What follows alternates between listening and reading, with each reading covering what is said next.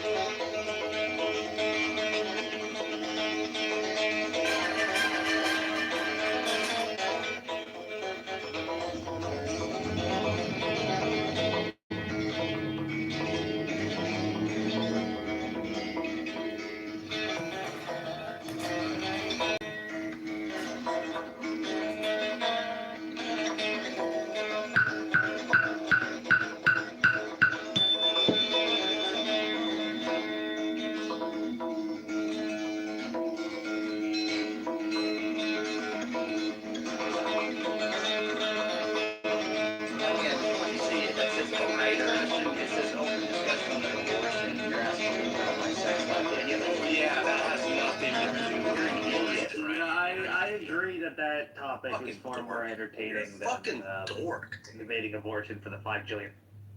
Okay, let's talk about the 20 women you were with. How did you like? Wait, let's not. Question we did. What's Why your not? favorite? Andrew, what's your favorite? Yeah, Abby, let's talk about how they're probably having a lot of therapy right now. Yeah, this is what Christians do. They're just fucking hypocrites. I'm going to talk about BlackRock. I don't care, Abby. Yeah, I mean, Right. then I'll ask you. You're just a blabbermouth. Do I you call you blabby. Oh shit, you A left. little harsh. Go ahead, leave Abby alone. Is it true that the Jews Wait, what did she say? What is he saying? He's calling you blabbermouth, but he called me kitty litter, so don't even listen Yeah, to I'm me. like Trump. I make am up right now. nicknames He's for right. I everyone. had so much coffee a little bit too late. So Kitty he's litter right. is a good burn. I normally Just stay on following mute. our leadership right now, making up nicknames for people. It's okay. You can call me blabbermouth. I agree It's with you. better than the disgusting intrusive Otherwise, you're gonna hear questions Piper that you talking ask. about Bob. You know, I don't want to. Oh, I don't hear about Bob, but I do love hearing Piper talk. There's this Piper's girl great. in Clubhouse. Her name is Blabby. Oh my gosh, Kevin, please. The fake outrage is so gross. You Do not pay attention to Blabby. She's fucking She's just lying. blabbing. Causing problems politically and ethically and Political physically. I think we agree on the Your political fake sense. outrage is gross. Who's he talking about? Gross. About Andrew?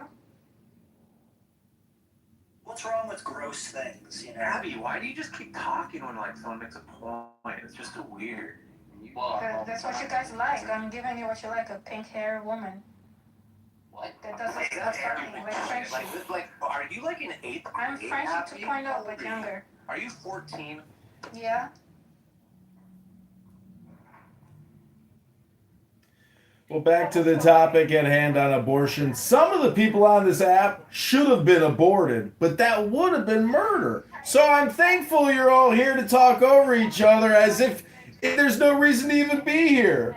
But the fact of the matter is, ladies and gentlemen, when you take a Da Vinci robot machine that's supposed to be used for internal surgery and you actually excise a baby head and cut the head off and cut the arms off, cut the legs off, rip the torso apart, and then suck it out in a tube and put it in an oil barrel for storage later, that's actually murder. For example, if you were to murder a 2-year-old child, that would be murder, not a late-term abortion. If you were to give birth and then take a knife and jab it into the child's chest and then throw it in the garbage, that's the same thing as sucking it out through a tube. That's the difficult thing about life, is it's brutally savage. And Congress funds abortions in America by $1 billion a month, 2,000 children a day. We have a problem with women. We have a problem with doctors. We have a problem with Planned Parenthood. Now we're going to take the deepest breath of the day. May I make a comment? Everybody talk at the same time! May I make a comment? When you get muted, you have to stay on mute. Please. John, late-term abortions are called births.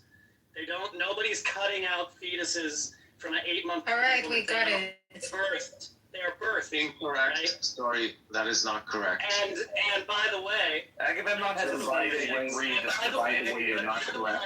By the way, Think about By that. the way, you're not correct. Hold on. Please let me finish what I'm saying. Think about that. Think about that. Please let me finish. Okay. Late-term abortions are basically a vanishing small number.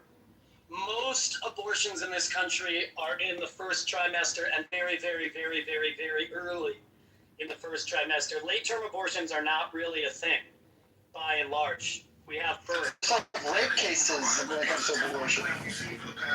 It's very, very small. Yeah, okay, was circumcision a good thing or not? Here you go. Another. Yeah. Sorry, I don't want to do that. I think the average IQ in this room is walnut.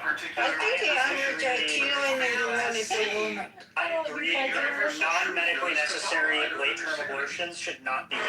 I agree. Did someone ask? Did someone ask Kevin? Wait a minute. If you've ever witnessed it, Oh gosh. it is a murder. It's Whoa. Thank you, Joby. it's We love Joby. You witnessed a lot of murders in your life? Yeah, Joby's here. That late abortions are negligible in percentage generally statistically. That doesn't You guys ever get tired of voting at a pathetic minority? This doesn't. Wait, let them speak. Piper, have you decided what gender you are yet? Although the percentage is negligible, and I'm going to go with what Caleb says, although hasn't provided any statistics, and I don't think that there's a what he was saying. But There's no such thing as gender. Horrible. That's your choice. Thank you, Elon. That's like 5,000 IQ. You knew. Caleb, how about you provide actual statistics and furthermore explain to us why dismemberment abortions have to be late term as opposed to like maybe second trimester? Yeah. I understand. Yeah. My Answer random quiz show questions for no reason. Yeah, let me interrupt just like because I feel like I'm trans and I can. Oh yes, Abby, thank you. Emote more. Be him. Please, continue emoting. sure that was Oh, I'm so hurt by you. Oh, you're hurting my feelings. No, I am he, him, dumbass. I'm talking about You're me. hurting my feelings so badly. I'm talking about me. Oh, No. You're misunderstanding me. I'm talking about myself. That sounds. I'm not talking That's not about. even what can I do with that? I'm being a trans. It's like a lazy trans chat either way. So my response Well, I is still, cannot be he, oh no, my feelings are so hurt. Oh no. I want to be he, him from now on, so I can talk all the Go time. ahead, live your best life. Thank you. Actually, please, Welcome. please stop. Thank you. Please. Hi, John. I'll happily provide you with data. Gonna tap. Okay. Thank you for coming up, Joe. Do you want to make an argument? Do you want to get the ball rolling here? Sure, I'll be glad to. If anyone's ever witnessed, Why'd you move me down? This won't be an argument. Because you were interrupting Joe. Oh, thank God. anyone ever witnessed a abortion? Don't do that. I thought it was right. I did, yeah. Nobody's ever witnessed an abortion. I on every Thursday I go down to Penn. Yeah, it's like that is whoever guessed it wasn't gonna be an argument was correct. I didn't get to finish. Y'all are rude. Yeah, y'all keep talking amongst yourself because you know everything. Smart asses. Ma'am, don't worry about it. Just make your argument, and I'll invite these guys back up in just a second. Just make your argument. Try to be quick though, because I'm trying to. Yeah, they have the attention span of Annette, Joe, and Joe's amazing. Follow her.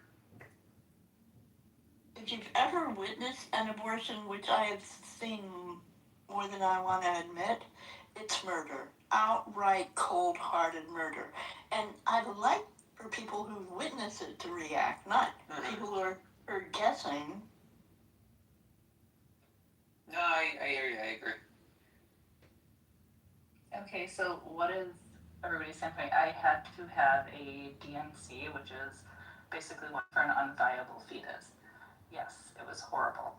It was terrible. It was disgusting. We're not talking about those types of abortions for unviable pregnancies. We're talking about like women who just choose to abort for no reason besides inconvenience. Yeah, but sometimes it gets wrapped around in this argument. I think this person has a voiceover. This is not a man either. Oh, sorry, this is not a woman.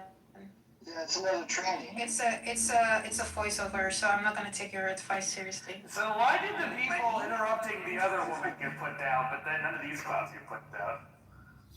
We can interrupt you. You're not real.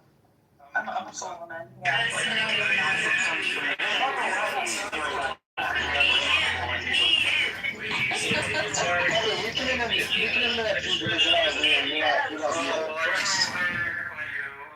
sorry, Piper. I didn't mean to put you down there. My bad, dude. It's just I'm trying to get some kind of You don't have to everybody on apologize. board. It's a big panel today, so my bad.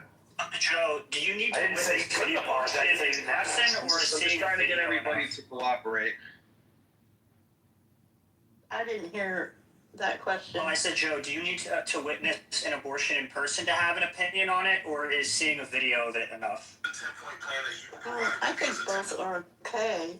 I just shared I witnessed it multiple times. It was a terrible, terrible, terrible experience. It is murder. It is outright murder. So, Joe, I'm wondering. I imagine that somebody could see a video of a combatant being killed in war and think that is murder because it's like bloody and scary and bad. But I think everybody here recognizes that killing enemy combatants is a legal form of killing. Therefore, not murder. Enemy combatant identical. That was not the point. That was not the point. That was not the point. No. Oh my God. No, the point was that saying. Yeah, the point. If it went over your head, was that you can see something and think that it's obvious what's happening because it's emotionally evocative. That doesn't Nobody make in it so. their right mind would have the intuition that an enemy combatant who's fighting back is like identical to murder, when like everybody has the intuition that killing a defenseless human being who has no ability. Piper, can you try napping a faggot for like 2 minutes? No. Yeah, everybody wants you to shut up. That's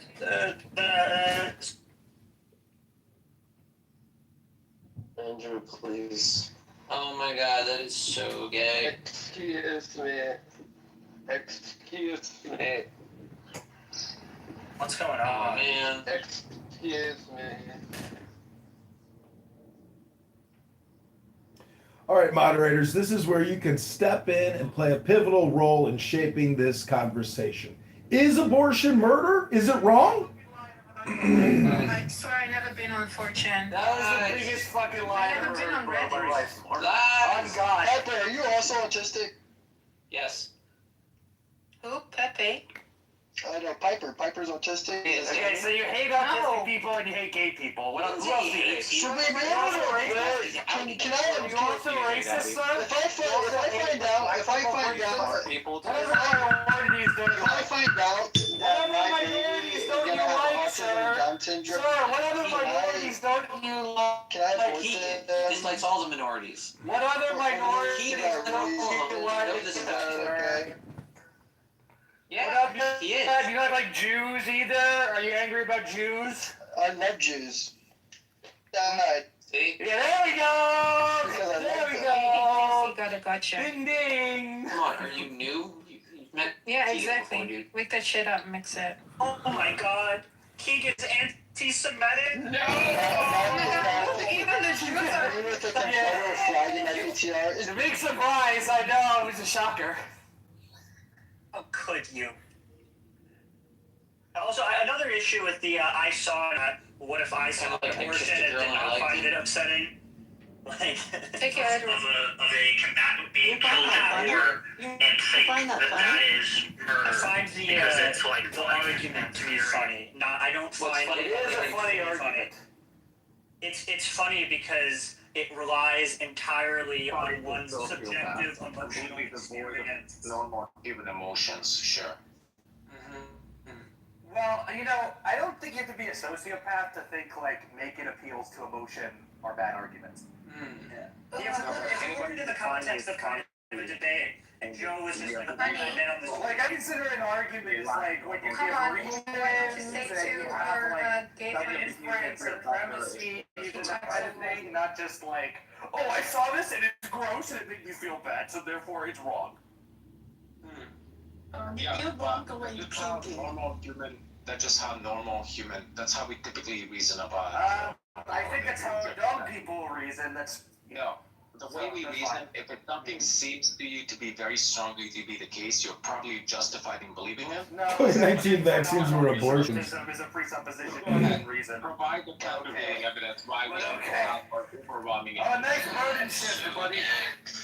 I'm wrong. What's your counter Oh my god, what microphone are you? You're a genius, Agamemnon. Yeah, wait, You're like a fucking 5,000 IQ, Agamemnon. Are you denying that's how we You're like 5,000 IQ, Alright. bro. You're like the fucking smartest person on this I app. think we Why got don't you to go make back to sure. Discord and be a furry?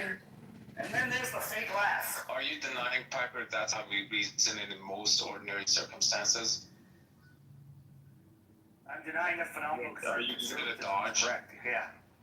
Yes, he's gonna dodge. Well, I think the presupposition of your question is basically to assume that phenomenal conservatism is somehow like presupposed.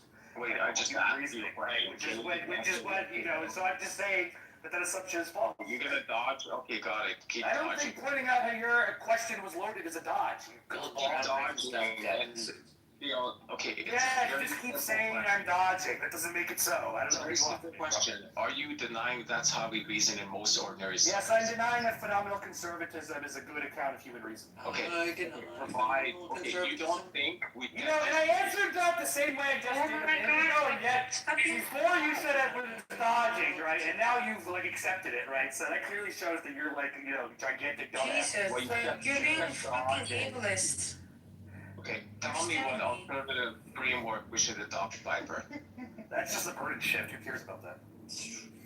Well, because you said this is not how we reason. Yeah, you just agreed it was a burden shift. Good job, you fucking idiot. No, I Nice did. to Oh, wonder. wait, the fat Nice to Jews wonder, slow boy. Wow. Basketball.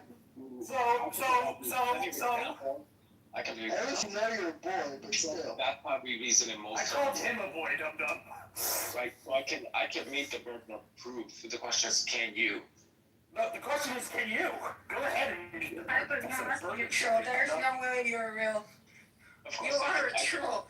Like, there's no way you think you're Okay, a 4chan, thank you very much. Okay, honey. No, we don't need any more for the 4chan. Are you kidding me? gallery, Then act okay? like a Nobody woman cares. then. Nobody cares what the 4chan thinks. Nobody gives Or like 4chan. I can hear you, beast, coming from the microphone, Piper. Oh, you fat! Oh, what a genius insult. You fat! You are fat. Piper's fat and bald. You fat! Piper's fat and Yeah, bald. but You you're fat! on 4chan. Yeah, leave Piper alone. He's a proud gay man. Not man. Oh wow, my feelings are so hurt. No. So I'm a little bit confused here. Was the COVID-19 vaccine a late-term abortion if you died from it? Yes, it was. Your existence is a late-term abortion, bud. That's true. Is that projection? So is war a late-term abortion? So we should be against war? It's a pretty asinine suggestion. Well, I just want to say, if I were to ever marry two men in a gay Jewish ritual, and then they were to adopt a child and kill it, well, that would just be an abortion. No, you can't adopt. I like the way that you put emphasis on the Jewish. Like, If you're they needed to Jewish, you can- specifically be identified as Jewish. Yeah, If I adopt them in utero, may I then abort them? Because child sacrifice is a pretty big issue, you know, historically and biblically, of course, right? And only maybe if you're a Jew, but Yo, the neo-Nazis are here. Let's go. Well, I'm just saying, because Caleb marries men underneath the chuppah. You use a chuppah when you marry the men, right, Caleb? Yeah, I was Jewish. I would assign at least like I thought I was Jewish. probably 57% probability that you're a neo-Nazi. Lower than that. Piper, just how obese are you? What do I hear? Wait, what are you fucking prattling about 4chan? Proof that I was on No, 4chan. it's 8chan. Okay, the weight talk. There you go. Okay, is that a Knockdown argument, QED. No. when you went by school, is it kind of like Lord of the Rings, where it's like It's not hunted around to murder everyone? Oh my god. Again, he's not allowed. I don't even understand the insult you're trying. I just want to point out that in terms of medical misinformation, you cannot talk about Plan B being a sterilization chemical, because that would be medical misinformation. And there's no scientific stats or data to confirm that Plan B is a sterilization chemical castration. Not all pedophiles, but all homosexuals are pedophiles. Okay, thank you, neo-Nazi. This is crazy. I mean, you don't have anything more highbrow than that. I'm glad You're like dumber than these guys, to be honest. I disagree. Piper, let's do a quick diagnostic here. What is 200 times 300, Piper? Oh, no, that's genius, buddy. That's genius. Piper, do you have anything constructive to say? I'm just asking, can you confirm you can do multiplication, Piper? The roommates. This room is pretty dead. Just like Piper it's not that. was. Roommate.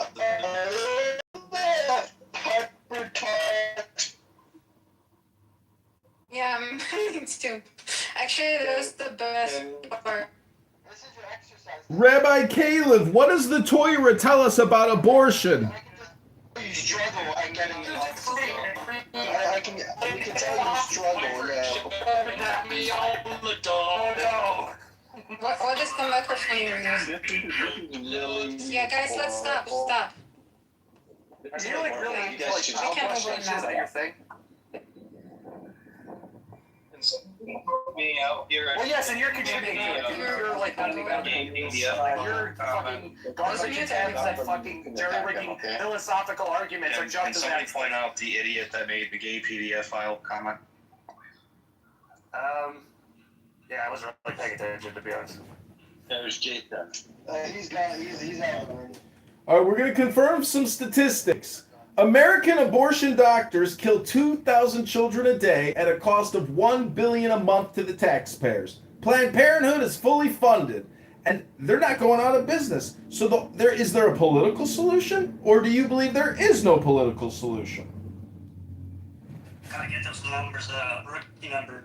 I mean, I'm sure you want to like firebomb abortion clinics. So John, look, John, the way to That's a good prevent idea. abortions, John, the way to prevent abortions. Well, there you go.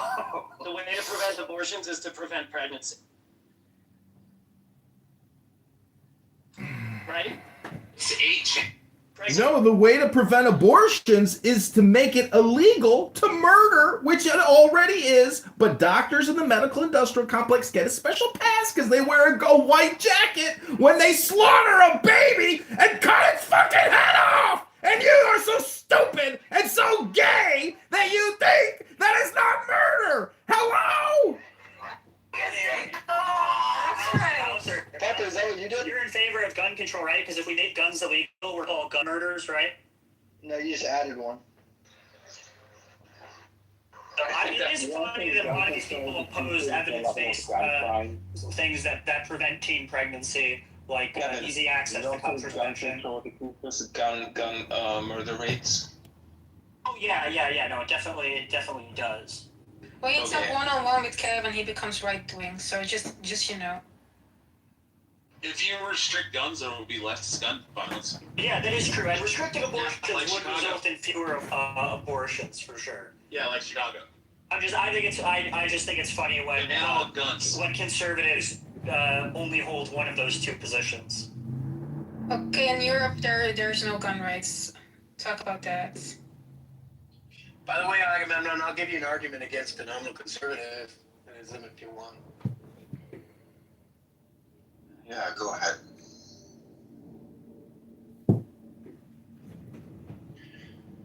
All right, I had to write it out, sorry.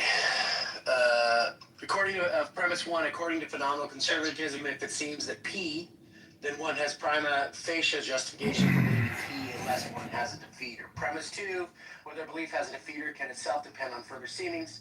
Premise three, different people can have conflicting seemings about whether defeaters exist.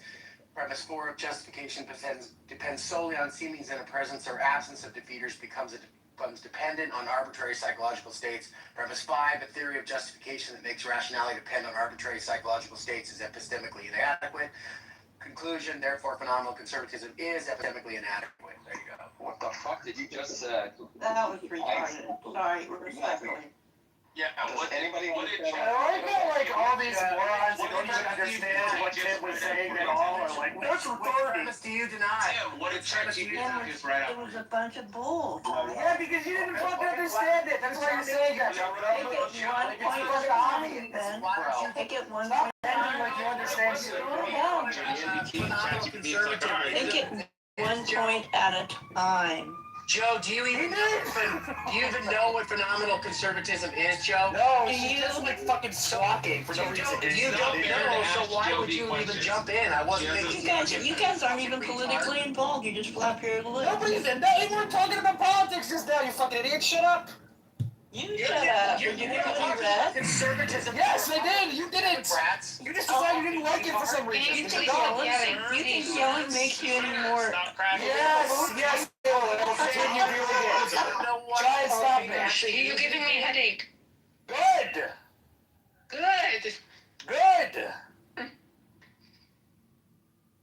That was hilarious, Piper. She actually thought I was talking about conservatism in this, like, Republicans.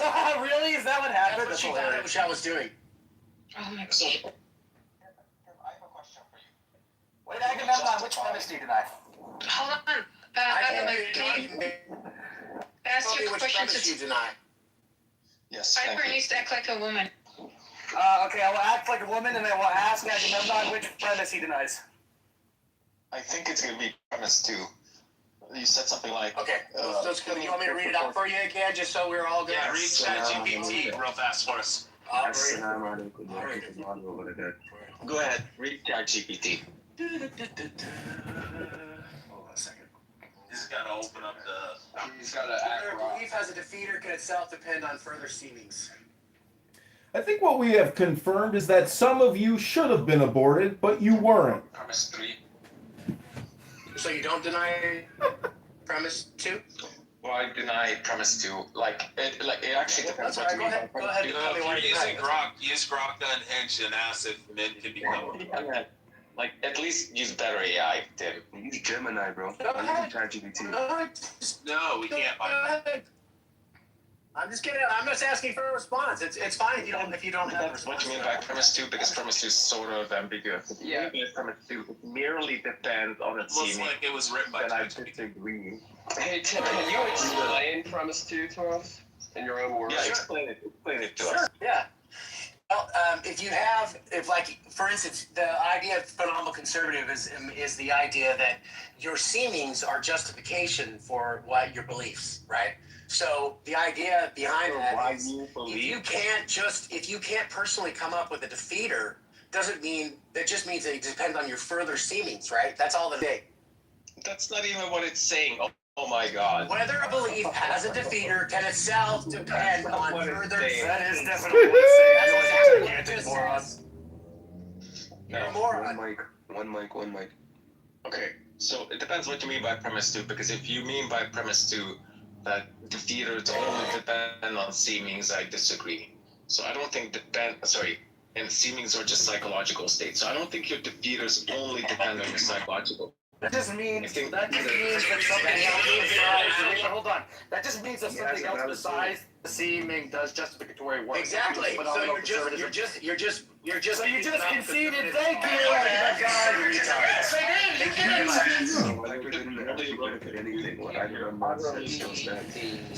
So defeat doesn't have to depend. Yeah, what Agamemnon said still stands. Seeming gives you justification, but it doesn't mean that that's the only relevant factor. Which phenomenal conservative do you think thinks the seeming is only the relevant factor?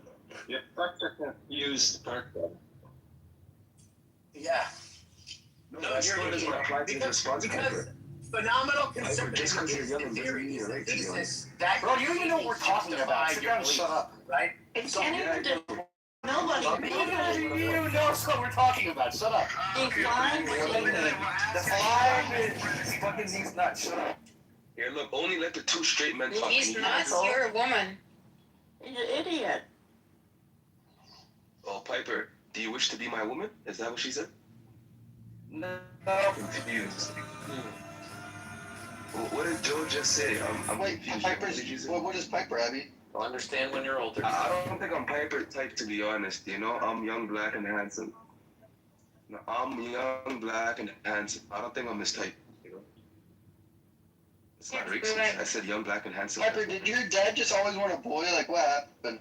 Who here is black in their heart? Wait, show you think I'm a boy? Retard, dude. Fucking idiot. Yeah. I have black Piper, so your dad just want. You're a girl, Piper. Oh, yo, let's not be rude to Piper, yo. Let's not be let's not be bigots, okay? Just chill. Listen, I'm gonna have to show you the piano. If you guys can't get it on. He was calling him gay and mocking his parents and such. That's just Okay, dude. Let's leave it alone. Let's just try to stay on topic, please. And if you guys want to do a one-on-one, just do a one-on-one. Do you want? I got. Piper, do you want to debate, or Tim? Do you want to debate? Agamemnon. Fine, so Tim can do it. Tim, do you want to take that debate and just have it back and forth for like a few minutes, 5 or 10 minutes? And then we can get everybody on the panel in on it after they listen to you guys discuss it. Tim, refuse. You already discussed it. What's the point of doing? Tim, you still there, dude? Yeah, I'm here. Sorry. Okay.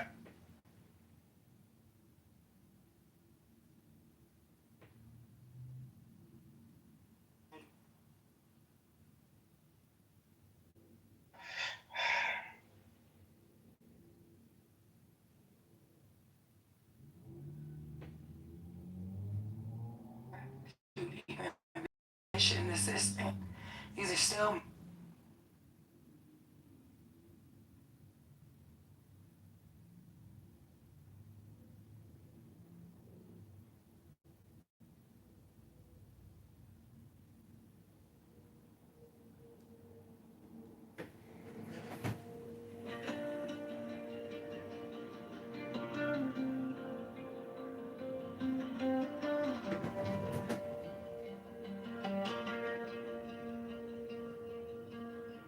Soft and hair, counted in your chest.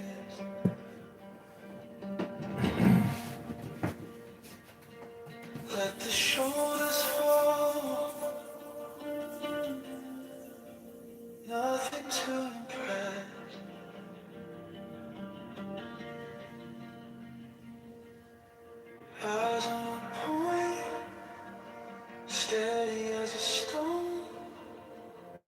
Thoughts drift past, you let them go.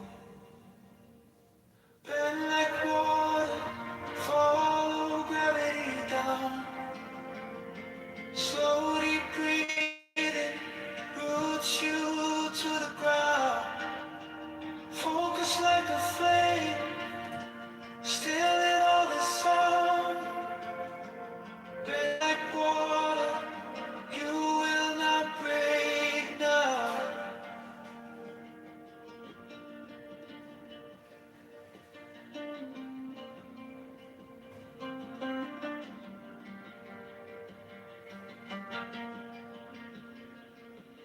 Notice every edge where the tension hides.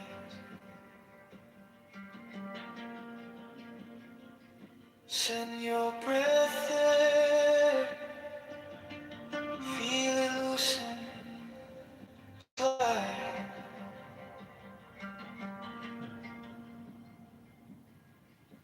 Neck like a reed, swaying in the wind. Mind like a lake, quiet from within.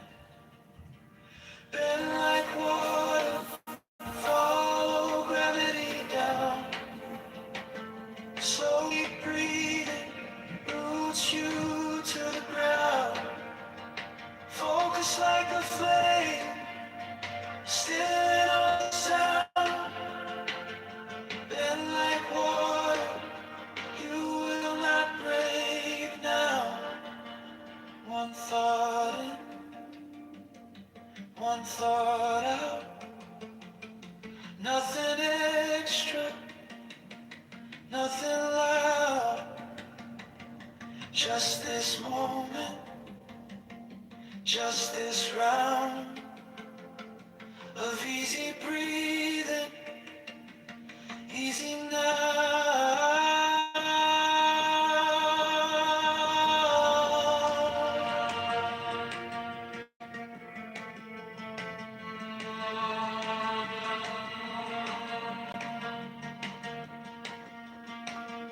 Bend like water, follow gravity down. Slowly breathing, roots you to the ground. Focus like a flame, still in all the sound. Bend like water, you are steady now.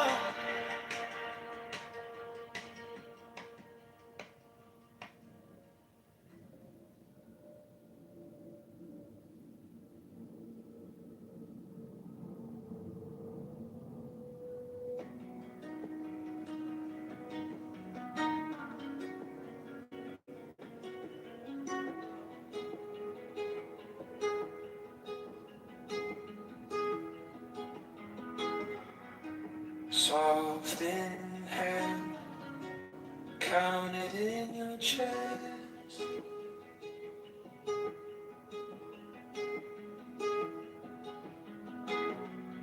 Let the shoulders fall, nothing to impress.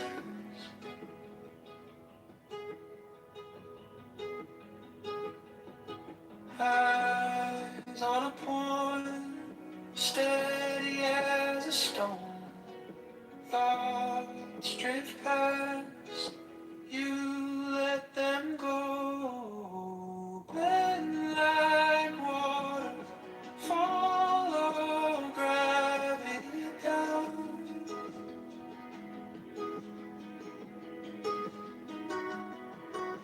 Slowly breathing, roots you to the ground.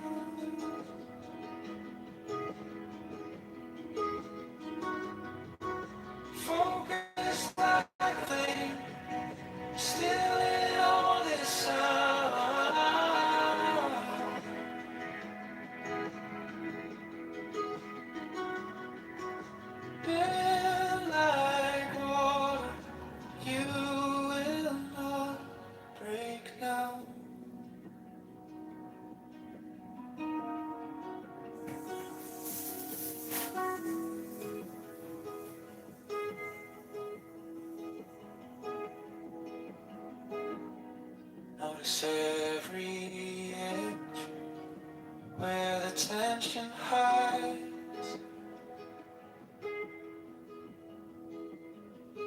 Send your breath there, feel it loosen, slide.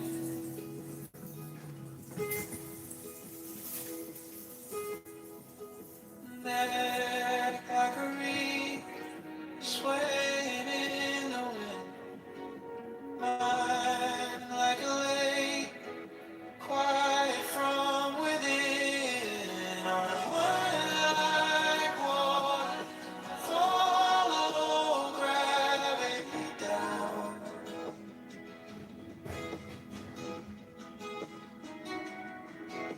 Slowly breathing roots you to the ground.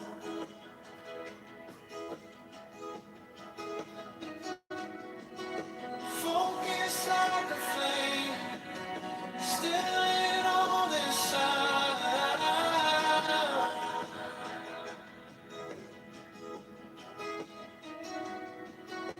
And like water, you will not break now. One thought in, one thought out, nothing extra, nothing loud. Just this moment, just this round of easy breathing, easy now.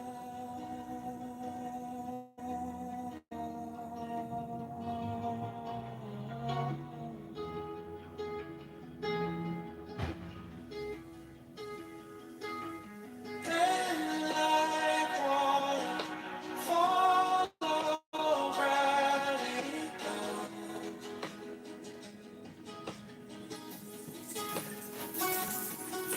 Slowly breathing roots you to the ground.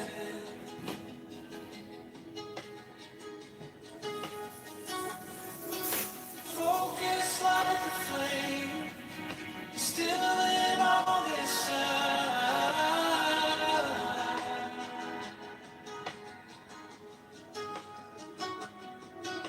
Then like water, you are staying.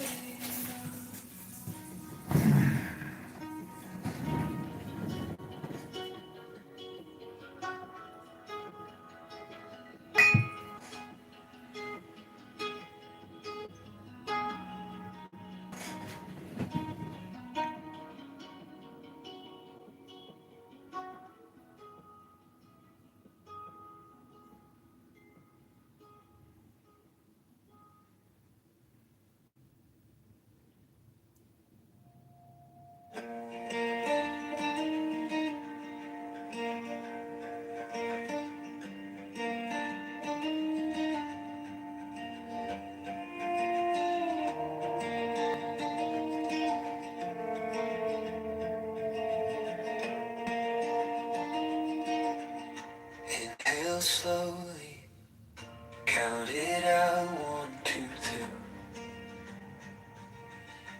Feel your ribs making room for you to be. Knees sink heavy into ground that doesn't move. Mind keeps talking, you just watch it pass on through. And like water, flow around, you can't hold, follow your breathing. Let it gather, let it.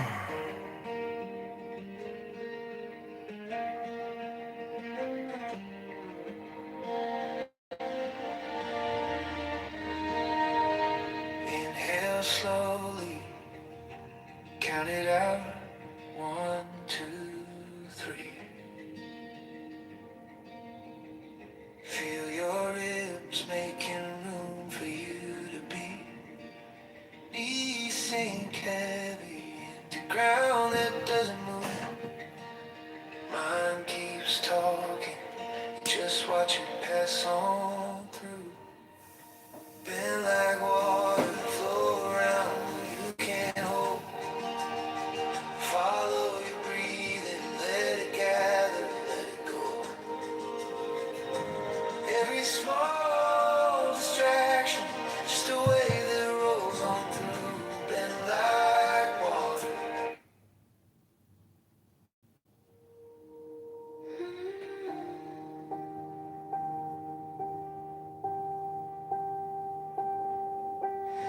High on meth, and they're all sitting there debating, their particular position, but they fail to see the universal truth known as Kabbalah. I don't understand it. Or the Tao. How do you ignore Hinduism? How? It's got over 1 billion people that are interested in it. There's a lot of Hindus. They don't get a fucking say into your conversations at all? Hello?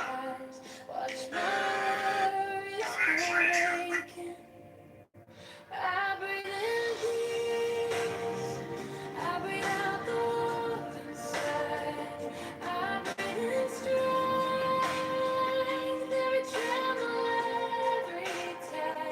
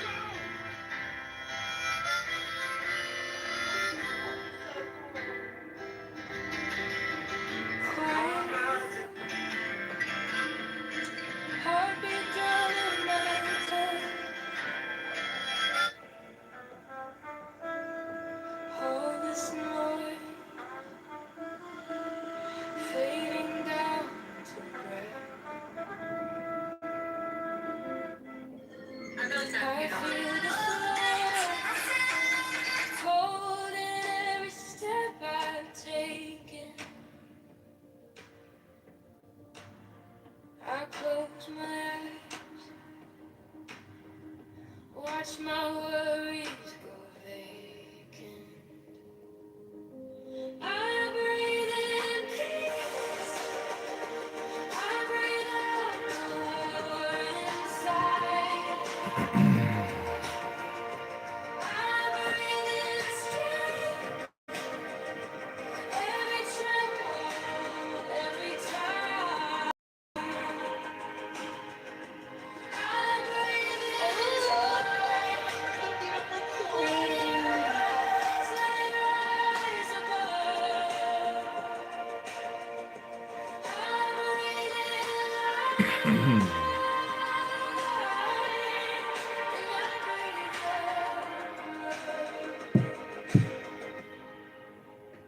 Soft blue sky, even with my eyes closed. Every scar, like a map I've grown. I bless the cracks where the gentle light is pouring. I bless the path for the way it keeps informing. I breathe in peace. I breathe out your inside. I breathe in strength. Every tremble, every time. I breathe in joy.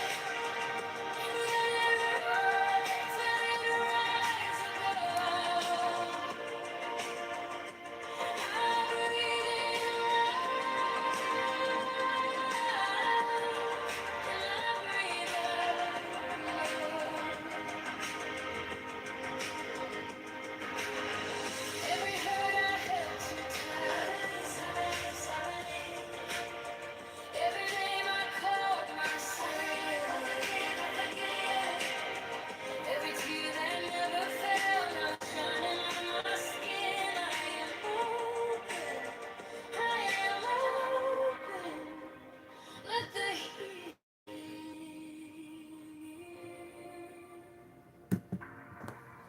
I breathe in.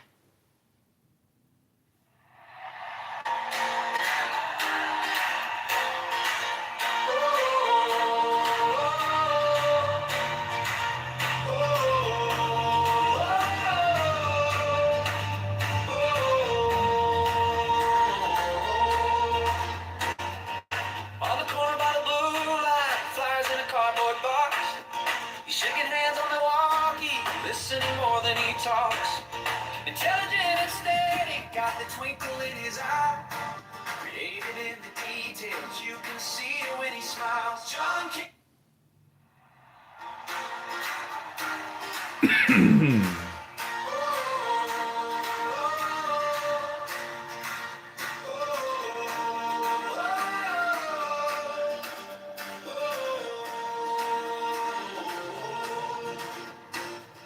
On the corner by the blue line, flyers in a cardboard box.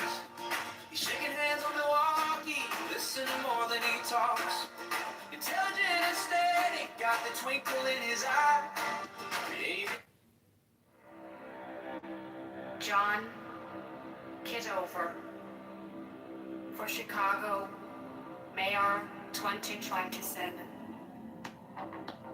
John is intelligent, creative, joyful, reliable, strong, courageous, and going for liberate. Chicago for Chicagoans. Chicago Mayor, vote for Cup. Come on. Whoops.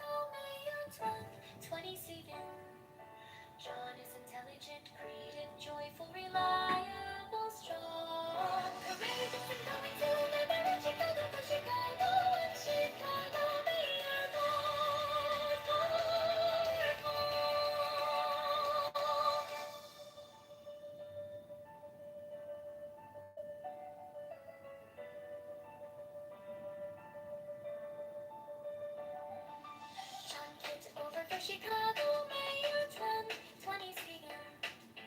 John is intelligent, creative, joyful, reliable, strong, courageous, and going to live in Chicago for Chicago, Chicago Mayor.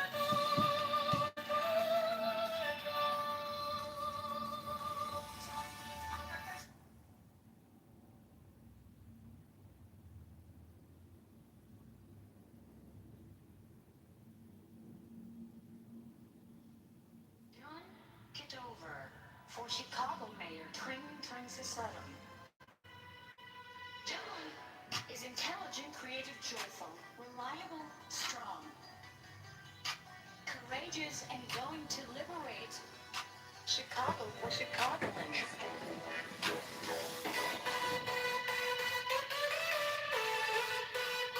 John Kitover for Chicago Mayor 2027. John is intelligent, creative, joyful, reliable, strong, courageous, and going to live in Chicago for Chicago, Chicago Mayor. For Chicago Mayor.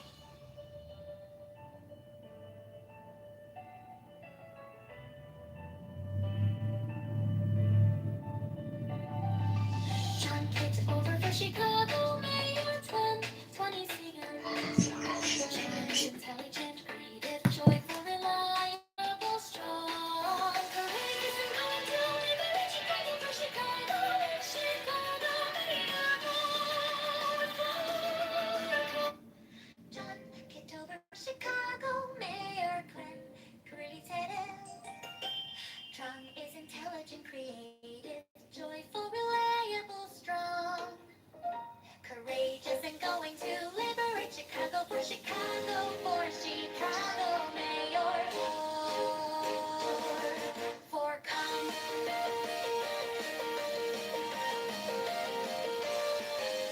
John Kitover for Chicago Mayor 2027.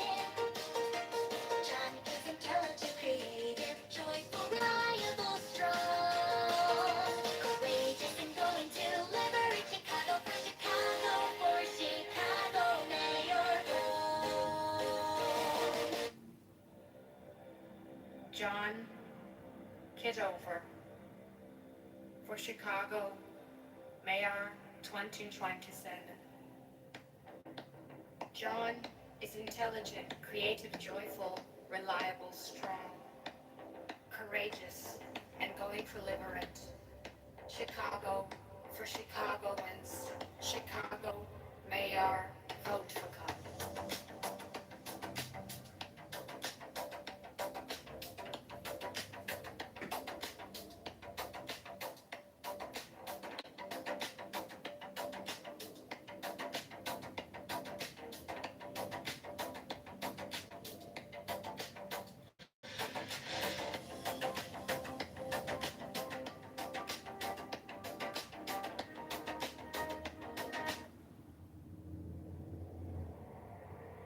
John Kitover for Chicago Mayor 2027.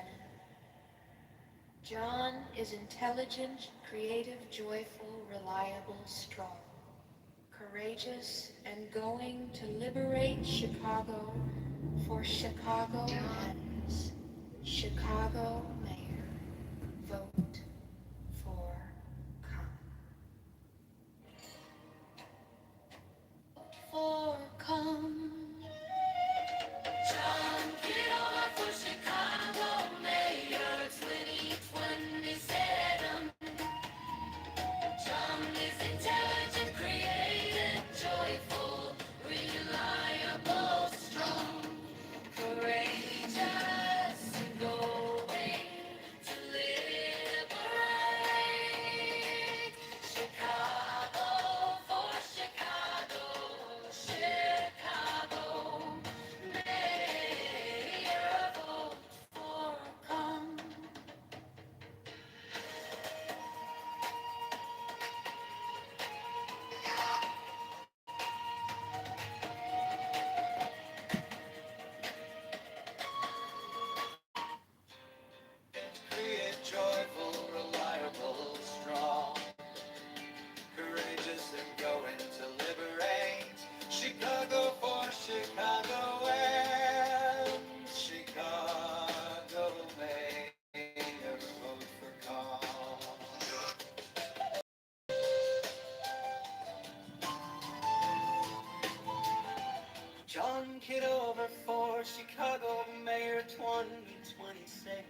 John is intelligent, creative, joyful, reliable, strong, courageous, and going to liberate Chicago for Chicagoans. Chicago mayor, vote for calm. John Kitover for Chicago mayor 2020, saying John is intelligent, creative, joyful, reliable, strong, courageous, and going to liberate Chicago for Chicagoans. Chicago mayor, vote for calm.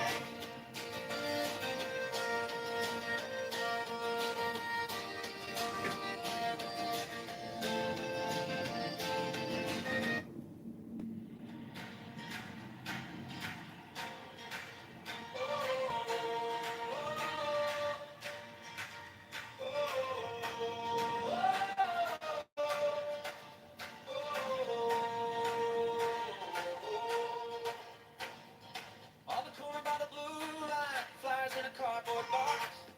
He's shaking hands on Milwaukee, listening more than he talks. Intelligent and steady, got the twinkle of the mothers.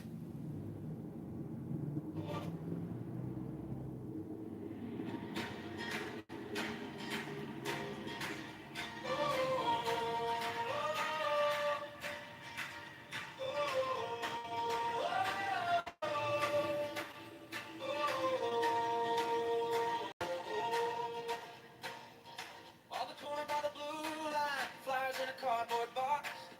He's shaking hands on Milwaukee, listening more than he talks. Intelligent and steady, got the twinkle in his eye. Created in the details, you can see it when he smiles. John Kitover, for Chicago mayor, for every neighbor on every block, for the mothers, for the workers, for the dreamers who love this city and never stop. He's strong, he's brave, he's faithful to the labor, from the lakefront to Cicero he walks. John Kitover, for Chicago mayor, for Chicagoans, taking back our shot.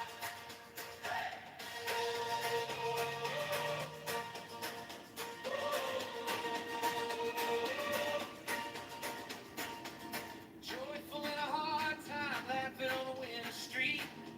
Snow slung on his laces, but there's fire in his speech. Reliable as sunrise, you can call him when it storms.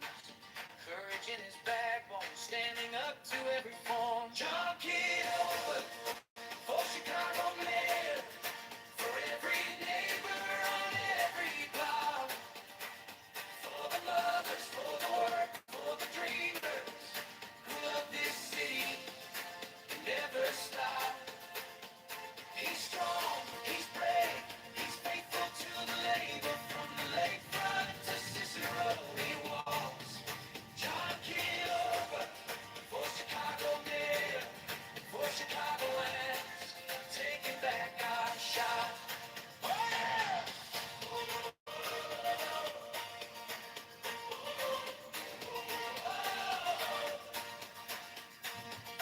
This is our city, not a headline on a screen. This is our city, every promise, every dream. He's gonna liberate Chicago, street by street and door by door. One clear voice, one true choice. We don't have to settle anymore. John Kitover, for Chicago mayor, for every neighbor on every block, for the elders, for the students, for the builders who love this city and never stop. He's strong, he's brave, he's faithful to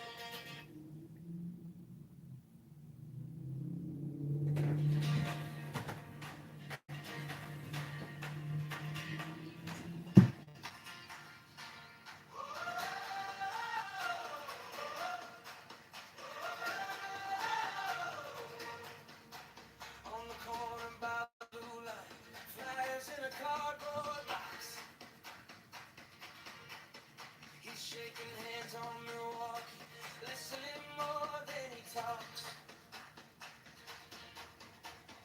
Intelligent and steady, got that twinkle in his eye. Rated in the detail, you can see it when he smiles. John Kitover for Chicago mayor, for every neighbor on every block, for the mothers, for the workers, for the dreamers who love this city and never stop. He's strong, he's brave, faithful to the labor. From the lakefront to Cicero he walks. John Kitover for Chicago mayor, for Chicago is taking back our shine.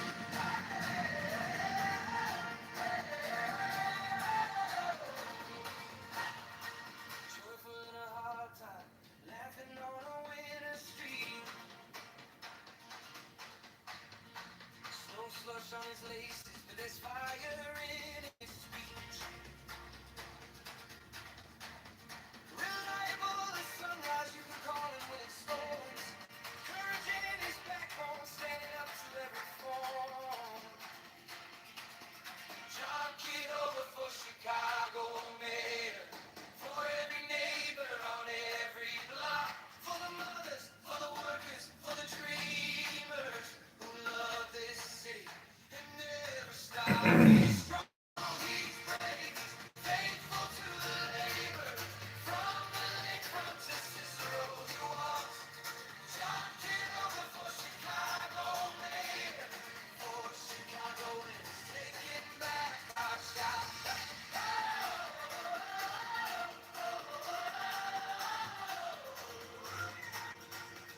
This is our city, not a headline on the screen. This is our city, every promise, every dream. He's gonna liberate Chicago, street by street, door by door.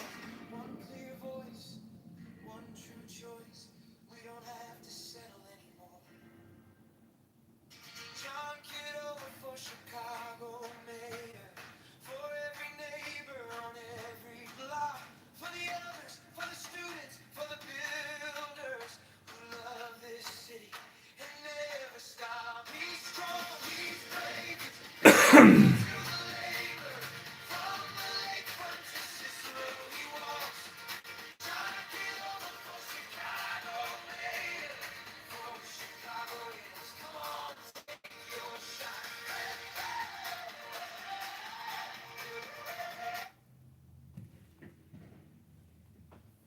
The blue light flies in a car.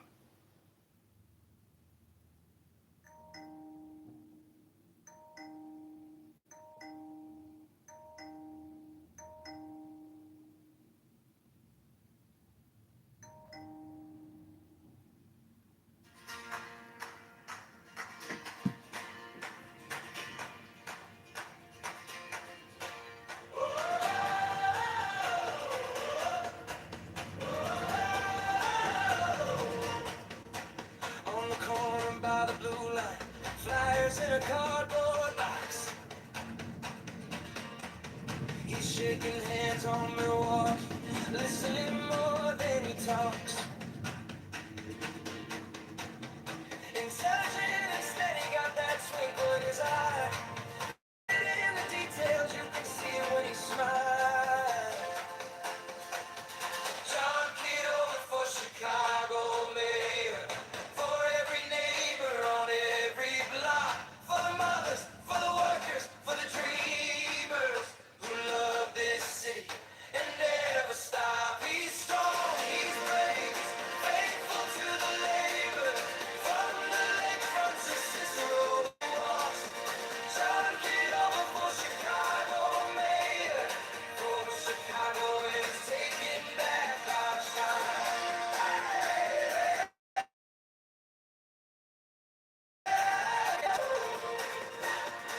Joyful in a hard time, laughing on a winter street.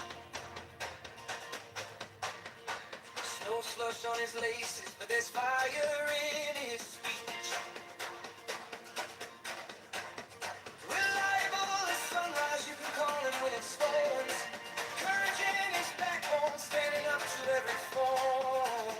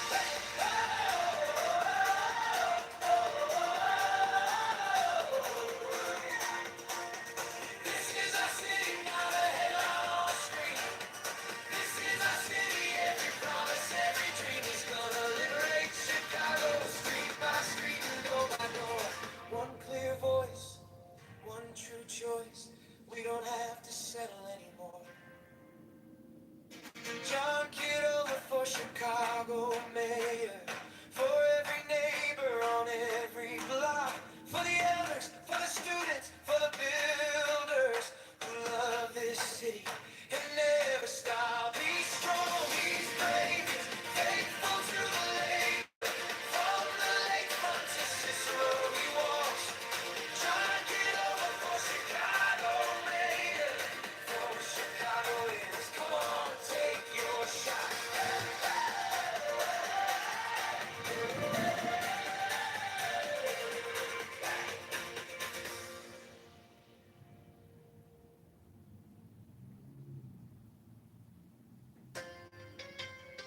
The object of most of the foregoing practices will not at first be clear to you, but at least who will deny they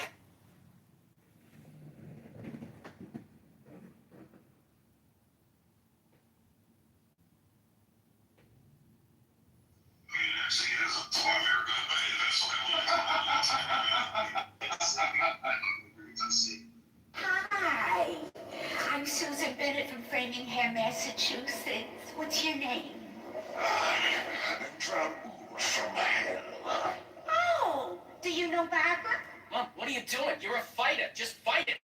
Are you also from the Boston area?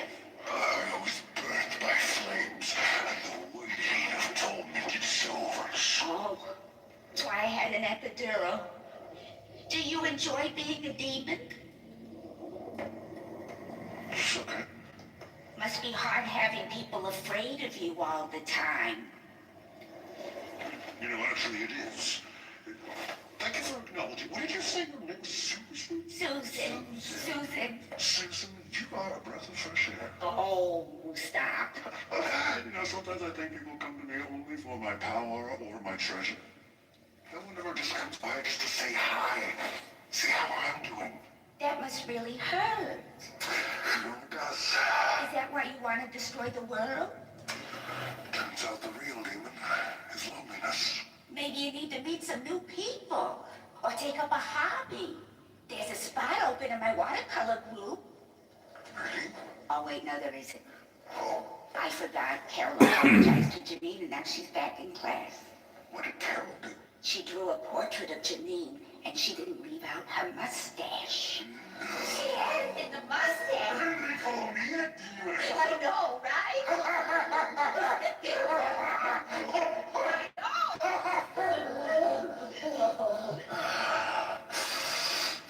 I needed that. I needed that laugh. This is why I love meeting new people. Holy shit, that's so funny.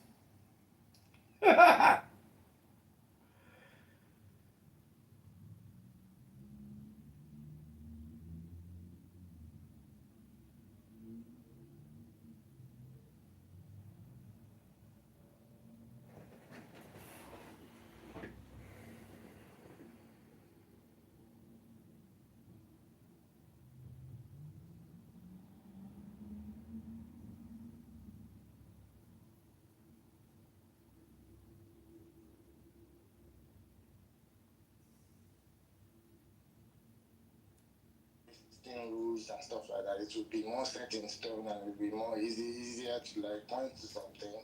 Yes, but is that good reason to then suppose that that thing is there? You know, there's a bit of wishful thinking there. Yeah, it's working. if maybe we wanted to say that oh, rape is wrong, but then we have this extra thing that we can use to back ourselves up, that would be nice. But it's that in itself, you have to say that there for that one. But like this is how we typically believe in something if it has explanatory power, and it's a simple theory. And it's given theism has so many converging lines of evidence to support it. It's one unified principle which explains a bunch of data other theories can't explain, including the existence of the moral realm, but like other things like fine-tuning, etc. You should probably believe it because it's a simple theory with explanatory power. But I can see how it could be false, and this undesirable situation whereby from generation to generation we just need to like rethink what we're doing and just make the best of it. That might actually be what reality is really, and then it's unsatisfactory to some people, and they're now doing wishful thinking, thinking that there's something in there out there that's making us enriching. That could be what's going on. Very easily. You could apply the same reasoning to anything. You could say, oh well, we could be wrong about quantum theory. We could be wrong about relativity. Okay, I don't think that's a very good. No, these other things you're pointing to now, they have at least some kind of like measurements. These moral things are still based on having this intuition, just thinking there must be something that makes us that rape is always wrong and stuff. It's not like something you measured in the lab that makes it look like this quantum stuff out there. Well, when you talk about measurement, I guess you're talking about predictions. Observed predictions, right? Yeah. Okay.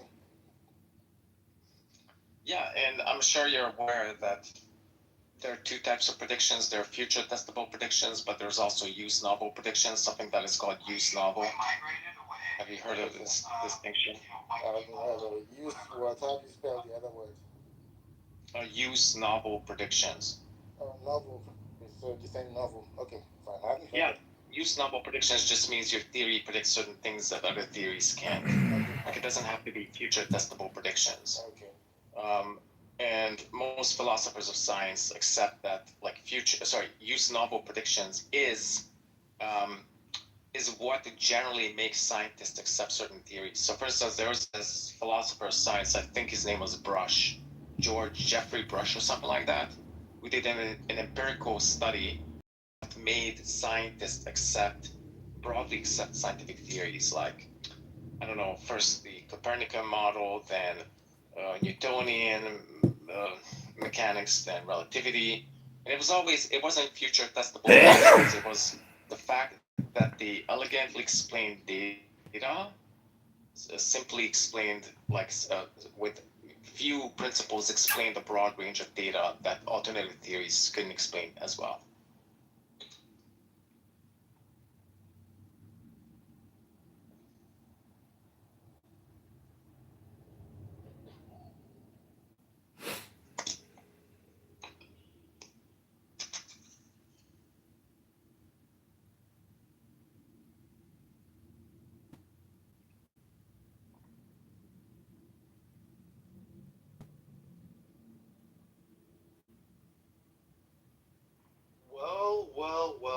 Welly.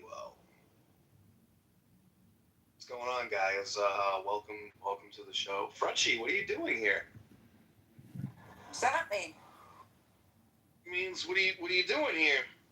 I don't understand the question. What are you doing here? I don't know. This is my house. I mean, I made it. You know, this is my room. I just came in here because Andrew's here. That's all. I really appreciate that because people really don't understand my ability to articulate. I'm sometimes viewed as a witch, and even on Telegram video streams. And there's at least one person who I won't name caught me on a Telegram video stream and saw that I'm actually, if anything, like the Wizard of Oz.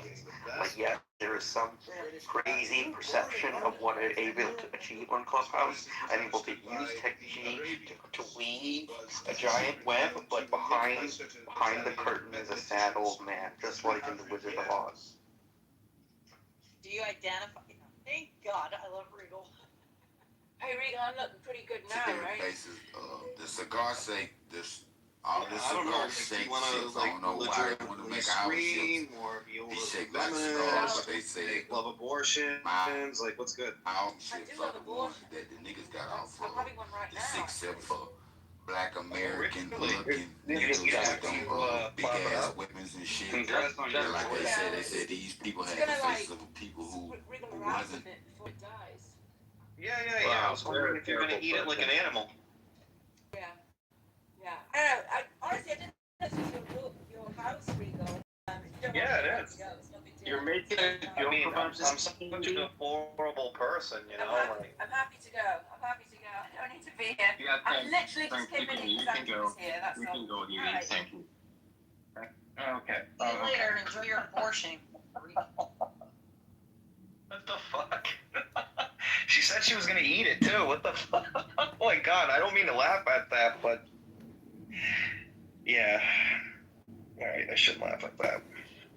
Chris, were you on a business call today about with Scotiabank about the use of multi-purpose facility types in C360? The price of meat is sometimes even lower than a local No. Yeah. In this Because I literally met someone at work today that sounds exactly like you.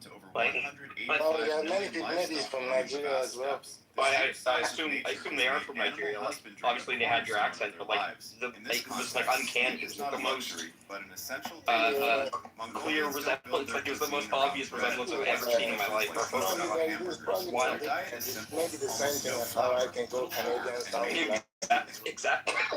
Exactly. It's kind of like some kind of subjective experience. Yeah.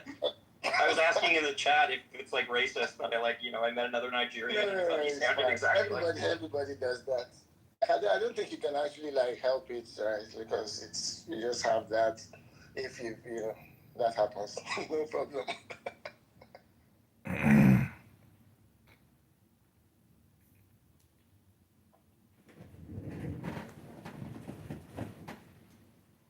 I actually don't remember what I said last when this thing happened with Heidi and Rigo.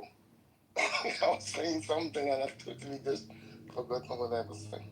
Well, Chris, you had a very, I would say, honest point to be made and it was between you and Aga, and I think the question lies in the understanding of God's commandments, what is considered God's commandments, and what lessons were to be learned in the Old Testament as opposed to the New Covenant when Jesus Christ. The one before we moved. Okay. If you want to do that, you can do that. You don't have to. I just that's the last thing that I remembered you talked about. Okay. And then there was something else that Aga was saying that I don't know if Aga can remember what. Before that weird witchery thing happened, and then Frenchie came in and said disgusting yeah. crap. I didn't even know it was the mod that was intervening. I was just hearing like an intervention, and I kept going. I thought it was a random person. No problem. Yeah.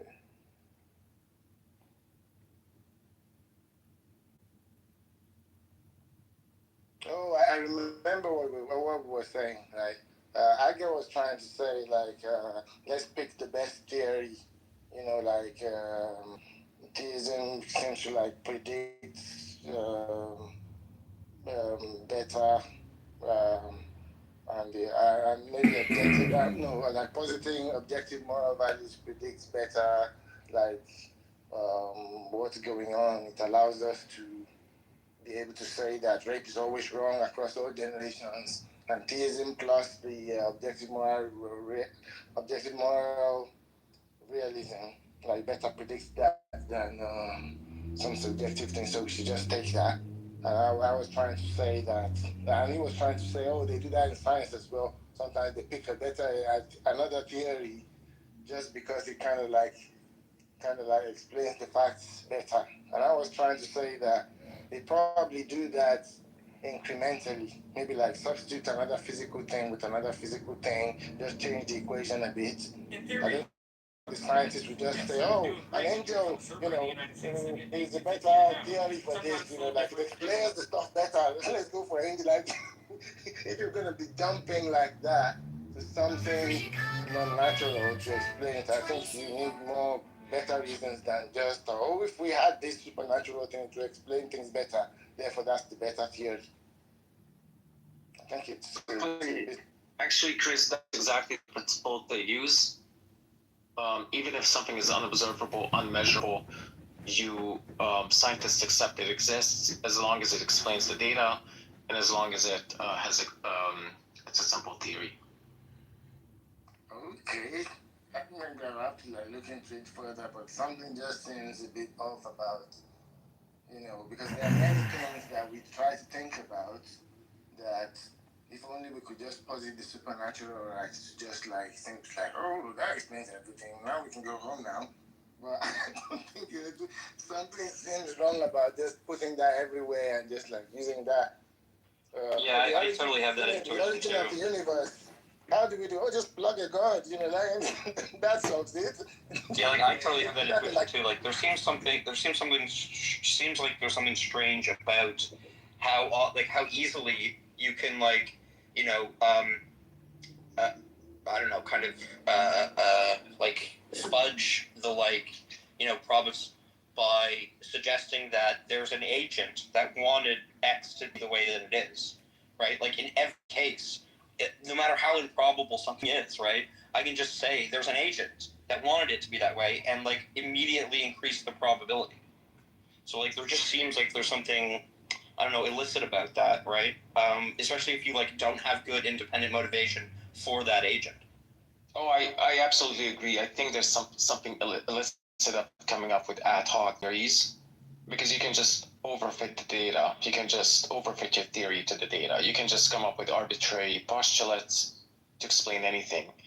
But that's why I think theism is Were you disappointed in it's not an David's ad hoc performance, theory or did you because enjoy it explains a bunch of phenomena which we discovered thousands of years after classical theism was phenomena, formulated. not phenomenon. Thanks, phenomena, which we discovered thousands of years after theism was discovered. So, for instance, it elegantly explains the fine-tuning of the universe for life, explains the existence of I don't know, consciousness, the beginning of the universe, blah, blah, blah.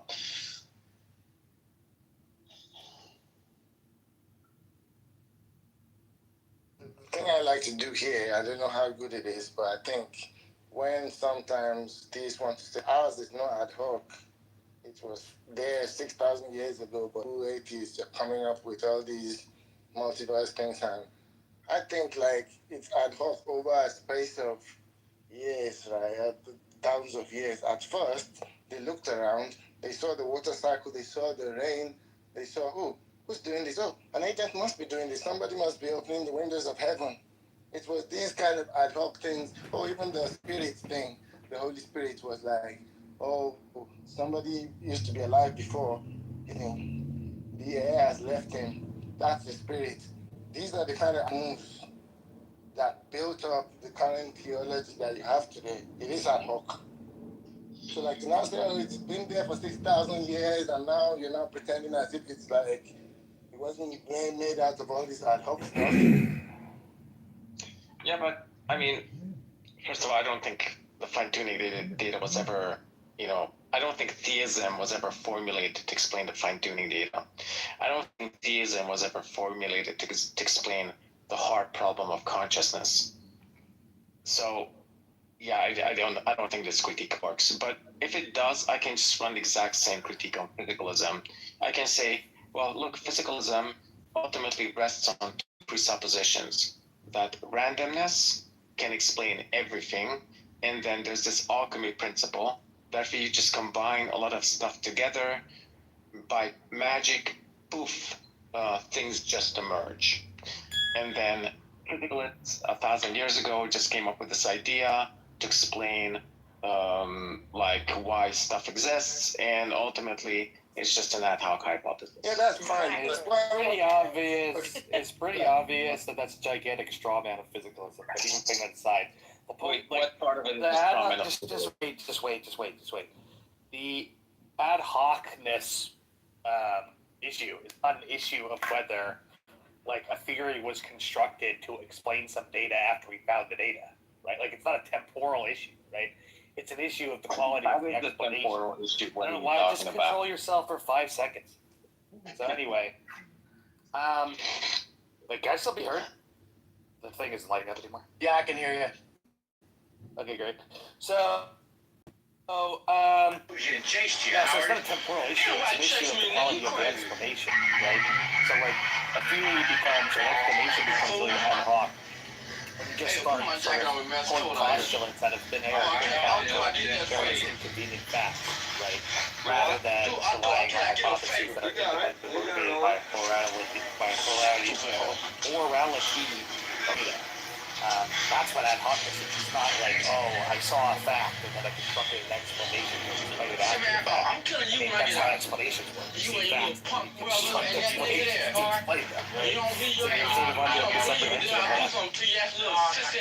Okay, I think you're using an idiosyncratic definition of the term. If you're willing, like, please provide any reference that there's no, like, the principle of, sorry, the definition of ad hocness doesn't include things like the theory, that you fit the theory to the data.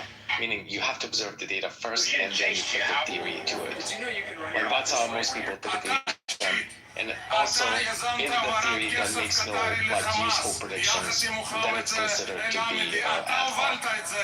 And that's just the way I'm using the term. If you want to give some source supporting your definition, idiosyncratic definition, please provide it. I mean, you haven't established that anything's idiosyncratic. You just make claims, right? But then the other, so first of all, it's not even a matter of sources, right? Or like what some authoritative philosophical source says. It's just a matter of showing that you're like under a misapprehension of what, fitting the explanation to the data too closely is supposed to consistent, right? Clearly it's not unreasonable to observe a fact, right, and then construct an explanation to explain the fact. That's what explaining things is, right? It's unreasonable to avail yourself of postulates that are sort of really positive to make sense of inconvenient data when you otherwise have no, independent reason for availing yourself of those postulates, right? That's clearly what the mistake is, right? So it's just a matter of a common sense notion of when ad hocness is a problem that shows that you're confused about this, right? Yeah. Again, I think you're just using idiosyncratic terms. Terms in an idiosyncratic way. So I'm just going to read from Stanford Encyclopedia. According to Popper, a theory is ad hoc if it simply introduced a single phenomenon. Okay, right? A single phenomenon that has no further testable consequences or no further testable, there's no further consequences other than the phenomenon, right? So that by definition, theism is not an ad hoc theory because it wasn't meant introduced to explain a single phenomenon and has consequences aside from the data it was purportedly introduced to explain thousands of years ago. Specifically, it elegantly explains a bunch of phenomena like the fine-tuning argument, the existence of the moral domain, blah, blah, blah, whatever. Yeah, I mean, you just didn't address anything I said. You just moved your definition of ad hocness to something different, where now instead of defining ad hocness, yes, you did, and let me explain why, right? So now instead of defining ad hocness as, okay, coming up with an explanation for observe fact after the fact, right? After you observe the fact, which is how you defined it before, right? Not it as, something is ad hoc when it's only meant to explain one fact rather than, right? And that's actually not what Popper said. Anybody who was listening could hear that that's not what Popper was saying in that quote. That's a clear misinterpretation by you. But then, so from that aside, right? Now that you've changed your definition of ad hocness, right? The problem with that definition of ad hocness, right, is that's clearly not what ad hocness means because explanations which are designed to explain many different facts can be ad hoc, clearly, right? Everybody, is going to sign up to that, right? So you're just unbelievably confused about what ad hocness even is. Okay. Again, I'm going to read from Stanford Encyclopedia. Thus, Popper's conception of ad hocness added to the ordinary English meaning a further requirement. In the case of an ad hoc hypothesis that was simply introduced to explain a single phenomenon, right? So that's the ordinary English definition of it. The ad hoc hypothesis has no testable consequences other than the phenomenon. Now, like this sentence entails that the phenomenon has to come before the explanation, right? The data is the explanandum, and your explanation is meant to explain the data, right? So data has to come prior. So obviously there's a temporal dimension, right? Okay, so what I said is entailed by the sentence. Second, the sentence says it explains a single phenomenon, okay, without further testable consequences. Okay, I think theism has testable consequences, so it's by definition not ad hoc, and also explains a bunch of phenomenon that we observed thousands of years later. Yeah, so I mean, again, I already told you why it's not a temporal issue, and instead of responding to any of the things I said in favor of that, notion of what ad hocness is, the non-temporal notion, right? You read stuff about Popper that didn't support the thesis that it's temporal, right? And then you just reasserted that it's temporal. So unless you can respond to what I said, I take it that, I just hope that you're confused. Okay, what does the following sentence mean to you? In the case of an ad hoc hypothesis that was simply introduced to explain a single phenomenon, okay, what do you think? Do you think the explanation comes before or after the phenomenon is observed? I'll tell you, it doesn't fucking matter. Wait, you think the explanation for a phenomenon comes prior to a phenomenon being observed? Isn't that what a prediction is, you fucking idiot? No, but the explanation for something presumably has to come prior. Prediction is not an explanation. You just, if a theory predicts X, it doesn't explain X, you fucking idiot. No, but you're using prediction in two different ways. Every time you I'm not. I'm using it in the same way. Like you fucking, yeah. And now Kitty's getting triggered because I'm insulting some Christian on the internet. Piper, I'm always nice to you, but I can always talk to you as nasty as you talk to everyone else. Go ahead. You fucking idiot. You literally think, okay, Piper, can you explain to me what an explanation is if it's not like some theory which helps you illuminate some sort of data you observed or like accounts for why you observed that notion of what an explanation is doesn't speak against what I'm saying to you, so you're just still on. Well, it does. Okay, can you just explain? Like, do you agree with that definition though of an explanation? Yeah. Okay. Now, what do you think comes temporally prior?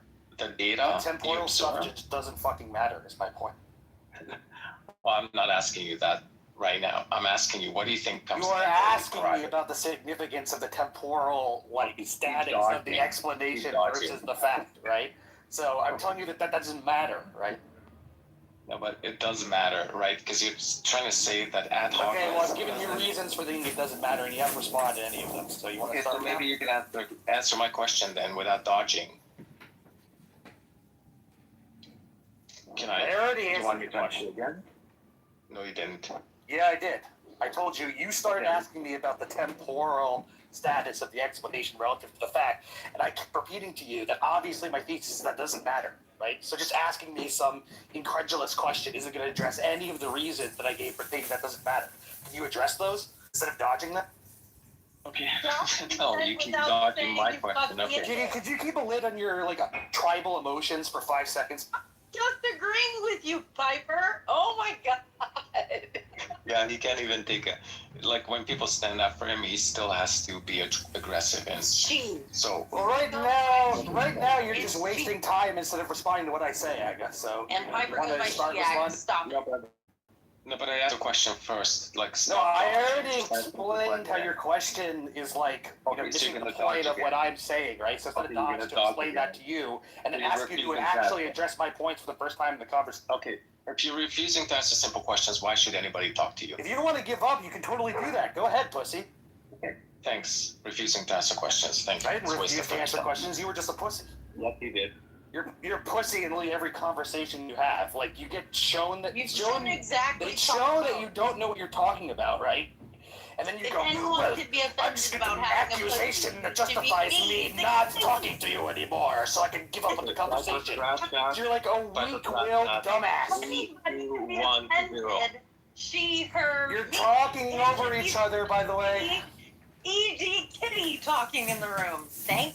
I said Piper crash out 3210. I mean, no, it's totally valid to crash out against a fucking, like, insolent dumbass. Against me, the pussy, the kitty in the room? Out right now, Piper. Yes, you should crash out against time-wasting dumbasses like Agamemnon. Do you have any self-awareness? No, you is not, like, a genius insult.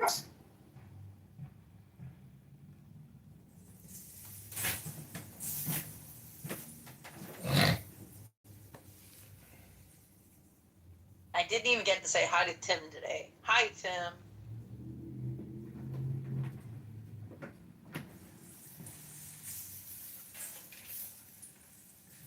Hi, Katie.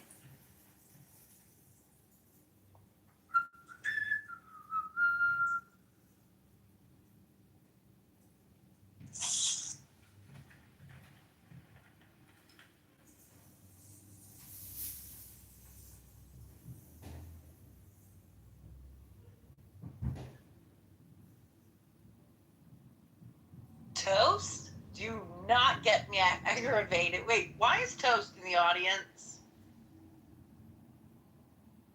All right. No. We're not going to play this game where Toast does little things in the audience. Okay, got it. Oh, shit. Now I got a job. Fuck. Hey, everybody talk about whatever you want to talk about. Go ahead. Everybody kill each other. I don't care if there's a mutiny. Christians, atheists, everybody. Jews, who wants to die?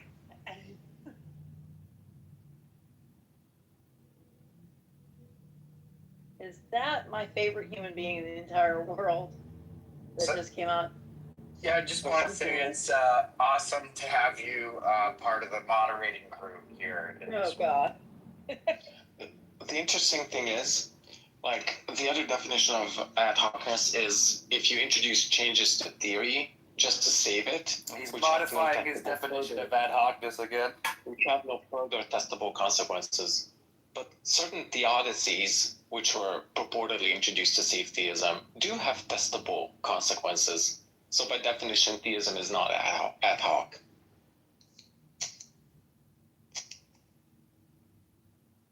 Yeah, but I think you said that before.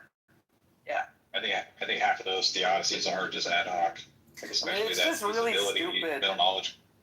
It's just really stupid to make declarations like, by definition, theism is not ad hoc. Because whether theism is ad hoc is not whether theism is ad hoc, not dependent on the intrinsic nature of theism, how theism relates to the data that can be explained. So it's just like he just makes like dumbass declarations because he's like a fucking like complete fail son at philosophy. Yeah, the whole ad hoc thing got Piper. And you trying to show well, every time you read Stanford Encyclopedia, you misinterpret it audibly, like everybody can tell. So yes, you can like do the fake chuckle all you want, but like you still look like a dumbass. We're gonna stop. Anyway, so there's other people, new speakers on the stage that at least when I came back to the room, I haven't got to speak. Daniel, Elliot, David, Millis, CM, Dude. Hey, what's up, dude? If you have any other contributions that you want to make, that'd be awesome. Other than Aga showing his intelligence, waving it on his chest as though it's like a badge of courage, and then Piper criticizing the fact that Piper is going to criticize with a "you fucking idiot." All right, there you go. If that didn't win me some karma points for doing my best Piper, I'll never know. All right, what's up? Yeah, Piper needs to take them sometime. Look how desperate he is to get some one up on me. It's so funny.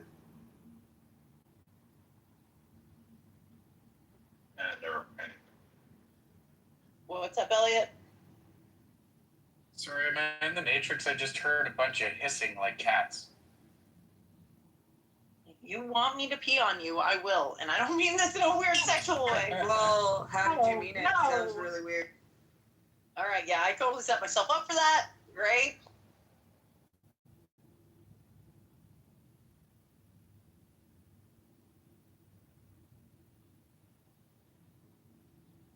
where do you get in the Bible, like middle knowledge and easeability? You know, like half of these theodicies, like they're just not in the Bible. So this, I don't know, this like God of philosophy that I don't know, a lot of people talk about around here. It's just not the God of the Bible. The God of the Bible is like very different. I don't think theology has to be constrained by what's literally said in the text of the Bible. God, Piper, I couldn't love you more. Like, honestly. I don't say a damn word about Piper again. Like, there. That was said. It was done. Elliot, I'm sorry, but I'm responding to Elliot, not Piper. every time I hear you speak, Elliot, it drives me nuts. It's a contrarian for just stupidity, and I just can't stand it. That's true. Okay, so point me to the scripture where it explains how God has middle knowledge. Look, scripture doesn't use middle knowledge, the term middle knowledge, but that's just like an exact word fallacy. Scripture does describe something, theology whose consequence is middle knowledge, God possessing middle knowledge. Specifically, it says God is omniscient, God foreknows all things. Second, it says humans have free choice or free will. So for instance, it says God wants to save everybody, but not everybody's going to be saved, meaning some humans can freely choose not to be saved. Okay, if some humans freely choose not to be saved, they have free will, and God also foreknows all future outcomes. And God has providential control over every future event. What is the entailment of these views? That God has middle knowledge. If you don't that's what you wanted. Take a moment to go to ChatGPT or something that will help educate you, because that makes perfect sense. That's what you wanted. No, listen to me, Elliot. That makes perfect sense because it makes perfect sense to believers and non-believers alike. And in the only way that you would not understand that, even Piper, who is not a Christian, Piper could understand this. Kitty, can you just let them two like hash it out? Like the role of the mod is to kind of take a hands-off approach, if you don't mind. Fuck yeah. Thank you. Okay, so I mean, that's what you want the book to say, but it doesn't say that. It doesn't say that God has middle knowledge. So can you point me to the scripture that says that God has? DM, can you mute your mic? Fuck, Jesus. So I take middle knowledge as just to be the view that God foreknows counterfactuals, like what humans would freely do in certain situations. Okay, so let's just start with two propositions. First one, humans have free will. The biblical passage is showing that humans have free will. Specifically, God wants everybody to be saved. Second, not everybody is going to be saved. Okay, so meaning humans have some sort of control over who's going to be saved and who's not going to be saved. That is, they can choose. Okay, the second proposition, God foreknows everything. There are biblical passages showing that God foreknows everything. Okay, put the two together. Then God foreknows what humans would freely do in certain situations because he knows who's going to be saved and who's not going to be saved. What is that called? Another way of calling it is just middle knowledge.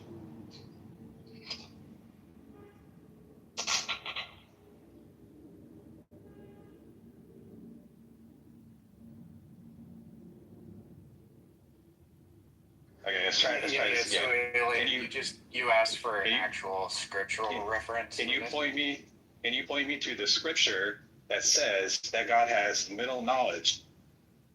Well, it's from an interpretation. Oh my God, there's another exact word fallacy.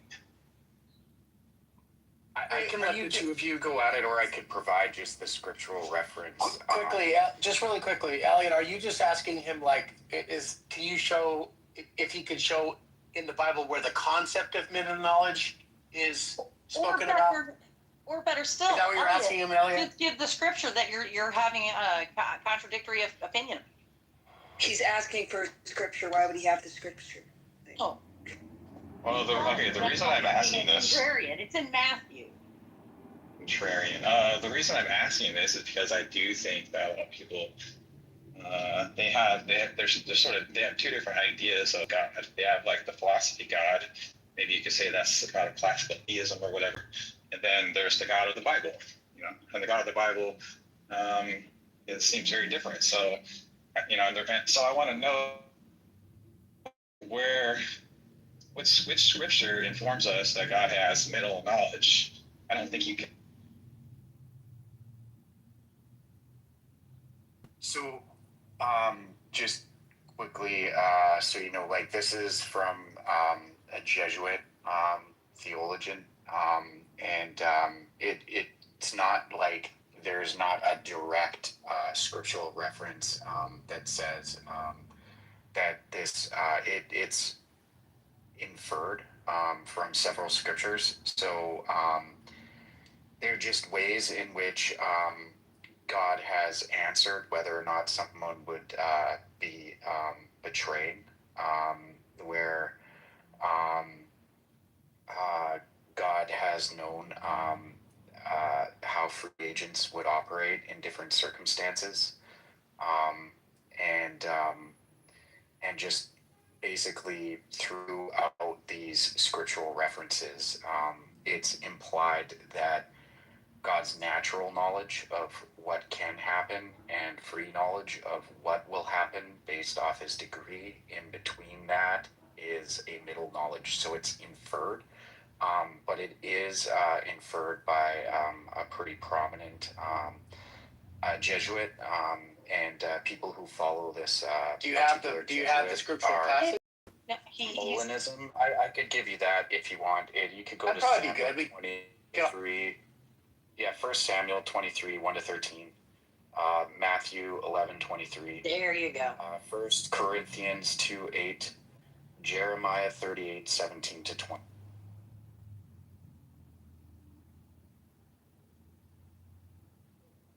Dude, are you able to read that off? If you could just put at least 3 of those in the chat, I'll even pin them. Yeah, I'll put them in there. So basically, and this is just because I did kind of remember this from just research back in the day and everything like that. So I just want to say it is actually coming from a Jesuit theologian, and some people follow him. It's Molinism. I may have pronounced it wrong. I'll put the scriptures in the back channel. But these seem to be the scriptures that he's cited in his take here. Can somebody read that? I can't. Well, maybe I got it wrong because I heard him say 1 Samuel 23, 1-13, and that's like about a battle. 1 Samuel 23. Listen, 1 Samuel 23, 1-13. Yeah, I got it. I don't see anything about middle knowledge. It's talking about a battle with the Philistines. Right, so it's inferred. So, okay, well, where is David it inferred asks, there? David And asks you can do God left if... the verbal filler and if it's gonna So really yeah, so here, I'll just put it in the back channel too, because I've got to get back doing what I was doing before chiming in, and once I do have some more time, I'll your definitely... insight. I really do appreciate it. Here's the... Yeah, I put... Thanks, man. Now, with the homework done for you, Elliot, what dumb, I hate to sound like Piper right now, but what kind of crazy are you going to posit about God and middle knowledge? Well, he does that. I just read that for you because I read it really quick. There's nothing talking about foreknowledge. I mean, the closest you could come is in verse 11 through 13. It says, "Will the men of Keilah deliver me up into his hand? Will Saul come down as thy servant hath heard? O Lord God of Israel, I beseech thee, tell thy servant." And the Lord said, he will come down. So he's just basically saying that, that something's gonna happen. I think that's what he's saying. Then said David, "Will men of Keilah deliver me and my men into the hand of Saul?" And the Lord said, "They will deliver thee up." He's just like making a prediction. What he was referring to?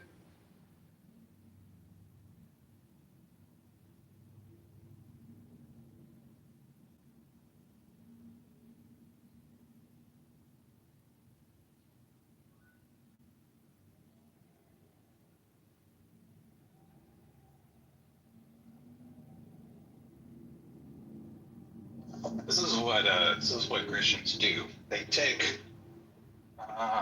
stuff that's in the Hebrew Bible, and the Hebrew Bible has this is where all the prophecies have come from.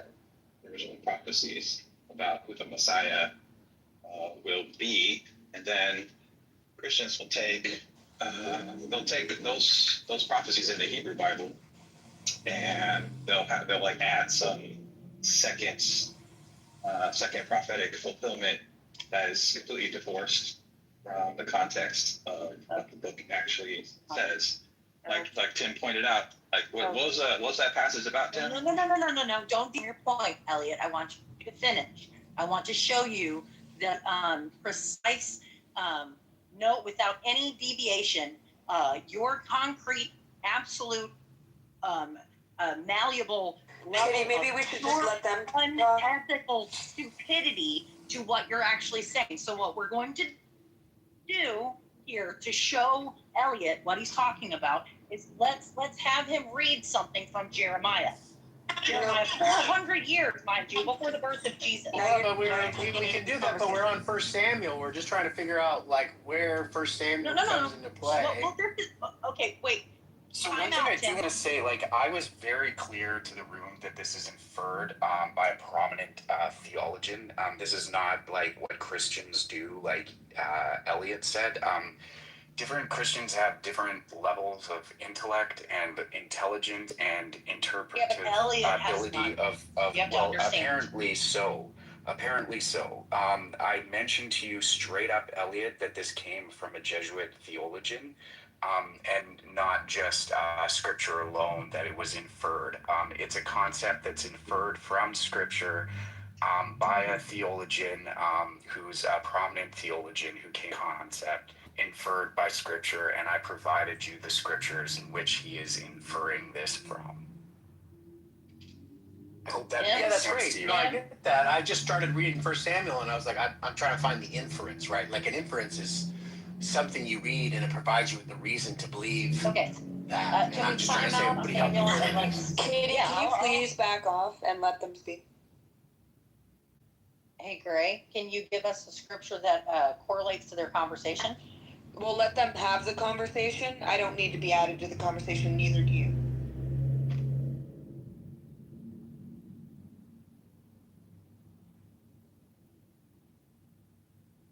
Great, dead air. Wonderful, Gray. So, do you guys want to respond? Yeah, well, good job, Gray. Let them talk. Wonderful job. Let them talk, Wonderful job, Gray. Now we have nothing. No, you're going to allow them to talk. Oh, yeah, that's exactly what I did. Dead fucking air. Wonderful job, Gray. Wonderful job.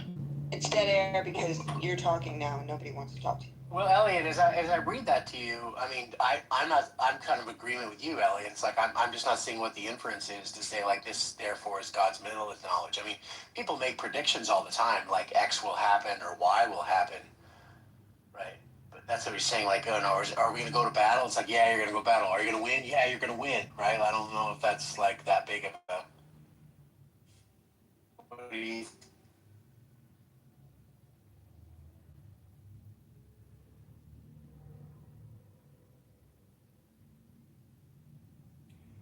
So you're arguing if it exists, if there's evidence of it in the Bible, but then like so what?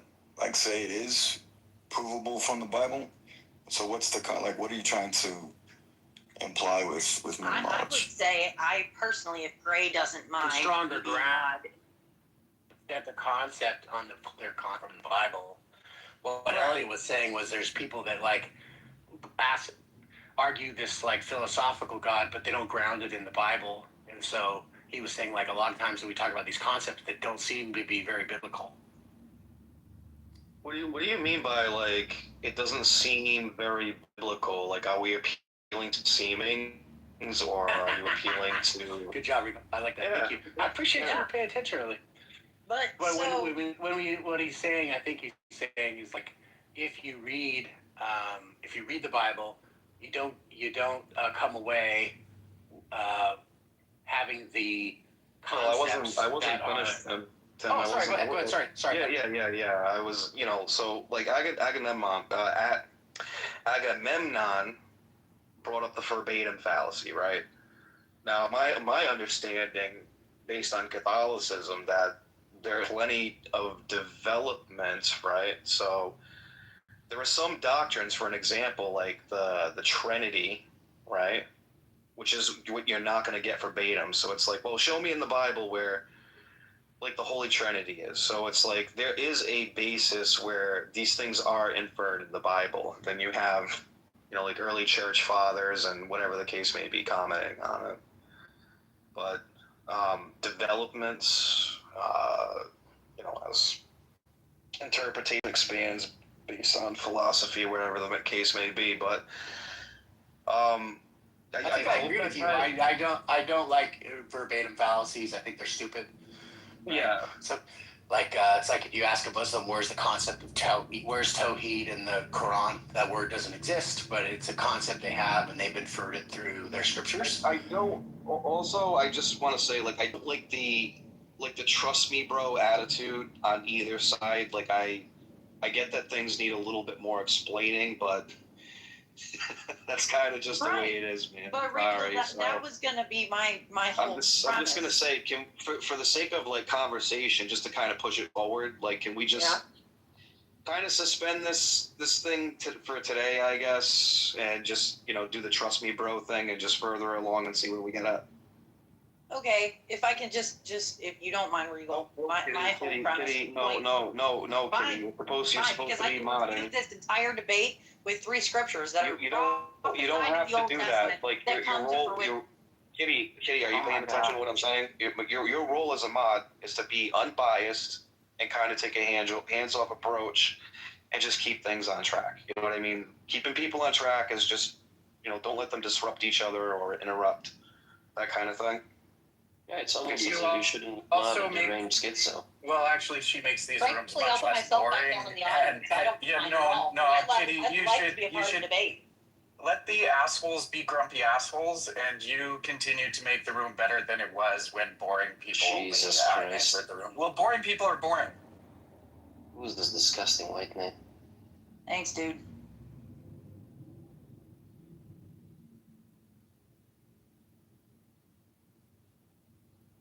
I'm sorry.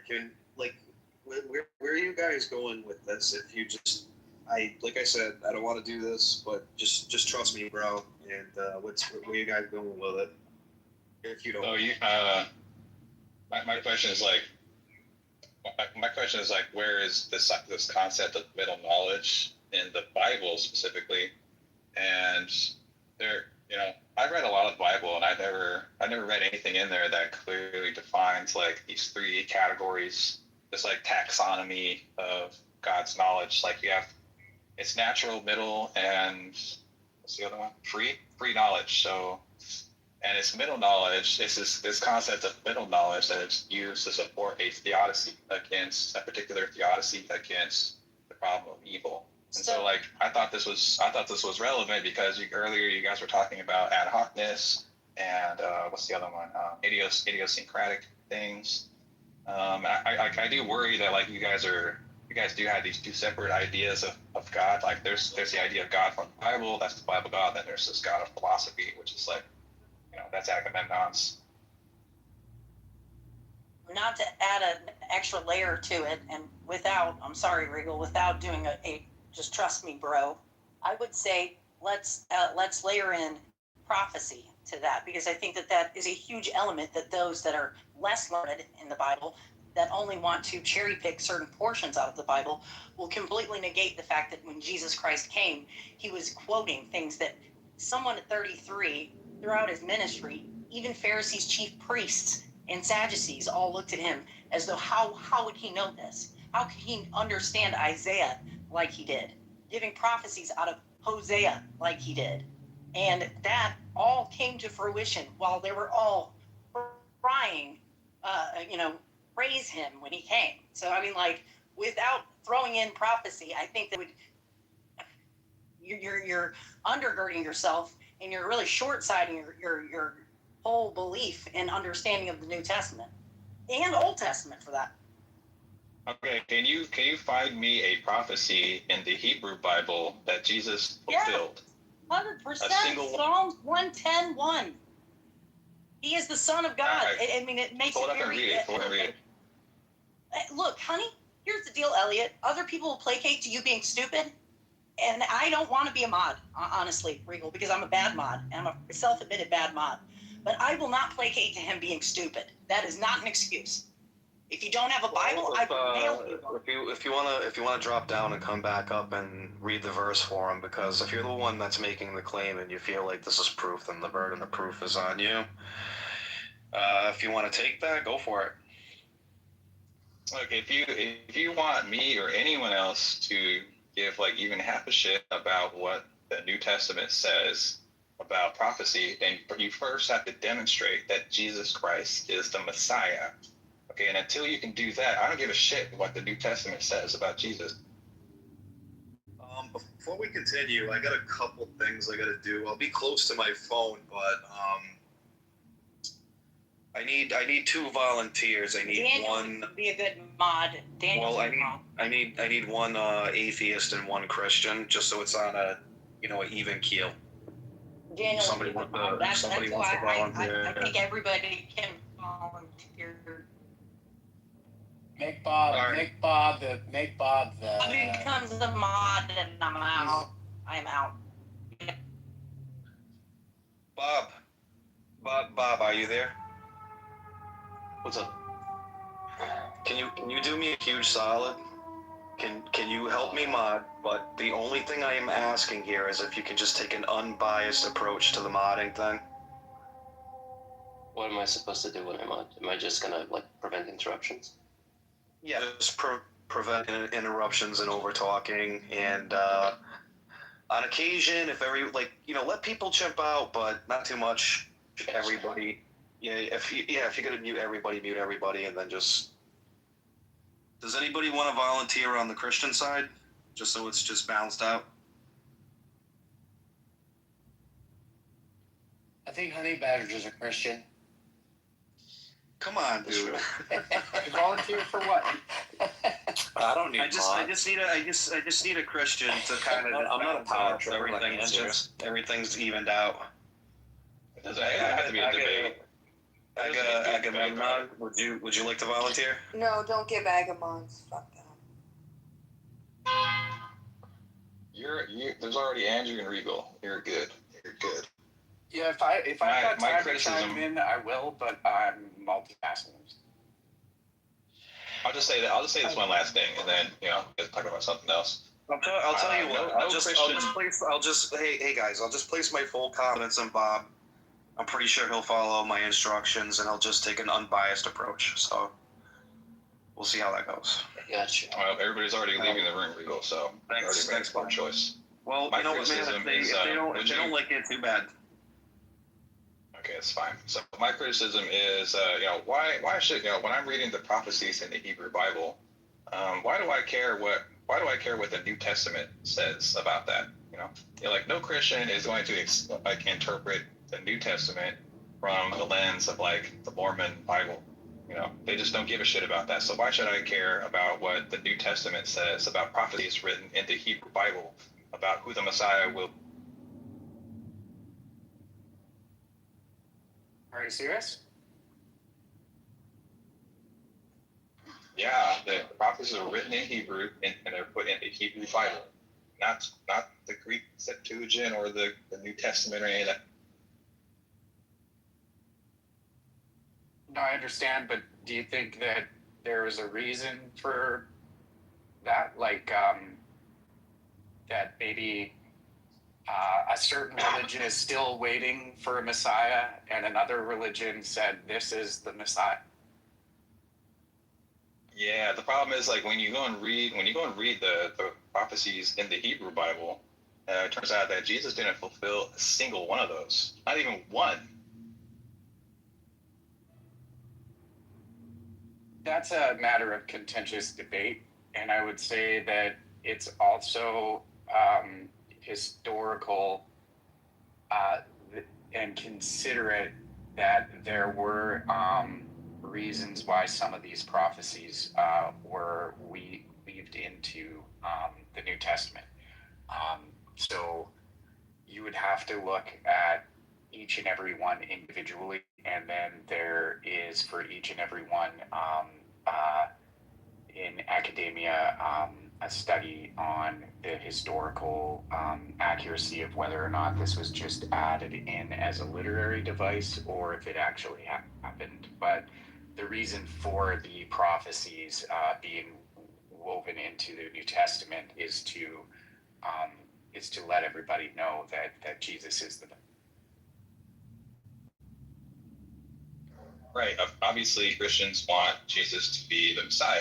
Okay, that's kind of the whole point of Christianity. But when you read the prophecies, in the Hebrew Bible, it turns out he didn't fulfill any of those things. And I've only looked at a few of them, but it seems like in each case that I actually looked at, where I compared prophecies in the Hebrew Bible versus the ones that are in the Christian Bible, is that each, there's one about, I think it's in Isaiah 53 is the one that Christians like to point to a lot. But it turns out like the entire context of the entire chapter is about Israel.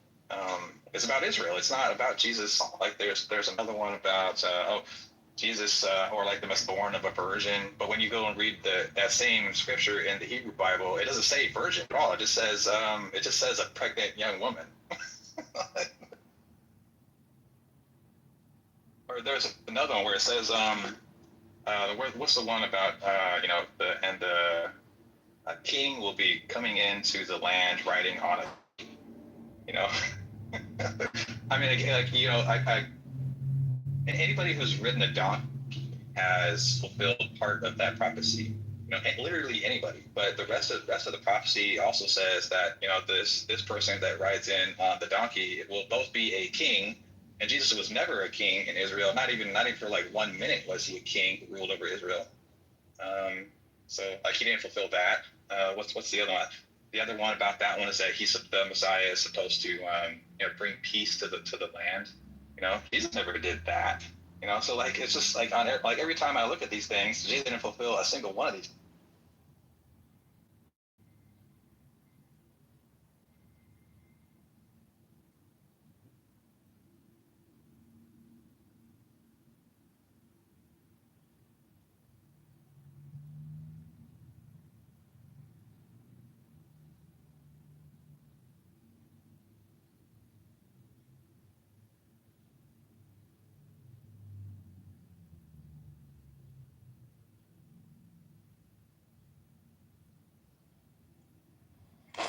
Yeah. Well, I guess that's that.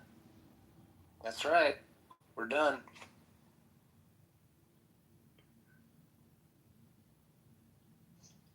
Yep. Checkmate, Christian.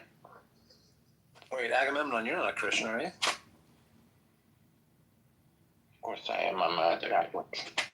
You're a Catholic. Do you pray? Yep. What does that mean? What happens then? Honey Badger, you're out of questions for the day, dude. You have to make arguments. You need a timeout, Honey Badger. Well, I had a long time out. I left the room and came back. You only If you're scared, I'll just shut up. Questions per day in this room. Yeah, if you're afraid, I'll just remain quiet. Well, how come you never just make an argument? When I get the time, I'll carry on that conversation with.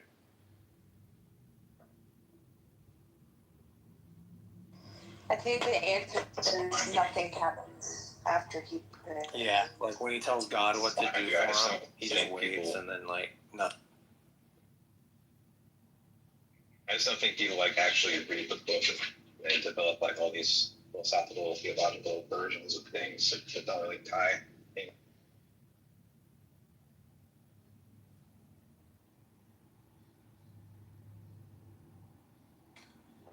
Regal, you broke my heart yesterday, bro.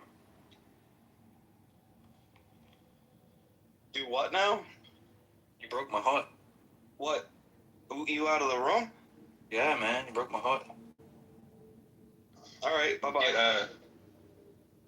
You invite Jason up here. Jason's saying interesting things. Ellie, are you a biblical scholar?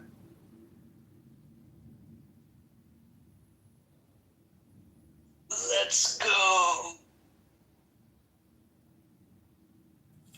Hello, Elliot. Yeah, what up, Connie? Hey, what's up? Are you a biblical scholar? No, I'm not a biblical scholar. Are you like well studied? Are you like at least like an academic of sorts? Of sorts? Yeah. No. Have you taken?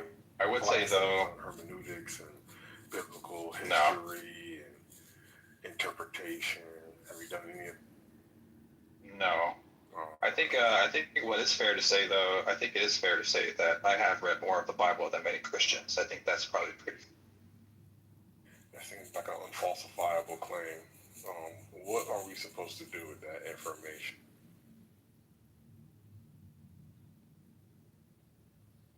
Hello? I don't even. Did you hear anything outside of? Yeah, I just heard you make an unfalsifiable claim, and I was just wondering, what do we do with that information? Yeah. Why should anybody think that Jesus is the Messiah? That seems like a separate issue from your claim about reading the Bible more than the average Christian. What was that about? Is what I'm asking you. What was that about?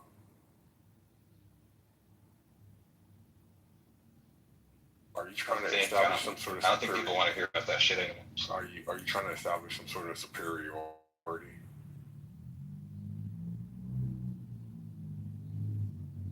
Hello. Okay. No, he's trying to make a compelling argument that, like, even the case of, like, God's foreknowledge, he's asking, like, where in the Bible are you going to find this?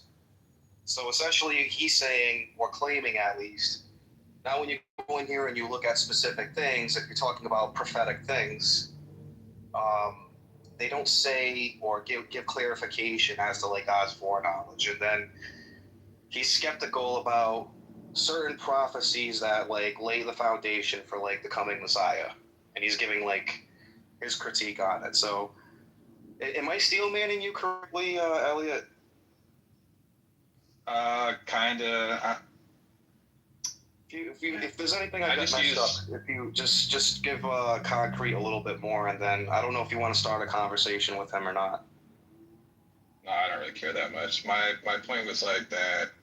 I think that and Muslims do this shit too. They'll read the word book and they'll draw something from it that it doesn't actually say.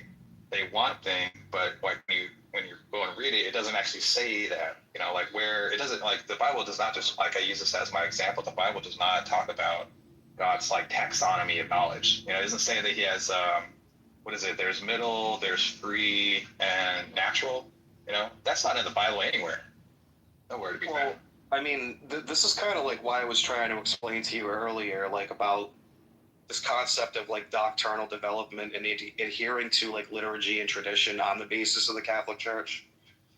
So, like for an example, like the whole, like as I gave this example earlier, like the Holy Trinity is like a development of some sort based on, you know, what the priors are, how they correlate with the New Testament. And then they're having like discussions and arguments as to like what to compile and canonize in the Bible as a whole. You know, what's considered heresy, what's considered not, on the basis of this or that or the other thing. So, no, you're not going to find like this like verbatim thing that you're searching for, essentially, when it comes down to that, because of I would say doctrinal development. I just, like I said, I don't have like a, you know, I'm like kind of in the middle of doing something right now, so I can't really get overly committed to the conversation. Did you kick that guy? Yes, I did. Have you ever heard of the Stanford Prison Experiment?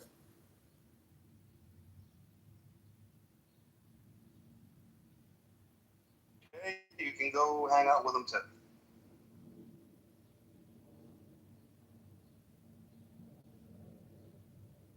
By the way, if any of you guys want to change the topic or talk about something else, whatever the case is.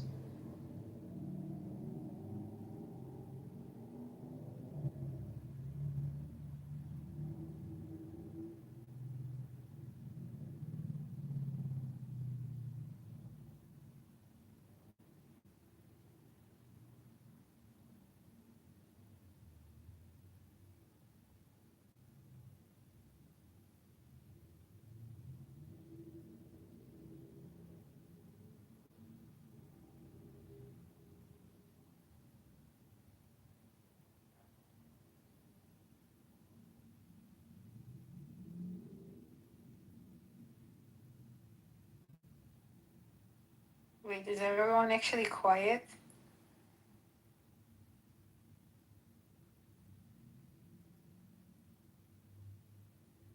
Yeah. Everybody's Wow. cool at the moment.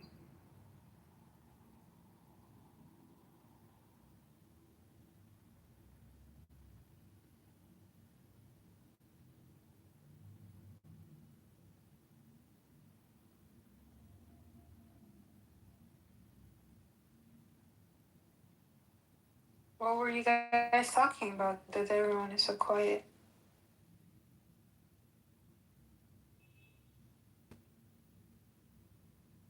I don't know.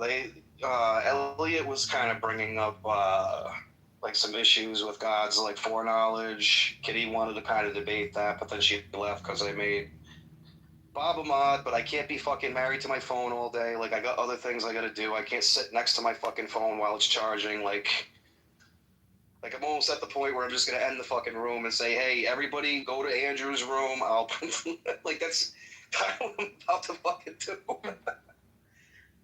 You know, they're getting mad because of the mods that I'm picking, and I'm like, too fucking bad. Like, it's, pick a fucking lane and stay in it.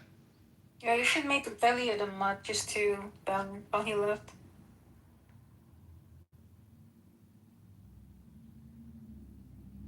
Well, even Piper is quiet. Well, it seems like everybody was having plenty of fun today. Everybody was getting the. Yeah, it was fun. Yeah, especially in the beginning, actually, it was a good room. Thank you for hosting. Yeah, no problem, no problem. It's like I know it sucks sometimes when people are modded that. When you open up a room and everyone is like complaining, it sucks. But I think in the end, everyone is grateful. Yeah, no doubt. I think I'm gonna smoke a stogie before I get back to it.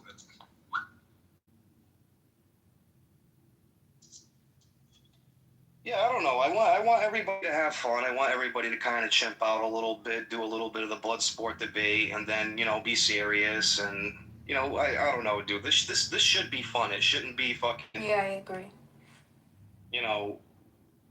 Fucking something that's miserable.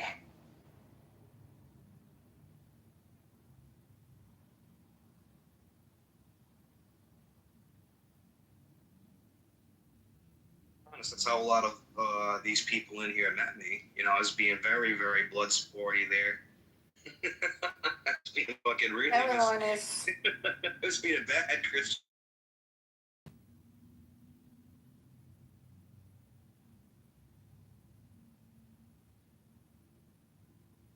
Wait, Aga, are you a neuroscientist? No, definitely not. Oh. Definitely not. Why definitely? Yeah, I work in the janitorial business, mostly on my floors. Why are you laughing, Piper? The way you said it was just funny. You could have just said, I'm a janitor. Like, I work in the janitorial business. Well, I don't know, man. I'd rather work for myself and clean houses than fucking wipe somebody's ass as a CNA or something.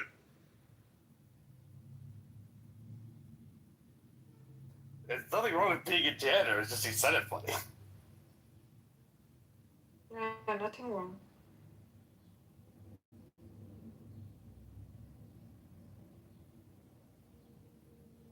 Plus, also, he used to claim to work in applied sciences, so that's also why it's a little, it's a little bit. Yes, in the science of mopping floors.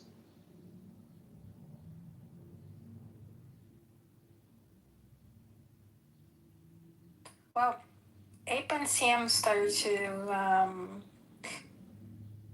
accuse me of not being in neuroscience, and so I asked how much of he believes in his own words, and I said I will bet a lot of money to prove you.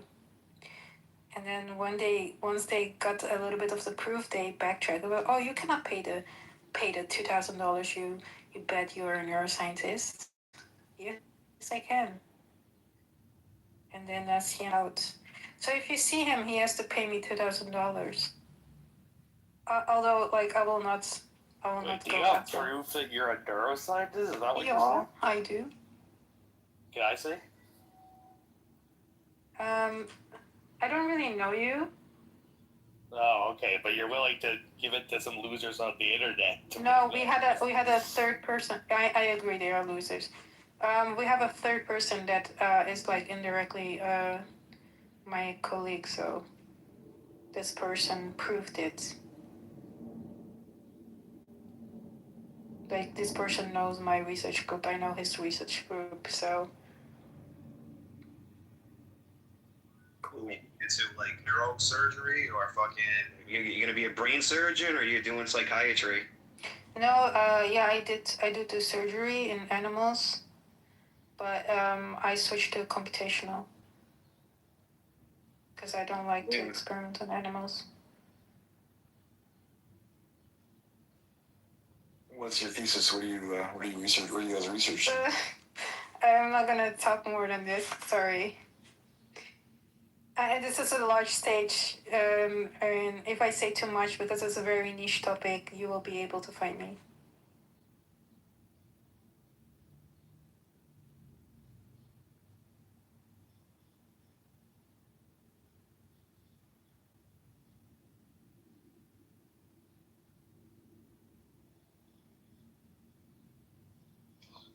Okay, I guess I have a question for you. Have you heard of subplate neuron? Sorry, what? Have you heard of subplate neurons? No. Okay. Or what is it? Can you... It's supposed to be a precursor to the cerebral cortex in human fetuses. It's supposed to be something that's present prior to the 23rd weeks. That has the same organization like the six-layered cortical structure. Sorry, very similar to the six-layered cortical structure, except we don't call it a cortex. We call it a subplate. Oh, okay. No, not really into the development stuff. I used to do biotech before my master's in nanotech.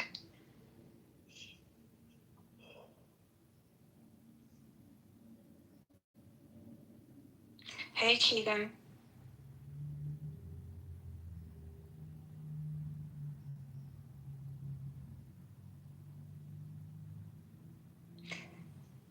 So you're another janitor then. Yep. The relevance of this question is people often presuppose that fetuses are not conscious prior to the 23rd Yeah, I week. was here. I agree everything you said. So like we will not have an interesting conversation. Whether they are conscious or not, I don't care. I'm just fully against abortion. I don't care if it's not alive or it's alive.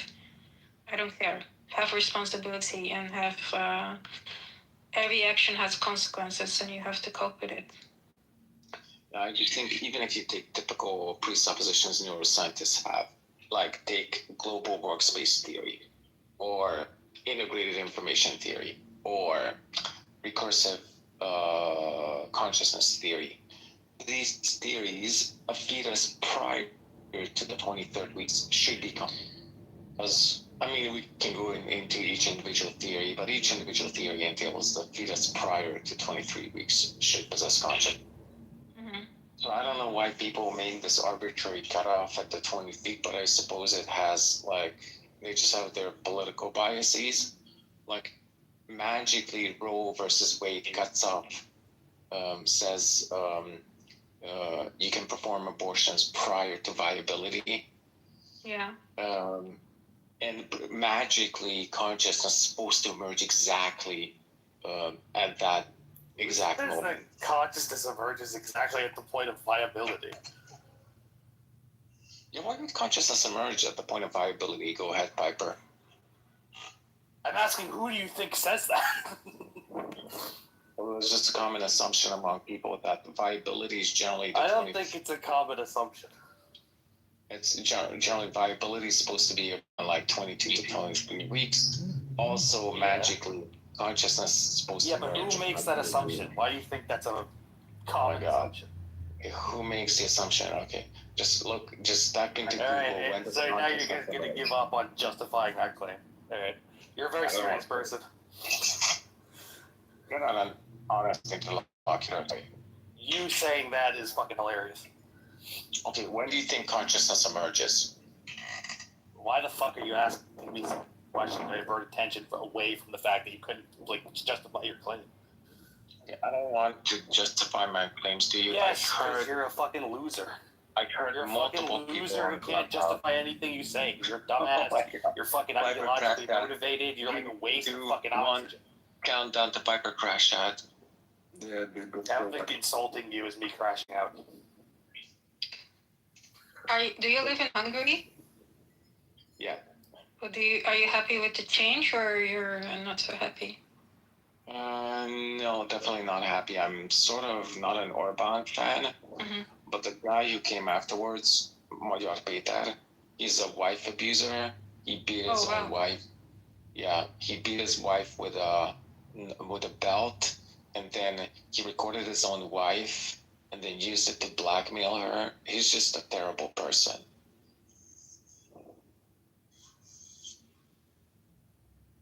Oh wow! And everyone is cheering for him. That's crazy.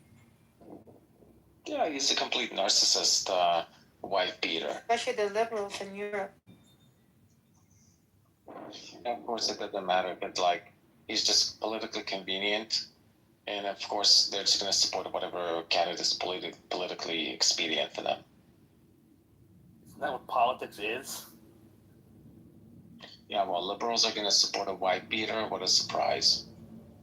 No, but like, what's the difference between like supporting any political candidate, right, and supporting them for politically expedient reasons? Are you going to support them for non-politically expedient reasons? Presumably, you can have moral compunctions against, supporting somebody who beats their wife with a belt. Yeah, but that's not incompatible with supporting politicians for politically Are you going to crash out again, Piper? What at all indicates to you that I'm crashing out, you buffoon? You have, it's just an inductive case. He's like... Okay, so because I insulted you in the past, then you, like when I'm talking completely normally, you go, are you going to crash out? Because, once again, you don't actually have a response to anything I'm saying. Okay, your crash out is imminent. You already started doing it, right? More non-substantive fucking garbage from you. Just like a waste of oxygen. The F words, the no lack of impulse control. Saying the word fuck is not a crash out, you moron. Like the fake laughter when you're nervous is like... It's not a fake laughter, I think you're funny. No, it's very obvious that it's fake laughter. Like you're like actively forcing the sound to leave your fucking lungs. It's so fucking obvious. Think it how you will. But this is a little weird. Like, come on. Anyway, Magyar Péter is a terrible person. So anyway, I live in a part of the town, a part of the city where it's like ground zero for his supporters. Apparently, they had this huge party, like, I don't know, 50,000 people all night. And I was trying to go to sleep. And there were just like people yelling, screaming, smashing wine bottles. I was going to work in the morning, and they were like, the whole city is just a mess. Bottles everywhere, people randomly running through the street. Boring and stupid. Yeah. So, yeah, I whine about fucking people having it was a party quiet somewhere before. else, You didn't come up with a topic, so like I'm trying to at least. Yeah, well, come up with something that's listenable, for God's sake. This is listenable. I was interested. What about You're the bottle? interested in Agamemnon whining about a party? I'm not. Yes. To be honest with you, so. As a fellow European, I am. Well, I mean, your IQ is about as room temperature as Agamemnon's. All right. Why am I not surprised? You don't have proof It of doesn't surprise me that Piper would support a wife beater.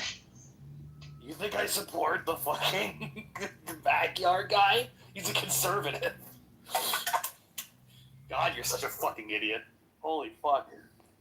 You think he's a like, conservative? you're like, honestly, you're like, Okay, when this the is guy this is also who, not when the guy interesting. who fucking, like, voices Patrick the Star dies, like, that character on SpongeBob, they should just get you because, like, your IQ and the IQ of the Star are about at the same level.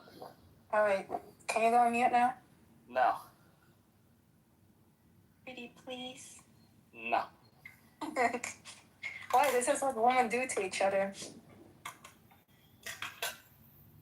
What's your obsession with me being trans? Like, why You're is not a that trans. You're not. You're just trolling. Oh, okay. Well, so what's your obsession with that, though?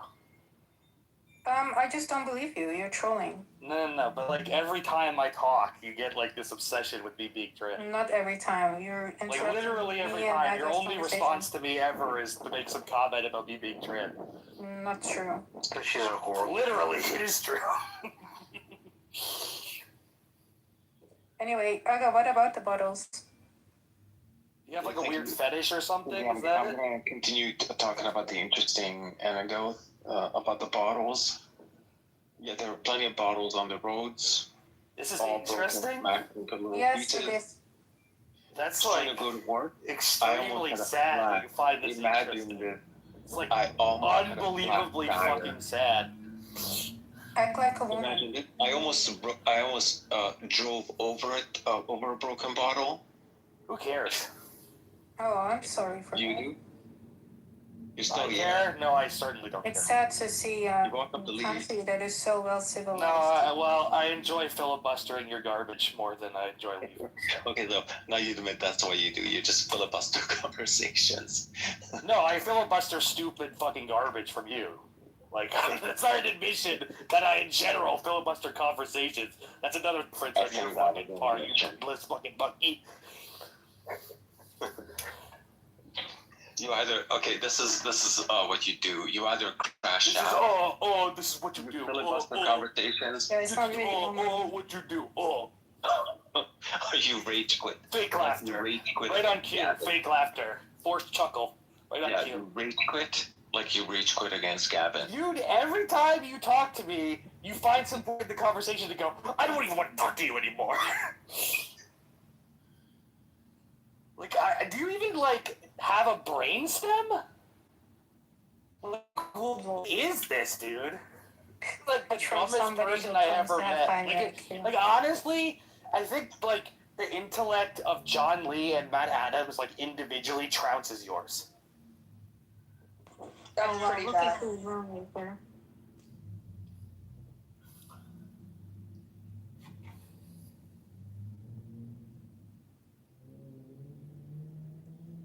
Hey, Andrew. Hey, Gray, how? I'm well. Just like. Oh no, I just listened to these horrible Oh. people. Not Piper, but these two horrible people. Just like. Yeah. Well, you rather listen to Shameless? No, he's also a horrible person. Oh, okay, because somebody's in love with him. See, this is how I know you're a horrible person. Yeah. I don't even know why they allow you on stage. I mean, you're that off. And because you know these rooms are, like, cultivated so that horrible people get in, obviously. Yeah, but the fun one, you know, ones you can have fun with, ones you can like. But this is not even fun. They're just straight up. No, but it's, like, most, like, internet morons are not the kind you can have fun with. So, like, the ones that you can are, like, diamonds in the rough, you know? So it's just, like, whenever you open the room to, like, you know, sub-room temperature IQ fucking dipshit, there's always going to be a chance that, like, or put it this way, the probability that you're going to get a thing that's, like, just boring and stupid, right, rather than something that's funny is, like, pretty high. Okay, projection.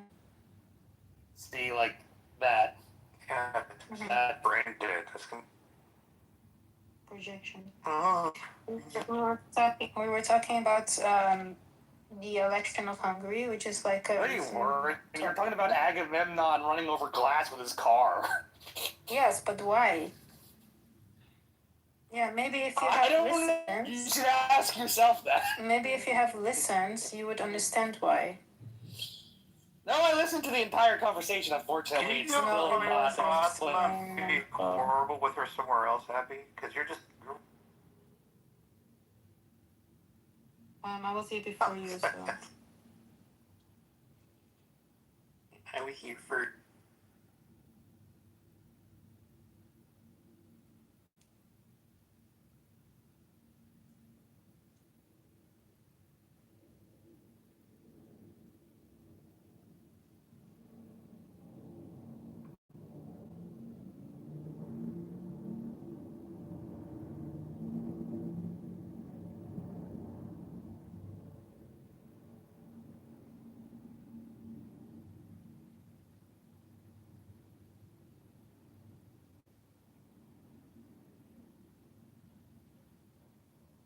Did Aga run away? He had probably had things. Janitorial things. I like whenever he said that. Like, he couldn't just say janitor.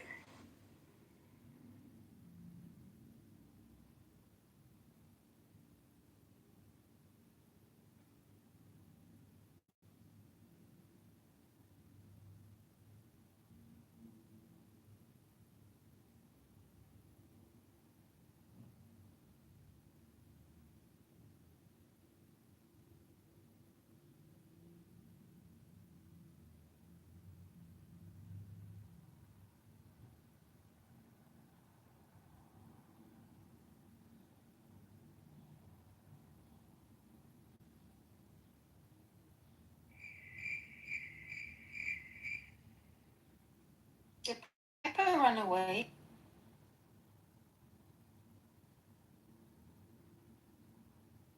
Yes, anytime anybody leaves the room for any reason, it's running away. Yeah, exactly. Yes.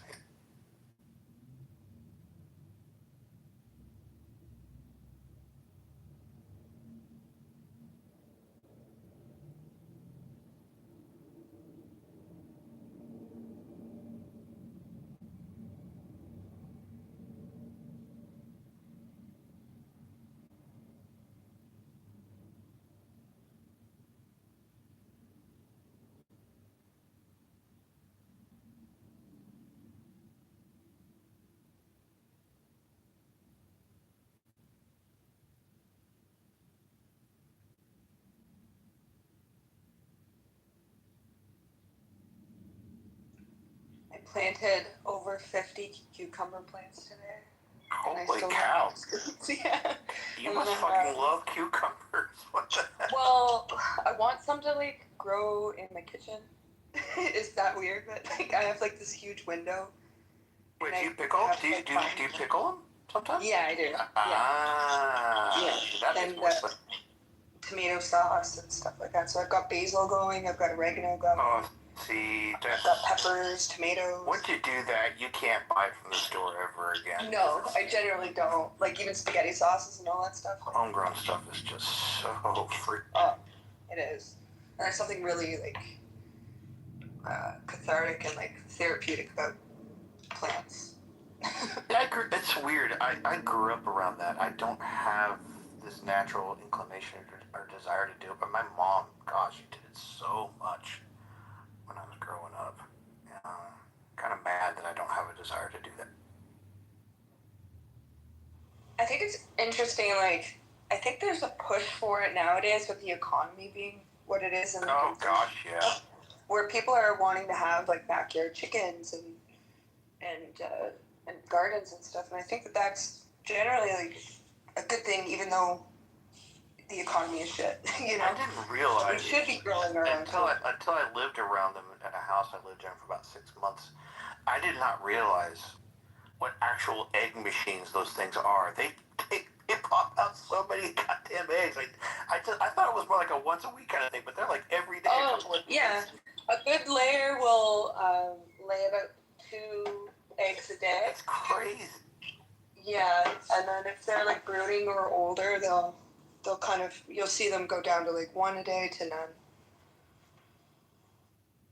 That's nuts.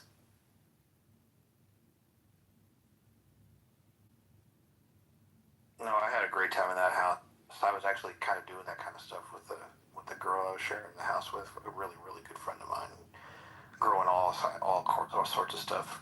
We can't dig ditches when the chickens are around though, because God, they're just they're waiting for you to. Once you get a good trench in, they're just in there, just picking everywhere they can find out, and then they won't get out of the. Yeah, they'll also like to dig themselves and like nest in there, and then they'll also like they can get out. Like if you dig trenches, like they'll go underneath fences. Oh yeah. If you're not careful. After a while.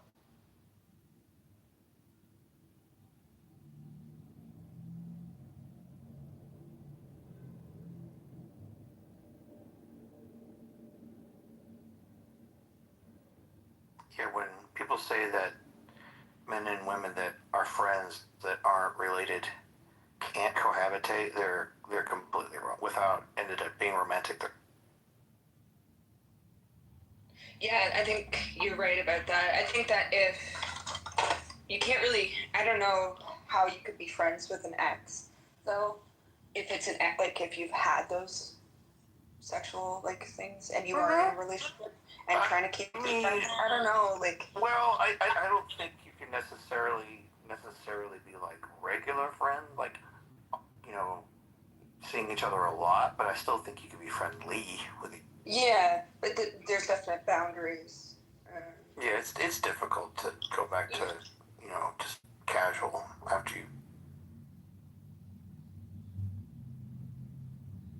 Oh, listen, look at the text chat. These psychopaths are freaking out because we're having a normal human conversation. Ecclesiastes is like the definition of like a text bit. I mean, just as like two humans having a normal conversation, they're just like. I don't think I've ever really heard Ecclesiastes. Yeah, because they're a text bitch. They whine in the chat. That's all they do. Yeah, maybe you should try.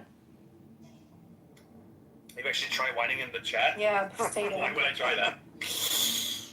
Nobody wants to hear your Come on, manly you gotta voice. formulate good comebacks. Okay? Nobody wants to hear your manly voice. Blurt out That's that why. nonsense, you know. Hey, Piper. No, you, Piper. Yeah, well, yeah, that's most of what she says back. She actually sounds like she's a little sad, a little hurt right now. I'm not sad. I just can't believe like this girl Gray. I mean, you have to be sad on some level to like break Pat the torch. sends her nudes. Probably as much. Pat sent her nudes to one of the most racist. About that kind of shit. I have business. You have no business talking about do that not kind of do not ever. Especially You wanted to silence me. You're a fucking horrible person. You want to silence me. You want to silence me. You I have silence you. no business talking about that. I have business. You have no business She talking about that. attacks me and I attack her back. You need to shut the fuck up. You're a horrible person. I You're a don't. horrible fucking person. I am horrible. Yeah, so shut the fuck up. And she should shut the fuck up too. No. She has every right to talk. Okay, then I have every right to She's talk. not talking about anything about your life. Are you being a right? misogynist? She's not talking anything personal. Are you being a misogynist? No, I'm being a friend, a good friend to another person, and you're a piece of shit. Why do these like weird fucking schizo, Racist Holocaust denier. traditionalists? Why are you sending nudes while being married? Why are you sending nudes while having children? Social issues. Why do you have saggy tits? What business is that of yours, you piece of shit? Just wondering, why do you fake outrage about racism and Holocaust and all that, and then send the nudes? And send a nude. Yes, you did. Yes, you did. Everyone who's on Discord knows. That's why Andricus has to stick up for you. No, I'm just sticking up for her because you're a shitty person. No. You know exactly what I was talking about when I said shame us. Well, you can keep me. I don't really care about your opinion. It's not a lie. Everyone knows it on Discord. Yeah, see, you're just horrible. It did happen. Even if it did, who cares? That's why Even if it did, who No, cares? then don't fake outrage about racism on Holocaust deniers. What? What do you mean feign outrage? What the fuck? Or anti-Semitism. What do you mean feign outrage? Please. You have idea idea who Shamos to that was, and you racist sent nudes to him. guy. No, I never did. Yes, you did. You're denying it right now. You did. Everyone knows it. And you have no business. No, don't speak English about anti-Semitism and racism when you send nudes. Just like you have no business talking about I have business when she fake outreach and wants to cancel me. I will cancel you. You are. No, it's cute that she has a fake outrage about racism and anti-Semitism. Of her being a racist. Yes, I'm gonna keep on going. No, it's not. I own it. Then you're disagreeing I'm not with doing what a I fake said. outrage. I don't do fake outrage. Because I'm a racist. Yeah, I'm not gonna go cry around.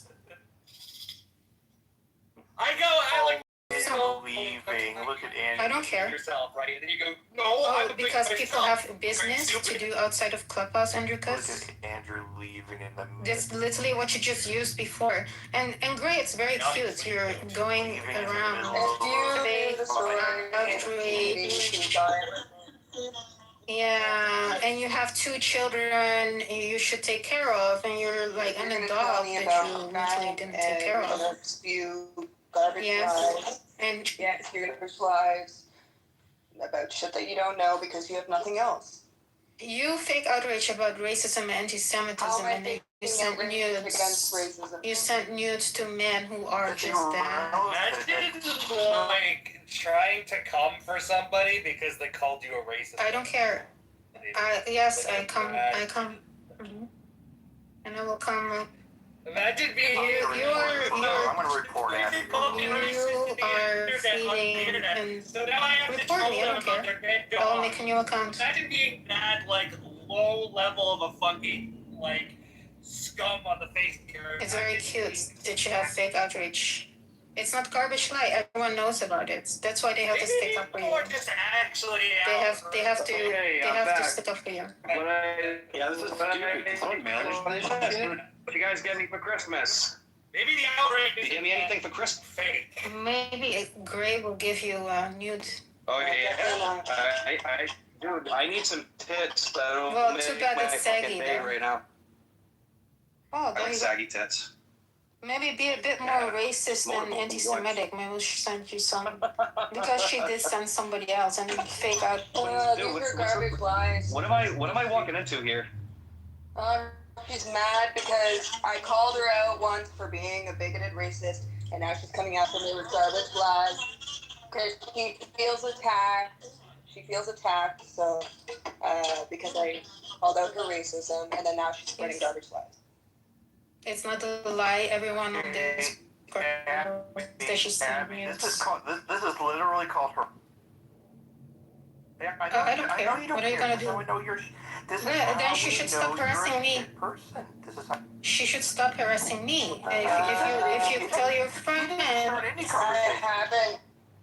I don't care. She did. You harassed me just by being here. Oh my gosh, like she can handle it. Why don't you let us just fight it out? And why do you have to butt in? Because that's what Fred.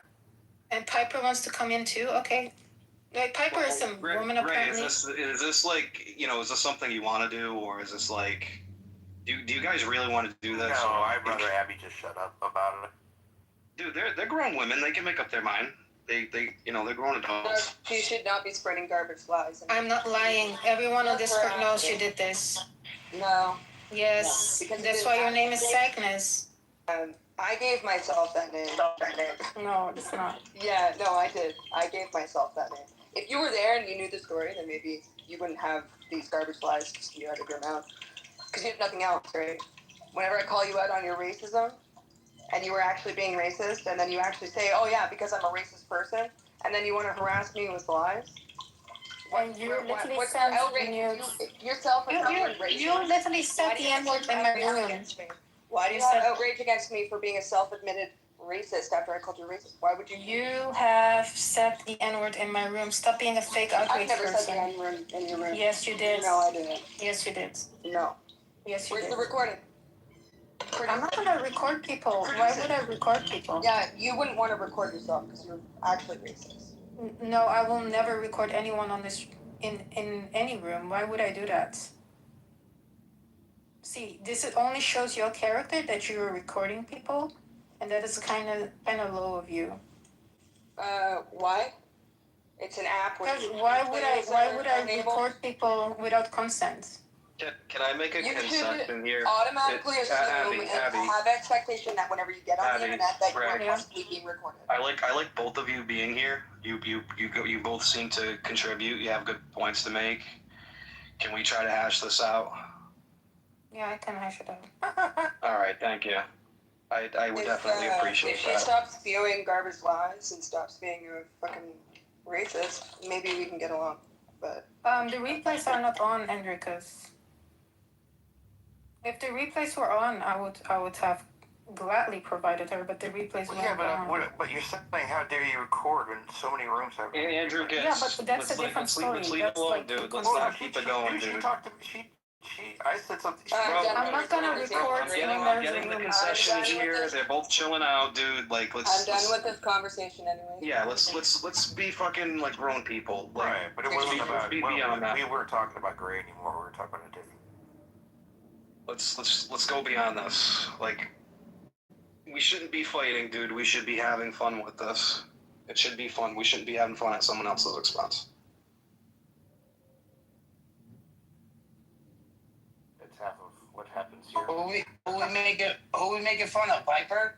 Oh, we're not making fun No, of anybody. about Gray. Oh. Okay. Holy shit!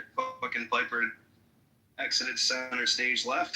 Piper pops in and out all the. Right. Oh. All right. Well, does anybody want to get this party started, or are we good today? What do you guys want to do? Yeah, so, Andricus, are you saying that the grounding of all being is the universe itself? That sustains itself? And instantiates all states of affair? Possibly. Well, what else could it possibly be? I don't know. Are you just saying God?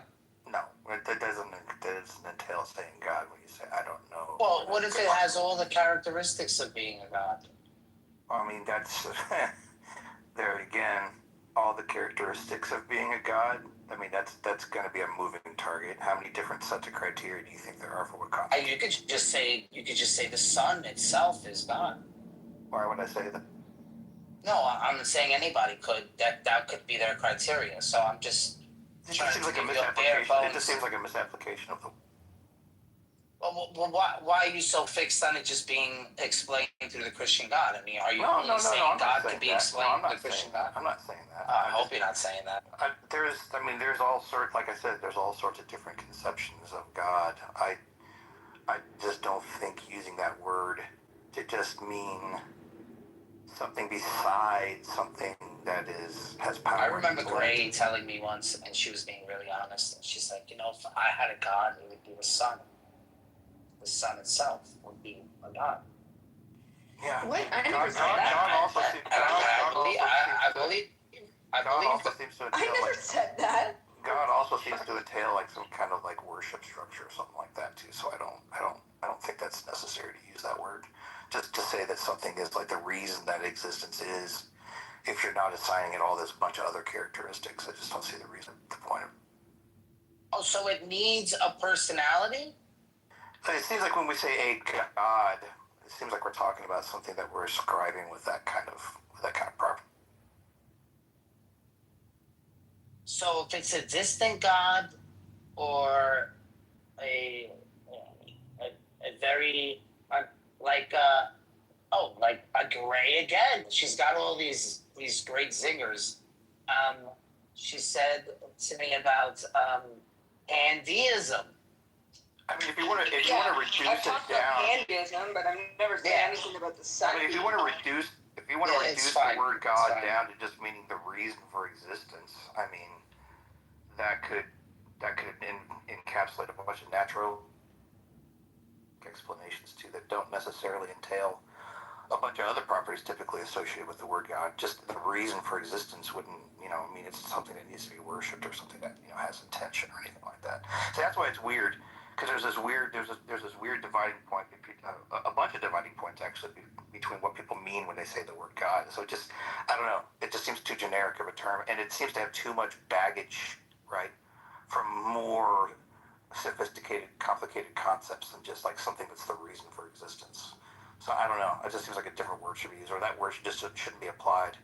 Well, naturalism doesn't answer those questions either. So well, I'm not sure saying why you're naturalism. I'm not expecting saying naturalism is like an exhaustive explanation, right? Oh, okay. So then you can be okay with the God not having personality, or maybe a really boring personality. I just don't care to use the word God because it's just got too much stigma attached to it. No, but I'm saying when I use the word God, he has to have a sense. What does he have to have? He has to have a being. He has to be a person. Is that what you're saying? No, I'm asking you. Because if I said God is just a mechanism. I mean, typically that's what it has meant for so many different concepts. So it seems like when you start reducing it down and down and down and down and down to get rid of those, so you can just describe something that's the reason for existence at that point, this doesn't really have any meaning, really any deep meaning anymore to it.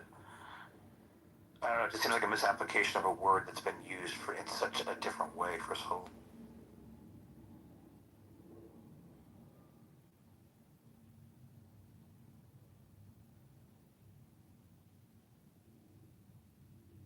What do you mean for such a long time? We've only been around for like 50 years. Yeah. My life is the encapsulation of the time period that humans have used the word God. Yeah.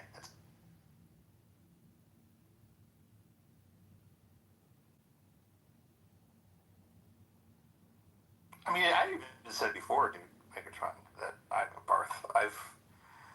if it came down to it, that there was a being, right, that was powerful and smart, that created everything, but it didn't really have any of the other attributes. Like, it wasn't like holy and righteous and didn't have all these intentions and behavioral demands and a penal system, an eternal penal system and all that kind of stuff. It was just like a thing that made things. I might still have questions for it and say, why did you do it this way or whatever, but it just doesn't seem, it just seems inconsequential. A naturalistic explanation versus that, I don't know. It just doesn't really have much weight. Yeah, you wouldn't be interested in speaking to somebody that says the sun is their God. It just seems, it just seems weird. Like a God. Like a God. In what way? Gives life. I think it gives energy and element for life, but I don't think it's the actual thing that caused. Gives us light. Yeah, of course. Gives us guidance. Gives us what? Guidance. Diamonds? Guidance. I'm sorry, I don't understand what you're saying. Guidance, like it guides us. Diamonds. Like no, diamonds. What the? Not diamonds. No. Takes a long time to go. Sun diamond. Like we could see, we could, do things. We're not gonna do things at night when the animals are out. Are you interested in people using the word God, no matter what they're describing about the origins of life and the origins of the universe, because you want to keep the conversation kind of pointed back towards this traditional use of the word God, so you can kind of say, maybe you actually do believe this. I mean, what's the interest in keeping the word God used when people actually mean something completely? Well, because I talk to Jews and Muslims and stuff, and we have a different understanding of the God of Abraham. Yeah, even though we're keeping in that framework. There's a lot of similarities between those. Even though we're staying in that framework, if someone brings a different framework up, I'm sure we'd all have questions. But one person I would say, I'm not so sure about you. What do you mean? What kind of conversation an atheist would have when somebody says that the sun is their God? I just asked you what you meant by that, so what do you mean I wouldn't have questions? Would you? Would you have questions? Let's say I believe. Let's say I believe. This is a weird thing you do, Bart. This is a weird thing. I asked a question, like, would you have questions? And I asked a question.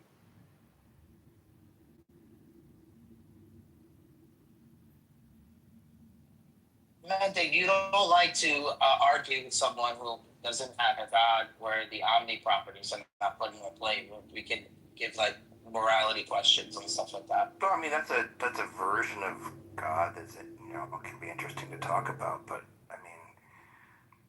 I mean, there's plenty of other God models. I mean, the other what I'm saying is that it seems that as far as like human interaction, how humans act in the world, behave, socially, what they, how they interact politically, seems to be more and more affected. The more codified, deeply codified the God concept gets. So if somebody just has like a kind of a real deistic or something simpler than that, it just doesn't seem to have much bearing on the rest of life. Or except maybe they can translate that as like we're from the same source, so I should treat you the same. The rules and norms that you appeal to as an atheist, I could just appeal them to the God that I believe in. Well, you can appeal to a number of different gods.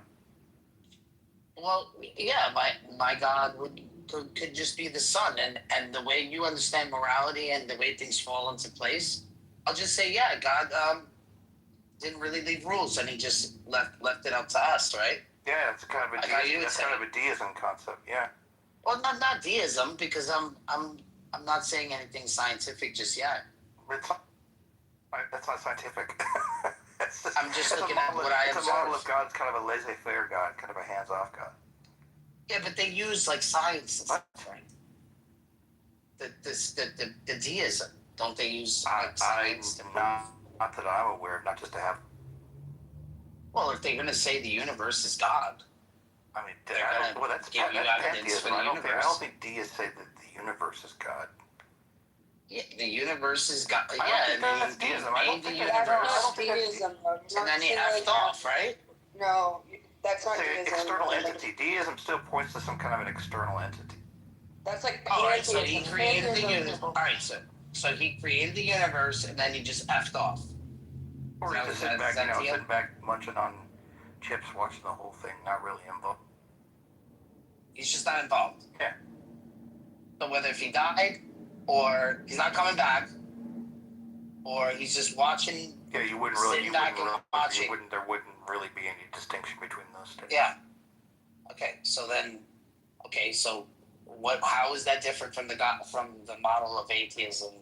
How far away is that? I kind of made that point a little while ago. It's really not. So it just seems inconsequential if you have that kind of a belief. I don't really have a problem with people that have beliefs in those kind of gods. It still doesn't compel me to believe that kind of a God actually exists. But those kind of people it doesn't seem to affect how they interact with the world in the same way that like a Christian or a Islamic God or anything like that.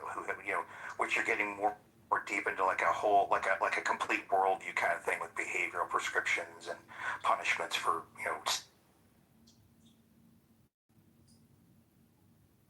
Okay. And that's why I think we spend more time talking about those particular gods, because those gods seem to have a lot more import onto how humans behave.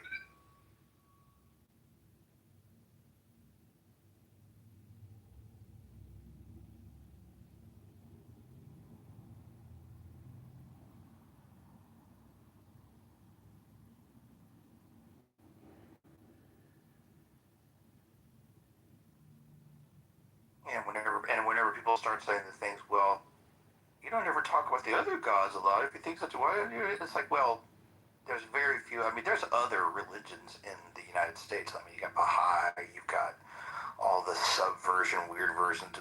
But the one that seems to most heavily influence the greatest part of our population is definitely some variation of Christianity. So I think that's why, and even in a lot of the modern Western world, that's the case. So I think that's why that's the one we end up talking about most. Islam is affecting us too, but I just find Islam so fucking boring. Just it's on a level of ridiculousness that's so far beyond Christianity. I just don't even find it something worth talking.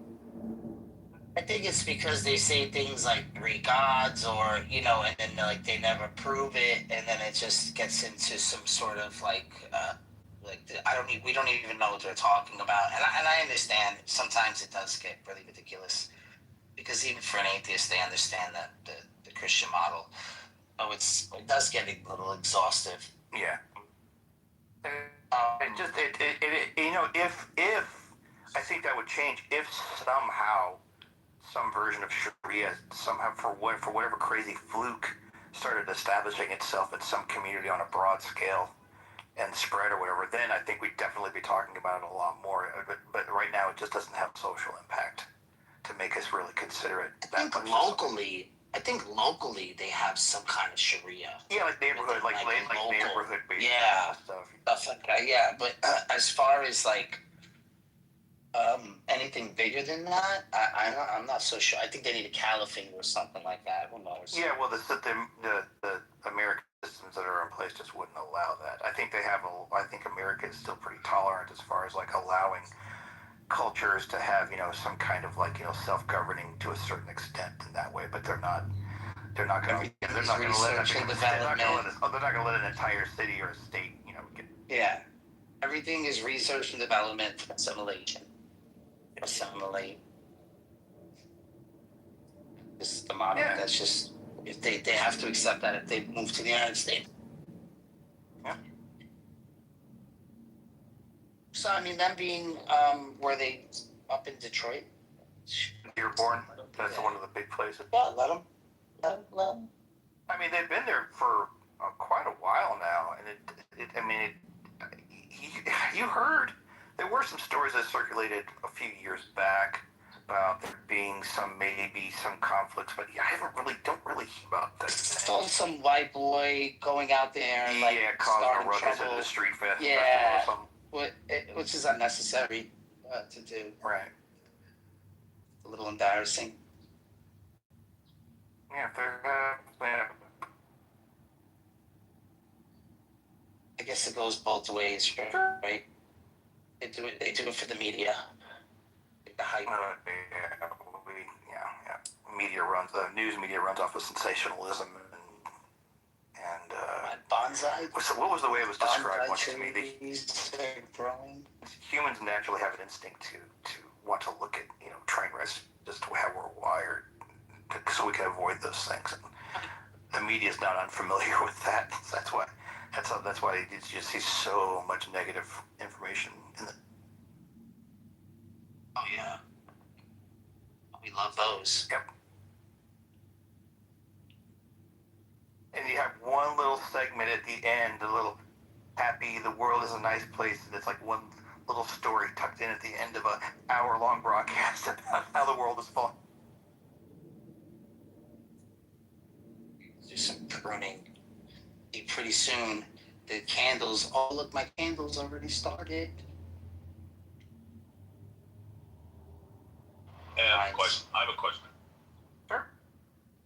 What would your all stop beyond, somebody like myself, that if I don't believe the Earth is sphere, think it's flat, and then I think that. Hold on. And then I think that thermonuclear weapons aren't a real thing because I've never seen them with my own eyes. Well, I mean, you want to be careful with statements like that. I mean, you can count the fact. Yeah, but what would you think? I'm answering you. Yeah. You can hold the fact that you haven't seen something in your eyes as a reason among reasons to believe that it doesn't exist, but you can't say in virtue of that one, I think it doesn't exist, because that would just be bad reason. That it would, wouldn't it? It may be on it. Yeah. Okay. It'd be an appeal. That's Barthologie's position, actually, not mine. Oh, is it? Thank you. I appreciate that. Thank you. Is it? Wait, what is the argument? What is the argument? I can't fucking say that the Earth is fucking round because I've never fucking seen it. And I'm like, you can go get on the Blue Origin, and he's like, and I was like, what do you believe? thermonuclear weapons don't exist, and he's like, oh, I've never fucking seen one. I seen an atom bomb, but he's trolling. No. He's doubled and tripled down on it. That's what you don't know. But have you known Bart for a while? Yeah, I've known Bart for like 5 years. Yeah, he's a retard. Fully, he's a fully committed troll. He's a complete utter idiot. Ask him. Go ahead, ask him. Oh, I've known Bart for a long time. I know the game. Bart, do you believe that thermonuclear weapons are a real thing? Come on, Bart.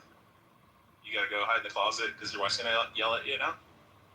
I mean, he does have a lot of. Oh, dude, it's funny when he goes in the closet or the bathroom and he's like whispering. He's like, "Fuck all you motherfuckers! I fucking hate you, cocksuckers."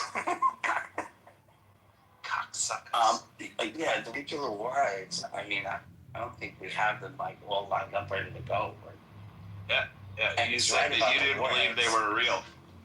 Yeah, I don't believe many of them are actually built and ready to go. No. You said any of them. You said you don't believe that they. Yeah, I don't think there's many countries that actually have them. No, that's not your position. Your position, I made sure to get clarification. You believe that they don't exist. Was that accurate, Bart?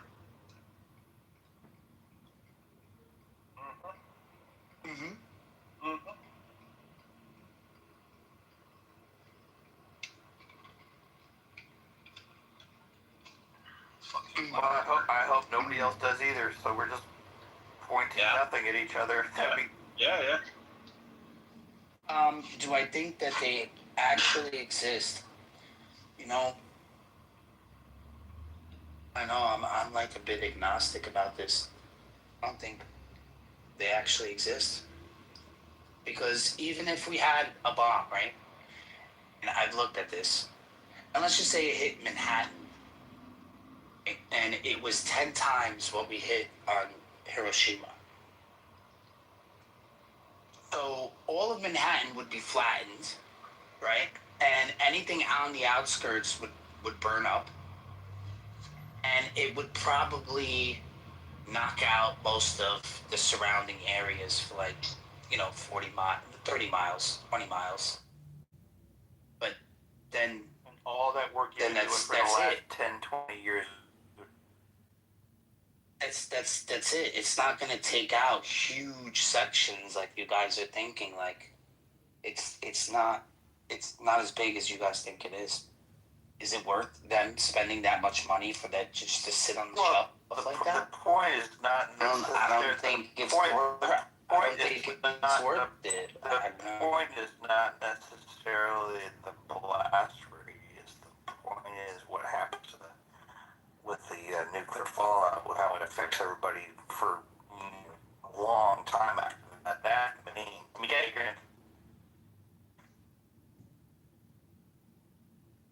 Wait. So how much do you think the radiation of that? I'd have to look at. I don't know the That's number. what I'm trying to ask you. That's what I mean. Like these people just make stuff up about these things. Well, you can just look at what happened in Hiroshima and Nagasaki. If you look at, you could just exponentially round that up. If they did, if they predict a blast happens in the city and then they look at weather patterns, okay, this is going to be how the fallout. They can literally draw a path of radiation death from that initial blast point, and it's going to extend for a very long. It's going to extend for very long. A lot of people do this stuff. Like they watch Star Trek, like atheists. Wait, Star Trek and they think oh yeah, because Star Trek has stuff that's. Bart, don't do that. You're going to trigger me. Don't make the second word track. Don't make the second word track. Track. It's Trek. It's Trek. No, it's Trek. Oh my God. He's found my weakness.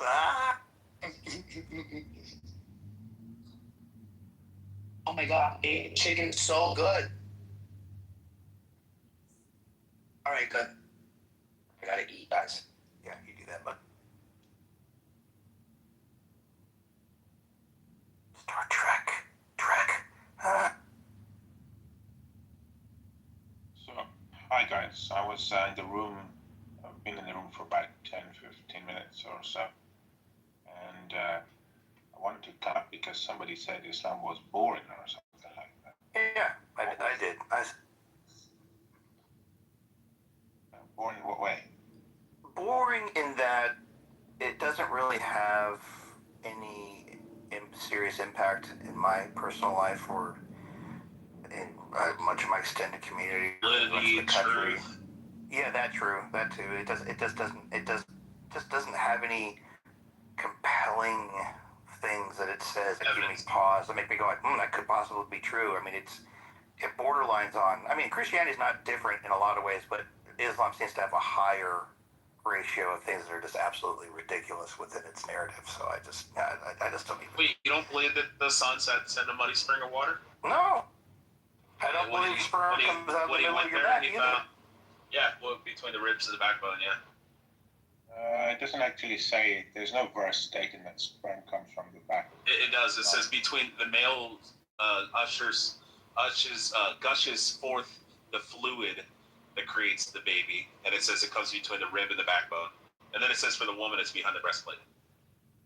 No, it's referring to the human being that comes from between the loins and the backbone to the birth canal. That's what it's referring to. No, it's not. It says the man's fluid gushing. No, it doesn't. It says it extrudes, or it comes forth. Yeah, the man's fluid. Yeah, it says. It doesn't say the man's fluid. It does.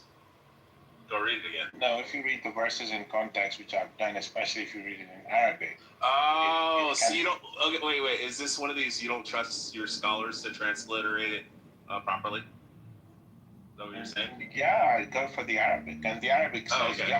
So the scholars that put all the parentheses and have 40, 50 years worth of scholarly training and stuff like that, they don't know what they're talking about, but some guy on Clubhouse actually knows what it really says. I'll just go by the Arabic. The verse itself doesn't mention. Wait, aren't you a revert too? Can I finish, please? Yeah, you're a revert. No, I'm not. Yeah, you are. The verse. Okay, whatever. The verse itself does not mention the human being or the sperm. No, it's the fluid. It's the man's fluid. No, it doesn't. It doesn't. You want me to bring it up? And the context shows that it's referring to the human being. If you read the preceding and subsequent verses, it's talking about the human being. No, it's talking about the fluid gushing forth from between the ribs and the backbone. I've literally read it like 100 times. You read it like 3 times. What you're talking about because you're a revert. I'm not a revert. I'm a born Muslim.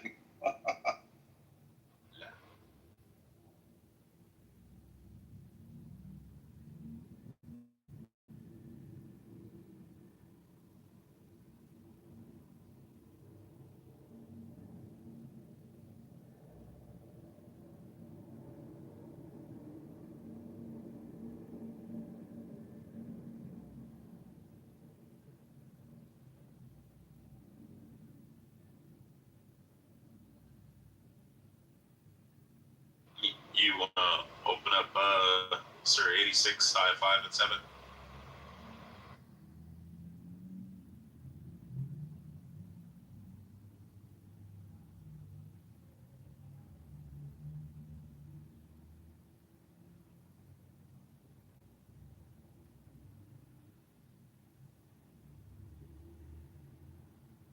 All right, what's that verse, Rich?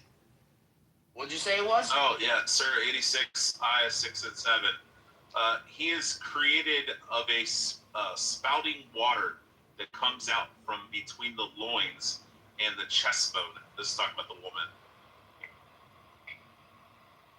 Okay, so let's just read the verses from the beginning, right? So verse 1. In the name of Allah, the gracious. So you're saying this verse is fucking retarded? Rich, you gotta let him talk. No. Oh, go ahead, Barth. Yeah. Okay, yeah, thanks. Flat Earth. By the heaven and the morning star, and what should make you know what the morning star is? It is the star of piercing brightness.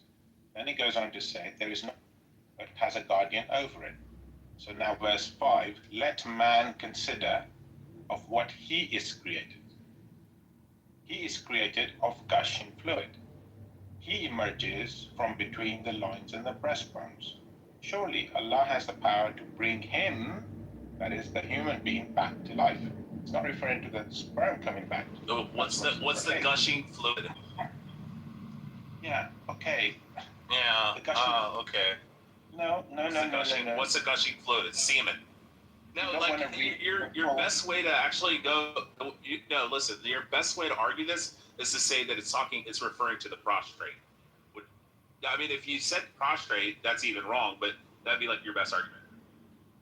So he emerges forth from between the loins and the breastbones. Surely Allah has the power to bring him, the human being, back to life. The other argument is that when Can I finish the verses? The testes. Can I finish the verses? Are you afraid to listen to the verses? Surely Allah has the power to bring him, a human being, back to life. On the day when the secret shall be disclosed, and he shall have no strength and no helper. So the point is that the context, when it's using the pronoun he or it is referring to the masculine pronoun. And in yakhruju, which is the Arabic verse which starts off the sentence of the verse that you are disputing, that he goes back to the human being, not to the gushing fluid. So that's the do we point need I'm to making. determine the gushing fluid as semen or the saline produced in the prostrate? Maybe it's the testes that are up in the cavity. Maybe that's what it's talking about. No, it's talking about the human being, the fetus. No, it's talking about the gushing fluid decretes the human being. Yeah, baby's not a gushing fluid. I mean, the semen is, or maybe the saline. I'm gonna move on. I'm gonna put him in the audience for a little bit. We'll bring him back up. That's a really bad argument. They care less where they think the semen comes from. So the context is talking about the human being in the previous and subsequent verses. And so, although I know there are some Muslims who say, yeah, we can also talk about the semen, and it's referring to the semen as well, that's a possibility that can be considered, given the fact that we're talking about the usage of pronouns. The issue is which pronoun, what the pronoun is referring back to. Now, conceivably, because it's a masculine pronoun, he or it can refer to the semen, but the context shows that it does not. That's the point I made. It sounds like it's talking about water breaking when a baby is born, is what it sounds like.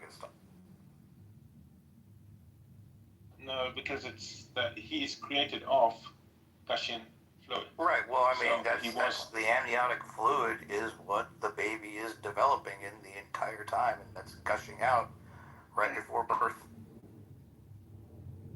No, it's talking about seminal fluid as far as I know, as far as I can tell. But the seminal fluid makes it very strange. But anyway, it's so inconsequential. Okay. But the point I'm getting at is verse 7 does not say the seminal fluid or the gushing fluid emerges forth from between the loins and the breastbones. It's a pronoun that is used. It's actually a pronoun within the verb. In Arabic, you have that, and it's referring to, it can be, it is it or he, it masculine or he. And I believe it's referring to the human being. I mean, we know how human biology works.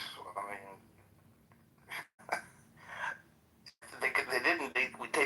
they didn't say, and this is the problem with scripture, even with Christian scripture. They just don't seem to be able to say things in a way, right, where you don't have to have, I mean, you have to have all these different interpretations of it. It's one of the things that bugs me most about whole quote unquote holy texts is all the possible interpretations, right? I mean, you got hadiths on the Islamic side, you've got major divisions in Christianity based on these interpretations on the Christian side. I mean, it just bothers me that it's supposedly these absolute truth holy texts couldn't be done in such a way that, you know, you're going to have that problem. I don't know.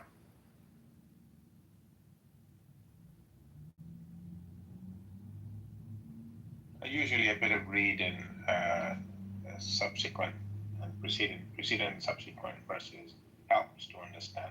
Well, yeah, I mean, everybody's going to use that in defense of their particular position of interpretation. I mean, that's somebody else that disagrees with you about what it says is going to say the same thing and how they reach their conclusion.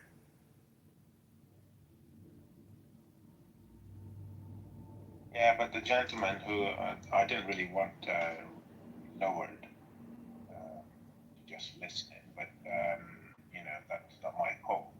But in any case, the point is that he was insisting, at least to start off with, that the verse itself is talking about the Gushian fluid emerging from between the loins and the breastbones. Then he joined the two verses together, 6 and 7, to make the point. But he did look at this. It's a very strange way to word that. It's a very odd way to describe human biology. And especially if you're going to point to it as something that indicates that special knowledge was had by these people that wrote this. And they write about human, biological generation, biology in that way. That's bizarre. I mean, it just seems like they really didn't have a strong idea about what.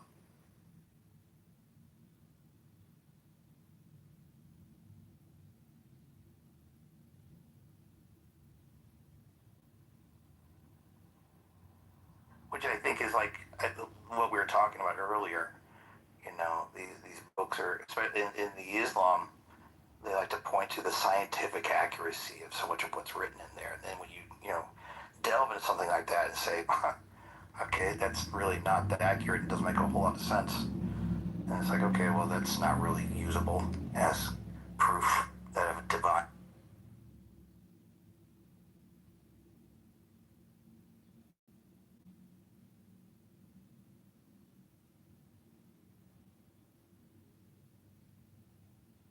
And that's your opinion, that's fine. You're entitled to it as I am too. Yeah, sure. Yeah.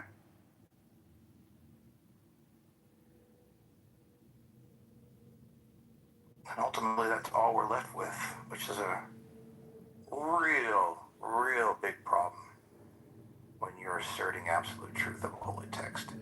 Huge epistemic issue that really can't be circumvented, and causes, I think, the deepest problems for religion.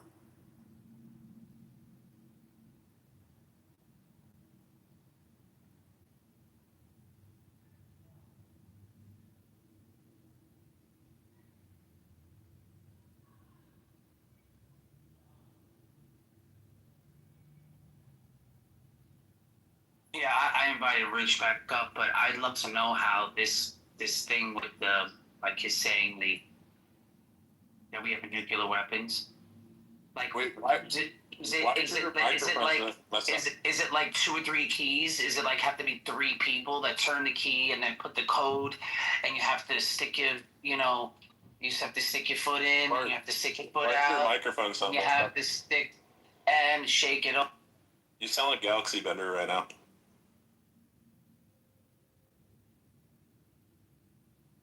He does sound like Galaxy, doesn't he? Oh man, that's a name I haven't heard in a while. Oh, yeah. Holy cow. He's under McHale. Wait, what? McHale's Galaxy? Shut your fucking goofy ass mouth. Galaxy Bender was way weirder in the beginning when I met him, so if that's McHale, he's chilled way out from this when I first met him. Well, there's 2 of them. He's doxing him. Who here believes in the process of evolution?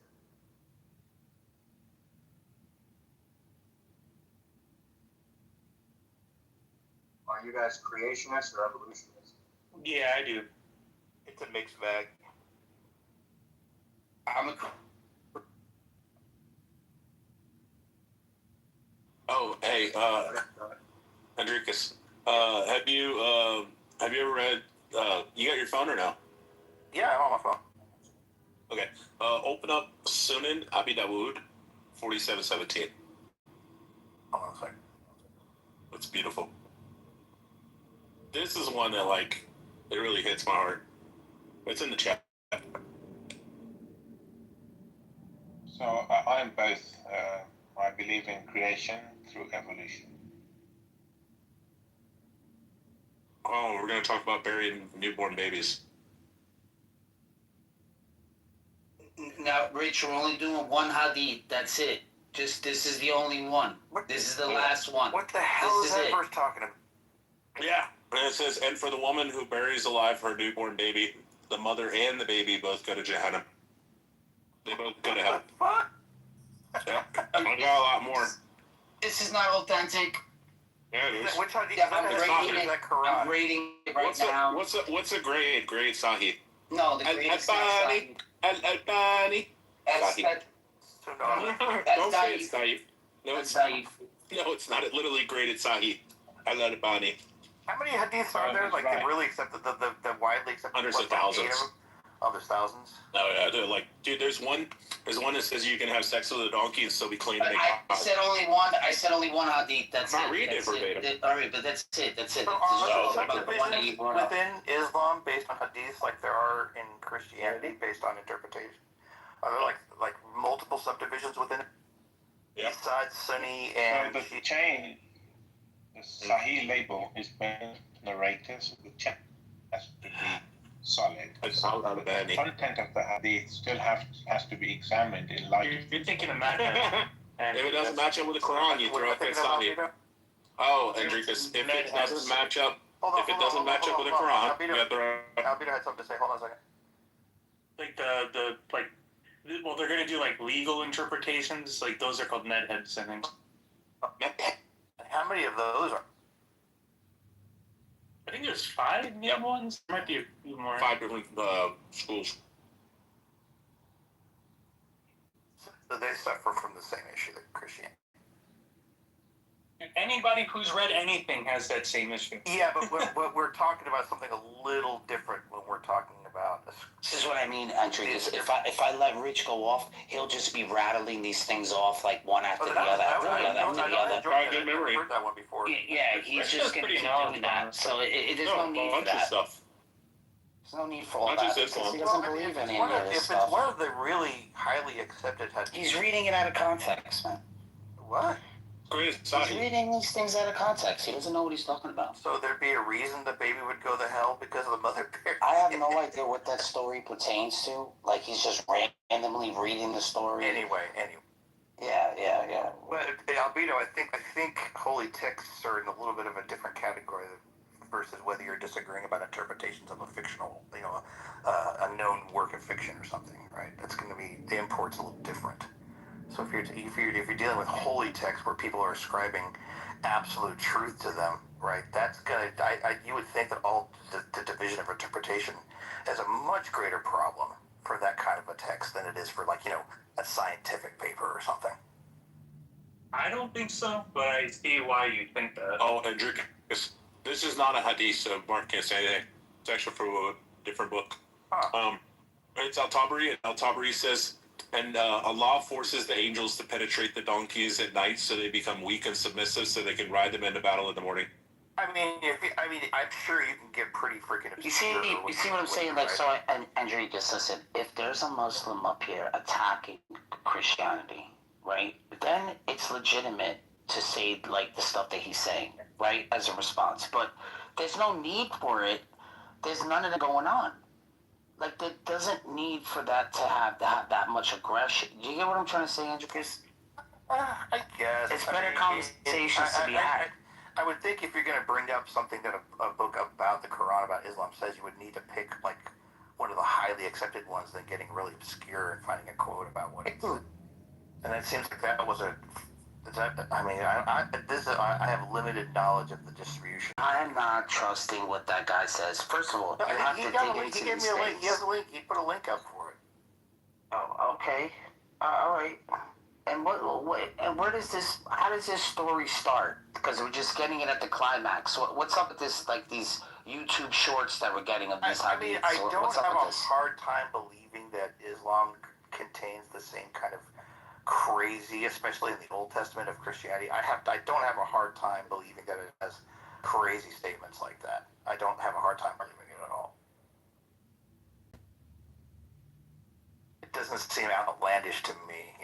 The Bible's got plenty of those too. So, but what's weird? The only issue I might have had is I don't know how accepted what he quoted is as some kind of authoritative thing within Islam. Well, I can tell you it's not, certainly in my school of thought, it's not. These kind of wacky hadiths are not accepted. If they're consistent with the Quran, then one would accept them. even if it is labeled Sahih according to the chain, the content still has to be examined in light of the Quran. Even if it is in Bukhari, not in an obscure book, even if it is in Bukhari, if it is not consistent with the Quran, we don't accept it.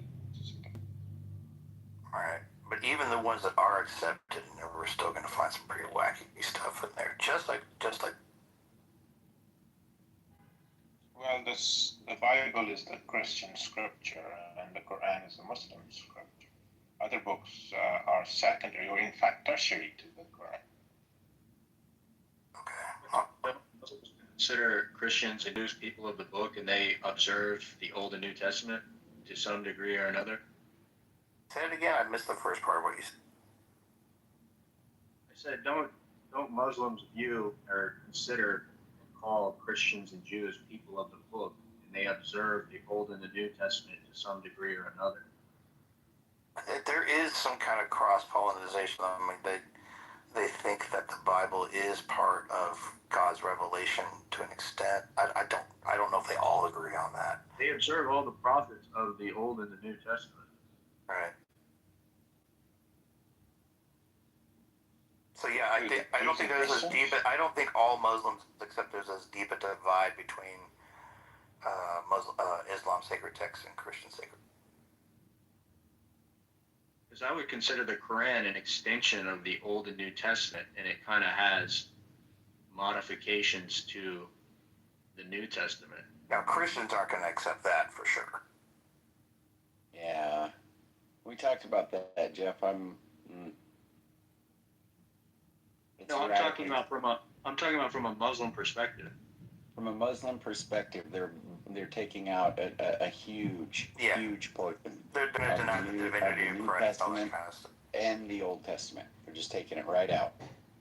So. Right. That's why I said they have provisions for the new. No, the Old and the New. Huge portions. Right. So they have different narratives in the Old Testament. They don't have the same stories. Noah's Ark is not the same. Abraham and Isaac is not the same. It's Abraham and Ishmael. They have a whole different. They're completely modified. So, Sodom and Gomorrah, not the same. Any story that they have that's similar, it's exactly that. It's similar, but it's completely different. Characters, the way it takes place, all kinds of stuff. And clearly it's not Yahweh. I think they try to. I think they do. I do hear Muslims paying a lot of lip service though to Christian scriptures because because they have to. Yeah, well, and I think they want to foment some kind of bridge between the two because they are based on this initial idea of a similar God that branched off at one point between Judaism and Islam. Yeah, that's fine, right? You can say the God of Abraham, Isaac, and Jacob, right, or something like that, right? But that's not gonna. That doesn't. You understand, Jeff, that's completely different because Jesus is the one that brought the children of Israel out of Egypt. Jesus is the one that is in the Old Testament. So that they're not going to go for that. So you believe Jesus revealed the Old Testament? Everything? The New Testament says Jesus is the one that released the children of Israel out of Egypt. Jesus is the one that struck people dead in the Old Testament. Wait. Who did Jesus strike dead in the Old Testament? Wait. Oh, my bad. The Old Testament. I'm sorry. I was like, I don't think he did that in the New Testament when he was on. I don't think he's. No, not. But a lot of people just have a misconception of who Jesus is, because in the New Testament, it's quite clear that Jesus was present in the Old Testament. I mean, if you're a Trinitarian, you would have to. Well, even if you're not, if you just believe the Bible. Which verse? What's that? Islam? Which verse says that Jesus? Here we go. Yeah. That's good. It's good for people to know this. So, hold on here. Well, you guys are just going to go off on illustrating the point I was making earlier, which I'm very. Well, no, this isn't going to be going off on. I mean, first of all, this isn't a Christian versus a Christian. This is going to be. No, I mean it's your point. It's still going to be interpretation. No, because he's not going to take no. It's not going. No, I'll tell you why. It's not going to be an interpretation. He's just going to reject this. So because he doesn't agree with the. No, he's going to say that this is corruption. This isn't from God. This isn't even going to be allegedly a holy text on his perspective. There's a difference between two people who acknowledge the same text as holy versus somebody who thinks it's not holy at all. Also, there's a difference between people that are interpreting a text. There's a difference. Well, that's a separate point. That's the point I was making. I know, but that's not what's getting ready to be illustrated. All right, what's getting ready to be. All right. Yeah, well, you come from the standpoint of you have the truth. No, Andricus, listen to what I'm saying, okay? You're saying that if a text comes from God, the disagreement on that text is some kind of red flag about it being from God. Yeah. And I'm saying, I hear you on that. I understand your concern. I think that does have problems, but we can talk about that. But I'm saying this isn't an instance of that. Because what I'm getting ready to show him is that the New Testament says that Jesus was in the Old Testament doing stuff and killing people, right? But he doesn't accept not the interpretation, he doesn't accept the actual text. So that's the difference between what you said and what is about to happen. Hopefully you can see the distinction. I honestly, if you really wanted to get into it, we could show how there really isn't a distinction. No. That we shouldn't have to spend much time on this. How is it not a distinction? Because the point is, anytime you read a text, what are you doing? Yeah, you interpret everything. That's right. Not even just reading. That's right. Not even just reading. You interpret everything that comes through your eyes. Right. Everything. Okay, and. So he's interpreting it as not. Yeah, but that's not. But no, not being. Hey, I'm gonna start interrupting like Andrew. No. Hey, what's up? Hey, I'm moving you down. I'm moving you down in a second. I'm moving you down. All right. You just shot your shot too soon, man. Yeah, just be quiet, honey.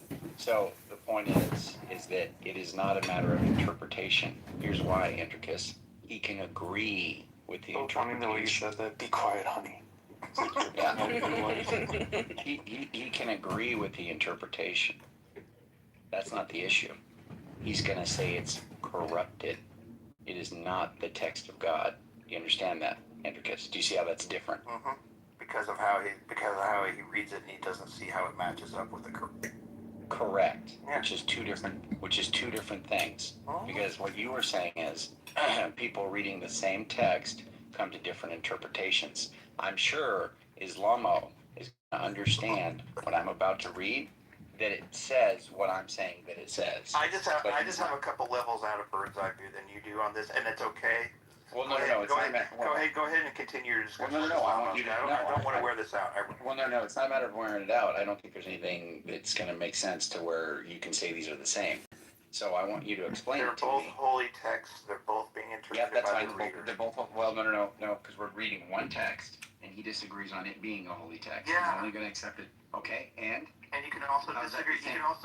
You can also disagree with what is part of it. Part of it that I don't think they would say that the entire text is not inspired. That's not what we were saying. So what you were saying that we'll read as Andrew, seriously, Andrew, I don't want to get this deep into this because this turns into a pedantic thing about and this is seriously fueled by thinking that one text is actually more pertinent than the other because it is the truth, and that's the motivation for this discussion. I think it'd be more interesting right now if you went with Islam. Wait. So when I was about to read text here we go. Those are two very different things, and I don't know why you're not acknowledging that. You're just kind of papering over it. I don't know why you're so upset that I would have a because you're not tracking it. Yes, I am, but it's okay. Okay, so your point. Okay, you can do it one more time. Hopefully, you'll have a response rather than just saying let's move on or it's pedantic or any of that. Okay, you said two people reading the same text come to different interpretations, and if it is a holy text, that's problematic. I understand that point. Let's put that on one plate, okay? Let's keep it right there. The point that's about to be made. No. Okay, I see the misunderstanding. If it is purported to be a holy text, I'm not saying that it is. No, Andricus. Both people think that one text is holy, okay? They read it, come to different interpretations. And you're saying the fact that they come to different interpretations and it is purported to be holy is a problem. That's what you're saying. That is a issue, yeah. Yeah, that was the issue that you said. Now, I am willing to acknowledge that. Let's put that on one plate, okay? What's about to happen is I'm going to read a text that Islamo most likely will not disagree with my interpretation. What he will say is that it is not inspired by God. Do you understand that? Okay. And what is the importance? The importance of it is this is not what's about to happen. So when you said that's what's about to happen, referring to a difference in interpretation on the same text that we both purport to be holy, that's not what's about to happen. Do you understand what I just said? Oh, so you're mad. I'm not mad. I'm just you're either being purposely ignorant on this or you're just trying to like paper over. I don't know what you're doing. The point was actually, if we drilled down, Andrew, we could still show we could still show that interpreting these texts is still happening, even if one doesn't accept it as true, and it's going to still be problematic for the text. It doesn't. But Andrew, seriously, that's not the point. Okay, I know, God, you get so. No, because I expect you to be saying something that you're willing to stick to if you're going to double down on it, such that you can actually make sense of what you said. And since I'm telling you that's not what's happening, and I'm giving you the clear reason as to why. Okay, Andrew, you want me to say it? Even if the person doesn't believe the text is true, right? The text being purported as a holy text, and the person is interpreting it right in such a way that disagrees with another person. That is still problematic for the text being. He's not going to interpret it differently. That's what I just told you. Yes, he is. Because he's interpreting it as it not being from God. No, he's not. I don't know how you're missing this. Hey, I'm not missing any point. I'll stay on this till the cows come home. You're wrong. Okay? The point is that if I read it, he will agree with the interpretation. That's not the point. Wait. What aspect of the scripture? Because if the interpretation is just about a story that it's pointing to, he's still going to disagree via interpretation that it's from God. No, this is insane. Andricus, look, I don't think Islamo is so. I've talked to Islamo before. I actually have some respect for Islamo. I don't think he is so motivated and so dishonest that he would say something stupid to the point where when it says Jesus died on the cross and rose from the dead, that he's going to say that doesn't mean Jesus died on the cross and rose from the dead. That would be pretty stupid. And it's not a matter of interpretation. You understand that? Yeah, everything is interpretation when it comes to text. Oh my gosh. Brother. Can I just ask something real quick, Andrew?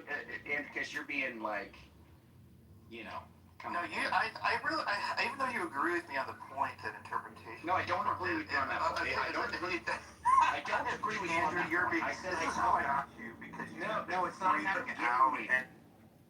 You're saying something that is false. When I try to respond, this is okay. I'm gonna move you down, Gray. You do the weird stuff. Can I ask a question? What's that? Why is the expectation that it would be perfectly clear text? I don't think that's.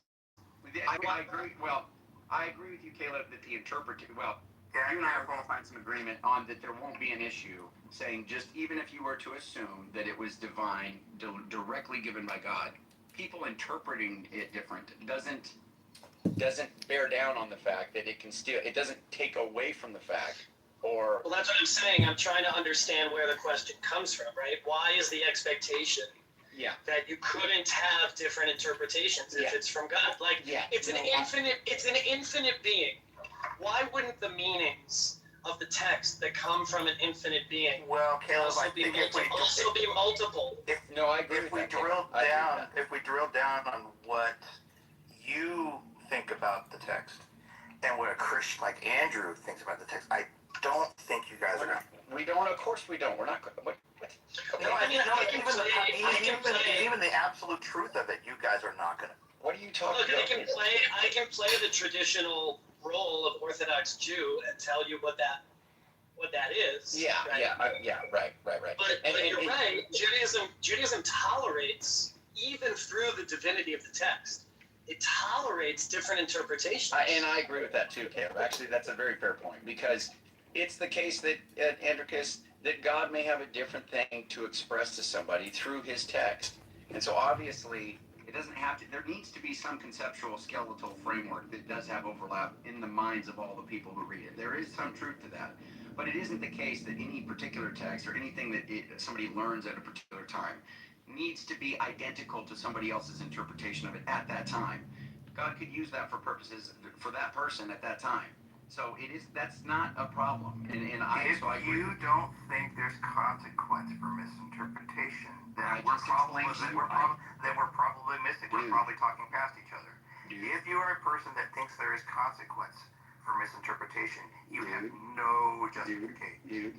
Andrew, which side of this debate are you on? Are you on the you can't have multiple and it still be divine? Like, do you think that Edric, is Andrew your teacher and a learned elder who can teach you what words mean? Isn't this fascism? Try passing around the mob. There's consequence for having an incorrect interpretation. Well, you said there is. You just said there is. What are you saying? You just said what you is. Yeah, but you got to talk about the different genres of the text. I mean, a wrong interpretation of law, a wrong interpretation of narrative detail, a wrong interpretation of poetic detail. I mean, you got to be specific here about what interpreted means. Yeah, what kind of import does it have on me? I cannot say it any simpler. If people are going to say to you, you are going to face a severe consequence if you don't have the correct interpretation of this text, right? Who says that? Hey, that's all. Who said that? All right, bro. So, look, Caleb just gave a very valid point, right, that needs to be also talked about. If I misinterpret the Song of Solomon about some kind of fantasy or some kind of sexual, experience or romantic interaction between. Hold on, listen. No. And now what you're doing is you make a statement. You just make a broad statement. Then I show you a clear counterexample. You go, well, you don't need to show counterexamples. No, I'm not showing counterexamples. My point is there's plenty. No, that's not pedantic, bro. That's not pedantic. You're literally getting down to words. Let me ask you this, Andrew. Well, do you think there's severe eternal consequence for misinterpreting?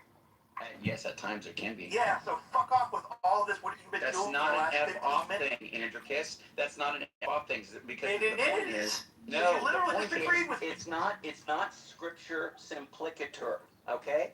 It is going to be Literally aspects. just agree. No, it is not scripture simplicator.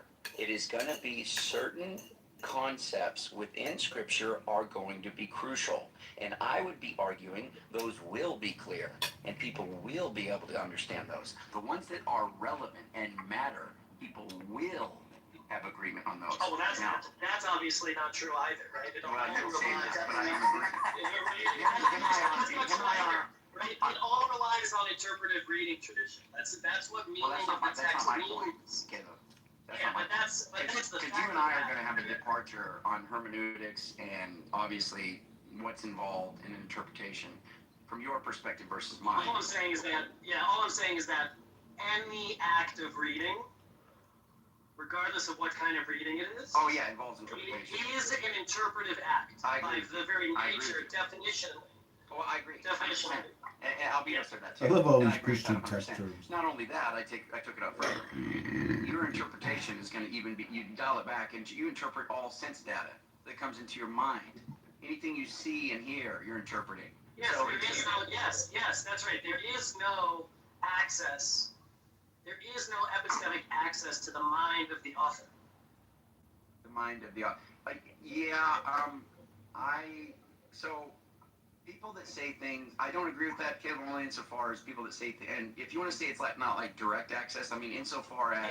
Yeah, no direct access. Well, I mean, mean, insofar as we're talking about God and he's not giving us like direct access to his mind, then that's fine. If you Andrew wanted is a to, I think we clown. would have that. He comes here to get high in Jesus debates to I get his mean, whatever that dopamine means. I'm at not the saying we'd expense be of his omniscient. life and well-being. He accomplishes But to nothing say that, running like, his people say mouth. things like, well, you don't know my mind. You can't read my mind. Well, people reveal their mind by their actions and the things that they say and the things that they express, right? So, Right, and the first thing that we do, is throw it around our minds. Yeah. What did we think we hear? What do we think that means? It's a totally on my side activity. I agree. I don't think that, but my point is, I don't think that reduces us to pure subjectivity. So I'm not saying it reduces. No, I'm not saying that either. It's just that none of these issues entail that the text is not divine. I agree with that 100%. I think you and I can find agreement on that. So, Andrew Kiss, you just to be clear, we just now have been talking about differences of interpretation on a potential that we both find to be divine. What's about to happen with Islamo is that. And I just wish you would just, instead of saying, well, there's 3 layers and 4 Well, checks you haven't going struck on, deep. and I'm in 10,000 Andrew feet is away from you, shallow. and there's something else going He on doesn't that deal with makes him. sense of what I said. There's No, nothing. this is just not what you said. The nothing. This isn't going to be a matter of different He's interpretation a on low the same IQ text. literalist. Islam There is is going no to reject it. He's mysticism going to say in him. this is not divinely inspired. It's been corrupted. It's not from God. Okay? That's going to be his view. It has to be. I wish you guys would continue because I think we've already reached. Okay, well, you're just saying, is that your way of just not accepting what I'm saying? No, because you already agreed with me, so you can move on. I don't agree with you. Okay, fine. You did. If I agree with you, you mean I agree your point is actually what's about to happen? No, because that's what you said. And Well, I struck a nerve deeper than that, which is why you went kind of. That's a separate point, and I agree, and we just talked about it. That's a separate point that I agree that is a point to make and talk about.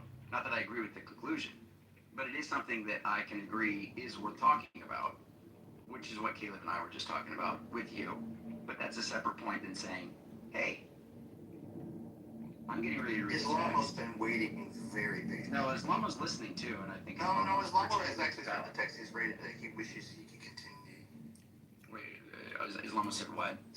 He was waiting to continue. He really wanted. Did he at any point express some sort of let's keep going and read the text, like he wasn't enjoying the conversation? You're not reading the text. I am. He wants to continue. And because you're killing me, no, bro. dude. If you want me to go back, I've read them in passing. But if you want me to go back and literally read every text where he said he wanted to continue with you, I mean, if you're going to say I'm being dishonest about that, go ahead. He has said 2 or 3 things in chat that he would like to continue, and I was trying to hear exactly. Is that in? Oh, I'm just going to ask you.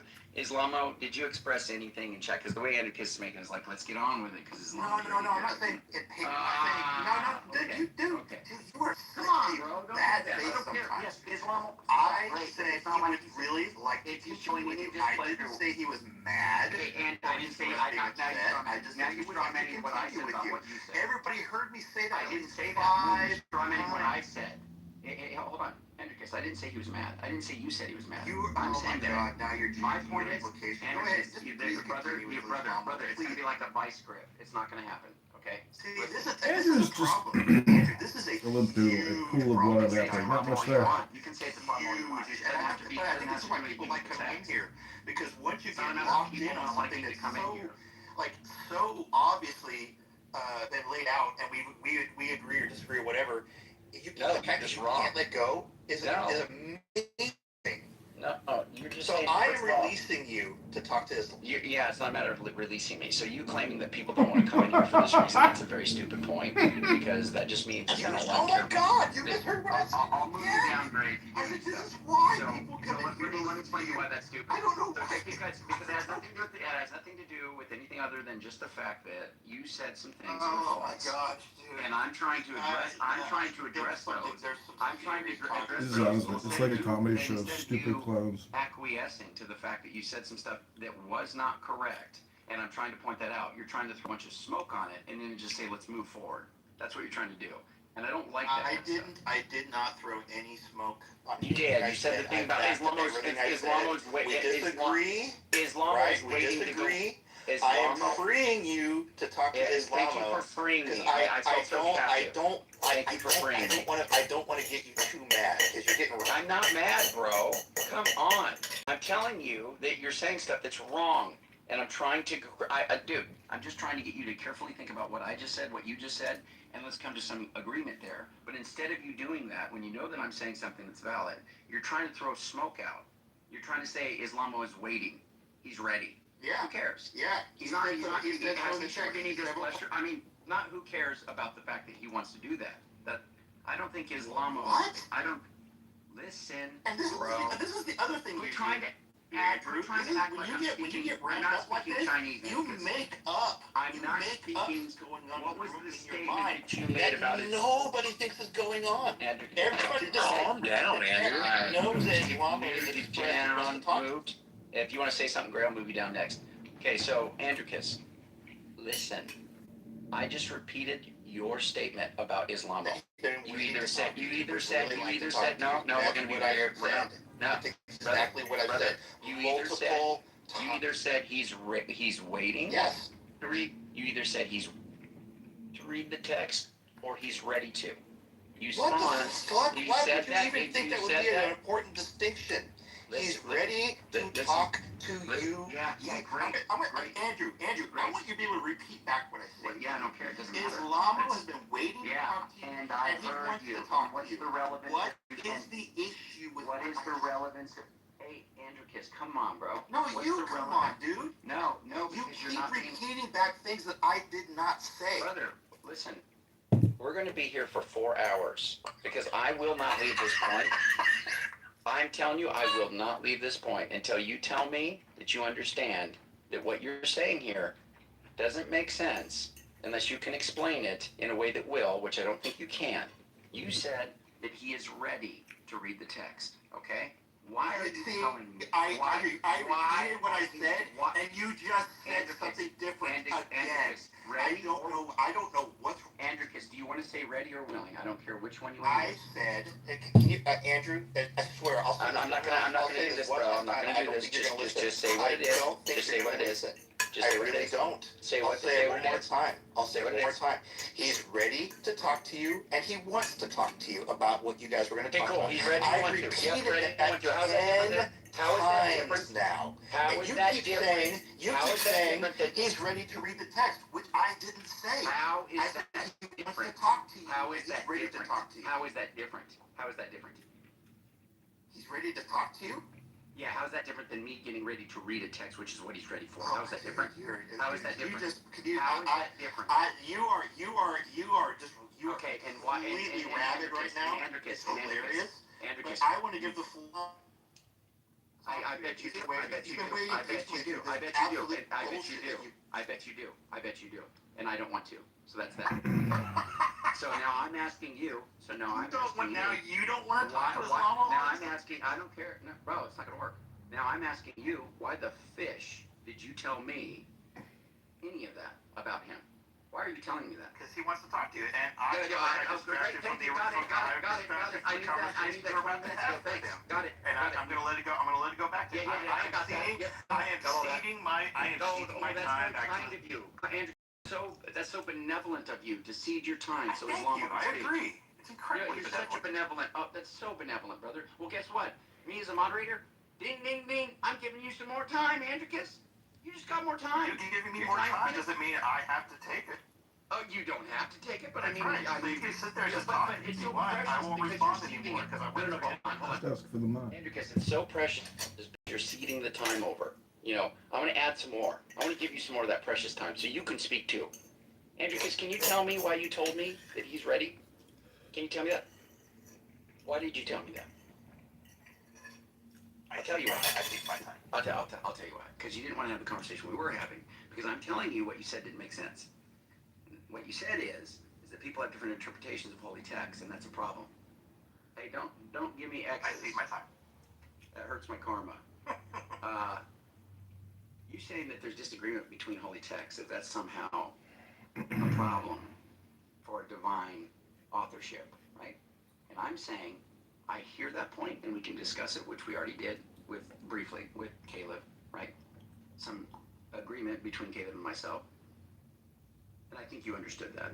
But that's different than saying, I'm getting ready to read a text that to Islamo is the equivalent of Harry Potter. Now, he's not going to be rude and say that, but of course it's not going to be real. He's not going to accept it. He's not going to accept it. Not the interpretation of the text. He's not going to accept the text wholesale. Understand? Okay. So don't say things like that. That's what's happening when it's not. That's not what's about to happen. I see, Mike. Thank you. You've said that like 4 times. Can you say it one more time? Say it one more time. Thank you. Okay. All right. because you did that. Let's pick because there is a deeper point I want to make about that, but I think he's been very patient. Well, it's not a matter of that, brother. Don't. Andrew, because I won't allow you to leave that as though I didn't clearly show there's a difference between what you said and then what you claimed was about to happen, right? Trying to make those identical. In the way you framed it, it could be interpreted that way. Sure. That is like that's a masterful smoke bomb going on there. Thank you. It's not. Yeah. There's a deeper point there, but I would rather have you go after. I would not go after. I'd rather have. Yeah, you have a deeper point there that's somehow not going to ever come to fruition. Oh and no, it's always Yeah. How about this, Andy? Because I want to hear what the deeper point is. I'm going to give you even time to construct it, okay? So you can create this elaborate thing that's going to make sense of. Remember the distinction that I laid out. 2 people reading the same text that they don't agree is holy, okay? Versus 2 people reading the same text, having different interpretations on one. They holy text is powerless against interpretation. No. So just remember, I want you to sit here and think about this, and you have all the time to construct it. Holy text has no power against interpretation. That's just a further claim. What? Yeah. Now you're saying something. Well, I'm making a bit of a dig. What I'm saying is, this text that you say is the word of God is powerless against interpretation. Okay, that's the same point. Whether it's agreed upon or. Oh, now you're saying it's. But now the point you're making is if they have the same interpretation, it's just a powerless. No, text. what I'm saying is that if a person doesn't believe, right, the text is not from God. That text does not have the power a person's reading of. No one's putting that forward. Who are you? What straw man are you attacking? No one thinks that no one thinks that. Wait. Do you think there's a limit to the power? Yes. Because it has to do with. Because what does that even mean? What does that even mean? Power to the word of God. What does that even mean? Well, that's a great question because this is something like fronted by most of Christianity, most religions. Judaism is different in that way, but the Christianity, Islam, they will put forward the absolute power of the word of God. What does that mean? What does that mean, power? What do you mean? And he said absolute, and he's trying to communicate the truth of God. He's trying. So let me ask you this: so why did the early church fathers and the early councils disagree about the meaning of God's word? Exactly. No, that's against you, Andricus. That's against you. Why did they disagree? How could the word of God be disagreed? They weren't purported because that's the nature of reading. We're talking about communication directly from God, correct? Not directly to my head. It's communication from God in human form. That's right. And because it's in human form, it's subject to human. Right. So you're not an infallible. So I may not even have a disagreement with you, Caleb. If you're not an infallible. No, that's not the point. Absolutely. Yes, it is. Yes, it absolutely is. I don't believe the Bible is inerrant. I'm not a literalist. But you I don't could, believe though. the Bible speaks in one voice. But you could, though. You could, though, Andricus, because your point doesn't. Dude, you think that the Bible or any. I keep uncovering more layers, dude. No, none of the layers here, and we're uncovering the false assumptions or the things that don't make sense underneath them. Okay, so the layers that you're trying to uncover. You're trying to say that a text, you made this claim, it should have absolute power if it's from God, right? It shouldn't be limited. That's a crazy thing to say. If it was in the confines of keeps the word of keep God. it within the confines of what we're talking about. No, I am. We're talking about You literally this, asked me. this communication from God, right? And there are consequences for misinterpreting this communication from What God. What are the consequences? What are the consequences? You cannot escape. What are the consequences? Support. Oh my God! That's not even going back to the interpretation point. Dude, listen. Oh my God. You're talking about the words from God Himself, inspired, however you want to say they were communicated, right? And again, Caleb and I may not have an issue here because he's not going to be purporting the same thing. Gosh. We may not have the same issue. But if you're going to, there are very, very, very specific, right, conditionals that I'm establishing at the beginning of this. But you're not explaining the conditions. I don't have an issue with you. I don't think you and I have. It's not. I know, but I still think that you're. Let me just clarify this one thing, okay? Sure. You're trying to show that. You're off the hook, Andrew. By the way. You're trying to show that the Bible is not from God because of the multiple interpretations. In other words, you're not taking a position that it is. I am saying that it is not reasonable. It can't be. It's not reasonable to take it. It's not reasonable to take it seriously as the words of God because of the interpretation problem, right? And the interpretation problem is going to give severely different versions of what it is you're supposed to not get wrong, right? If that is the case, right? There's going to be some entailments with that. Right? What is get wrong? Calvinists don't have a problem necessarily with some of those entailments. They don't care how many people get it wrong. Wait, but what is get wrong? What do you? So you don't delve too much into. Oh, fuck. Do you know what I mean? Like, what is? Sorry about that, guys. I'm sorry. I had a phone call come through right at that moment. I'm so sorry. Right, like it says, like, don't do any work on the Sabbath, but it doesn't explain what that is. Right. Well, what I'm talking about is mostly about soteriology, which you don't get it. You don't get into soteriology really. So that's not really an issue that you really deal with much, or at all in Judaism. So it's going to definitely land. You don't think squarely. Judaism has its own tradition of soteriology? Not like Christianity, no. We have a parallel tradition of those issues. Not really, because I don't think you guys believe people go to hell for the same reasons that Christians do, right?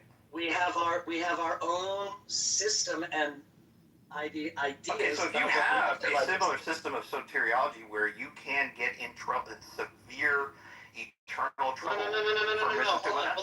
That's the issue. That's the issue I'm talking about. Hold on. I think you're strawmanning the Christian. I don't understand how this is being. I think you're strawmanning the Christian position. Whoa, I think you're strawmanning the Christian position. Tell me how I'm doing that. Yeah. I've never heard a Christian say that because of a wrong interpretation, I'm going to go to hell. Have you never met a Calvinist? Have you never met a Reformed theology Christian? Like Calvinists don't think that the interpretation matters. It's all about the elect. It's already predetermined. Gosh, I don't know who you're talking to, because that's crazy. Because they absolutely do think that. Look, you're missing steps, I think, in your argument. Let me help you out. I think you want to say something like this. If you have the wrong interpretation, that means you might have a wrong theology, which means you might have a wrong ritual, which means you might have a wrong behavior. Is that correct? Right? I see. Okay. How do you know that the interpretation is important, especially for Reform, but even for Catholicism, I think it's really important. What's the test? What's your test to whether it is a wrong interpretation or not? Wait, what's my test for what? Well, if you didn't interrupt, you'd hear the whole question. Well, I'm just giving you guys what you've been giving me the whole time. That's fine. What is it? Yeah, but if you interrupt and then you're like, what's your question? The test for what? The test for what? What is the test for knowing if the interpretation is right or not? What's the test? That is the issue. Well, but there is, so you're saying there is no test? There's not a test that will allow you to land on any kind of a reasonable enough conclusion to determine that you've arrived at the truth. Right. That's because the truth is less important than authority. What? In all of these traditions, okay, the what is the truth is told to you by the authoritative interpreters of the text. That's one version of how you reach it. It's not the only one. It's always the one. No, it is not. Do you know what sola scriptura is? Sola scriptura is an interpretive method. Right.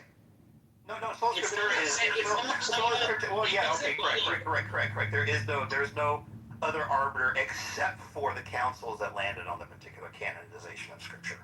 That's right, and their interpretations. That's right, and their dogmas and doctrines around their selection of that interpretation. Right, but you're still. I don't see how you're avoiding. I don't see how you're avoiding. I mean, you just literally beautifully laid out the problem. I don't see how you can avoid it. I don't think it's because I don't think it's a problem because I can appeal. And if you don't, you and I don't have a disagreement. Right, I don't. But I would still say that the text is from God in some sense. Right, but I think this is a charitable view of what this is a charitable view of what you're saying, Caleb. I think that because of the way that you view Scripture, you're charitably or unintentionally overlaying that on what Christians do, and it's not the same.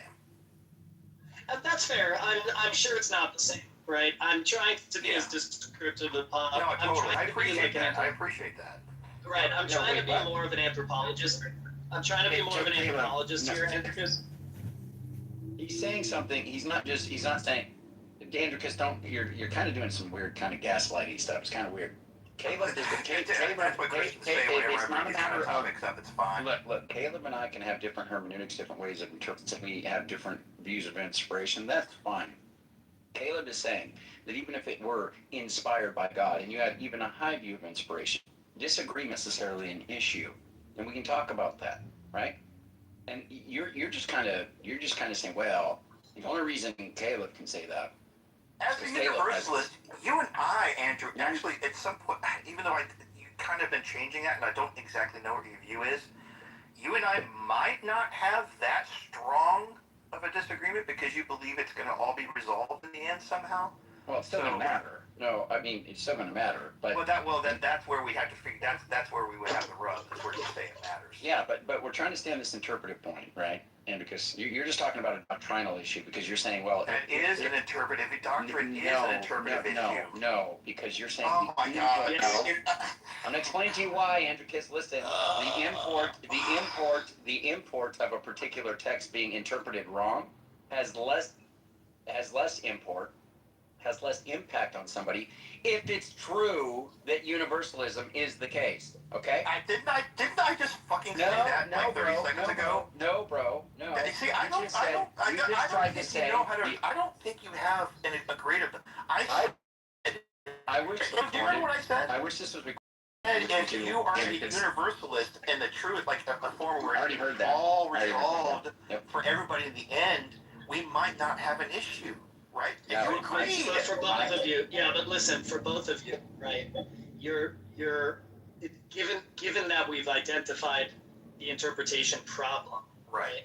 Andricus, you have to do a little bit more work to say why that is a problem for the divinity of the text. You haven't gotten there yet. You haven't done it. That's absolutely. You have not done it. Absolutely right. Okay. Maybe that is where maybe you can be right. That's an area I got to do work. But what I can say, it is a problem for asserting a version of that as true that you would be in contention with if you don't accept that. Okay, so Andricus, some people assert different interpretations. So what? Yeah. So Andricus, I'll tell you one thing. Listen, I'll tell you one thing. I'll tell you what these guys are not saying. No, Andricus, pay attention. I'll tell you what these guys are not saying. Okay.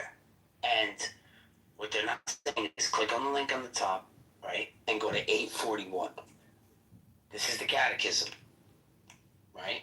This is Catholicism. This would illustrate my point greatly. Yes, thank you. So go to 841, please. 841. What do you mean by? Oh, it's an actual number of. Yeah, it's number. Okay. Go to 841, and I guarantee you, this is not what they're saying. But go ahead. Okay, let's see. Is this from Vatican II or is it like old? Vatican II. Okay. The Church's relationship with the Muslims. Hold on, let me blow this up. This is really small text. The sign of salvation also includes those who acknowledge the Creator in the first place, amongst whom are the Muslims, then profess to hold the faith in Abraham, and together with us they adore the one merciful God, mankind's judge on the last day. Now, what do you think? That's definitely Vatican. What do you think? These two, because I don't know their position. What do you think? Do you think they're gonna have a problem with this, or do you think they're gonna go with this? I don't know.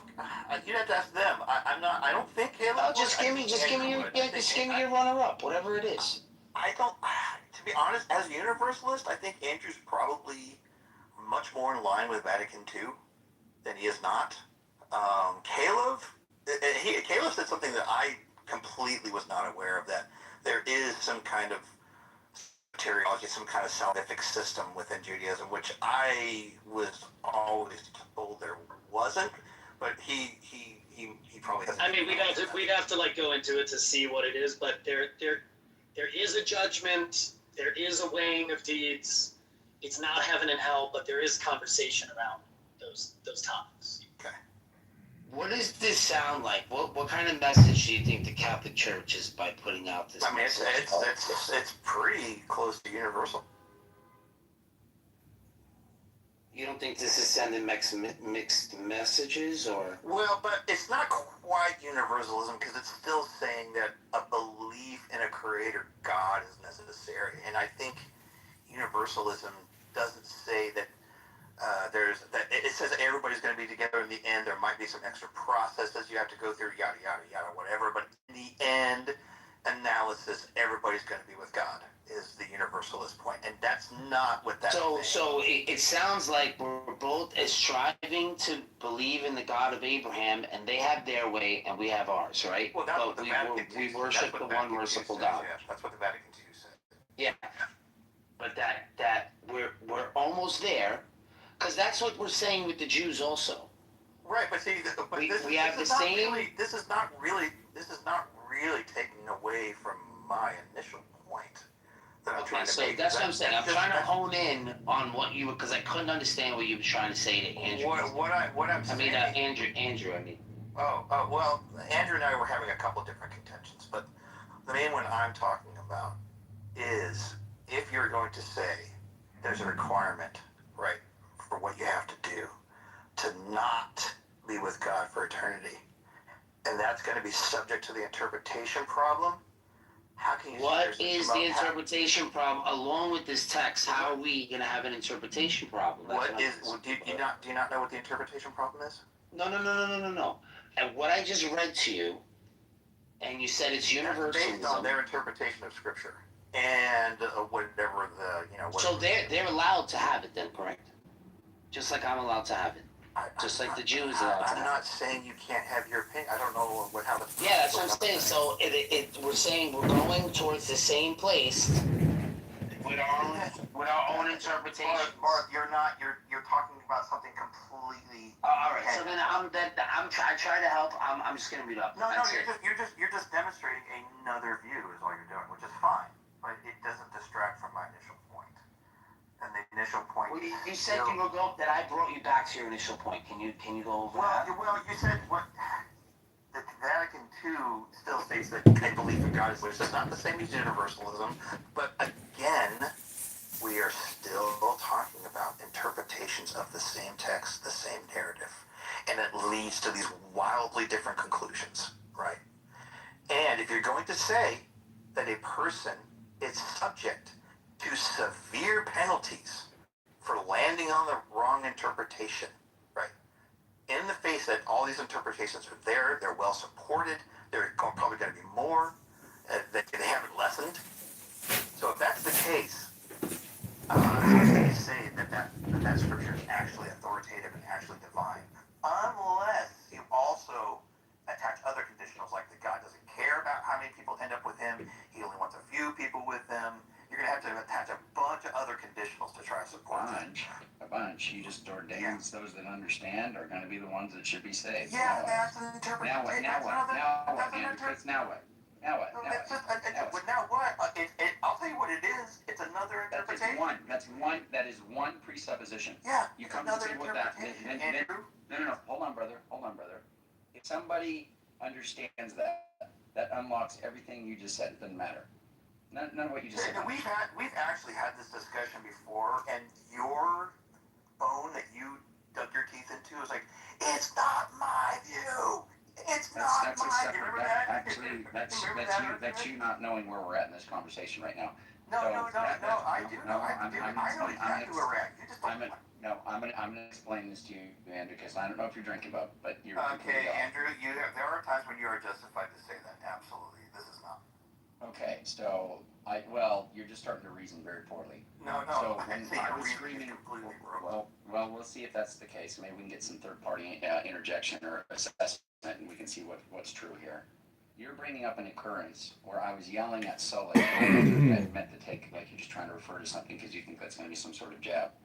In some sense, hold on, buddy. Yeah. That was an argument. That was you and me. No. It's not my view. Was what I was yelling at Sully. No, you yelled at me in another. No, I didn't yell. No, you're confused. You're confused. No, I'm not. You are confused. We are talking about the interpretation, these salvific soteriology positions, and I said, well, that's your view, and you said, it's not mine. The only time that I have ever yelled, it's not my view. Okay, I'm going to disagree. Was to Sully. No, it's not a matter of memory. Now, you and I talked about interpretation because you used to say there's all these different doors. And because there's all these different doors, that's a problem. And we went through that, and we finally got to the end of that, and then there was agreement, and I thought you abandoned that. Now you're back. Abandoned what line of reasoning? The line of reasoning with the interpretation. Yes, the line of reasoning. Why would I abandon that? You would have, because I just explained why. Did you not hear why? Why? Why would I abandon? Wait, hold on. No, I'm going to clarify. Why would I abandon that multiple interpretations for a sacred text is problematic just because somebody else's interpretation says it's not? I'm saying because and I'll try to repeat it, and hopefully you can maybe attach onto what I said. What I said is that you and I had this conversation, and you said there's all these doors, and because there's all these doors that you can go through, it is not appropriate because you will end up in hell as your final door if you don't go through the right doors. According to several interpretations. According to your interpretation that you're presupposing bringing to the table. That's okay, Andrew. That level of dishonesty, I would not even. How is that dishonest? How is that dishonest? You think that there are not soteriological systems that say that? Yeah, if you accept those, if that's an interpretation you bring to the table. That's the entire issue. That's not the entire issue, brother. That's not the entire issue. No. That's not the entire issue. No. That's not the entire issue. They're there, Andrew. Do you fucking understand that? It's not that I accept them.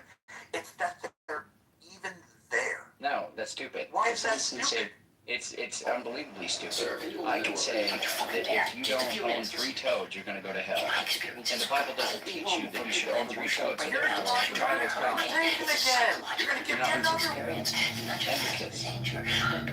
What are you doing, dude? What I'm doing is showing how it's unreasonable for anybody to place the expectations on a human to pick one of these fucking interpretations to avoid eternal punishment when they cannot be reasonably supported to the point of excluding. We need to go now. Okay, do you recognize there's a difference between the 3 texts? Do you recognize that? Can you answer no? I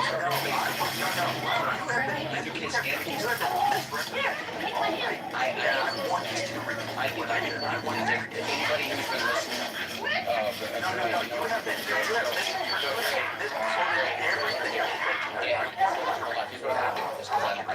I am not going to continue with I'm not going to do the gaslighty stuff, bro. I'm going to boot you down. This is the first video ever to have 0 likes but 1 million views. By giving him an emoji, giving him the 100%, like you support what he's saying. Come on, Andrew. No. I'm tired of the troll stuff.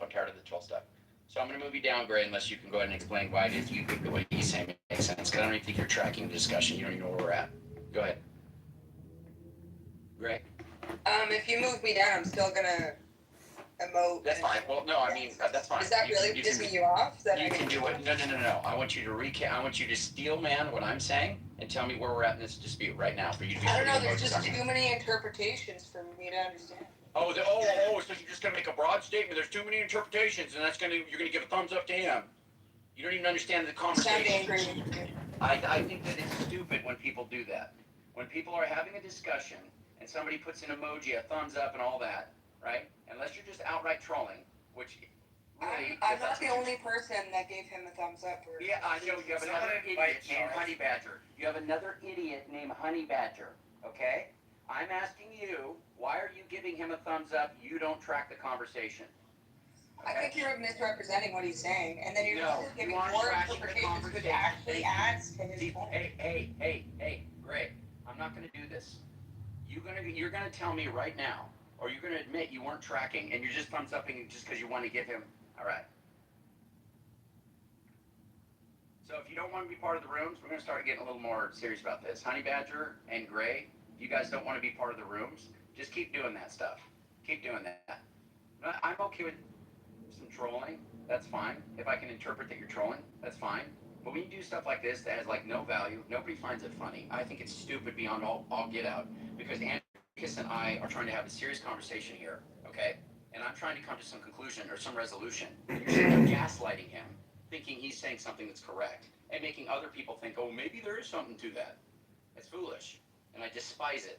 So don't do that. Andreas, you are saying that there are different doors, and those doors are going to lead you to hell. And so the doors should be clear. They should be clearly marked, so you know what you're going through and what you're going into. And I said that I thought, or you and I came to a agreement that you did not need to take that position, that was somehow an issue, okay? Because you are coming to the table with some presuppositions. You are saying, well, if you come to the table with this idea of eternal conscious torment, if you misinterpret Scripture, well, that's a massive problem because people misinterpret Scripture. Well, you are already bringing the presupposition of eternal conscious torment. Now, I do agree there's a large body of Christians who've held that historically. It's been the predominant view, eternal conscious torment, as their view of hell. But how you get there is going to be different. People are going to have different views. And the duration, when you talk about annihilationism or universalism, even though these are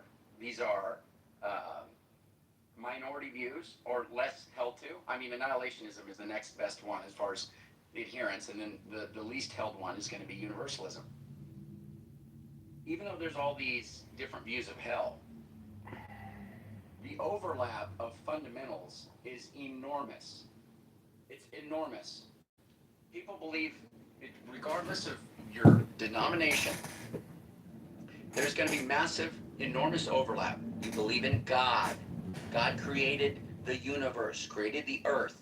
You believe that man is either directly or that God is involved with the creation of man. You believe that man are sinners. You believe there's a guy named Jesus who died on a cross for your sins and rose from the dead bodily. You believe there's going to be a judgment for your sin, and you are going to be sent to one of two places. That's a pretty broad, overlapping belief among people of many denominations. There's not going to be much discrepancy on what I just said. That's going to be pretty well universal. Okay? Now, there will be some aberrant denominations, quote unquote, that claim to be Christian, whatever. But that's showing you that if God is behind the text, which P.S. he is, but if God is behind the text, he's doing a pretty bang-up job on getting people to understand the fundamentals. Because it's not like God is taking you out on a technicality. Nobody who understands the text and understands what we're talking about here is going to be like saying, well, God's just going to be like, well, you just didn't assent to this particular proposition just right.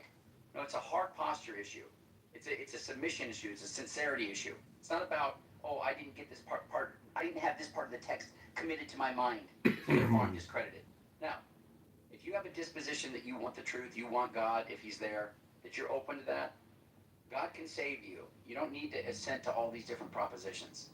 You can be saved if you're open to it. So, saying an interpretation. I'm telling you, and I'm going to say it again, because I asked you very reasonably, and actually in good faith you should have, repeated what I said, and you wouldn't do it, where you decided to attack Gray instead. So I'm going to say right now, I'll say it again. If you have multiple models of soteriology, and you cannot reasonably exclude all but the one correct one, you cannot reasonably demand And I just answered you that. cannot reasonably demand I just answered that. I just answered that. Soteriology is how you get saved. Soteriology is going to be, just broadly, it's how you're saved, okay? And the point is that Christ is the one that's doing the saving. He did it on the cross. Now, how you get there, saying that you must assent to propositions, you must have the correct views, you must have all these different views correct, or you're not going to be saved. I think most people who are Christians, if you press them on these issues, they can tell you and will, because it's just true. Andrew, I swear, I gave you huge runway in this, and you just say the damn thing. Hold on, You're saying the same thing. Can I point out to you what the... Andricus, I swear, bro, this is No, frustrating because you're not tracking. You're not tracking. What did I just say? What did I just say? What did I just say? You want to talk about expounding and I wrap my points up so quickly. Hey, Andricus. And you just... Can you steel man what I said? End up saying the same thing. Everybody's going to say the same thing. Can you steel man what I said? Can you You're steel going to man say what I the same said? thing. Can you steel man what I said? Yeah, you presented a version that says... No, not a version. You presented that there's different criteria that you could possibly... Not a version. Not a version. Wrong, right? You said that you could believe any number of these different things and still be saved, is what you said. Yeah, it's not a version. Yeah. The point is, even people within these denominations even then, know that God can save you. Then you're still making a demand that certain things must be believed. And if you cannot exclude the other models of soteriology that say that is wrong, then none of you can reasonably demand that people believe in any of it. I'm saying that the assent doesn't have to be there. I'm saying God can save you if you just say, yeah, I want to be saved. That's what I'm telling you. And I'm saying people who are Christians, if you ask them about this, if you talk about the fundamentals, they believe in a God who is typically going to have... You will be hunted by the black man. Or be omnipotent in some way. Another view, Andrew. That's No, it's not presenting another view. Quit saying that. You're wrong. Quit saying that. That is not what I'm saying. I'm telling you it is going to be nearly universal. God, you! Andricus, you're talking about people within Christianity. Please quit saying stuff that's stupid. People within Christianity believe in this figure called God. Do you understand that? Do you think that they all think this is exclusively Can you understand that? Can you understand that? Hey, Andrew, let's make this simple. What do you think is the criteria to be... Andricus. Right, which JCC is harkening back to It's what not actually a doma. occurred. Which he's harkening back to what actually occurred, which was me yelling at Sully, telling him it's not a... You yelled at me too. So wasn't that about whether or not you had a talking with God or something? Yeah, but it had nothing to do with what Andricus is saying, which is what him and I were talking about before. I wasn't yelling at him, it's not a view. But anyway, that's fine. He says that I did, but that I didn't, but whatever. Anyway, Andricus, my point to you is this, okay? Can we take a poll? I'd really be curious. Yeah, we can take a poll. We can take a poll, but you're just, there's been massive confusion upon confusion. Now, I'm telling you that people can be saved because God can save them. Now, if they believe the scripture, which they typically are going to believe scripture, if they have a concept of God, getting down to the specifics of the soteriology, there is going to be some differences on what it means to be saved, okay? There are going to be differences on that. But the overall point, which is something that there's going to be massive overlap on, is that God has the power to save you, and that there's this thing called the Holy Spirit. Most people that are within Christendom, regardless of denomination, are going to agree that there's a Holy Spirit. The functions of the Holy Spirit, like what the Holy Spirit does today, if there's still gifts of healing and speaking in tongues, all those things, they are going to differ on that. I agree. But what they aren't going to differ on is that Holy Spirit is to lead you to truth. So the whole point is, and I think I could get almost any Christian you could provide from almost any denomination to agree with this, is that if their disposition is open to the truth, and they want God to show them the truth, they will come to know God. Okay, that's what I'm saying. Okay. So I'm saying there is a fundamental, there is a more broad opening there. And that's what's funny about that? The bottleneck. Hold on, real quick. The bottleneck is not at assenting to a particular doctrinal proposition. That's your view. That's not the bottleneck. Listen. I just demonstrated why I don't think that that's the case. Now, if you have a refutation, by all means, but don't say that that's just a view. Oh, I don't have to refute. Why do you think I would? Wait, because Andrew, it goes like Andrew, this. Andrew. Because it goes like this. Andrew, listen, buddy. Because it goes like this. If you want to have a terrible discussion, we can do it, but you have been just going crazy. Hold on, bro. I'm going to say one more thing. It goes like this. Belief in God, cool. Lots of overlap. Belief God is leading you to truth and open to it. Okay? That's your criteria for salvation? No. No, I'm not even saying that saves you. I'm saying that that is something. Wait. Are you willing to? You're not willing to track what I'm saying. I want you to track what I'm saying. You're not. I'm saying. You're almost Vatican II. I want you to track what I'm saying. You can believe multiple different things and still be saved. About you can have different. You can adhere to. You can have people adhering to multiple different verses of superiority. Yep, you can be a Muslim. Are you going to let me respond or not? Are you able to let me respond or not? Andrew, if you're not able to let me respond, no, because you're not. You know what you should do instead of helping organize even more chaos? You didn't let me finish it. You shut the fuck up. Call your CPD superintendent and take action. Restore law and order. Protect property and citizens. If not, you have blood on you and condemn your hands. Brandon lets the violence happen. He knows you aren't responsible. He's flying a C5. He's got a big cargo. He's got pamphlets. He's got to get out there. All right. Okay. So, Andrewkis. Me? The broad belief in God. You? And your disposition and sincerity towards God. Seeking God. You'll find Him. That is a view of how you find God. If someone invites you keep saying this, Andrewkis. Okay. That is a stupid thing. When I give you a response, how do you you're not able to let me respond. You are unable to listen. You are unbelievably frustrated. You are unable to listen to a response. No, I heard your response. How can you possibly say? You said that is a view and you muted your mic. How can you possibly say that what you just said is not in agreement with many other versions of soteriology? How can you be honest and say that? What are you doing right now? No, what are you doing? What are you doing? No, what are you? How can you be so dishonest about all the models of soteriology that are out there? Gee whiz. Why are you so dishonest? Why are you so dishonest? Because I'm saying people that affirm all those soteriologies will also affirm what I'm saying. No, they will not. Then you're just being stupid. No, okay? Because you're not listening. Because you're not listening to me. Hey, Andrewkis, stop. Andrewkis, stop. Right now. Andrewkis, I'm gonna make it real clear. Yeah, I'm gonna make it real clear. Yeah, he's gonna have to. He's gonna have to. If we got Matt Yester in here, do you think? Yeah, and I'm gonna tell you why. Soteriology. I love the crash on the floor. Just ask Matt Walsh. I love the crash on having him like that on the show. This is the time, and you've been crashing out. I don't care about any of that stuff. I don't care. I don't care. I do not care. I do not care. Multiple models of soteriology that are not in agreement with each other. And somehow you delude yourself to believe that's the case. That there are not multiple models of soteriology. Somehow you delude yourself to think that's not the case. And I don't know how you got there. Stop saying stupid stuff. I don't know how you got there. I think you How did you get there? I'm curious how you got there. Okay, stop talking. I'm curious how you got to the point where you think if Van Til came in here, he would agree with you. Stop. Andrewkis.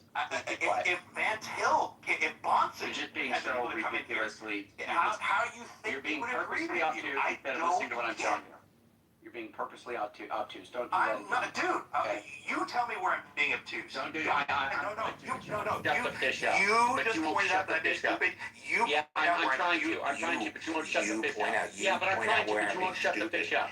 But I'm trying to, but you won't shut the fish up. You've been trying to and haven't been able to. I'm gonna start playing music, dude. Just stop talking. Please. No, please. Is this a case? Andrus, stop. You're like drinking or something. No, You're being belligerent.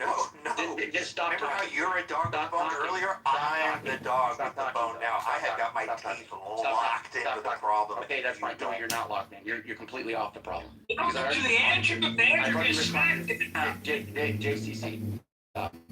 I've already repeated this multiple times, and you're not getting it because you keep going back to soteriology, which is down the line. Which is down the line. I'll tell you what your claim is. Your claim is that everybody in Christianity agrees with soteriology. That's your claim. Stop talking. Now, I need you to demonstrate that everybody agrees about soteriology. Andrus, stop talking. Go ahead. Andrus. Say Andrus. I'm not gonna have the conversation with you. You don't stop this. Knock it off. I'm trying to explain something to you. Soteriology is down the line. That is not what I'm talking about. You're doing some very stupid thing where you're not listening to me. Oh, no. And then you're responding to a straw man. I'm telling you that if you believe in God, if you believe that there is a God, and you believe that that God wants to, you want that God. You want to know that God. We're just going to put a parenthesis on this. This is a model of soteriology you are describing. It's not a model of soteriology. So Yes, quit it saying is. that. No, it isn't. So quit saying that. Goofy. How is it The not? model of soteriology is no. The model of soteriology, which is what I already said, and I'm going to quit repeating myself because you're not freaking listening. What's neurotic soteriologist? Become saved. That's right. That's not what I'm talking about right now. Yes, it is. No, it isn't. Then you've been talking about something different than we've been talking No, about. because you're just not listening and following the chain of reasoning because you're too busy just talking about straw men. No. Yeah. I've been talking. No. Yeah. We've been talking this entire time. No. How Because you you're not avoid listening. eternal punishment. Because you're not listening. Right? Because And you're you not listening. have a model that says something different. So retarded. Then somebody, dude.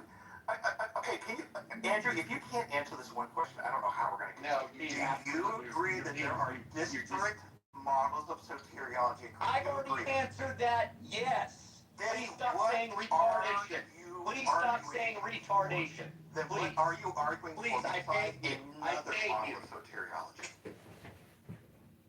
Bro, I don't know if you need to drink some water or what. I can't do this, I bro. haven't drinking I have to. I'm really making it as clear as day.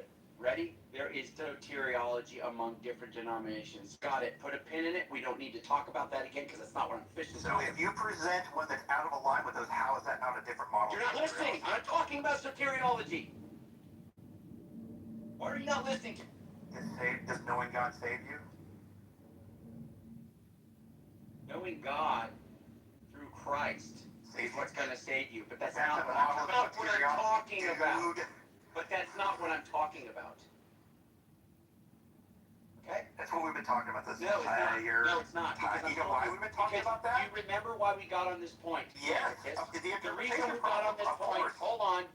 I'm going to remind you because I'm so freaking frustrated with the bullfish you're doing. The reason we got. Right now, it's ridiculous. Listen to me, bros. Please stop talking. The reason we got onto this point is because we were talking about differences in interpretation. And you're saying there's all these different doors, and if you're going to end up in hell, it's unjust. It's not right because God didn't make it clear for all people to understand. That's what we got on this point for. That's correct. Yes, that is correct. And I was responding to that by saying you need to zoom out further than going to soteriology because that's down the line. That's the bottleneck. Andrew would never is make not any at God's army. He would be soteriology. driven out That's because what he I'm can't telling shut you. the fuck And you're not up. listening. If you're stuck on the word and all you need No, is... it's not the word, it's what it means, and I know what you're saying. I know what you're saying.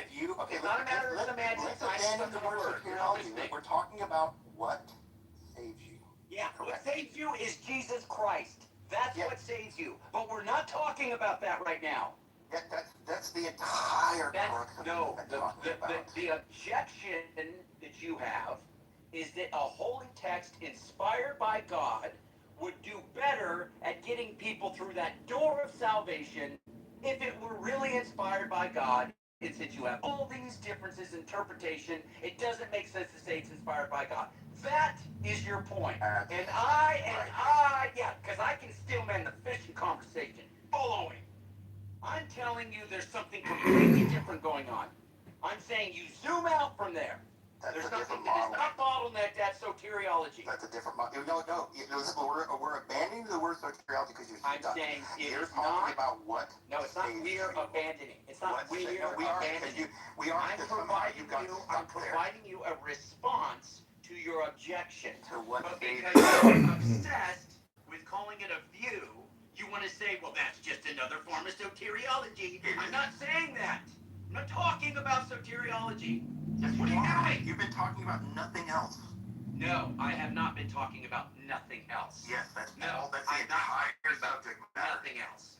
I'm saying that knowing that Christ saves you is something that God can lead you to. Okay? God can lead you to that. Okay? So that's a separate point than saying that Christ you or how he saved you. That's soteriology. Not talking about that. Yes, you have been. Because the ultimate goal. Yeah, the ultimate goal. Yeah, which means I'm just trying to undermine the ultimate goal is to be saved. The ultimate goal is to be saved and go to heaven, right? You are telling somebody a path by which to reach rightness with God. Yes, it's so correct. I don't have to tell anybody that. That's my point. Doesn't involve telling anybody anything. If you can't tell me how I'm wrong in that, doesn't involve telling anybody anything. It doesn't involve. Then you're lying. It doesn't involve telling anybody anything. You have a methodology for reaching rightness with God. I might start kicking. Who is it, Greg? Yeah, I might kick you out, Greg. Buddy, come on, dude. I might kick you out. No, it's not. You don't be asking me to hold wood. Come on. It's not. Come on. The reason I'm doing that is because the only people who are going to be the only people close to the others. The only people that are going to be Down syndromed enough to thumbs up you right now are going to be Gray and potentially Honey Badger. Well, that's because you can't still man. You don't know where we're at in the conversation. You don't want to. Okay, Albedo, you're lucky. You're lucky. I love you. You need to lighten up. Andrew, this has been powerful. Can we take a break? I need a break. That was gold. That was very good. Andricus, I need a break. You need a break. And I would either drink some water. And I'm pretty sure if you both need water, I would have gotten removed from the room by it. I think you're right, Piper. It would be very difficult. You're justified to make that assumption at times, but you're not justified this time. Andricus, well, that's fine. I'm glad you're acknowledging that can be justified. It can be, but not right. But my point, of course it can be. You should hear, yes. You should hear some of our Stupid people get angry. Stupid people are angry because they're stupid. And this angry all the time. I mean, as far as because this isn't recorded, but I would advise, I would encourage you to go back and listen. If it was there's no replays on here. There is not. But the whole thing is you keep on wanting to go down to soteriology, which I am specifically giving Let's rebuttal to that for now, buddy. Because we're going to go around and around. Be a gentleman and a scholar, Andricus, and give me the last word. How's that? I don't know if I should because you've been stomping on me the entire conversation, so I don't know if I should be. I don't know if I feel good about my life. Okay. All right. You have 4x talk, Tim, Andrew. To be fair. Oh yeah, no, I know I've 4x talked him because it's turned into just completely losing track of where we're at in the conversation, which is exceptionally frustrating. But I'm going to say just one more time, and if you want to say something that's fault, that's fine. I'm giving you a objection I'm giving you a refutation to your objection to the problem of interpretation. Okay? I'm giving you that's a refutation to that. Fine word. Okay? Good. Very good. So that's what I was trying to do. I wasn't trying to just very good, Andrew. I wasn't just trying to good. Very good. Exactly. This is very Roger-esque. I wasn't just trying to provide you a different view or a different soteriology. I'm saying that among those with differing soteriologies, they're going to agree with what I just said. That's why what you're saying doesn't work. Okay? Did you hear what I just said? Yep, and you're wrong. Okay, well, you can't show that I'm wrong. You want me to go grab 5 people and bring them in here and show how wrong? Yes, I do. You want me to go find Matt Slick and drag him in here? Yes, I do. You want me to go find, Yes, I do. God, I wish. Yes, I want me to go find Yes, I do. Andy? Yes, I do. Hey, Andrew, Yes, I do you do. remember Yes, I do. Yes, I do. how long I was Yes, I at? do. This Yes, is I what- do. This is Now it. follow This through is with it. it. Yes, I do. This is what Now you've been follow doing. through This is with what Charles was talking Yes, about. I do. Because you just said you want me to go do this, and I do want you to go do Hey, it. I'll grab the entire Go grab the entire everybody. Remember, Go get all the Calvinists. Go get the Yes, I do. Yes, I do. Yes, I do. It clearly has a TV. As numbskulled out as they are, I will do the same line of questioning with them, and it'll also apply. So yep, go grab the Calvinists. No, it will not. They will Yep, not. you go. Oh, and Andrew, while we have them, we can do the LFW. No, that No, was I'm just kidding. Actually, that was a great. Yeah. Yeah.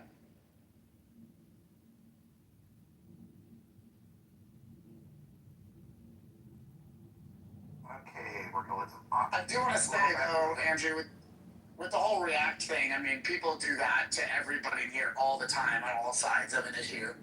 No. Look, but you're not around enough, and I know that there's some motivation there, some bias. If you look at the transcript of this convo, you would both excuse your mouth with how pointless this is and was. Let me explain to you, Bob. Let me explain to you. There's total tracking errors on Gray's behalf. There's tracking errors on Honey's behalf. But yet, because they're so anti-Christian, they're so anti-any that is going to be defending the faith. More Honey Badger than Gray, just to be clear. But both of them are bad. They don't track a conversation, but yet they'll put thumbs up and, X the other person. They'll do that over and over again. And it gets kind of old because at some point they start like gaslighting people. Wait, but you don't think the Christians do that to atheists in here? I didn't see any Christians. Well, first of all, Christians do that, so I'm not going to say Christians don't do that. But I don't think that we have an equivalent of a honey badger. Honey badger just literally just speaks feces, like how a baby defecates in a diaper. No, we don't have to get into all that. I'm just saying. I am going to get into it real quick. So we don't have any Christians that are in the chat who are spewing feces constantly and on everyone of a particular faith, right? In that way. Agamemnon acts like that all the time. Hold on. What's that? You said there's no Christians like that, There's no Christians like that. No, that's not what I said. I said there are Christians like that. I said we don't in our rooms. I know. I'm pointing out Agamemnon. Agamemnon acts like that all the time. He was doing that today. I don't think Agamemnon. Now listen, we just have a difference of opinion then. Well, no, hold on. I do Agamemnon definitely does his trolling, where it usually does it in voice. He'll usually say, "Oh yeah, exactly." He loves doing that. Okay, I fully acknowledge that, and I think that he is gaslighting because he does that for people that are saying stuff that's usually wrong, and he usually does it in a way that, if you realize, like when he was saying that about Gavin and things like that, I don't think Aga really believes that, right? He's doing that. I don't think he actually is going to try because he was. What about Crimsonite? He's always laughing in chat. He was laughing, and Crimsonite as well. Crimsonite. I think Crimsonite actually likes Gavin, but I think he realizes because if you realize there's some tails here, and this is why you gotta see this, Tim. And this is where this in. Okay. When Crimsonite says stuff in the chat, it'll be like, Andrew, are you ready to give up your universalism and your libertarian free will coupled with your universalism? Have you submitted to the beast of the compatibilism that belongs to, or whatever, right? And he'll just say things like that over and over again, and it's clear that he doesn't actually think, because first of all, he believes in libertarian free will, and he did think there was a tension between my universalism and libertarian free will, but ultimately, I think that that's been cleared up. But he still likes to say stuff. No, actually, it's funny. Last night we were talking about my view, and he wanted me to run that line against you specifically. No, of course, because he likes to have that discussion. Roger, there you are, brother. I need to get your Discord, buddy. So. No, I'm just saying with the React stuff. I just don't think it's that. No. Well, because you're not. But yeah, because you're not on. well, now we can get to that point next, but I'm just making a broader point that the people who do that don't track Andrew, at you all, will have to steel and man they this would double argument. down Otherwise, trying to you say are that what they're insincere saying and is not tracking authentic, the they convo. genuinely mean that they're giving this person a thumbs up and stuff like that. Ask them to steel man, and they can't. And then they'll just say something very vague, very stupid, like normal. And that's something I'm just getting kind of tired of. So just keep in mind, a lot of people have asked for them to be excised, right, out of the room, pretty strongly, right? I'm not trying to do that. I want them to be part of Andrew, the room. this is the steel But it man, is and he is frustrating, tired. particularly when you're the one receiving end of it, because I get this constantly from Honey Badger and from Gray, right? And it's just, what? What'd you say? So I mean, you got to keep that in mind too when you. Your mic's cutting out. You're also the person in power. Like, you're the person in a position. You're roboting.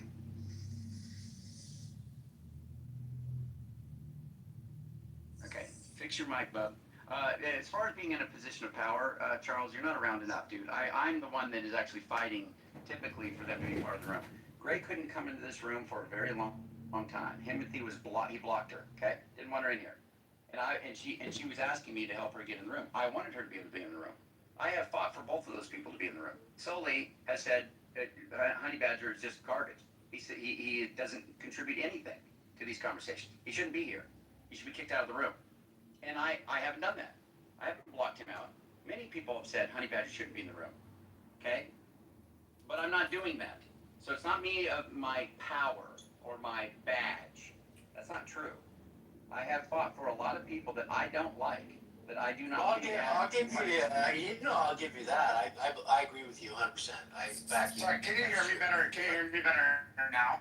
Yeah, but I do back you, Andrew, on that. I mean, you don't kick Honey out. You endure him as long as he wants to. Dude, nobody else. So I'll give you that. You know, Yeah, I just don't think you do that with Aga when he's in the chat and he's like spamming the chat and saying Andrew is a crap about pussy. people and being So an tough, asshole he's a steel man. No, I have that. and going like, oh, I gotta leave, and he leaves and make a big comment. Well, let me just say this. I think I've gone further than any of the other side.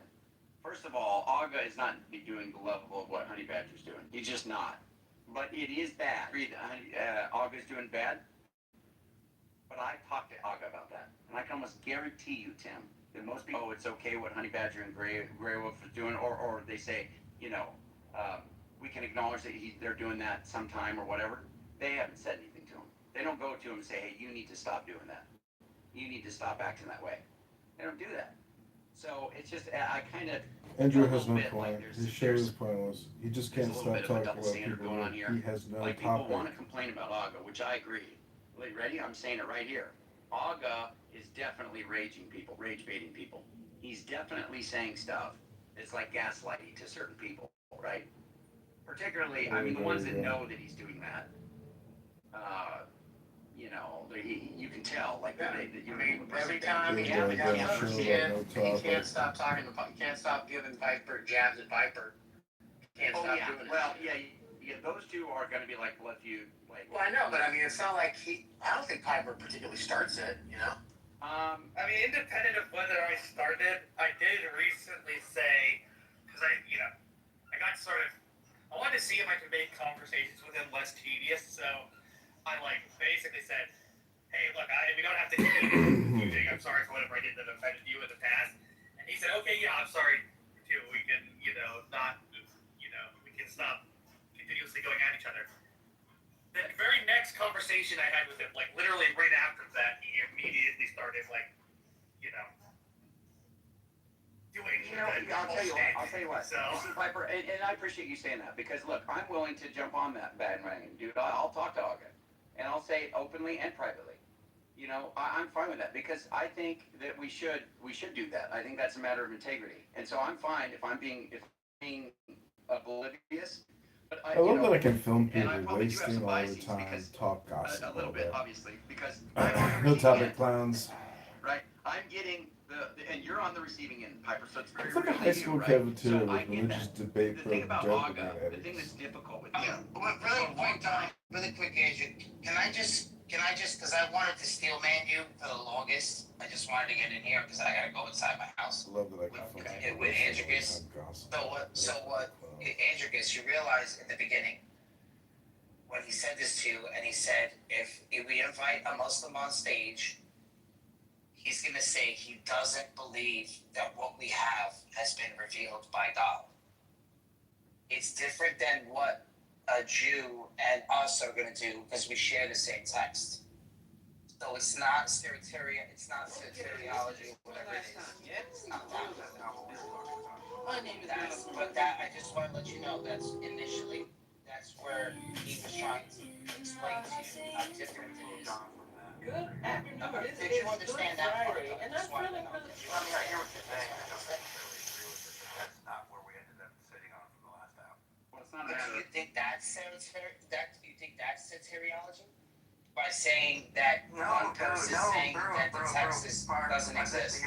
You can't disagree on that, Bart. There's no way you can disagree on that. What I said there is just demonstrable. Yeah, I'm just. No, you pushed it to there. No. Let's go back to the original. Because that's my original. Because I've been waiting. I've been waiting for this lull so that I can explain to you what he was saying. He's saying they don't share the text with us. They reiterate the stories in their book, and they're saying that's the standard.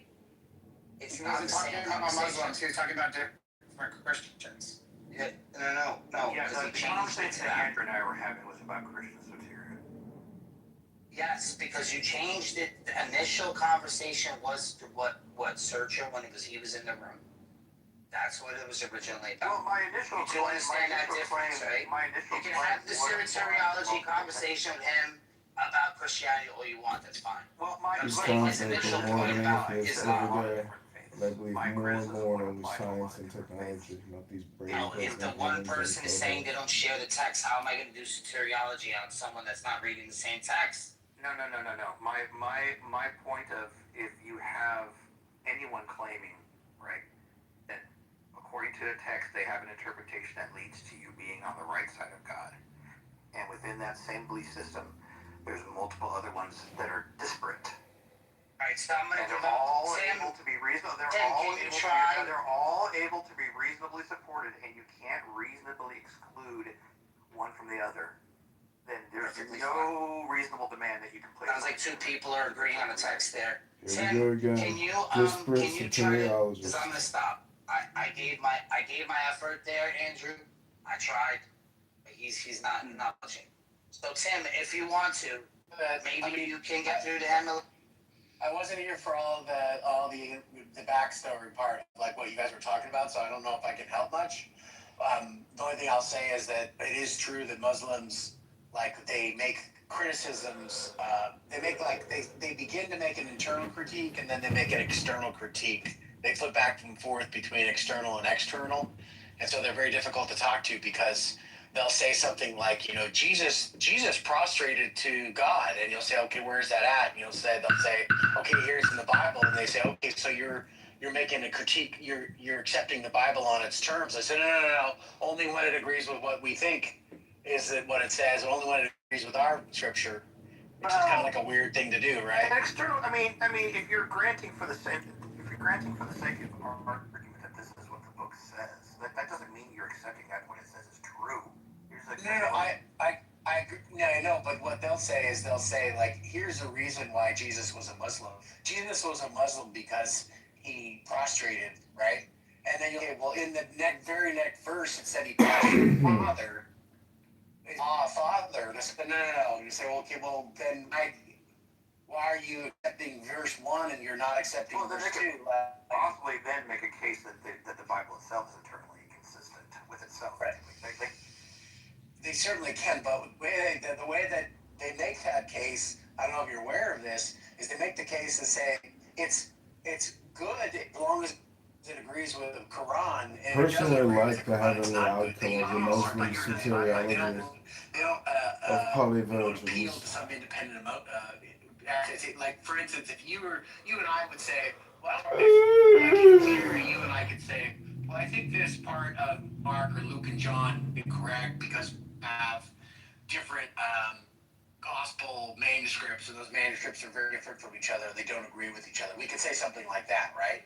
But if I were to say, like, hey, every single man we have of John on this particular verse sat or something really close What to that, Andricus? What happened? Is this the new you would be Andricus? arguing and saying, well, that's correct. I don't have any reason to think that that's correct, right?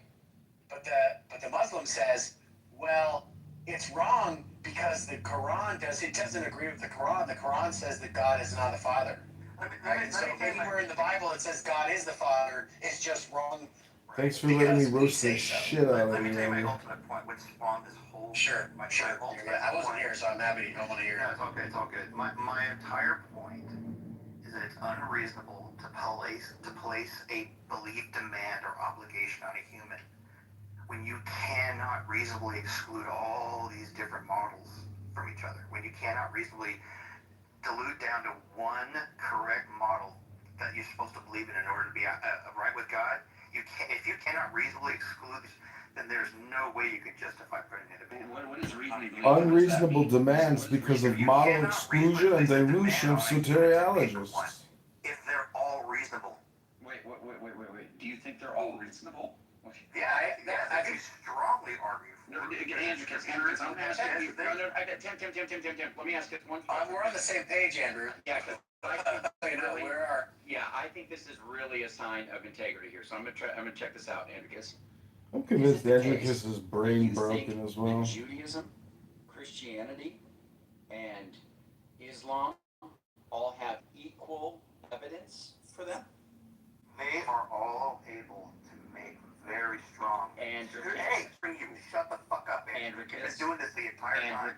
Let him finish. Let him get it out. Let him get it out, Andrew. Jesus. Let him get it out. No, this should. Dude, this Andrew. You have been. No, don't do that. This is why. Go ahead. This is why. No. I'm good, man. I'm good. You don't want to. Andricus, I want to hear. Will you do it for my sake? Sick of that. Will you do it for my sake? Andricus, will you do it for me? I want to hear This is gamer. Will I do it for Timmy? What I'm saying is, they can all reasonably support their position. Is this a gay bar? Scripture, through deductive arguments, they all make super reasonable cases to where you cannot exclude one from the other. You cannot any of them. Is this a gay bar? And so therefore, if that is the case, it is not reasonable to put a demand on a human to pick one or be fucked. Yeah, I'm glad he said that. I think that is a retarded thing to say, because obviously there's some things that are just patently. I mean, it just shouldn't even be a concern. Is that your interpretation of the problem? Yeah, brother, you're just trying to make it more diluted so you can make it seem like a problem. I'm telling you that anybody that has two brain cells to rub together should be able to look at certain things. Holy shit. Listen, should be able to look at certain things within Islam and say, yeah, no. Yeah, no. And if you can't see that, it doesn't matter. If you can't see that, listen to what I'm telling you. No, listen to what I'm telling you. If you can't see that there is a fundamental difference between these certain faith traditions, and you can go outside of the Abrahamic faiths. Look at other stuff too. Look at different traditions that have cropped up, whether it be Mormonism or you look at Scientology. If you're trying to say that these are all on the same, they all have the same rational warrant, that's retarded. There obviously there's distinctions. You can call out an enormous amount of belief systems. You just look at you can call them all. See, and that's why I knew you weren't gonna. So I asked you a question, which was, of the three Abrahamic faiths, are you really gonna say that the philosophical justification, and then use the text, which is weird because obviously the text, people can have different interpretations on the text. That's fine, and they can try to argue for their respective doctrine within the text, but that's not necessarily going to be the marker as to whether you're rationally warranted more or less on that tradition, to hold it or not. That's not really the issue. I'm not surprised you would say that about it. I'm talking about. No, look, I'm saying that. I like how you like how I like. Take the Quran. Take the. I like how you like how I like as we listen to Andrew's truth. The traditional concept of what it means to be a Muslim, what it means to be a Christian, what it means to be a Jew, and do you think that I like how you like how I like as we listen to Andrew is identical? I would say that I personally, right, don't adhere to any of them because I think they're. I know that. Oh my God, dude. Oh my God. Because I wish you were just answering questions. Andrew should be lobotomized. Okay, are you ready? Are you ready? Are you ready? Here's the answer. Here's the answer. Here's the answer. Ready? Here's the answer. You're not gonna like it. You're not gonna like it. Time I'm about to tell you the rational response. You freak the. I know. Yeah. Because you're not actually answering. No, I'm done. Here's the answer. That's fine. Here's the answer. Christianity. That's the one. Okay? Great. Now, believe it or not, I don't care. You can say I'm biased. You can do what you want. Because you can take the facts surrounding. Now you're going to go through the entire litany of why it's. I thought you were done talking. I'm telling you that you can take the three traditions and you can look at them, and it should be. I think, and obviously there's going to be some bias there, but I think that a rational, reasonable person, objectively, should be able to look at. And they have a lot of rational reasonable people. Stop. I think you should be able to take the philosophical underpinnings and look at what has been done in the traditions of each, and see which one really has. Andrew, because you were perpetuating this. Andrew said he wants the last word because he's insecure and his clubhouse credibility is on display. Reality more than the others, and you can tell which one should be more rationally warranted. That's what I'm saying. And I think many people who you respect, who are atheists, would agree with that. And I think now you can say whatever you want. Andrew said he But I wants think the last word because he's insecure and his clubhouse credibility. An atheist is going to agree that Christianity is more reasonable in every respect. I don't know what every respect means. It means on a whole, it is more rationally warranted. That's what I'm telling you. And you can say whatever you want to try to make it where they're all the same. Scientology and Buddhism and Jainism and Sikhism and everything else, put it all in one bucket and just say they're all equal. And that can make you feel better. I don't think I said that. No. You tried to make the Abrahamic phase. You tried to make the Abrahamic phase. What I'm saying is if you have enough disparity even within them, okay, let's try one more time. You still can't. No, dude. This is actually the point. This is the point that it all started. This is the point that it all started. I don't care about the disparity. I get. I don't care about the disparity in them. I don't care about the disparity. You cannot have a conversation. I don't care about the disparity in them. Because you're not staying on the point. Because you're not staying on the point. Because you're not staying on the point. Runway. And you continue to make the wrong points. No, I didn't make the wrong point. I didn't make the wrong point. I said taken as a whole, what it means to be a Muslim, what it means to be a Christian, what it means to be a Jew, which one is more rationally warranted? Let's say you had which one is more rationally warranted? No, dude. Thank you. Let's say you had two Christian soteriologies to pick from. Two. And you could not reasonably exclude them from the other. You couldn't reasonably even remove one from consideration as being true. You couldn't do it. They're able to support their positions. You've got way more than that even within Christianity. If that is the case, which we can demonstrate by the number of people that actually hold to them and can argue for them, because you know that Matt Slick would come in here and tell you you're going to hell because of your view. If that is the case, how is that reasonable to tell a human to believe any one of them to the point of their fate is determined by it? How is that?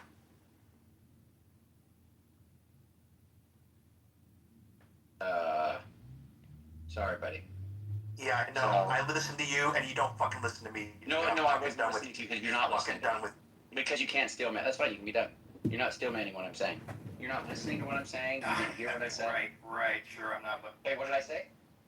You said you're not listening to. No, before that. What did I say? The same shit you've been saying over and over. Okay, so you didn't listen. Exactly. That's why I'm not paying attention. So it's fine. But when you're ready to actually talk about it, we can. I already won the fight. No, I got the reason I got sidetracked because somebody who I actually respect, Jose, is down there saying that that's poor work. So Jose, just so you understand, I mean, I hate to do this because it feels kind of cringy, but I just don't like this kind of pushback. So people you do respect, people who you think are high intelligence, are going to agree with what I just said. So you can say, oh, that's poor work.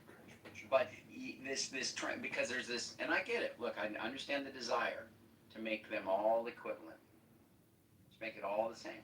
I'm not even really worried about that. You didn't want to talk. Hold on. Make them all the same. Put them in the same bucket, and then just say, none of them are warranted. That's not my question. That's not what I've been Equivalency, saying. That's not what I think is soteriologist, fair at all. logical fallacy. Because there are going to be ones that have more merit. Wait a minute. Ones? Yes. Then Yes, the because I'm not ICE so stupid police to say arrest Wu and Christianity the is the only cops. one that has any more merit than the others. No. Obviously, there's going to be some differences in merit between all of them. So None of them are going to be unless identical. you're a universalist, how does that I sound? Have an open election in swear, the it is astonishing to me that you aren't listening to me. It's like you're trying hard not to listen. I'm saying that there is a difference between rational warrant between Christianity and other faiths, right? Because Christianity is on top, okay? At least between the three Abrahamic religions.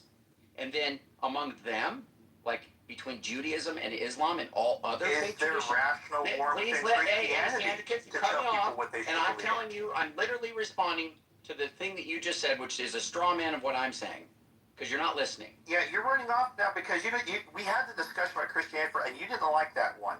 Even though you admitted directly, you acknowledged directly that there are multiple versions of soteriology. You admitted it, and yet somehow you still think that you have a different view of soteriology is not different than the other ones. This is what I don't understand. I know, I got you. I don't understand. I got you. And if all of those can be reasonably He never supported by lies. components of them, right? Do you think that everybody that is able to argue for a position different from yours is unreasonable? This policy, and I kind of wanted to look at sort of like his trajectory. Sometimes, yeah. How did he sort of get here? Who is Everybody? and I just said sometimes. So it's going to depend on the person. He never lies. I'm not going to be able to do a blanket. No, what you're saying, it's just a weird question. Do I think they're unreasonable? He never lies. The man tells the truth, and he looks hard for the city. If he were mayor, he would be If you think there are people that are able to reasonably argue for a soteriological position that is different than yours, then my case wins. No, because I already responded to you. It's not about soteriology, and you weren't listening. And you didn't listen to that, so I don't want to go back to that conversation. No, we're done. I already won. Okay, that's fine. We're done. That's fine. Okay, so please don't respond anymore. Retardology, So, soteriology. is that Christianity? No, it's fine. No. That's fine. I'm not going to. Do not talk directly to me. Andricus, Do not talk directly Yay, beautiful. Yes, you are. Okay? No. There was somebody who said, and I'm not going to name who it is, that there is, like, he's trying to put it forward like I'm saying, oh, it's just Christianity, and then all these other traditions are identical. No, I'm saying there's a rational warrant difference between Christianity versus the other two Abrahamic faiths. Okay, that's specifically the scope of what I was saying. And compared to other religions, I'm saying they're going to differ as well, because I'm not naive enough or motivated enough to say something like Christianity is the only one that has any merit above the others, that none of those have merit above the other ones within that group. Of course there are. It's going to be a hierarchy. It's going to be insane to say that they're all equal. It's insane. It's not what I'm saying. I'm just saying in the three, that Christianity is going to shine above the other two. Which version of Christianity? Just Christian. Andricus.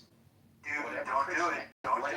Don't admit to it earlier and then back off of it. Don't do it. The version thing is stupid. Because I said, So this traditional both Christianity, Andrew. take your pick, I don't care. Traditional Islam, the core tenets, the fundamental propositions of a particular faith, whatever it makes, whatever the criteria it is to be called a Christian, I don't care how you define that, as long as it's somewhat orthodox, whatever. Whatever it is to be an Orthodox Muslim, whatever it is to be an Orthodox Jew, you compare the different traditions and you say, which one has more rational warrant? And I'm saying Christianity shines. Now, there are plenty of people who you respect intellectually, your peers, your atheist peers, who will agree with what I just said.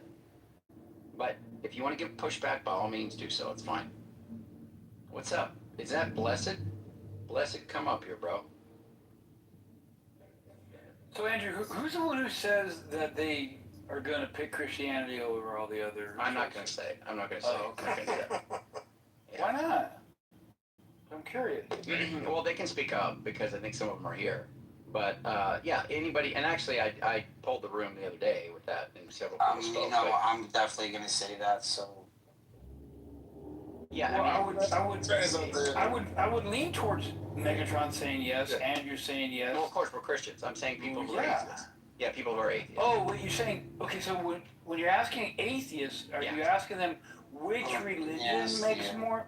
yeah. So here's how I put it. I'm gonna ask an atheist. Let me- What do you think about Christianity? Yeah, let me frame it like this, and Daniel can answer too. I'd like to hear Daniel. If I put a gun to your head, any of you atheists, and say, you must take one of these three faiths, Judaism, Christianity, or Islam, which one will you take? Spinning a roulette. Since you with the gun, we obviously have to choose Christianity, right? Because like, you know, you got a gun to your head. Yeah. Thank you, Deepak. Thank you.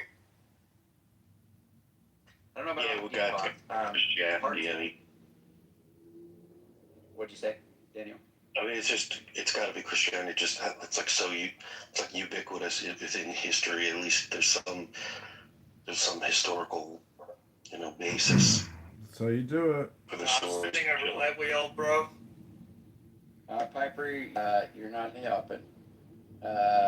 Chris. I would say Christianity, but the reasons are not maybe for that you think, right? There are other like social reasons, what I'm familiar with. The sample size, there's a problem with it because if you ask like atheists that used to be Muslims, they would just probably just say maybe go back to that or something like that. You know? No. So my point, and just to be clear, the criteria is going to be rational warrant, not for pragmatic reasons or anything like that. I mean, you could say this maybe. You could say you could say that it's rationally warranted due to its pragmatic effects or something like that. But that's not. No, I wasn't even saying pragmatic, right? You would think it's rational, but you're biased because that's what you're used to. You grew up in the West, so I'm not saying for me. I'm not saying for me. No, not for you. I'm saying for the you there is an atheist.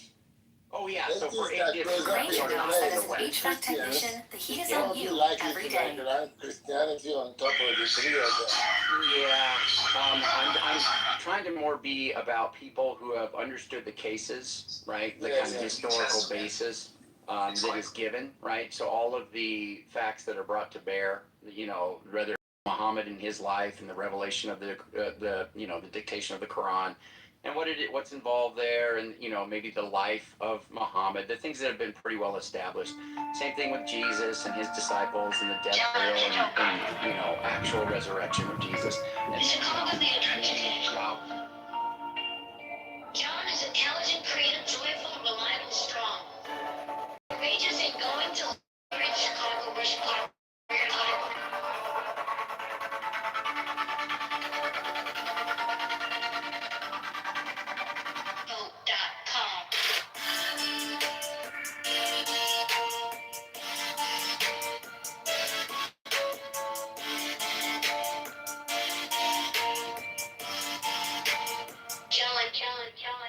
John, Kitover for Chicago, Mayor 2020 stands. John is intelligent, creative, joyful, reliable, strong. Courageous in going to liberate Chicago for Chicago wins.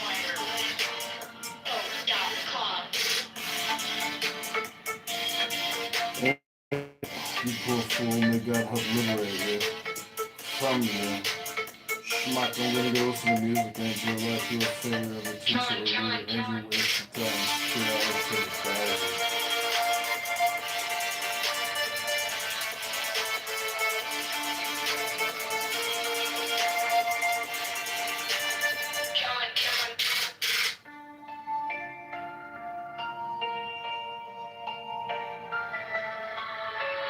John, Kitover for Chicago, Mayor 2020 John is intelligent, creative, joyful, reliable, strong. Courageous in going to liberate Chicago for Chicago wins. Vote.com.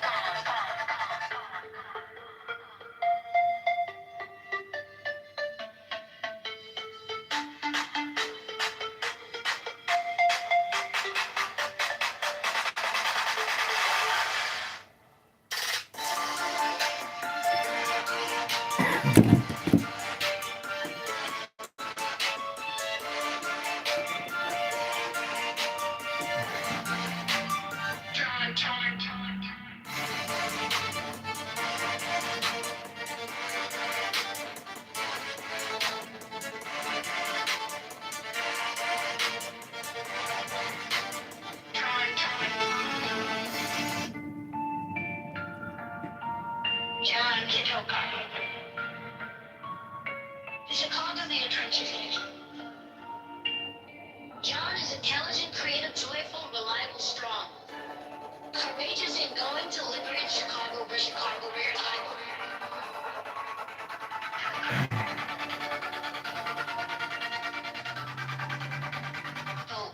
.com.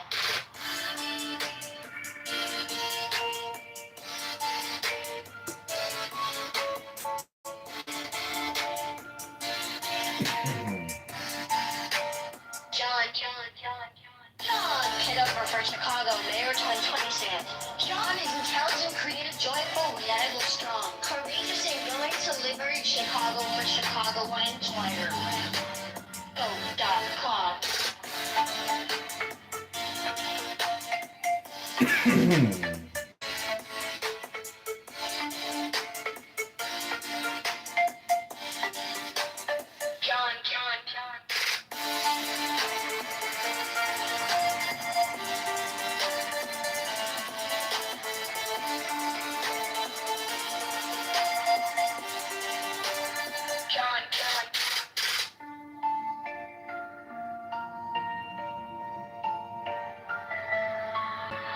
John Kitover for Chicago.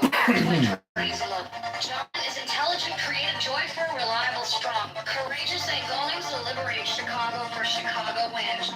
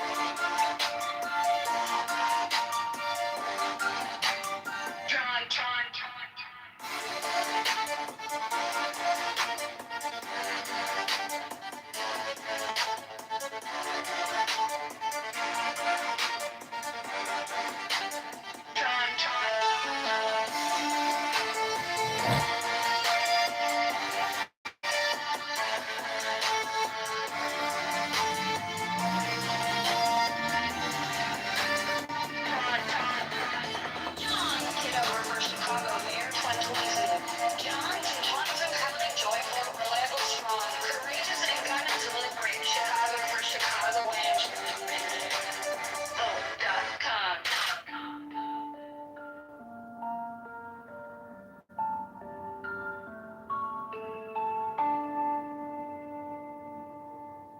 John Kitover for Chicago Mayor 2027. John is intelligent, creative, joyful, reliable, strong, courageous, and going to liberate Chicago for Chicagoans.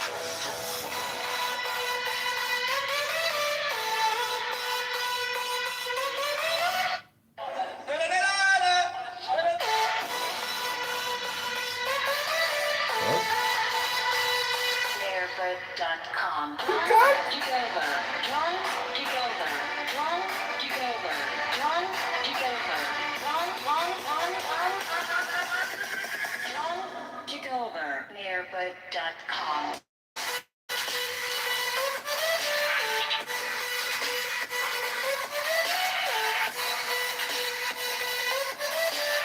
John Kitover for Chicago Mayor 2027. John is intelligent, creative, joyful, reliable, strong. Courageous, trying to live in Chicago for Chicagoans. Chicago for Chicagoans.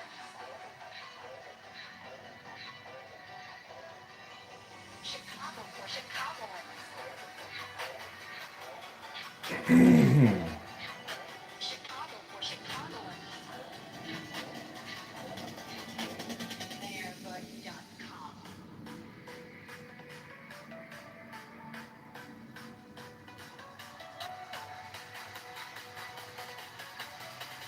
John Kitover. Barefoot.com.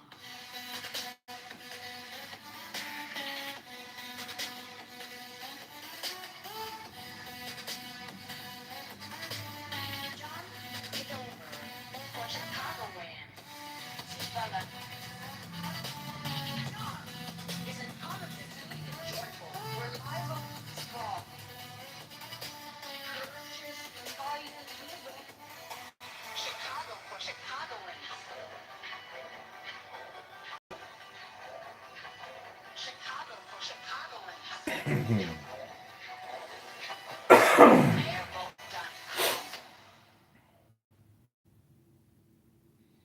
Kitover for Chicago Mayor 27. John is intelligent, creative, joyful, reliable, strong, courageous, and going to America for Chicago and Chicago Mayor.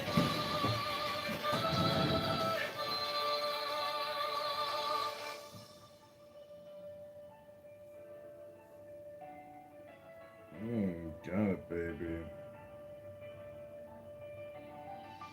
Take it target.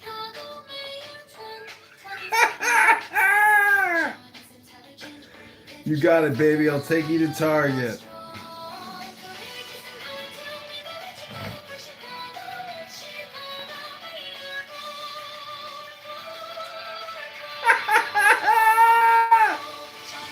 You got it, baby. I'll take you to Target. Chanel. Oh, eBay, baby.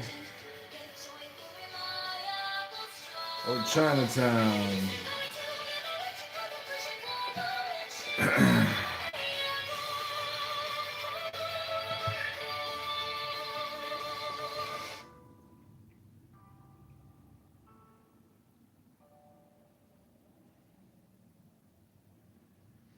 John Kitover for Chicago Mayor John is intelligent, creative, joyful, reliable, strong, courageous, and going to liberate Chicago for Chicago Mayor. For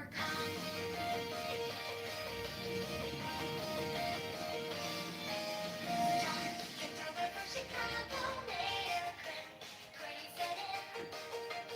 John is intelligent. I have a fat, more precious gift.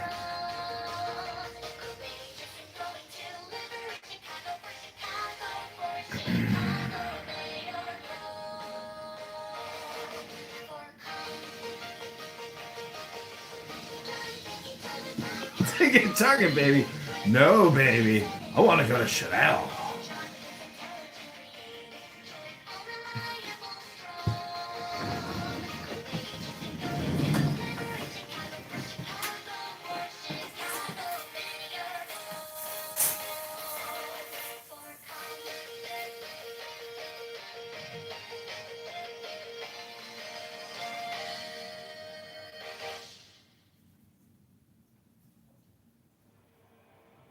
John Kitover for Chicago Mayor 2027. John is intelligent, creative, joyful, reliable, strong, courageous, and going for liberate.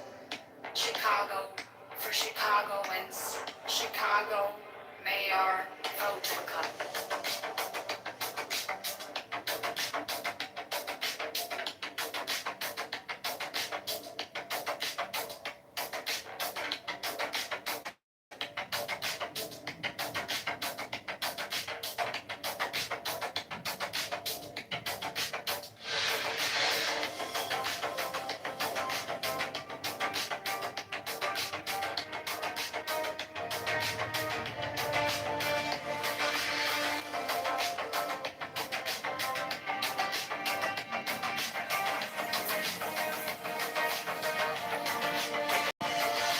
John Kitover for Chicago Mayor 2027.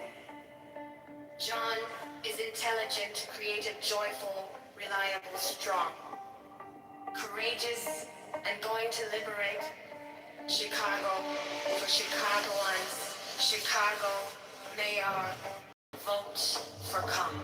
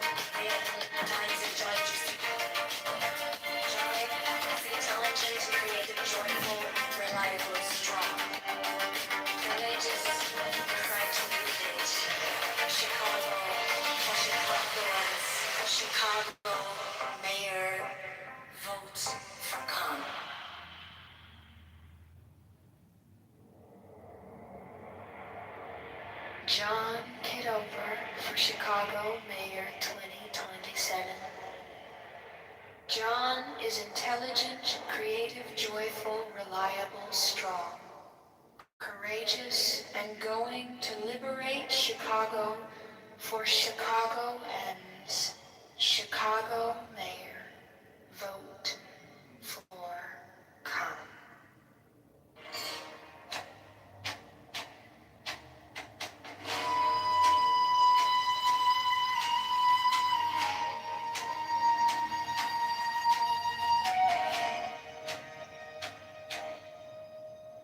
John Kitover for Chicago Mayor 2027.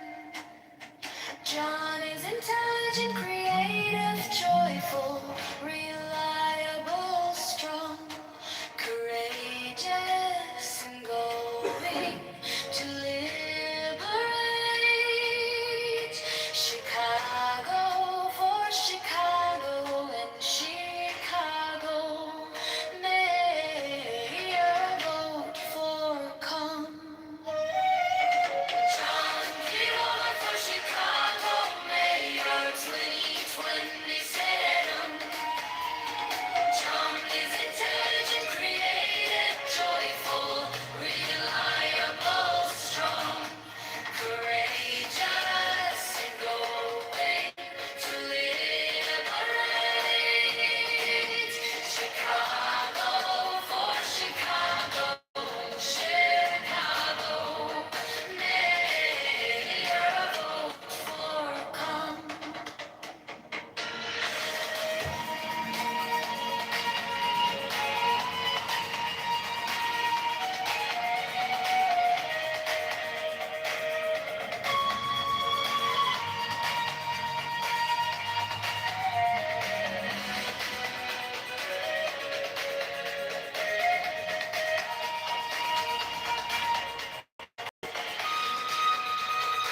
John Kitover for Chicago Mayor 2027. John is intelligent, creative, joyful, reliable, strong, courageous, and going to liberate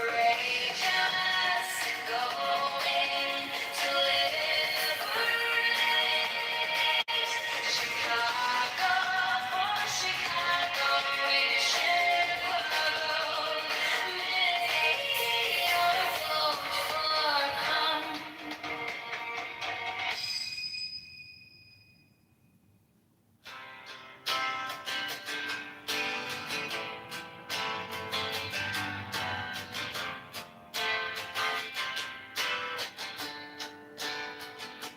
John Kitover for Chicago, Mayor 2027. John is intelligent, creative, joyful, reliable, strong, courageous and going to liberate Chicago for Chicagoans. Chicago Mayor, vote for come. John Kitover for Chicago, Mayor 2027. John is intelligent, creative, joyful, reliable, strong, courageous and going to liberate Chicago for Chicagoans. Chicago Mayor, vote for come.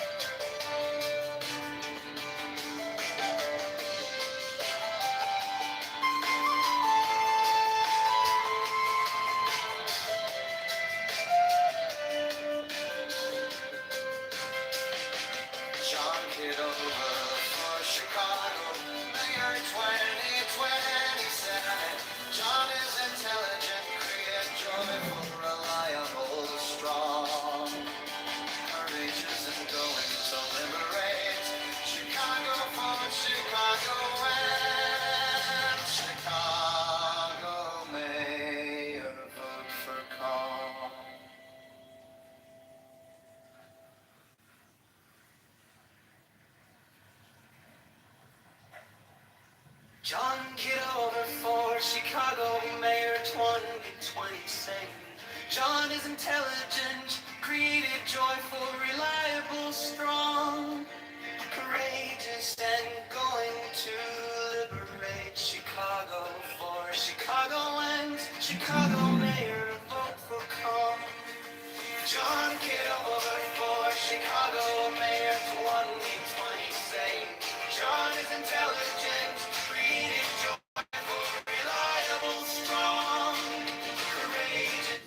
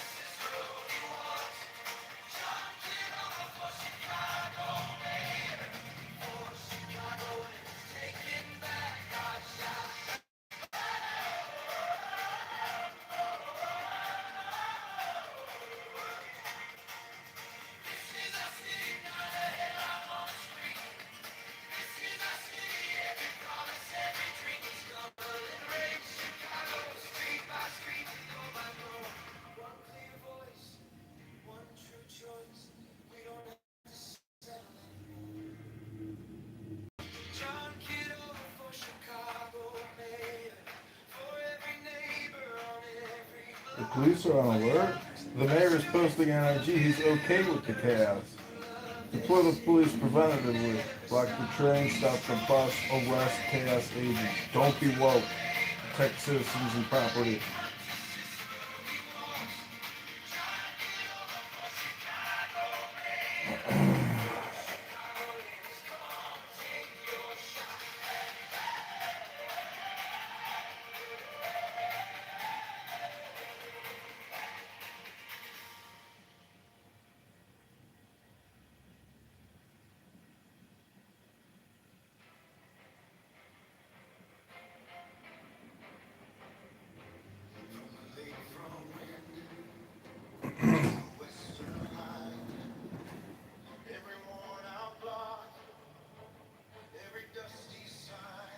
WLS. Yeah.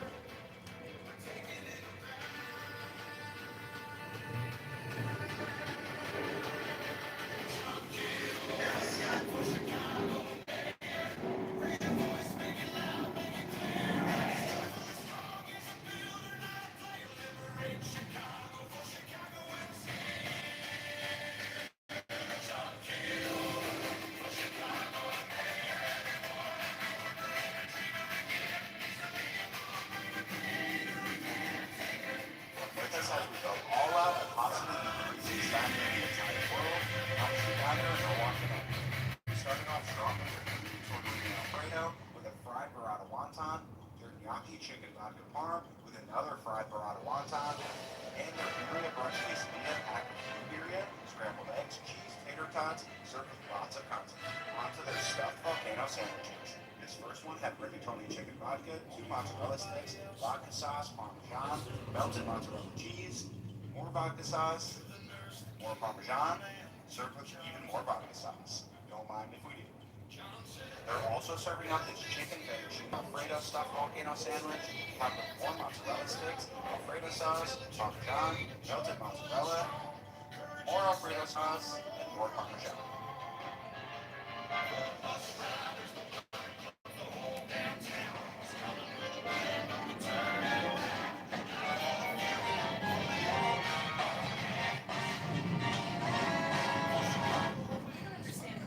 यार ये कौन सा word हो गया जिसका first दो viral है और यहाँ मुझे एक वॉच वीडियो प्लस व्यू और एक लाइक और सच कहूँ तो नो लाइक फैसिलिटी किया है पर बात ये है मैं कब सब्सक्राइब नहीं करूँगा आज 10 व्यू आए और 10 व्यू भी आ गई यार ये कौन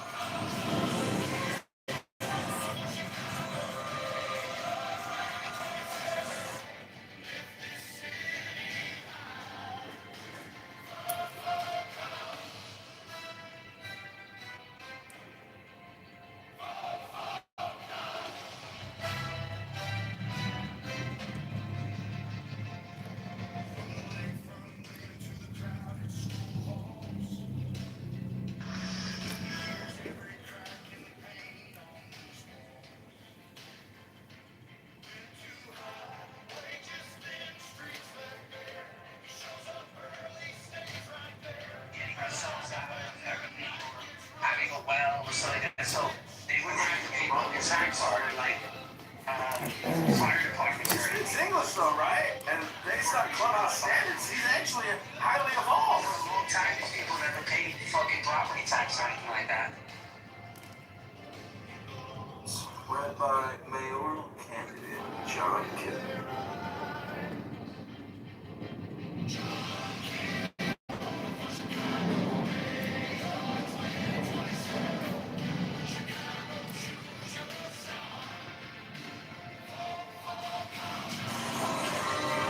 Nike is looking for people. If you use this sound, you'll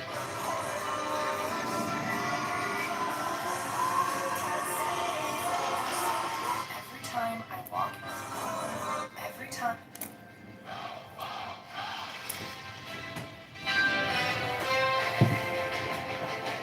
Picture the schools with the heat on in January. Picture the clinics so in the block so ordinary. No more waiting for somebody else to care. John says the future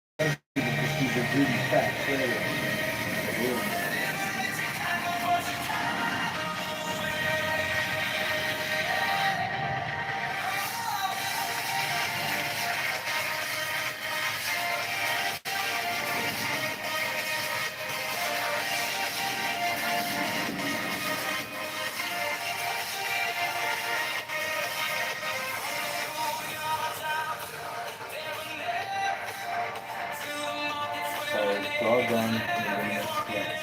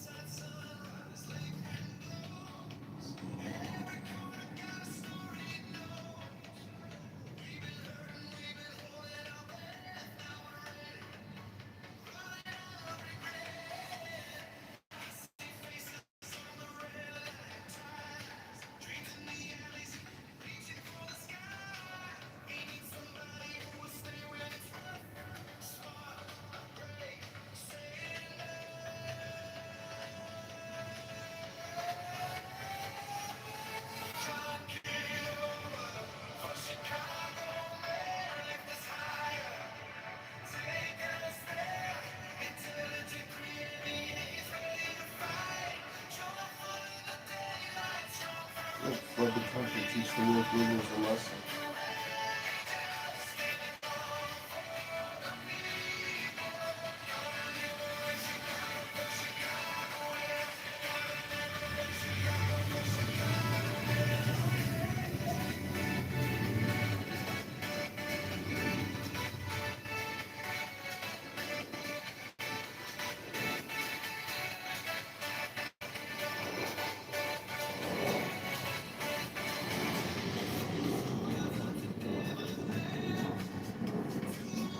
Pick a metal pole, crush, head it, keep smashing till the brain fuses on the screw.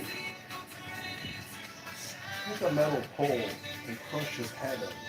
Keep smashing till the brain fuses on the screw.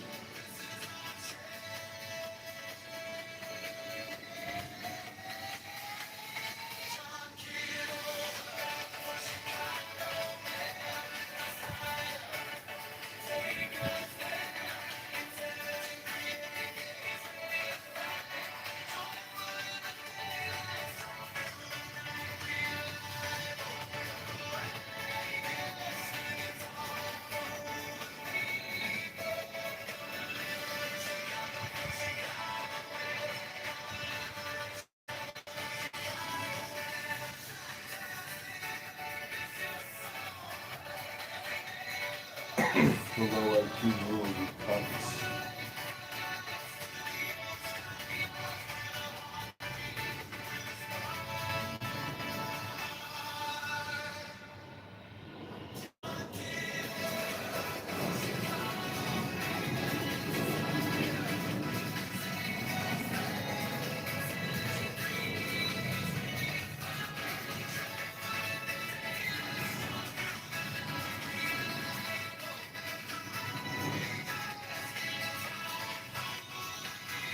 Pistol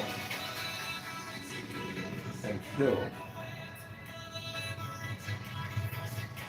Bye. Bye, poop.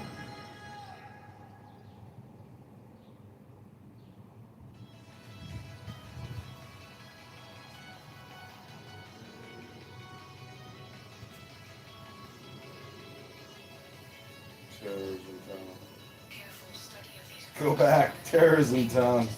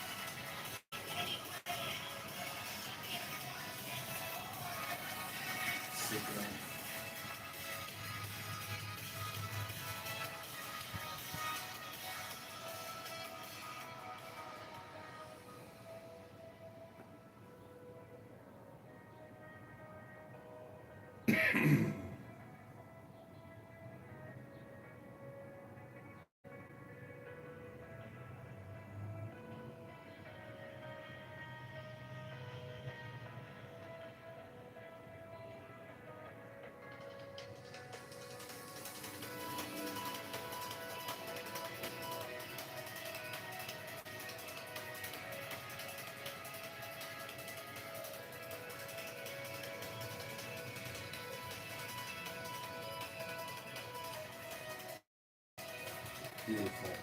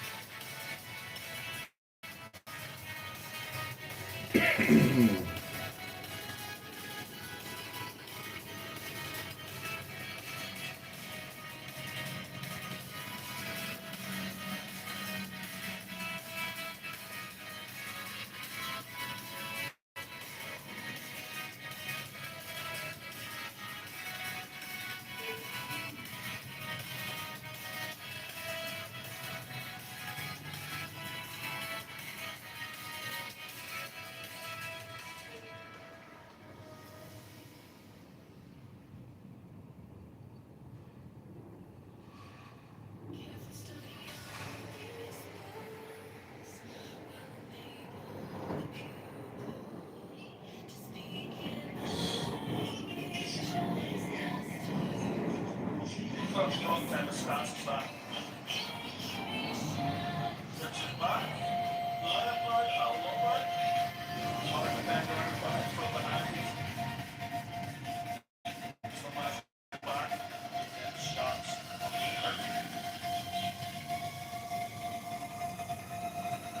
And dog had reader jumps over. Let us go. We let us push us from the fight. He said it was boxing. Cut. Beat the fucking ref. You don't know what? What actual fight? You cut. Not that good. Stop, right? What the fuck are you talking about? To start real fighting is not just boxing. Not just we can go to get kicks. Like that. No kicks. Fucking fight your fight. Fight is fucking go. Fight. Round the fight.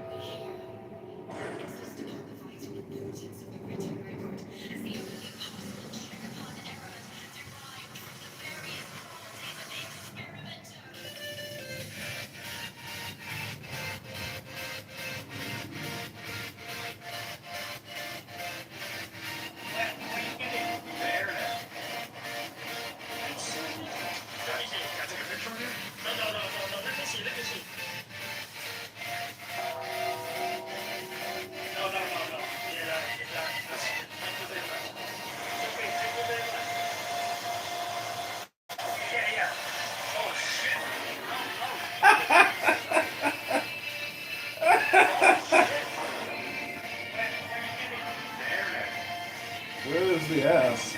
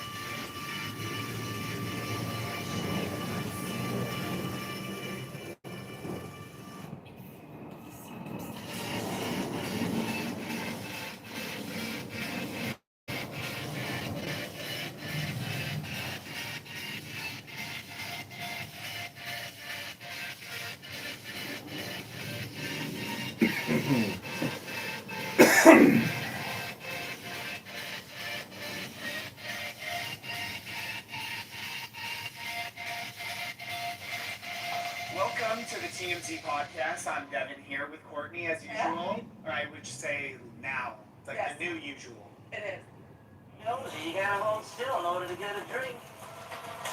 Ralphie don't look so good. Poor guy's drying out. Oh, come here, Ralphie. You realize there's problems half the battle. Hey, look, my first customer. Only selling the finest farm-raised salmon in the county, that's all. Yeah, they're all free range. No nets, no cages. You can go wherever you want. We have smoked salmon. This is a golf course. What's your meat? Yeah, we're trying to save an orphanage. Look, are you here to buy fish or are you just kicking the tires? Good job. Contact over. I'll contact you. My own scram. You look at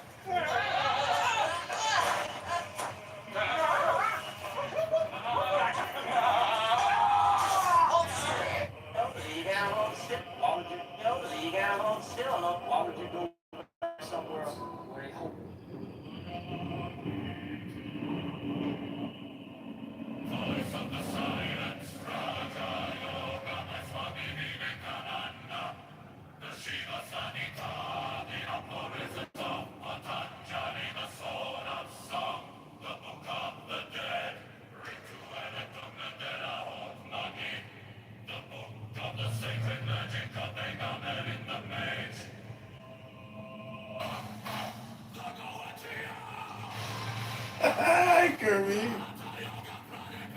Hi, Kirby.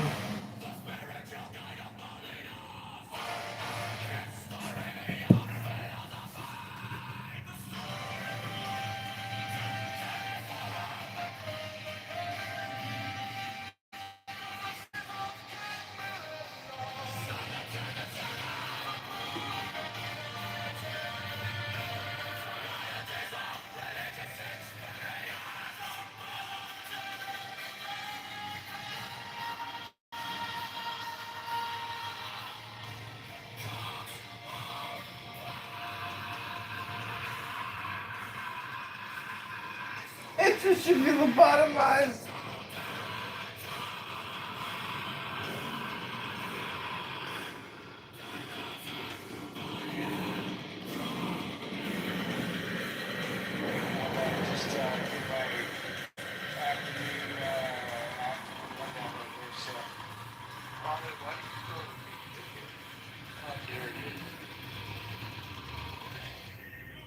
What's that, Matt? What are you saying?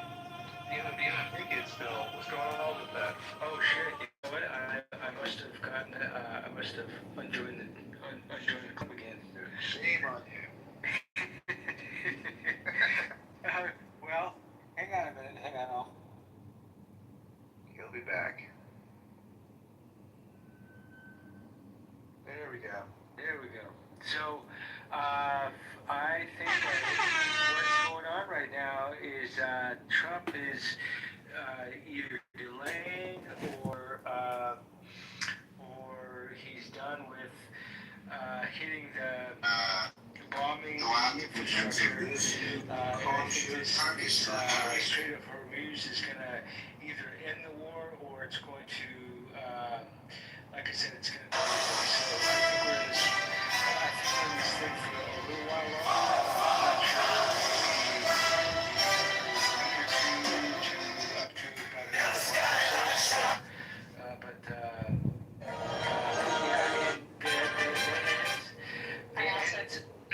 yeah, and I think the end, not the end game, but I think part of the end result's going to be is the infrastructure, is to hit the infrastructure, and obviously he doesn't want to do that, and I wouldn't want to do that either. But that's if Iran, after all of the negotiations, and if we've done everything we can and everything else, if they are stubborn enough to not want to do the deal, then that gives us no choice. So it's going to be worse before it gets better. But hopefully this new blockade does the trick. But we'll see. We'll have to see. In fact, they're going to be meeting in Islamabad again. I don't know exactly when, but I know it's definitely coming. So. Well, and there's something to be said, Father. And I recognize that Matt wants to be inclusive and have other voices, but I'm team taking out the infrastructure if that's what's going to open up the strait. So I mean, as an American, and listening to a lot of the bitching and the moaning from people that are there, and I'm watching the gas prices go up, and Americans not being able to get to where they need to go because prices are going up. They need to do whatever means necessary as our president, to have that strait open back up. And unfortunately, people who want to resist and who want to advocate for them to continue to resist, it's in conflict with our aims as Americans now. So, I mean, and this is why I'm really not interested in hearing the emotional piece and all the excuses. What is going to be done is going to be done, whether they like it or not. And at this point, I'm really not interested in their opinions because that strait is going to open. We are going to either do this the easy way or we are going to do it the hard way. And I'm really not interested in listening to the emotional piece and all the bullshit, behind, complaining and bitching and moaning and convention about what we're about to do. Mayor smashing grabs of ATMs will end during the movement. Strategically deploy the police and request National Guard support to smash the smashers and gun them all down if need be. Law and order restored day one. Vote up Brandon now. Vote to the election. I'm gonna be beating the drum for my E4 Mafia JD fucking fans. Come on, 28 JD fans. So Katie Vance too. I think you should definitely take over the bid. No, I agree. I mean, I think that we, I was researching this, and I remember this pretty well too. But 2011, Obama had national gas prices in America averaging $4 a gallon, and people never bitched then. With his green initiatives that made gas prices higher back in 2011. We're not talking about 5 years ago. We're fucking talking about over 10 years ago. I mean, it's fucking crazy, man. So like, I don't know, people need to calm down. We need to get what's done, but I think that, like I say, Obama and Biden, when they were taking away the tax credits of the drilling companies and taking away the permits and making it more expensive, people weren't saying nothing. When people, when the left makes gas prices more expensive in the name of what do you call it? Climate change. It only took 20 years to get the police on the trains after thousands of victims and newer and more victims every day. When federal funding is at risk, the government may uphold the law and justice. And trying to maintain our primary currency status against China. These dickheads want to complain and bitch. We need to get the job done. And I think Trump is doing really well at it, But he's also exposing some of our allies that literally cannot come and defend our interest, let alone their own interest, It's just crazy to them. So. Egypt wanted to speak. How do you do it? Hold on one second. Are you supposed to be the president of Egypt? Yeah. Am I correct? Well, how did you figure out something like that? It's a process. It's an idea. But I'm not working on it now. But it's an idea. Okay, so thank you. All right, that's all. Yeah. All right. So what would you like to share with us today? What would you like to share with us? Well, first, I'm a citizen in Virginia. I'm an American. I'm a citizen in Virginia. I'm thinking the decision to go to this war was not a wise one. But we already in it, so we have to deal with it. You can also it's gotten to a very difficult jog around the block. position. It's not as easy as some might think. Iran is a very hard-headed and not look at country. cell We phone already saw it in the war of all day. Iran, Iraq. Great idea, work out. You 8 can also years jog around the block and and do was push-ups very and squats and not look at cell It's phone not all day. easy. What are the options for us now? Either nuclear, and nuclear, if you look at the disadvantage, you are saying if you use the nuclear against a country that doesn't have nuclear, that would be, that gives legitimacy to the world to use it, which is going to represent a danger for us.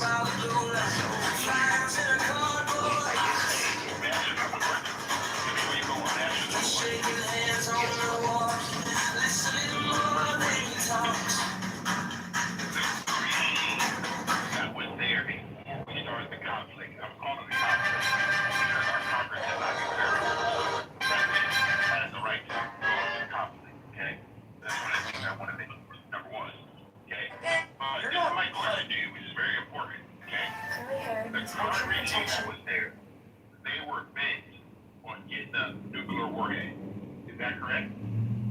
That's I'm not sure of. Is it a propaganda where we lured into this war by Israel? That we have the right to know because. Okay, so hold on. I just feel the same first. You said you.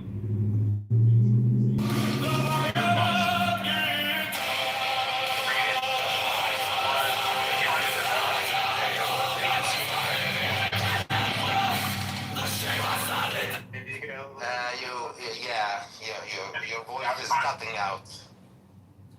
Hello, moderators. This is Alistair. Put me in your queue. Thank you. Yeah. Edward, you should probably try to use Clubhouse on Wi-Fi, not your cell phone. FYI. Thank you. Appreciate the insight. God. Oh my goodness. Okay, so going back to the question. Okay, would we think that taking out a regime that was on the process of trying, let's say they weren't, but they were trying to get a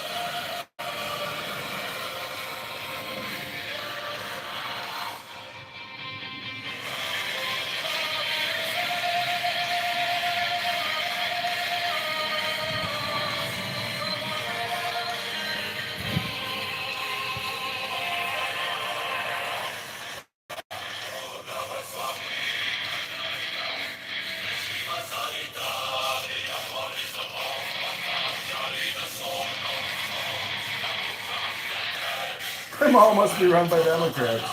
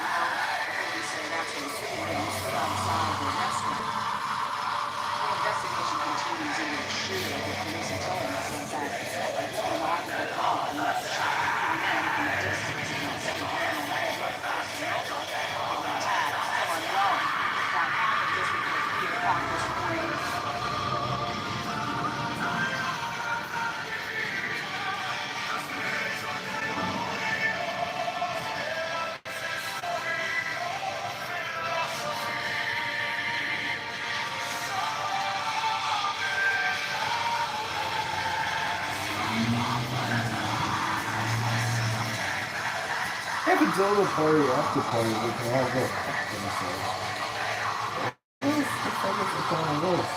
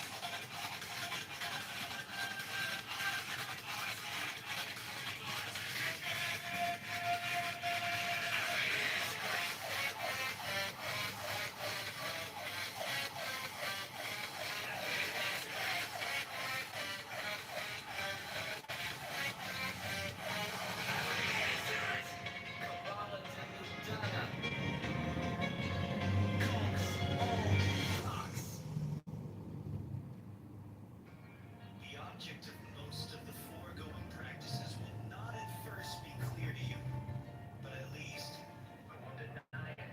They have trained you in determination, accuracy, introspection, and many other qualities which are valuable to all men in their ordinary avocations, so that in no case will your time have been wasted, that you may gain some insight into the nature of the great work which lies beyond these elementary trifles. However, we should mention that an intelligent person may gather more than a hint of its nature from the following books, which are to be taken as serious and learned contributions to the study of nature, though not necessarily to be implicitly relied upon.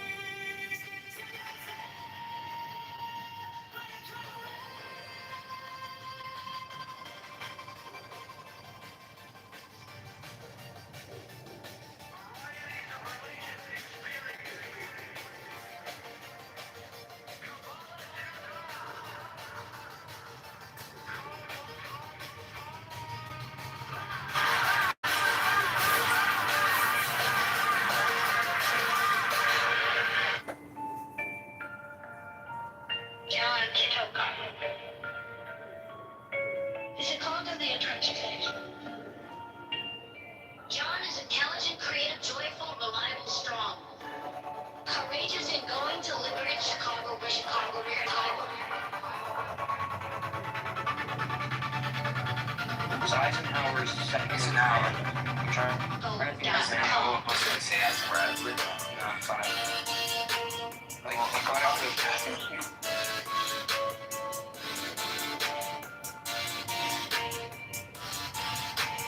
John Kitover for Chicago, Mayor 2020 stand.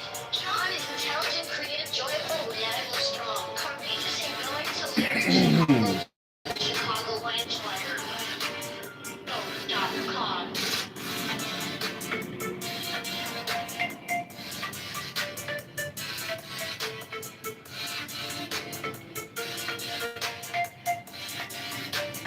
John.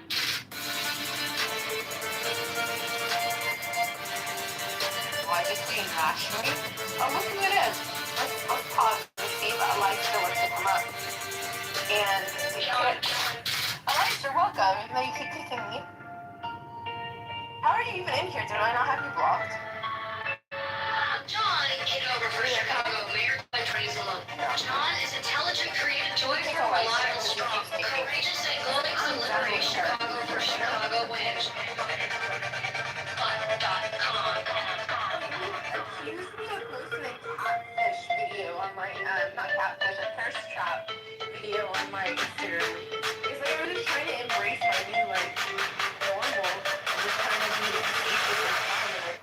video of myself.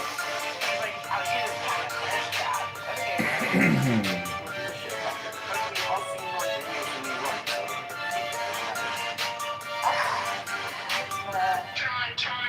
Yeah, like, that's me at my worst. Thank you, Bob Meister. Actually, no, it's not my worst. Yeah, it's the score. But anyways, I want to continue what I was saying.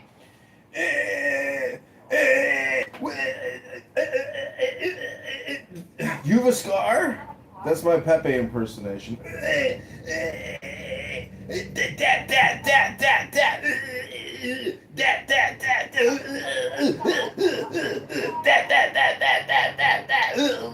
John Kitover for sure has something wrong with. Yeah, I'm here to roast you. I've got an addiction to roasting people. Is that a problem? Because I sometimes think he's normal. You legitimately?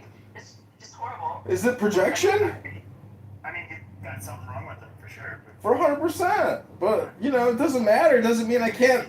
I got a constitutional law behind me. It says I can roast you. It says I can roast you in the Constitution. It's my freedom of speech to make fun of you. And sometimes he's empathetic, but other times Sometimes I just like to read a book and I'm sick of your bullshit. I thought it was Rich for a minute, but no, it's Kitover. Oh, I thought that was Rich.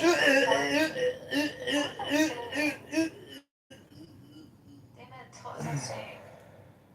Oh, goodness. You had no point, so you can't remember what you were talking about. Goodness, what was I saying? You're saying you have no point. You can't remember what you were talking about. Something about logic exercise that your friend. Oh, yeah. Yes. My friend, her name is Sineadu. Sineadu? She was so good at reasoning with me rationally and logically, and like, instead of just saying, okay, you're fine, there's nothing wrong with you, blah, blah, blah, blah, she would just reason with why. She'd be like, even if he did injure it, like, the body will, like, bounce back and do this, and she just, like, went with me step by step, and because of that, I was able to be like, okay, cool. Instead of, like, now, like, even with my, like, scarf, and, like, talking to my family about it, I just get gaslit. But if she was here, like, I know, like, she would, like, reason with me in the best way, and I really appreciate that. My point... Is this a room about your Scarface? No. The thing is, my point is the things that we are calling irrational, I don't think are really irrational. Like, the things that you're saying about the numbers, I don't think that, like, you're like, I acknowledge it as irrational, but I think we just look for meaning in numbers, and you built some significance about those numbers from your own, like, upbringing, so you connected it to that. That could be correct. Is that what you think Pepe sounds like? It's not what I think Pepe sounds like. It's actually what Pepe sounds like when he talks. That could be true. Oh, just listen closely next time when Pepe runs a room like he does almost every night, and every big room becomes the Pepe room. I can't believe it. But now Steve Appel, he's got the power beam, so Pepe's here talking to a woman, the second most exciting thing on Clubhouse. He did that! He's gonna kick me dead! No! Such an idiot, dude.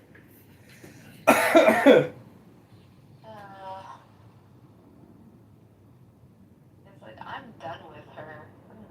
I am done with you. If I have to hear you talk about your Scarface another time, Scarface, I mean, jeez, what's my problem? Why the fuck would I sit here and listen to you talk about your fucking Scarface all day long? I got better things to do than sit here and listen to you talk about your fucking Scarface all day long, Scarface.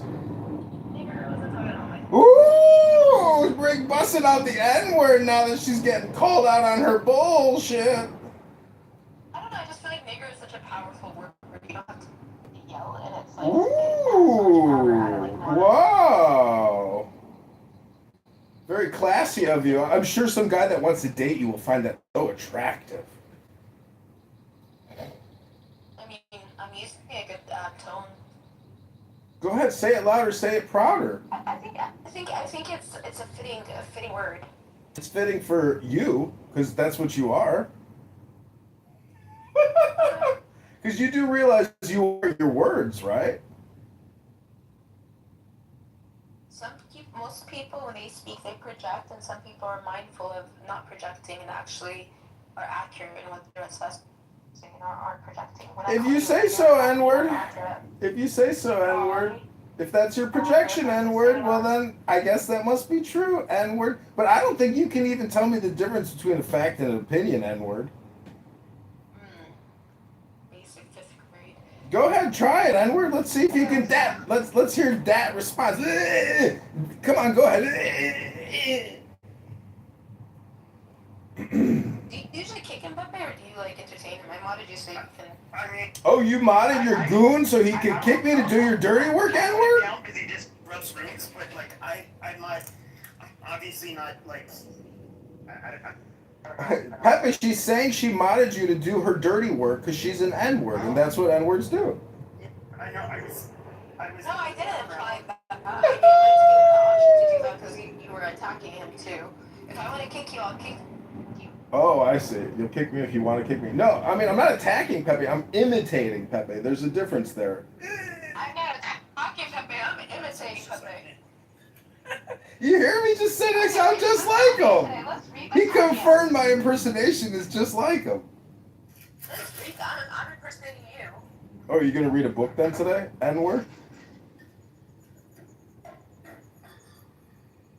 I mean, I personally don't like.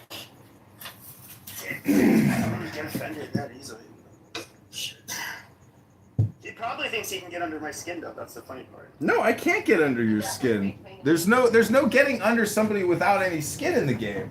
You're an anonymous fucking online schmucko, and like you're on one app.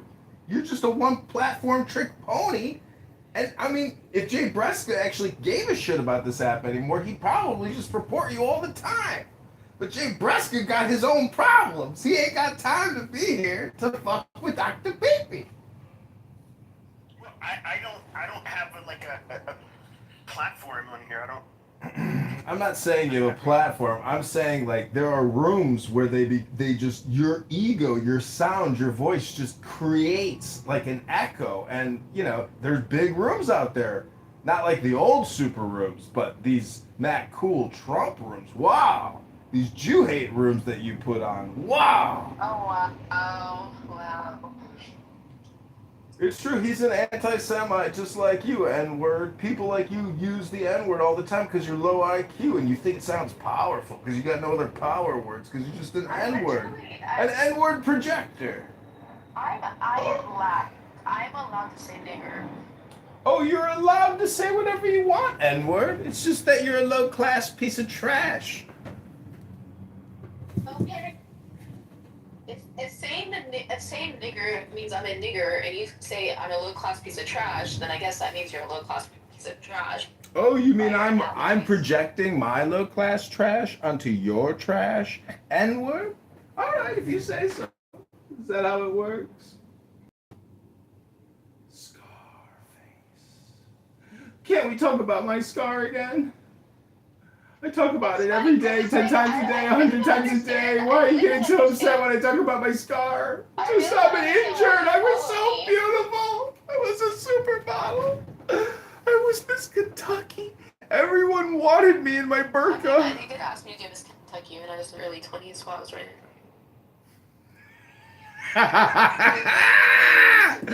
It finally kicked. It finally kicked. Back to the music, baby.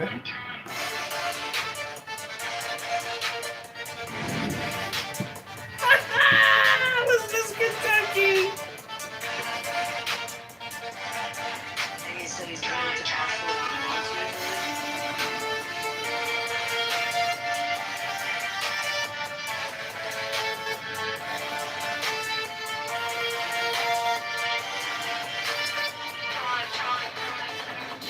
Kitover for Chicago Mayor 2026. John is incredibly joyful, reliable, strong, courageous, and committed to liberate Chicago for Chicago wins.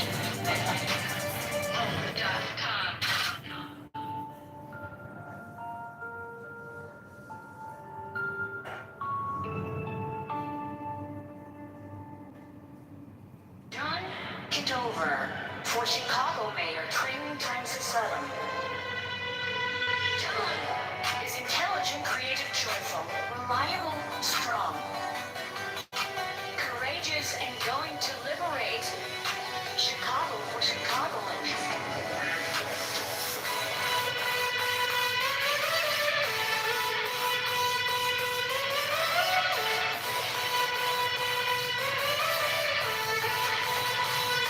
Barefoot.com. John Kitover. John Kitover. John Kitover. John Kitover. John Kitover. Barefoot.com.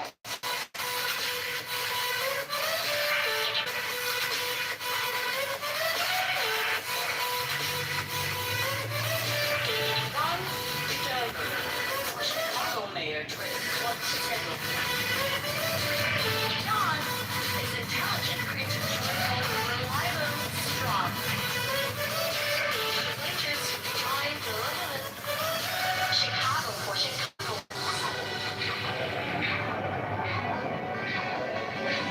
Chicago for Chicagoans. Chicago for Chicagoans. Chicago for Chicagoans. Barefoot.com.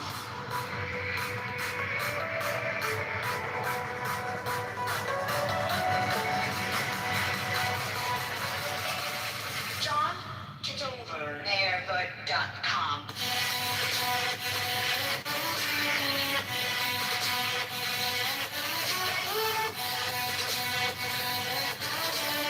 John Kitover. For Chicagoland. John is intelligent, joyful, reliable, strong, courageous, kind, and deliberate. Chicago for Chicagoans. Chicago for Chicagoans. Mayorvote.com. John Kitover for Chicago Mayor 2022. John is intelligent, creative, joyful, reliable, strong, courageous, and going to liberate Chicago for Chicago and Chicago Mayor.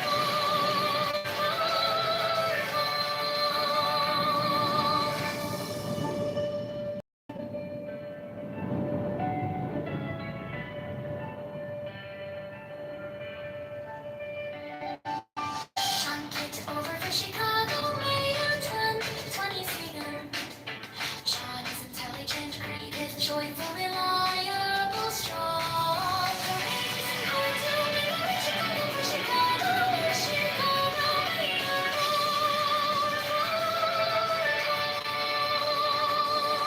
John Kitover for Chicago Mayor 2027.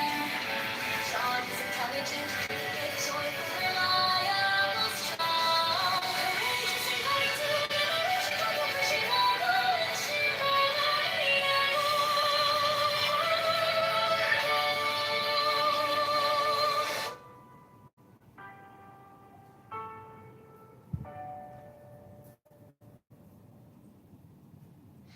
John Kitover for Chicago Mayor 2027. John is intelligent, creative, joyful, reliable, strong, courageous, and going to liberate Chicago for Chicago Mayor. For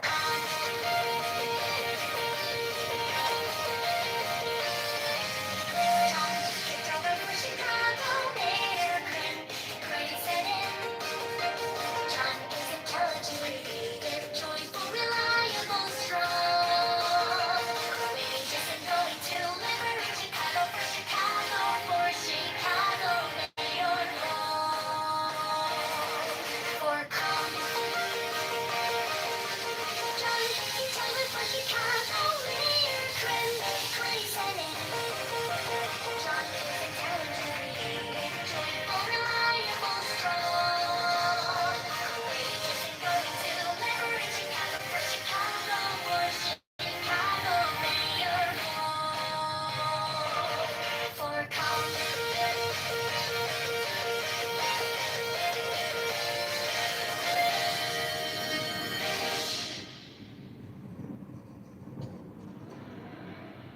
John Kitover for Chicago Mayor 2027.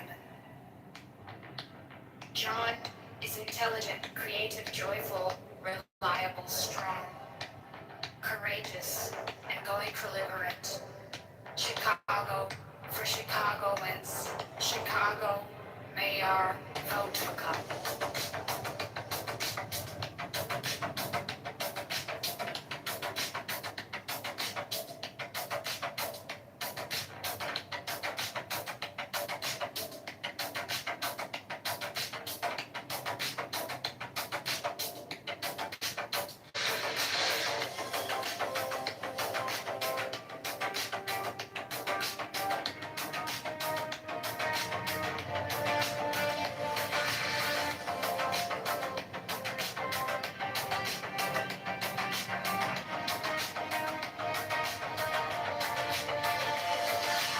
John Kitover for Chicago Mayor 2027.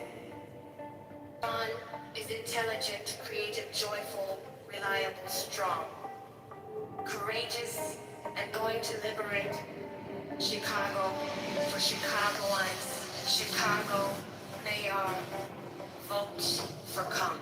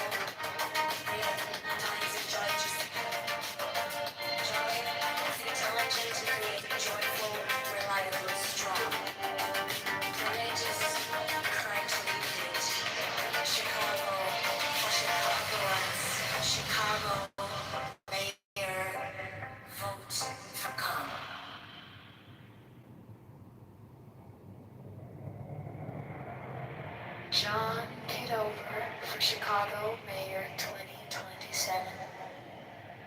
John is intelligent, creative, joyful, reliable, strong, courageous, and going to liberate Chicago for Chicago and Chicago Mayor. Vote for come.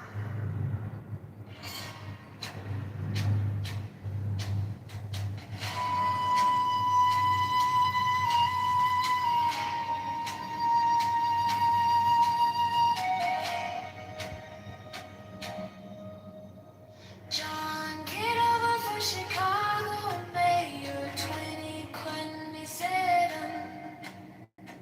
John.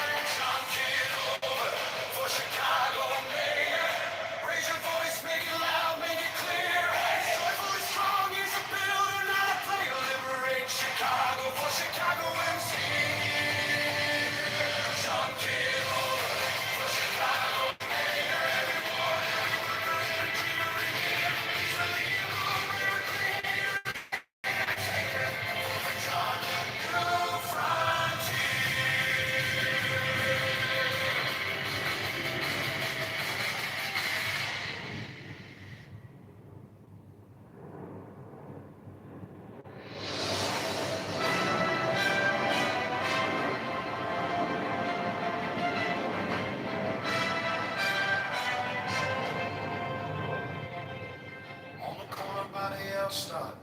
He listens close to the nurse, the kid, the man with 2 jobs and home.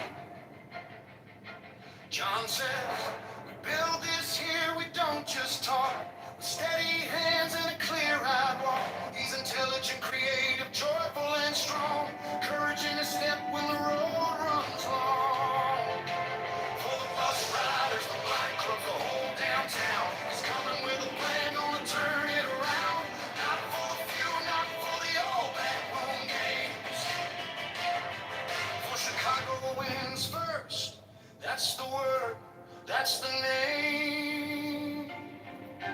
John Kitover for Chicago Mayor 2027.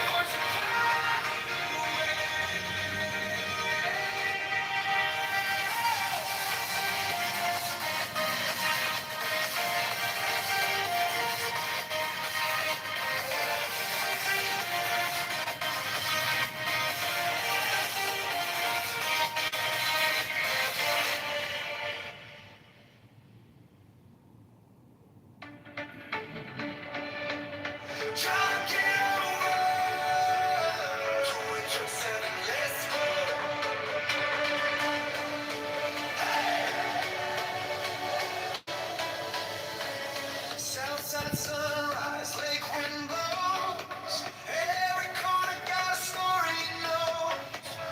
We've been hurting, we've been holding our breath. Now we're ready, running out of regret. I see faces on the red line, tired eyes, dreams in the alleys, reaching for the sky. We need somebody who will stay when it's rough. Smart, brave, stay in love.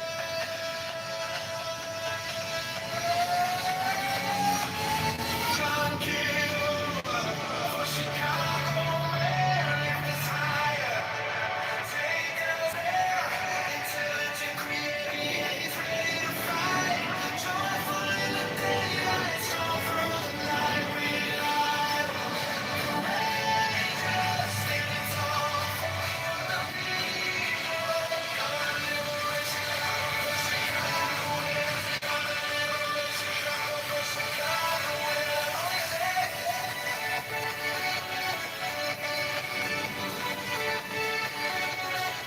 Oh,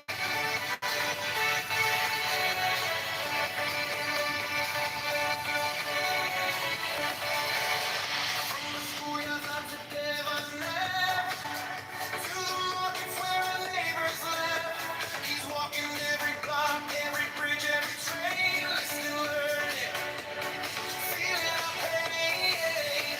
No more voices getting lost in the crowd. He's the echo turning into a shout. Hand in hand, we're writing new plans. This is our goal. This is our change. John Kitover, Chicago, man, let's higher. Take us there, intelligent, creative, he's ready to fight.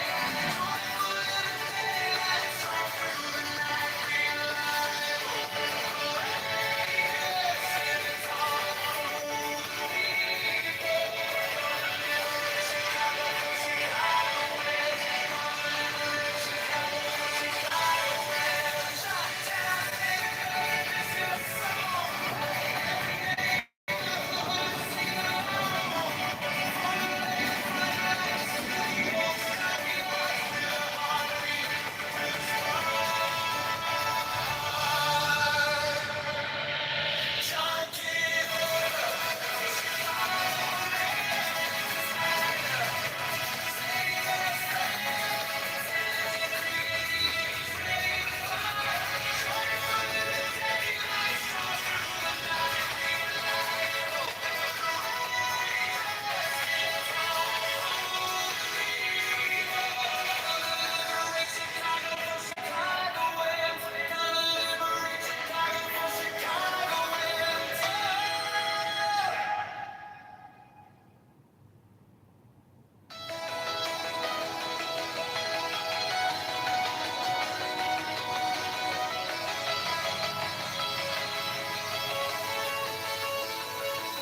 Careful study of these books will enable the pupil to speak in the language of his master and facilitate communications with him.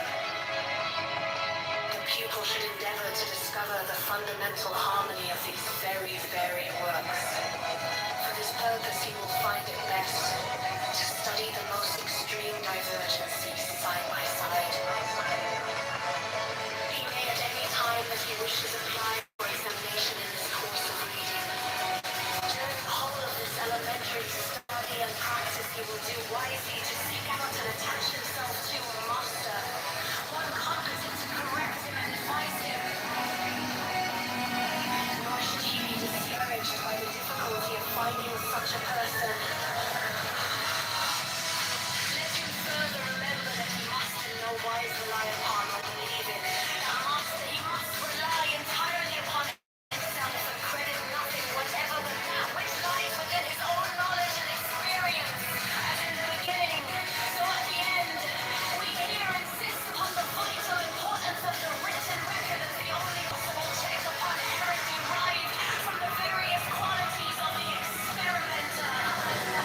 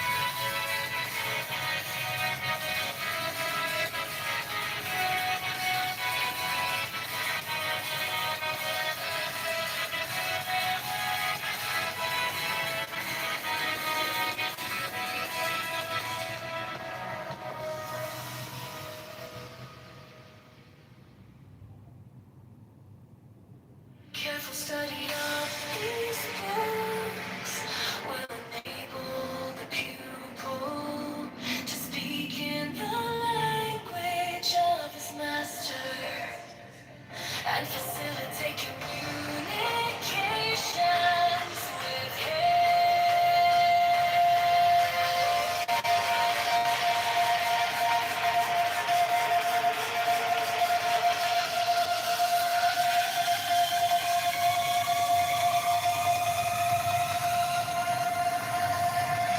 People should endeavor to discover the fundamental harmony of these very varied works. For this purpose, he will find it best to study the most extreme divergencies side by side. He may at any time that he wishes apply for examination in this course of reading. During the whole of this elementary study and practice, he will do wisely to seek out and attach himself to a master, one competent to correct him and advise him, nor should he be discouraged by the difficulty of finding such a person. Let him further remember that he must in no wise rely upon or believe in an master. He must rely entirely upon himself and credit nothing wherever that which lies within his own knowledge and experience as in the beginning. So at the end, we hear insist upon the vital importance of the written record as the only possible check upon errors derived from the various qualities of the experimenter.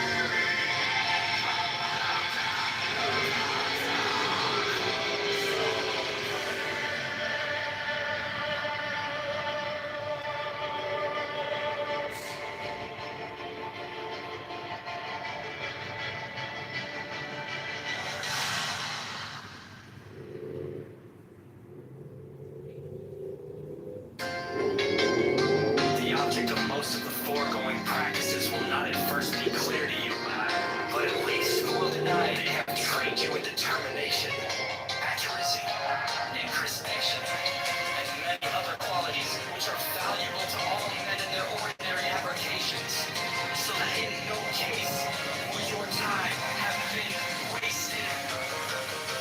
That you may gain some insight into the nature of the great work which lies beyond these elementary trifles. However, we should mention that an intelligent person may gather more than a hint of its nature from the following books. But if you take it as serious and learn contributions to the study of nature, do not necessarily to be implicitly relied upon. Ye king of pieces!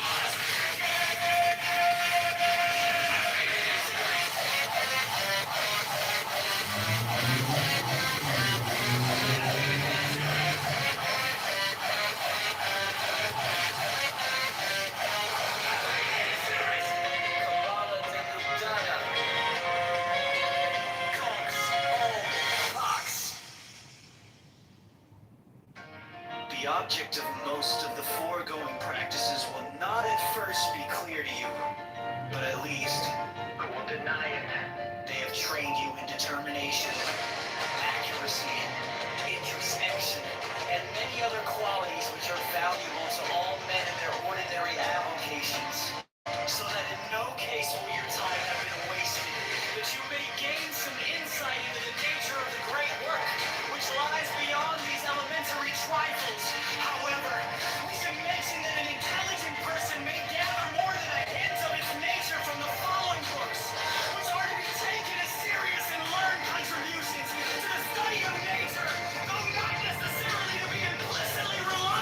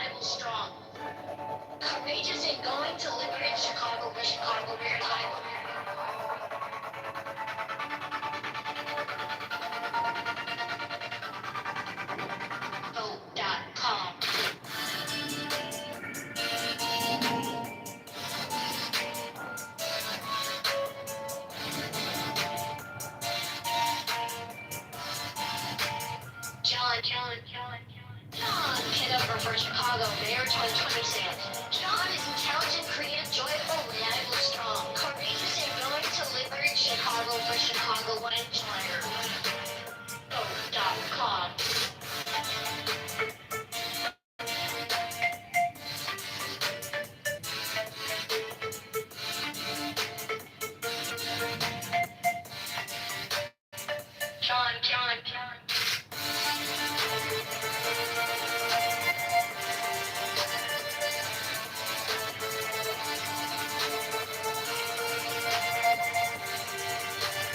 John.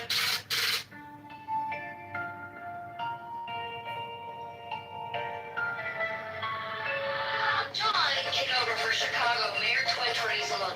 John is intelligent, creative, joyful, reliable, strong, courageous, and going to liberate Chicago for Chicago wins. .com.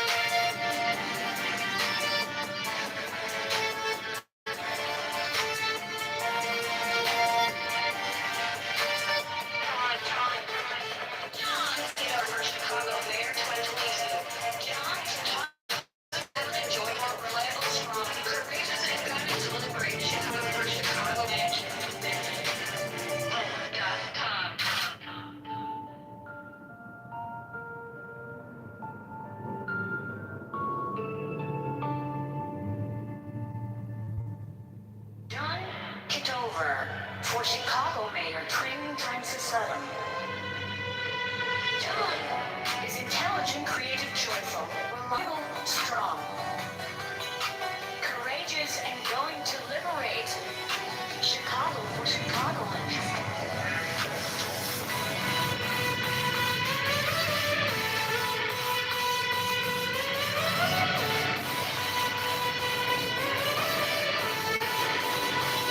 Mayorhood.com. John Kitover.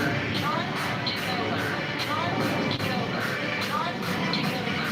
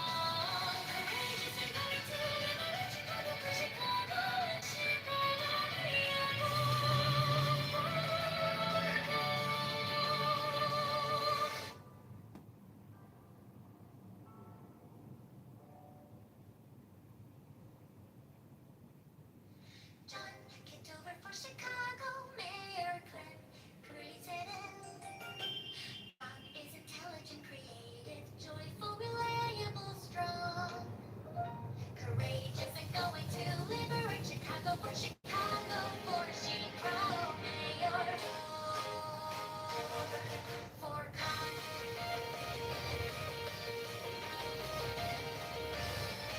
John Kitover for Chicago, mayor. President.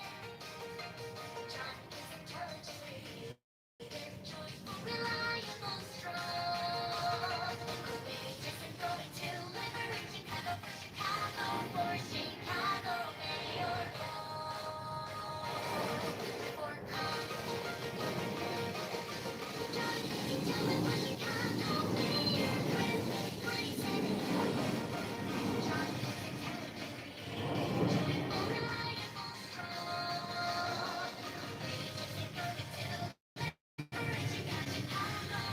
for Chicago, mayor. For Con.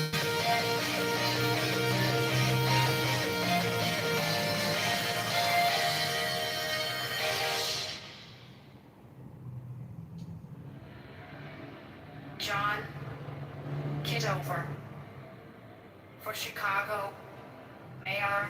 President. John is intelligent, creative, joyful, reliable, strong. Courageous and going to liberate Chicago for Chicago, mayor. For Con.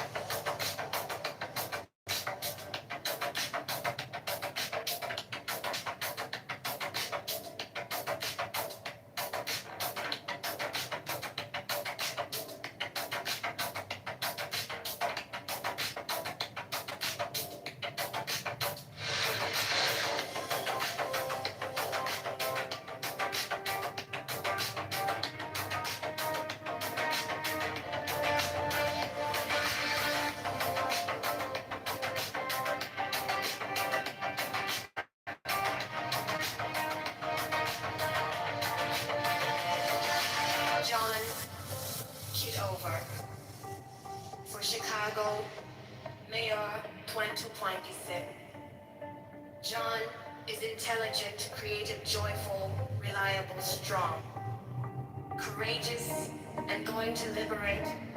Chicago for Chicagoans. Chicago, Mayor, vote for Con.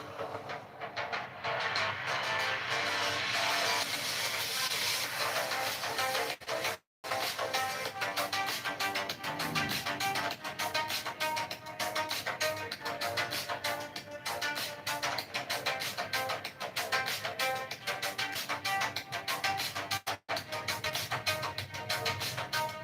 John is intelligent, creative, joyful, reliable, strong, courageous, and going to liberate Chicago for Chicagoans.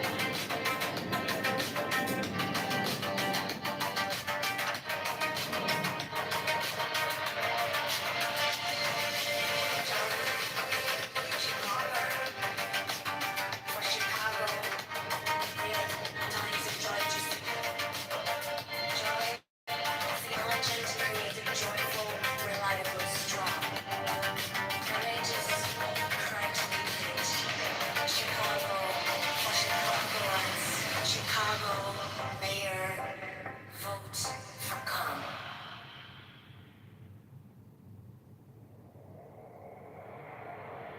John Kitover for Chicago, Mayor 2027.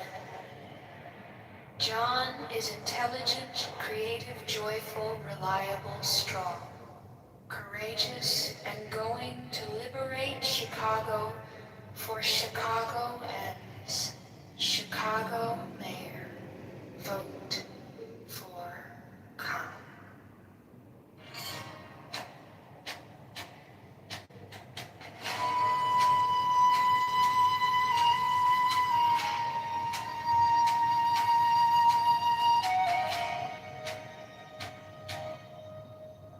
John Kitover for Chicago Mayor 2027. John is intelligent, creative,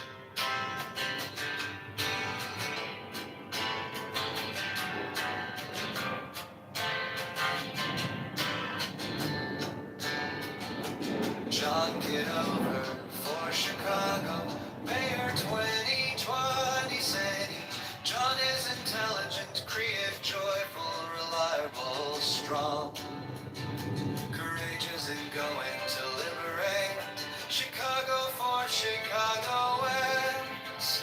Chicago Mayor, vote for Con.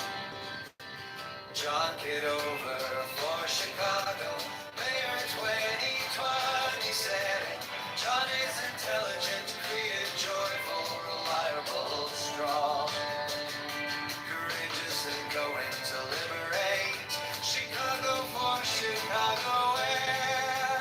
Chicago Mayor for Con.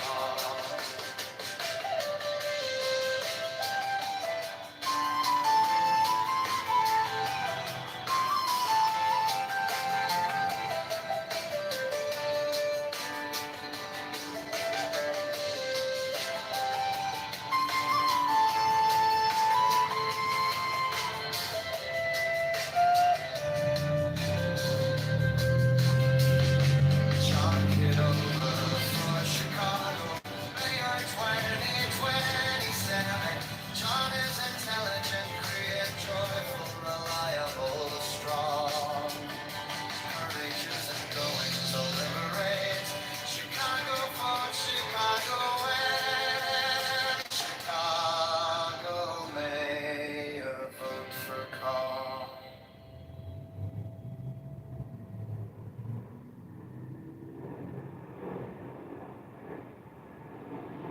John Kitover for Chicago Mayor 2027. John is intelligent, creative, joyful, reliable, strong, courageous, and going to liberate Chicago for Chicagoans. Chicago Mayor, vote for Con. John Kitover for Chicago Mayor 2027. John is intelligent, creative, joyful, reliable, strong, courageous, and going to liberate Chicago for Chicagoans. Chicago Mayor, vote for Con.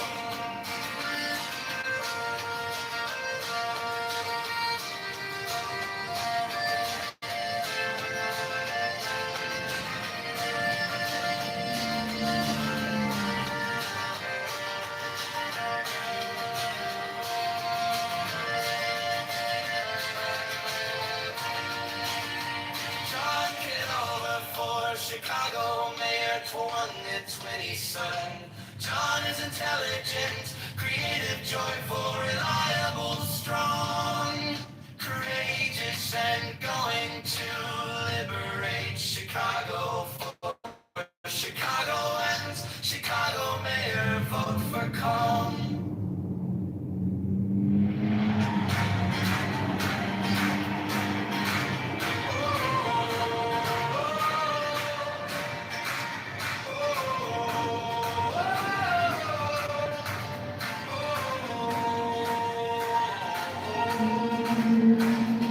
On the corner by the blue line, flyers in a cardboard box. He's shaking hands on Milwaukee, listening more than he talks. Intelligent and steady, got the twinkle in his eye. Created in the details, you can see it when he smiles. John Kitover, for Chicago Mayor, for every neighbor on every block. For the mothers, for the workers, for the dreamers who love this city, never stop. He's strong, he's brave, he's faithful to the labor from the lakefront to Cicerone walls. John Kitover for Chicago Mayor.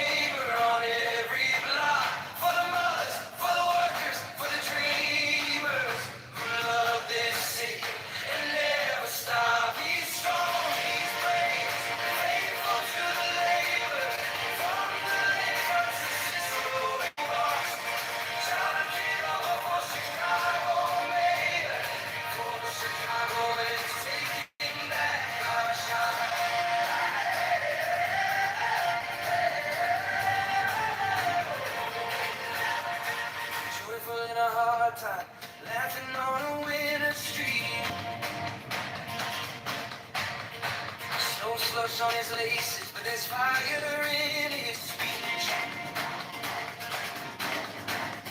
Reliable as sunrise, you can call him when it storms. Courage in his backbone, standing up to every form. John Kitover for Chicago mayor, for every neighbor on every block, for the mothers, for the workers, for the dreamers who love this city and never stop. He's strong, he's brave, faithful to the labor. From the lakefront to Cicero he walks. John Kitover for Chicago mayor, for Chicago and taking back our shot.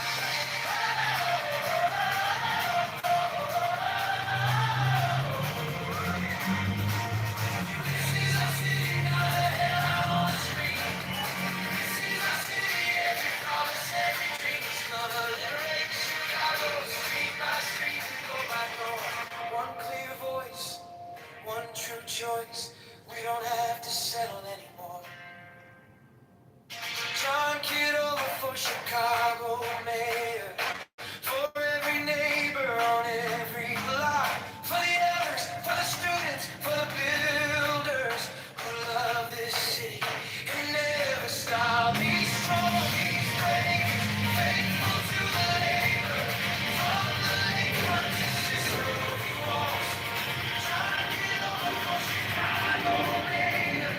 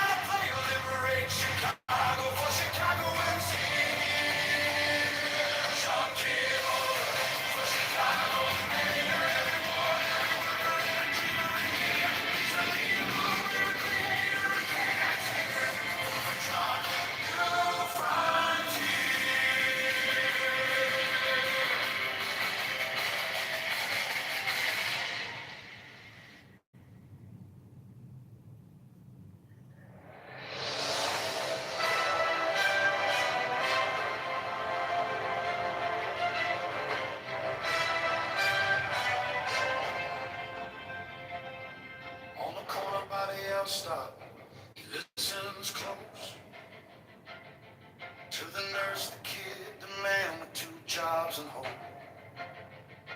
John says, we build this here, we don't just talk. With steady hands and a clear-eyed walk. He's intelligent, creative, joyful, and strong. Courage in his step when the road runs long. For the bus riders, the nightclubs, the whole downtown. He's coming with a plan, gonna turn it around. Not for the few, not for the old backbone games. For Chicago wins first. That's the word, that's the name. John Kitover for Chicago Mayor 2027. Chicago, choose your side. Vote for John Kitover for Chicago Mayor 2027. Lift this city high. Vote for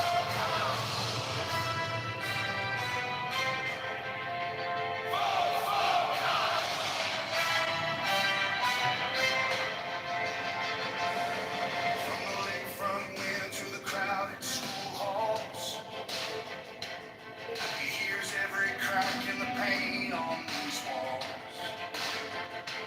Rent too high, wages thin, streets left bare. He shows up early, stays right there. Reliable when the night gets rough. He don't flinch, he don't bluff. He's got courage for the hard calls, heart for the grind. Creative enough to change what we left behind. This city made us, and he knows why. It belongs to the people with the fire in their eyes. John Kitover, Chicago Mayor 2027. Chicago, choose your side. Vote for John Kitover, Chicago Mayor 2027. Lift this city high. Vote for John.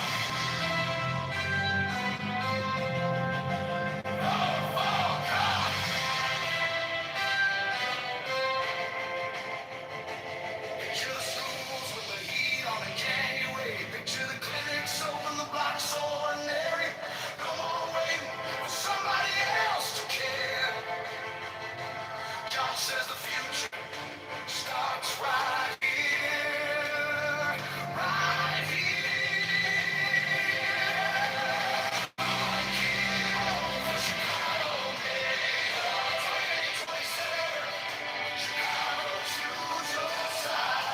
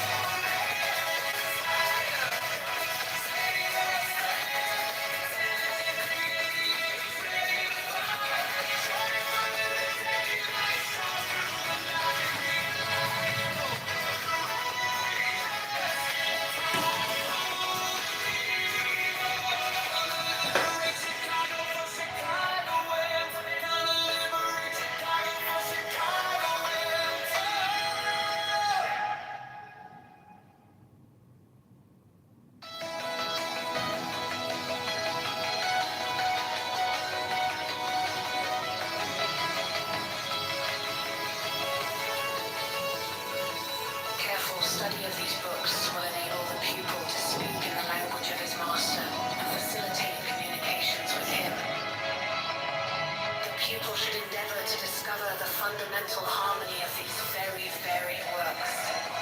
For this purpose, he will find it best to study the most extreme divergencies side by side. He may at any time, if he wishes, apply for examination in this course of reading.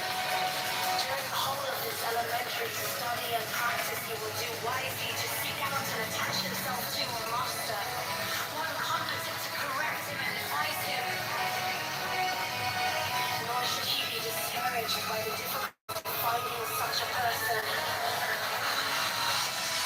Let him further remember that he must in no wise rely upon or believe in. That master, he must rely entirely upon himself and credit nothing whatever but that which lies within his own knowledge and experience. As in the beginning, so at the end. We here insist upon the vital importance of the written record as the only possible check upon error derived from the various qualities of the experimenter. Thus let the work be accomplished duly. Yeah, let it be accomplished duly.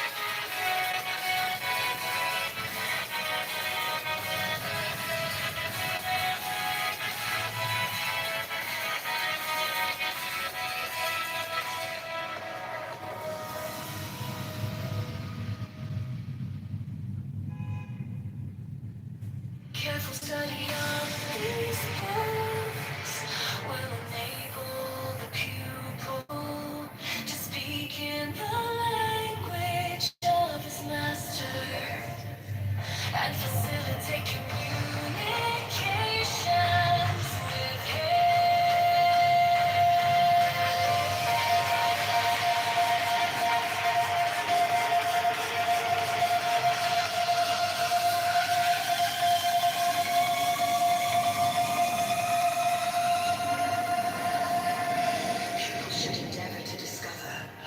fundamental harmony of these very varied works.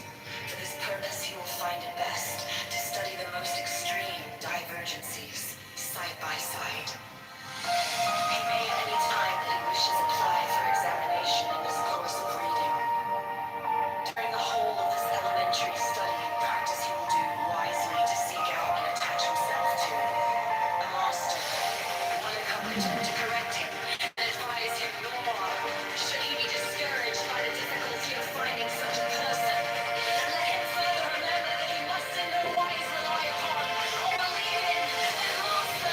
He must rely entirely upon himself and credit nothing whatever for that which lies within his own knowledge and experience as in the beginning.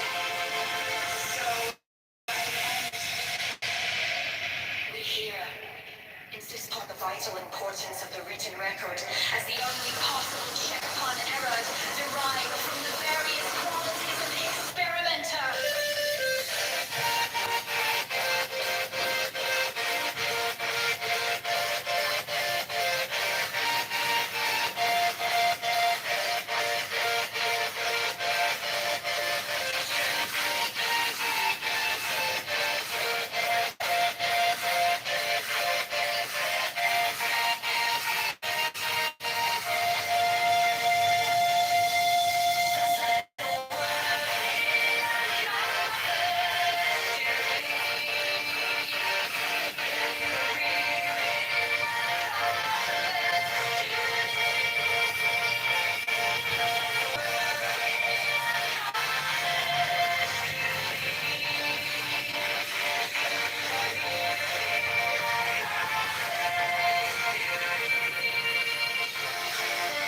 Important or remarkable results should occur,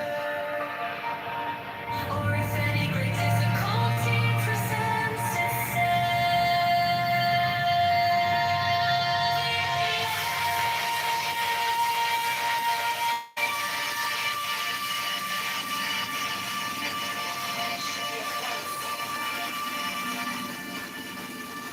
informed of the circumstances.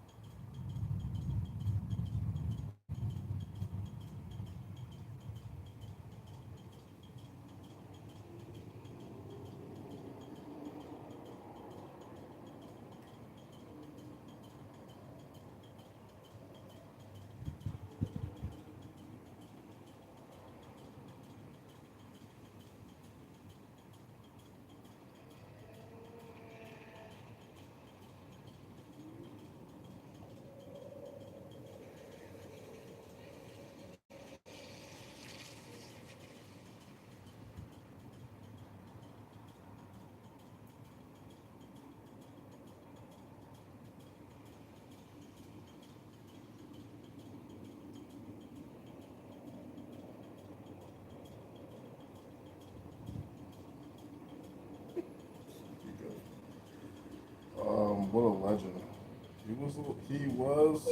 Is a legend. Farewell. So now, you got God. Should have made peace sooner.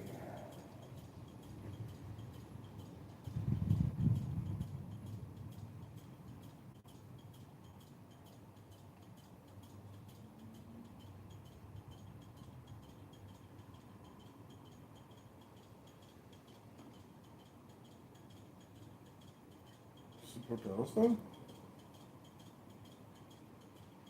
Support terrorism?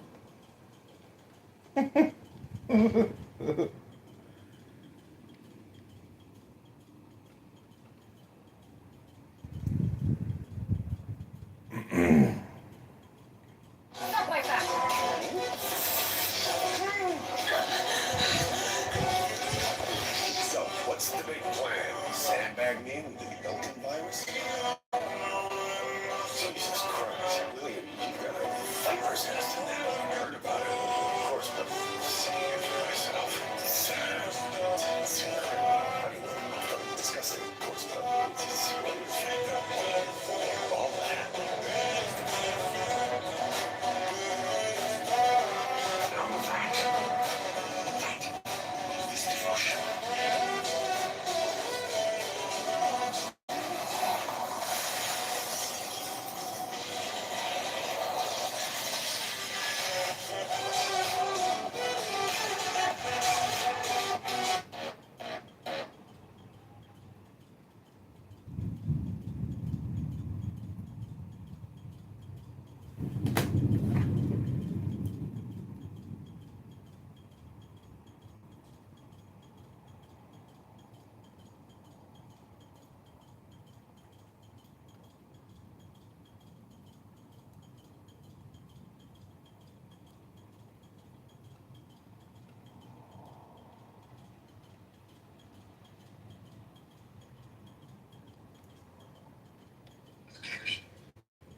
Question. So, when Iraq was getting over Iran at that time, so U.S. and Israel sold missiles to Iran. Why? And Iran had a chance to beat Iraq and put them back, push them back. So, the answer for me is this. Israel doesn't want to see any strong country be much stronger than Israel in Middle East, which Iran is. Be honest, Iran is the strongest country in Middle East. Can fight with Israel. Israel is there just because of we are watching. They are having their back. Trump saved their ass. Netanyahu is nothing without US, and they are saving their country by dollars that we are paying for gas and fuel here, which we did it in Ukraine. How Ukraine? This is super scary. Russia is attacking to some country. It's super scary. But Ukraine still is fighting back. How? Because of Europe? Of course Europe supports them, but nobody. Okay, so US saved them. listen, You got the answer. You got the answer. No, I don't have the answer, but I don't have the answer. But let me finish. Let me just share this because I do have to go. My wife had dinner now, but I do want to share this with you. I appreciate the exchange. I really do. And thank you for having a kind understanding. It's us going back and forth. You're crying. Buddy, I want to tell you this before. Are you in US? Yes, I'm in California. I was praying. Okay, you are in my lovely state, so I'm in Utah. So I want to tell you this. I was praying when US is sending Navy and carriers over there, and I told afraid and come and say, okay, let's do the fucking deal. Because I didn't know if the war happened, will happen what we see now. Yes. Because it's really difficult to fight with the nation. They believe if you kill them, they will go to the heaven. Doesn't matter if they're guilty or what. That's why even Trump came to media and said, those motherfucker Iranian never stop, because he was promising we will finish this war in 2 weeks, 3 weeks, 4 weeks. This never will finish. Because you cannot finish them, man. Iran is different country. And who started this fire? Israel. And God bless America. I hope one day Trump kick Bibi's ass. Say, hey, shut up. Stay there. We don't want to fight with Iran because there is a big money in Iran for US. So, And I'd rather let me US go. take over that money than Listen. Russia and China, buddy. Okay, hold on. Could you do me a favor? Could you turn your pink ticket in? And everyone else on the stage, please turn your pink ticket in so you can join the house itself here. And Matt, I appreciate you. Matt, Edward, that was good, right? no, I appreciate I want to come and see you. You have no idea. I just saw you. I wanted to go to see the Iranian page, you know. We are in US and talking about in Canada, talking about what's happening in Iran. So, and then accidentally I saw you guys. But I just want to tell you this. I support America. This is crazy. beautiful. Yeah. America. But guess what? I'm Iranian. Yes. USA. USA. Could you mute for a second, please? Yes. Yes, my brother. Thanks. Just mute. Thanks. So, Matt, I just want to thank you for allowing me to be a mod. I was just that's some fun to be here with you. But I appreciate you giving me the opportunity. And everyone else, thank you for your patience and kindness. I just want to be able to hear people speak. And that's all. And I make thanks. But I was. Thanks for modding and holding up the space quite a bit there. It was a different kind of room. I kind of just wanted. You flying from to space, brother. That was a great journey, brother. Let me give you your reward now, man. You just really did a great job, you know. My apologize, lo siento, senor, what are your pronouns? And I just want to apologize, bro. You really did. Shut up, man, you fucking nigger. Oh, I'm from South America. I'm French, Irish. Man, I'm like, I ain't one of them motherfuckers. You know, I ain't come from Africa now. Shit, I was already coming through here, partner. Shit, I'll sneak up and hit you in the back of your head. Watch your mouth. Watch your mouth. Newport, never eat wet pussy on a rainy Tuesday. Thank God it ain't raining in Silk. Go Trump. That boy got all them ships coming here. We the baddest, raddest, man, can't nobody fuck with ass. Man, we can't be fucked with. Fuck you. And anybody feels something different, fuck you too. Man, them motherfuckers said we gonna have cruise ships coming here buying old man gas price gonna be $1.29 for us always said no. That's a bad mamma jamma. You know what your little girl koala bear said? Don't. And you know what Trump said? I'ma bomb this shit out them motherfuckers. Is that a Newport menthol beer in your PTR the movie? No, that's not beer. Never eat wet pussy on a rainy Tuesday. Today is sunshine. I goddamn heard it all now, my friend. I feel but like Bunny, you do like it to go home then. And if a boy come down here in these woods, I'ma hunt him down like a deer with no eyes. You know what that is, huh? I have no idea why you came on down here with that bullshit. Well, I just wanted to say something about the Iran war. Put me in the PTR, please, Matt. A bull can't make no babies. A bull can't make no babies.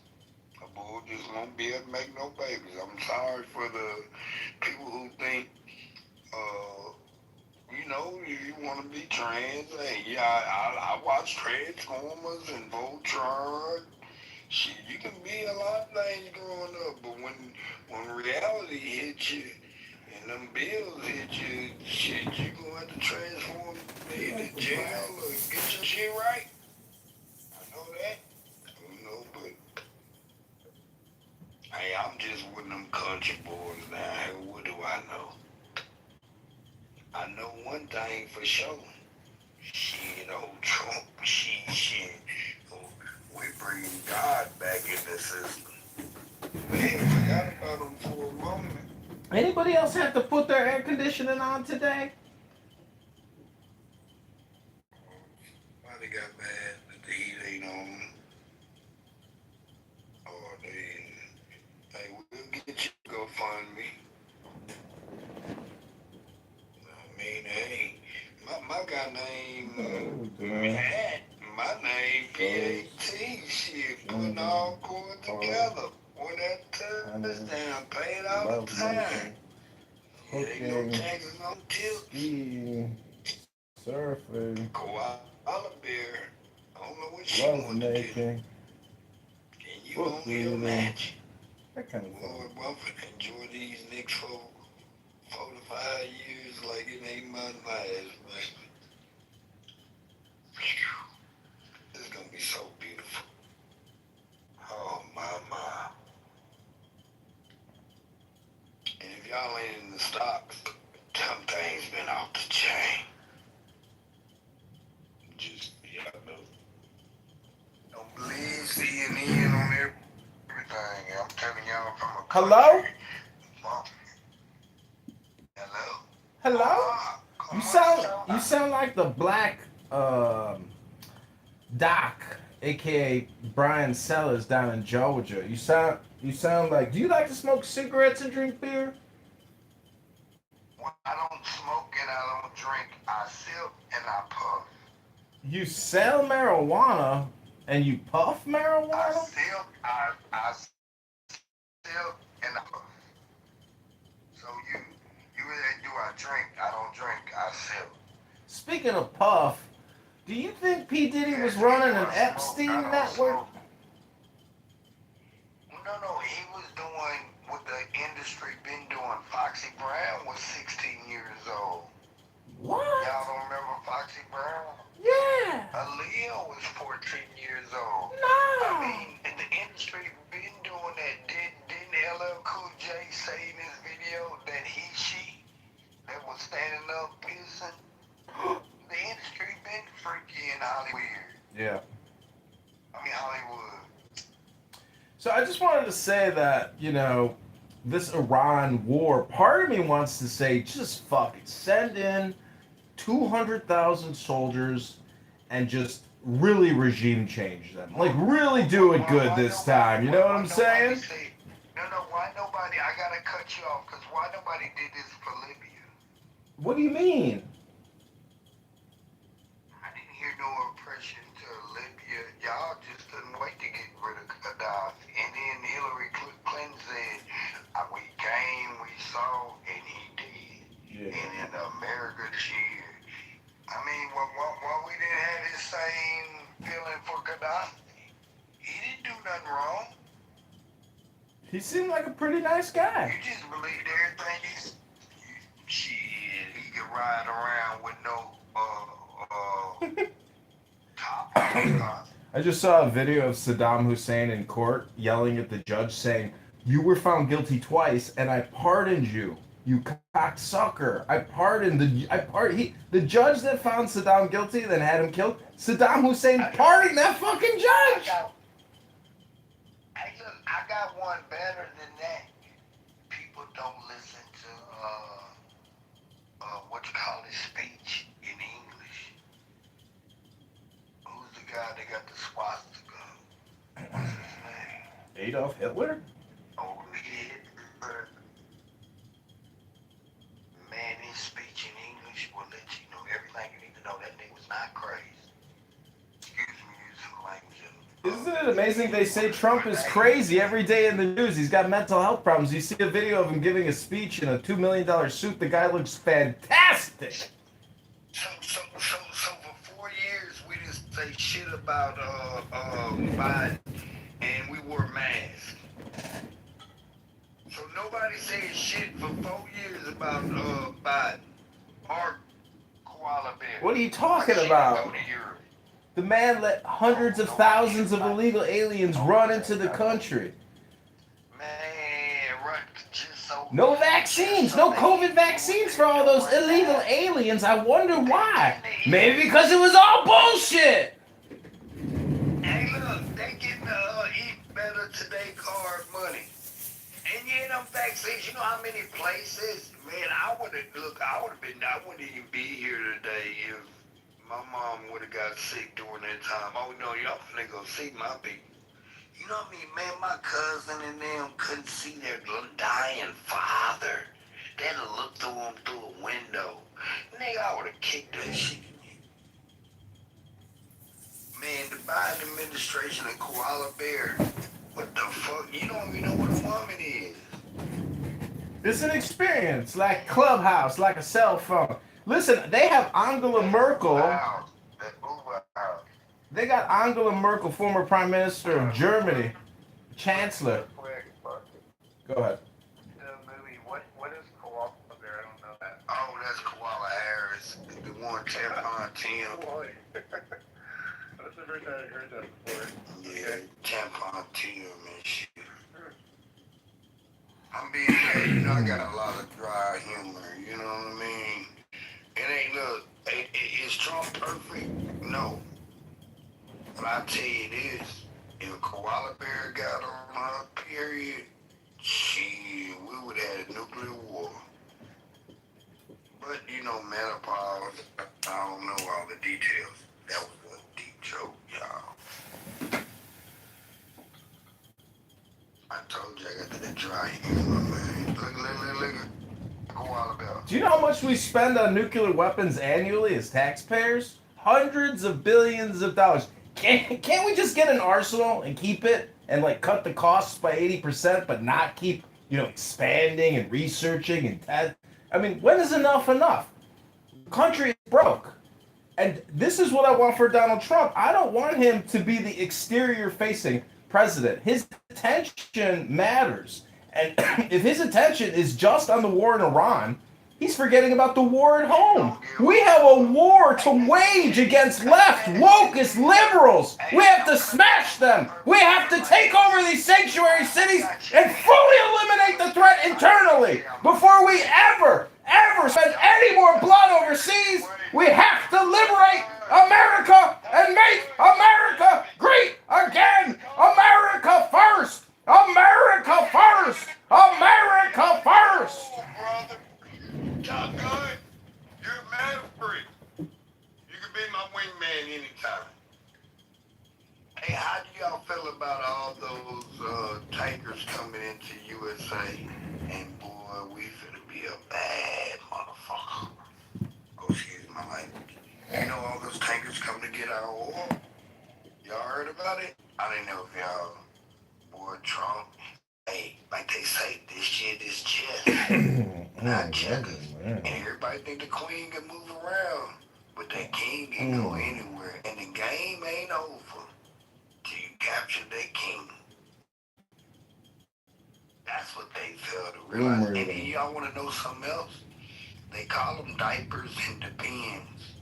Diapers are for the babies, because you love changing them. But when them elders got them depends on, it depends on if you in the wheel. Oh, that was kind of dirty, Joe. My bad. That was kind of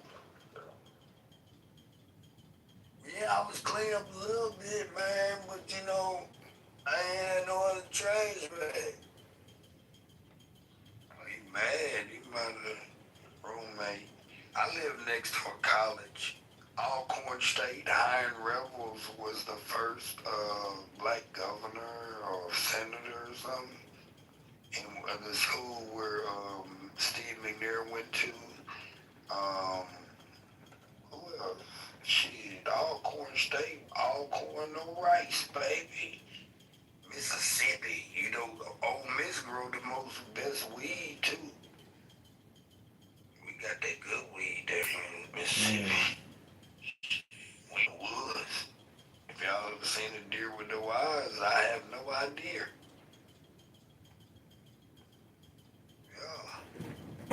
See, the thing about Iran is, even if we sent in 200,000 soldiers and we pulled a Brennan and we took the whole thing over, like, we've already killed the Ayatollah, We've already killed dozens of senior leaders. We've taken out a huge amount of their military capability. So, it's not necessarily necessary. And so I would just say, instead of sending 200,000 soldiers into Iran, why don't we send them into Democrat cities like Chicago, New York City, LA, Miami, everywhere, and actually eliminate the illegal alien threat in our country, the fake voting, the Democrat frauds, and the Social Security fraud, and the Medicare fraud, and all the fraud that's going on that Nick Shirley's exposing, and make major sweeping arrests internally and prosecute the people. And when our people are getting murdered by illegal aliens and criminals, we don't just lock them up for 7 years and spend $500,000 housing them. We kill them. We execute them. We shoot them and we bury them quickly. Hello? And if a Democrat judge stands in our way, well, then we arrest that Democrat judge, just like Bukele did in El Salvador. We liberate America, one criminal, one judge at a time. Hello? You're the violent ones. Don't kick nobody out. Let the man freedom of speech, because rule number 2 comes behind that. Oh, no, that was no threat. I was just...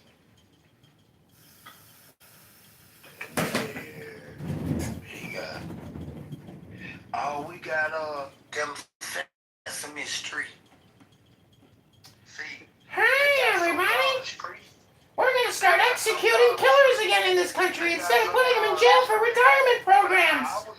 When you murder an American, or you rob an American, and you kill that person, or brutally harm that person, you will be killed. It's called the Elmo Law. No more pussyfooting around and spending billions of dollars a year housing murderers. Execute them, or we fly them over the Pacific and drop them in the fucking ocean. Self-defense now. Be you either on the sidewalk or you from the streets now. You ready to do that time up in the pen? Commissary, you get 3 free meals. As in my family say, 3 free meals. Be careful.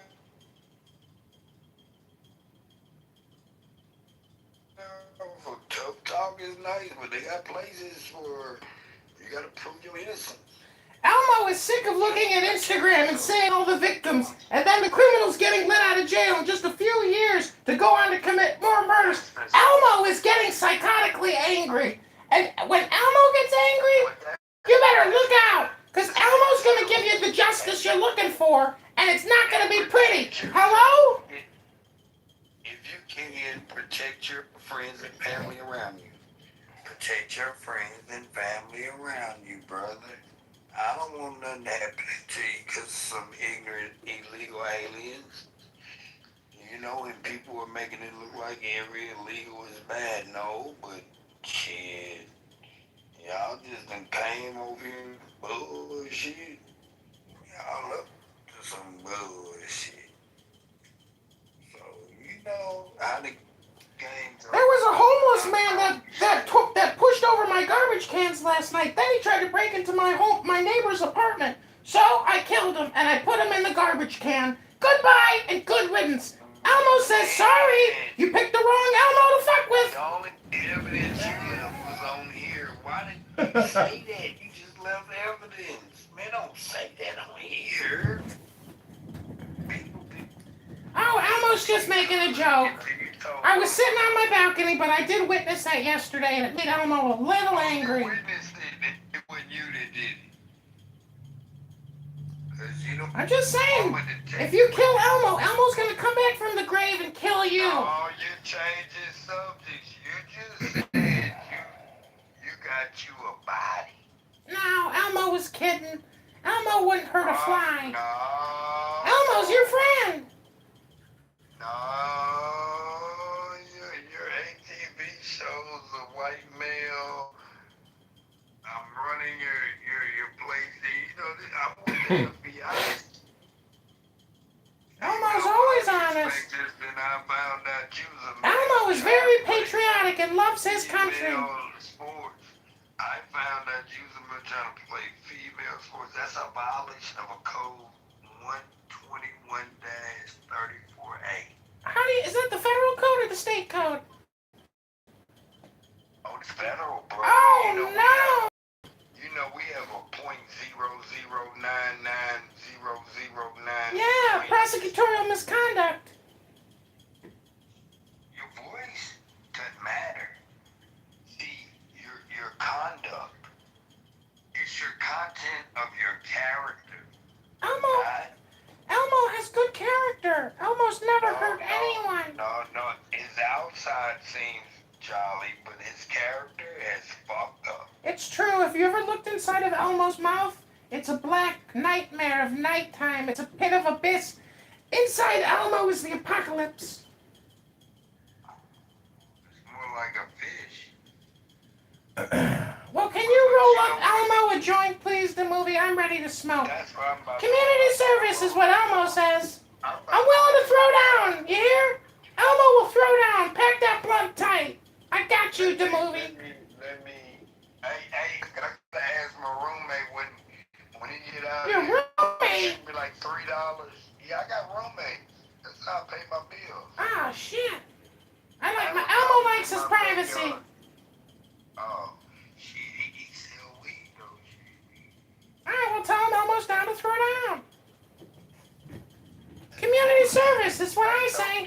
Sharing is caring. Hey, send me like $3 so I can get like a .3. I got you, bro. Can you lend me $3, though? Yeah, we get somebody along here. We with the Trump. Go Trump. Go Trump. No, yeah, they like that, boy. We can get us a GoFundMe, bro. Everybody love. So I don't know if anybody follows international news, but Ireland has rebuked their own government, and the Irish army is putting down an Irish farmers' rebellion, and their response is, "You fucking psychopathic leftist woke bitch motherfucking Looney Tunes! All you do is complain about Orange Trump all day long. That's not leadership. That's spam. You're just spamming us." Hey, what y'all think about that Canada shit with the little party with the little cards? They had their little, it's been all over the TikToks and they bring their little card. I have my card that says y'all know what I'm talking about up there in Canada? Yeah, man, I know exactly what you're talking about. Yeah, shit, I know you knew. Shit, you didn't say everything else. Shit. Well, has anybody seen in the new chat feature? Where you from, Denver? Are you from Denver? No. You sound from like Denver, Colorado. I was born inside your anus. Are you into astrology? Oh, you playing that homo shit. My shit exit only, homeboy. Exit only? What? Exit, My shit man? is exit only. You talking about Uranus, man. Y'all don't play that shit. No, I have cosmic consciousness. I'm an astrologer. Man, you can astrologize all the fuck you want, but it ain't going up my Uranus. What about Saturn? Are you interested in Saturn? Ain't that shit in there either. Yeah. What do you think about Man, Neptune? This funny motherfucker thought he could be slick on something. What the fuck you talking about? Lista, whatever the fuck his name. What's a I saw a YN video today, the first YN video from 1965. I know what an F and a Q is. F and a Q? Fuck you with my foot. Playing with me, man. Come on with a YN. Nigga said I know what an F and a Q is. What's an F and a Q? Fuck. He fell for it like a slide, didn't he? The movie, I got a joke for you. Why is sex like a box of Kentucky Fried Chicken? I have no idea. Because after you're done with the breast and the thigh, the only thing left to do is stick Elmo's greasy bone back in the box.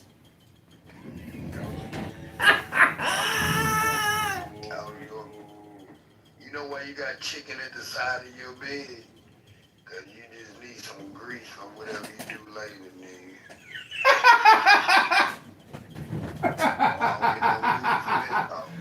Oh, Oh man. I forgot. Oh man. Remember that Yo Mama? Remember them Yo Mama jokes on that shit? Dad jokes and shit. No, I know. I'm talking about back in the day with the old boy, the Mexican dude that had the Yo Mama. He was saying you got chicken at the side of your bed. I forgot. But it was crazy, motherfucker. And look, like he had one joke, like I would tell Elise, your girl's so nasty. Well, he probably don't have a girl, but she's so nasty. Them crabs be bungee jumping off her thong and shit, you know. And her little tampon, you know how they. The movie. What kind of an animal do you think Elmo is? Elmo always inspects the vagina before going down, because one time Elmo actually saw crabs on a woman's vagina, and Elmo had a panic attack.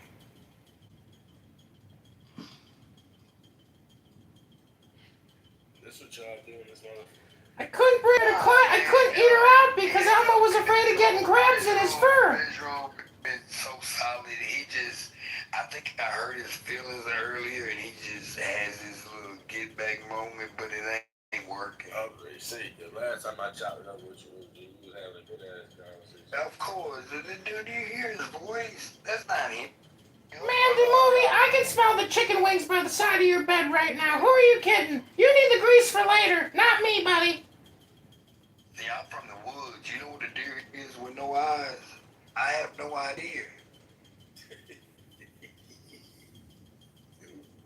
He ain't getting it. He don't know he fucking with the right one. I got nothing but time, opportunity, hell. But he ain't no swimmer.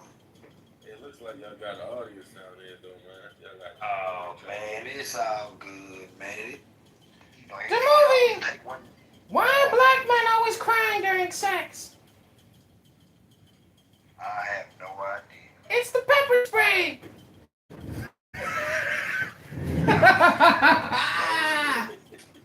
That was a good one. Hey, you know what I found out? Why you like playing basketball? Because there's a lot of shooting and stealing. Oh, he didn't play basketball. Because of Pete didn't play basketball. My bad. No, I play golf. Elmo likes golf. There ain't no white man crime in Idaho. Why does O.J. Simpson like to play golf? Because he didn't have a glove. No, it's because he gets to hit something white. That was as good as those shit still shit. Yeah, I know, man. You know I got this dude. You know, white people, they try to be cool with us. Like everybody afraid of They really love it. Titleist is the number one ball in golf. Hey, bro. You know the only ally we really have in America, I'm talking about in 2026. If you look at another ally, I'm not talking about your brothers or your immediate family, but it's the white man. No, the liberal white woman. It's the liberal white woman. That's the real ally of the black man. You're never gonna get reparations until you can make all the white women say yes. They say yes. Yeah, it's easy. That's the easiest shit ever to do. I have a college in my backyard, and this tennis coach, Lord rest his soul, Coach Dodgen, he brought them Europeans. I'm talking about the real Europeans, them Russians. The white women like, they love our black curly hair. Like the Pleasure comes with a lofty price. Man, you know what else they like? They just like what we tell them. Tired. Yeah, for real. We had to tell them I have some life for the bands here. Sausage tonight.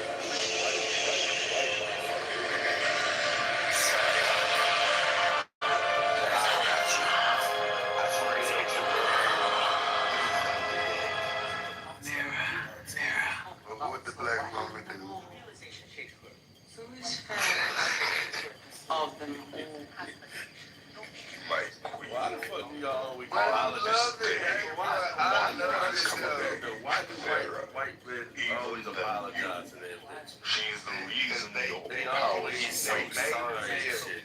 You gotta remember, Snow you gotta remember they Jiffy has that salad, please. Man, you earned your position, bro. That's the difference. You don't remember that poem that said, hey, the grandfathers work so your fathers don't have to work as much. The sons really ain't gonna work. The grandbabies Go makes a fool of my and it's gonna brother. start all over again. But for some of us, they grew back should have taken my kingdom. they taught us the value of what goes from. And you let us slip. If that makes sense. You If you had a mother, my mother You would swore that you would protect me. would never know. You swore. But guess what?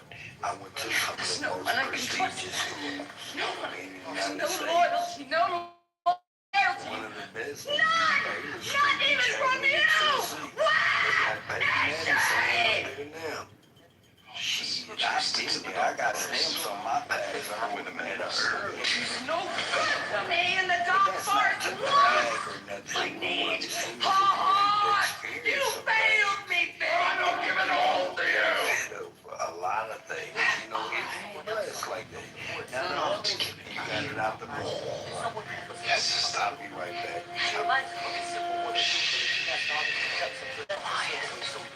I have no powers in the dark forest.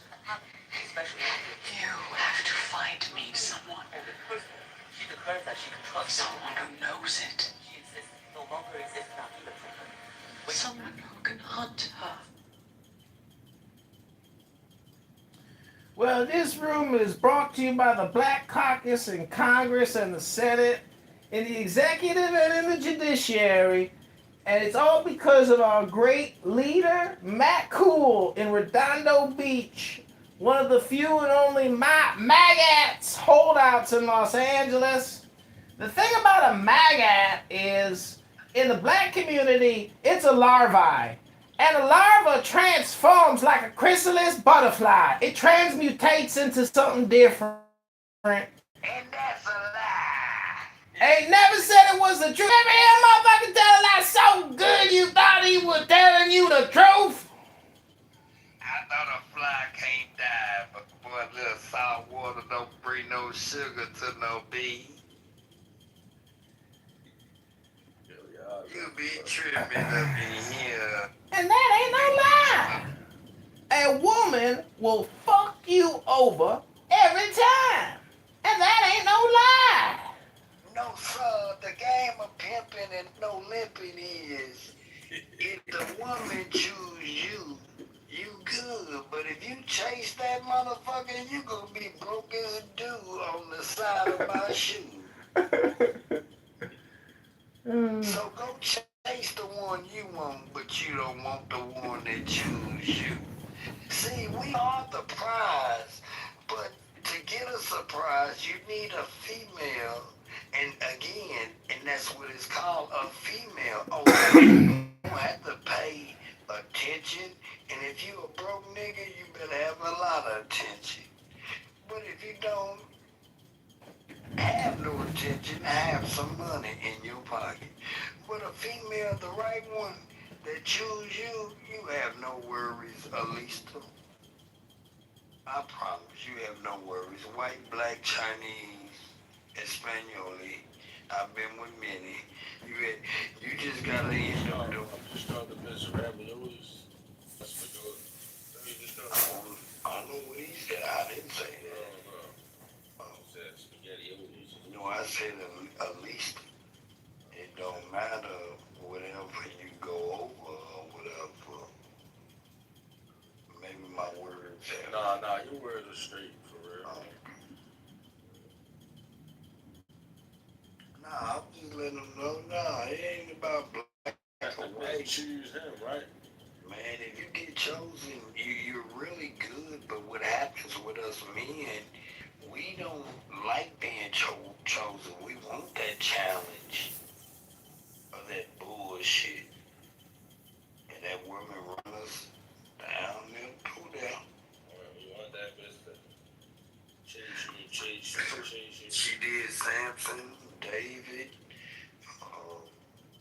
shit like Eve, Adam.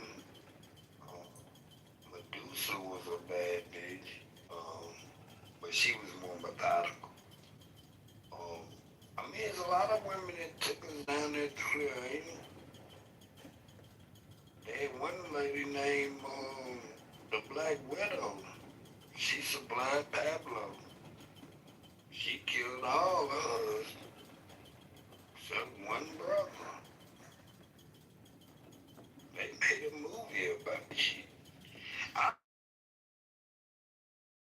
I'm just saying, baby, they're very influential. But we run this shit. We the prize. But women got. You think about a woman. Shit, we'll go to McDonald's and get a girl, but a woman ain't coming to McDonald's to get no nigga.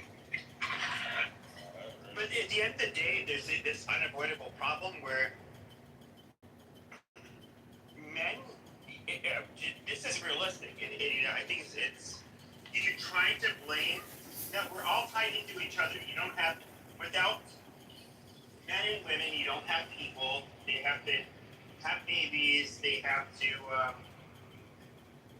When it comes to society in general, there's a balance between men and women. But there's no doubt that men in society cause by far the most dysfunction, violence, chaos, war, any like horrible thing you can think of. Men are extremely overrepresented. What do you mean?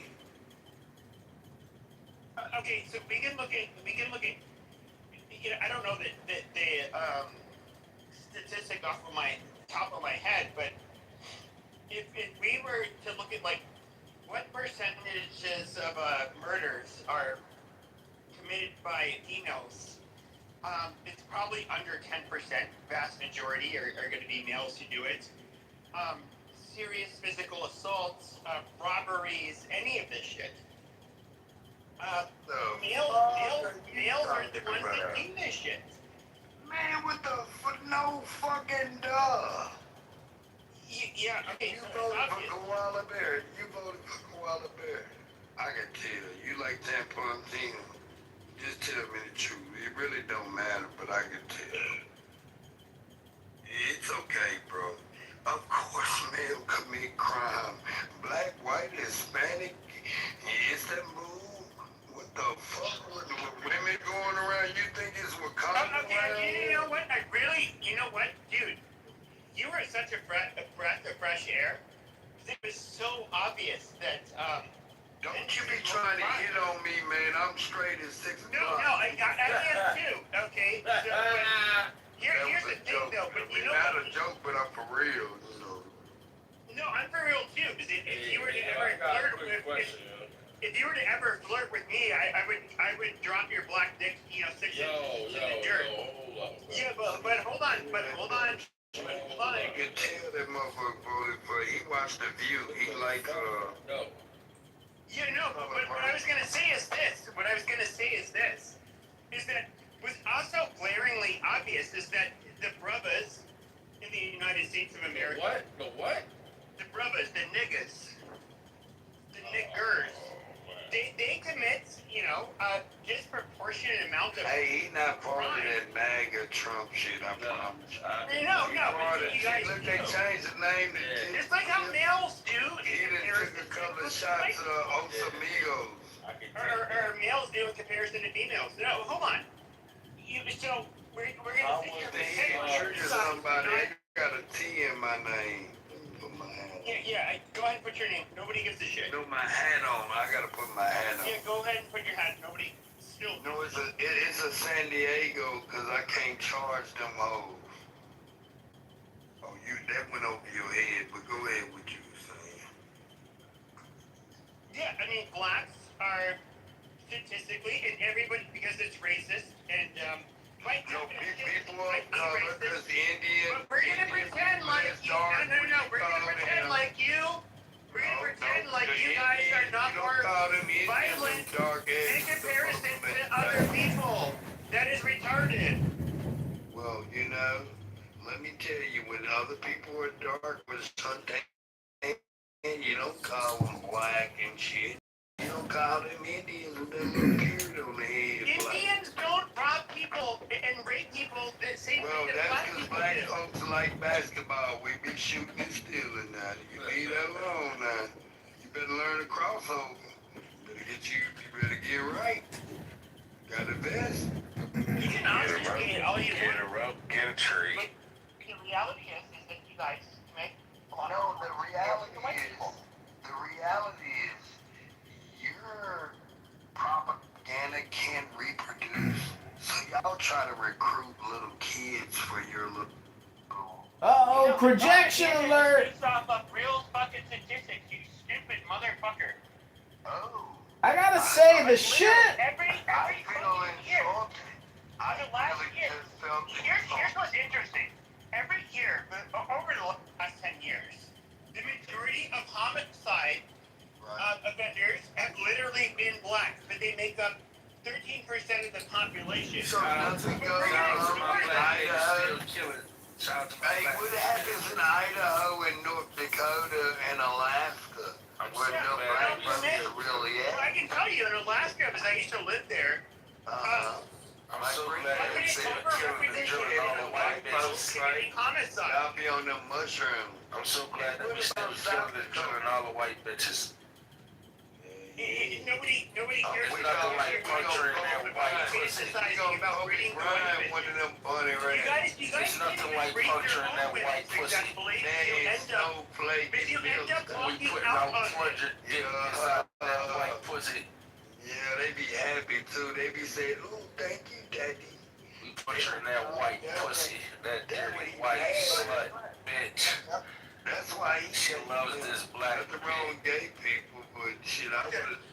He mad because his mother. Okay, but here's the funny thing is that I have literally colonized that dirty nigger pussy from Africa. You dirty nigger.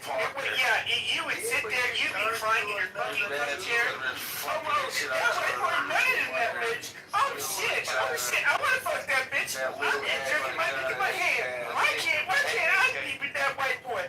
Oh my god, his white dick is bigger than mine. I thought we had Ninja dick. Because he's got big dick niggas. Oh my god, why that white boy got a bigger dick than me? That shit ain't fair. Why can that white boy slap the shit out of me and beat the shit out of me? Why the fuck is that white boy smarter than me? Oh my god, why is that white boy better than me? Oh my god. You mad because we tattooed that ass red? You can't tap shit. I tapped your mama's ass. I tapped your aunt's ass. I tapped your fucking sister's ass. And here's what, bitch. I'll marry your fucking mom, bitch. And I will literally ground you and take away your phone. And I will melt your ass. No. I will take a belt to your chocolate cheeks real fucking fast. I will literally put a welt in your black ass, boy. And you're grabbing your goddamn phone. Shut the fuck up. You're crying because I took away your phone. That's more what it's gonna sound like, bitch. Shut the fuck up. Mass is gonna pull out of the nigga, shut the fuck up. We have a Democrat in the house. Puncture that white pussy. No, you puncture white pussy. You can't puncture shit with that little microphone. What the fuck are you talking about? We put this. Okay, you wanna see the middle snake? Big ass white dick. Laying pipe in your black ass mom's pussy. That's what the fuck you're mad about. Shut the fuck up. The statistics have literally had statistics several weeks ago. It shows white women are the most raised loyal women. That's what you guys get. Suck my dick, you dirty fucking boogers.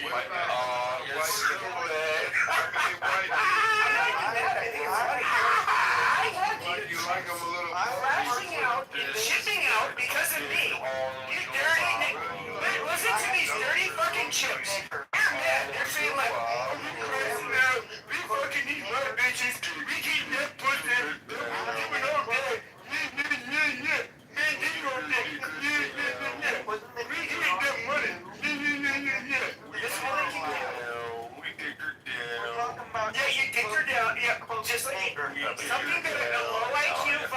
chocolate, I would say. With that motherfucker, shit out of me with it. Do a milkshake. That's what every time there was the gang. I love watching you dumb niggers dance for me. You guys are so stupid. Like, wow, it's pretty wild in here. My dick is not free. Hey, y'all remember that movie?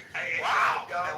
Just think about it. Remember that movie? I got a ended up breaking my big nigga black ass. That shit fucking hurt. That looked like it hurt real bad. Did Thor fuck you or something? Hey, y'all remember that movie? Y'all remember that movie? Niggers are now diagnosed with HIV as Did Thor fuck my mom? Goddamn. You niggers got HIV. You guys are the biggest niggers of HIV. What is the weakness? It's not the phones that do it. What is the biggest vector of sexually transmitted diseases? It's not the phones. I'm sorry, my name's Alex Jones. It was literally the fucking niggers. They were jerking each other in a booty hole. They were down low gay niggers. And what they did is they spread it all around. To the black woman, to the nigger bitches, to the gay niggers.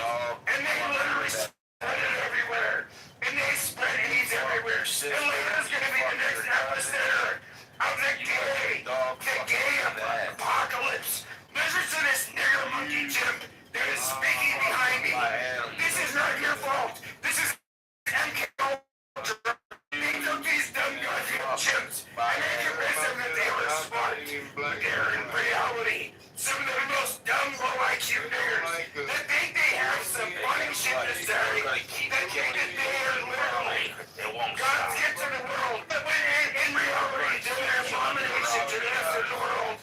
These dumb gay niggers. This is MK Ultra exposed. On behalf of Israel, we have dumb gay niggers. On behalf of Russia, we have dumb gay niggers trying to literally brainwash the children. You dumb gay niggers need to shut the fuck up. What you say, we're gonna fuck your mom each and every day in every way. I already fucked your mom with my big Alex Jones. Slow down. Yeah, shut the fuck up. Shut the fuck up. Before daddy ends up pulling your pants down as You don't have that, buddy. Shut the fuck up and respect daddy. Shut the fuck up. Twiddle the dick, shut up. Alex Jones is done here. I'm gonna put Pepe with the screechy voice back on the line. Shut your goddamn nigger mouth. We fucked your mom really, really aggressively. Then we come on her face with all our Fight back, Pepe. Fight back. We put out black kids Alex all over Jones the was face. pissed at you guys. I don't know why you guys are so mad. Isn't it interesting that we're a little bit like birds? We try to come up with things to say to each other that can get underneath each other's skin. Like Pepe earlier, he said to me, John can't get under my skin. That's because Pepe has no skin. The man is skinless. He's got no skin in the game. He's just an online sound. He's a voice. Generally, he sounds like that. That's what Pepe likes to say a lot. That.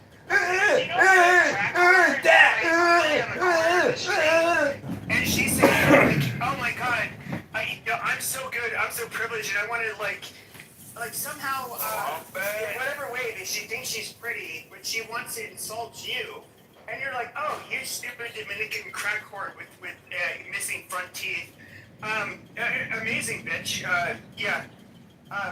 You go, girl. And that is you. You're literally the person I just don't pay attention to. Because you are in fact just a low-life, mentally ill piece of shit. And look, I like in that private room, here's the thing, is that I always granted you a lot of grace, but you come into a room where it's just like me or myself and there's one other person, you want to be a dickhead. But at the end of the day, okay, there are people on this app that I generally don't punch on, even when they say shit about me. But, you know, because I think they have there's something wrong with them mentally, like such as yourself. But you know, let's keep it real here, okay? I came onto this app, okay, well, it was still rather big. I was a fucking headliner. I was somebody who everybody fucking knew. And like, you know, I thought it was fun for a while. I don't really give a shit about this shit anymore. You know, I come in here just to hang out with people I've talked to. But you, on the other hand, you're the same pathetic piece of shit that, like, literally films every fucking room. We can see your goddamn YouTube channel. Nobody watches your fucking shit. Okay? You've never had a fucking audience. You're somebody that nobody finds to be entertaining. You're literally, like, it's just so goddamn pathetic. Like, do you think after several fucking years that if you could not capture a fucking audience, that maybe it's just time to give up? I mean, at least I was somebody who you know, I lost my passion literally like a couple of years ago to do a lot of this shit because it got boring to me. And quite frankly, a lot of, you know, the political landscape changed a lot to where the things I was saying that people consider taboo are no longer taboo. And I really cared. I can care less to listen to a bunch of fucking retards who just discovered a lot of the shit that I would talk about years ago. And they were like, oh, yes, I want to dick slap you. Be your fucking fan. But like you were John that never could capture a fucking audience. Hold on. You're somebody who could never capture a fucking audience. You're somebody who could never troll. You're somebody who could never do any of the shit that I would fucking do. And this is where you are fucking pathetic. Okay, and like, I don't know, what the fuck is it that you've done? You've been on this app, recording fucking rooms, doing your stupid shit. But do you realize nobody fucking follows you, respects you, or thinks you're fucking funny? Like anything. You're just this mentally ill man that is on this fucking app. I think it's funny. He has you guys ranting like this at least once a fucking... No, but he came in, hold on. This is fake outrage. Hold on. Doctor, stop. Well, we were in a room where I was talking, it was one-on-one with a woman who, you know, I'm not going to air her bullshit, but you know, we're talking about mental health shit. And this motherfucker comes in, he starts literally digging into any fucking pain point that she has regarding, you know, an accident she had where she has a large scar on her face. 90% of the people in this room have used him to get recordings of other people. Shut up, let me finish. You use Edmund as convenience. Shut up, let me finish. Literally, he's digging in, he's using these fucking pain points, knowing that she's like, you know, she has some issues. And it's just like, to me, it's just like mind-boggling. And you know, I would have mercy on you, just like I do with many individuals on this app, because they are, I realize they're cognitively not all there. But you are such a disgusting piece of fucking shit that I like don't. I don't even know what to say. Like, I call people niggers, I call people kikes, I call people all of this fucking shit. At the end of the day, this is largely received by an able-bodied people of sound mind. They find it offensive. Okay, sure, and you can say I'm super despicable. That's fine. Okay, but I don't like prey on individuals. You know, there's one despicable piece of shit rapist on this app that I would go back and forth. Look, Pepe. I'm not somebody. Shut your fucking mouth. Shut your fucking mouth. Shut your fucking mouth. I want to say something. No, you can't say anything. Wait until I finish. I'm gonna wrap up in under a minute. Just shut your goddamn mouth. Shut your fucking mouth. Shut up. Wrap it up. Okay, now shut your fucking dumb nigger mouth for 1 second. Shut your dumb nigger mouth for 1 second. It goes quicker once you just shut the fuck up. It goes quicker once you shut your fucking mouth. Shut the fuck up. Nobody thinks you're funny, Chad. Nobody is a fan of yours. So just shut the fuck up and let me. Okay, Matt, mute this goddamn monkey so I can finish. We can't hear you anyway. It's really quiet. Yeah, it just put him in the groove you have to. Shut the fuck up. But at the end of the day, I'm not throwing you praise on like. don't realize this. I'm somebody who's a troll. I use a lot of humor. I sometimes have serious conversations.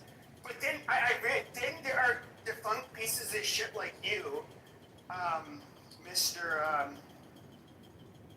I don't remember. He goes by so many fucking names. The mentally ill dipshit from Chicago. Shut your dumb mouth. Wrap it up, Pepe. Yeah, okay. Dude, shut up.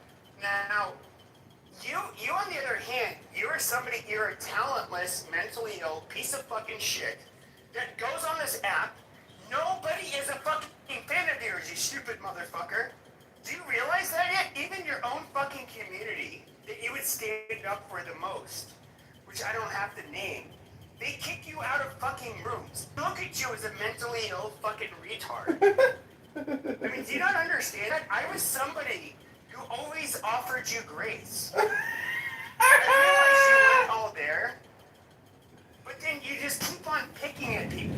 You honestly think the grace of Pepe, a young fucking racist with a frog in his throat, you think I need grace from you? You think I need any grace from you? I got the Bible. I don't need Pepe's grace. That's useless. That's worthless. That's worse than dog shit, Pepe, you fucking low IQ Phoenix, Arizona little fucking Corsican midget. Frog sounding. I know geopolitics, and I hate the Jews, and I hate the Israelis. Why the fuck are we getting involved with all these international conflicts when we got all these N-words here that I can yell at all day and waste my life doing nothing, playing the role of political geostrategist, and then calling somebody a fucking retard? Okay, Dr. Pee-Pee. Thanks for the grace you've given me in the past. You're amazing, Dr. Pee-Pee. You're on to big things in life, young man. Oh, you're going to do so well with your content. Your content is going to go so far, Dr. Pee-Pee. Oh, Dr. Pee-Pee. My own people, Dr. Pee-Pee, they hate you with a passion. Everybody thinks you're annoying, you're low IQ, you're racist, you're stupid, you're a bigot, you're a sexist, you're every stupid thing in the world. And the fact that you hate the left and that you hate the woke left doesn't make you a hero. You're not some kind of fucking hero, Pepe. You're a page. I'll give you that. You're like a page squire to a knight or something. I could see that role for you. You're like the dumb fucking, little daffy kid that helps the knight go win the battle. And I'll clean your sword and pick up the horse poop. Fucking Michelin. Nobody. You know how I learned in Clubhouse, on Jewish Clubhouse, which you all know, especially you. Okay, I was, because of the people I met that ended up introducing me to this app, I go into the rooms.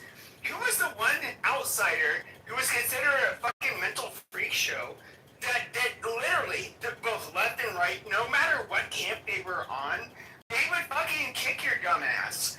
Why is it that you never have more than one person in your fucking room, and you go on stages, you annoy people, they kick you, and then you can say you're doing this for YouTube, but your YouTubes have no views, barely any views. Like you're a nobody.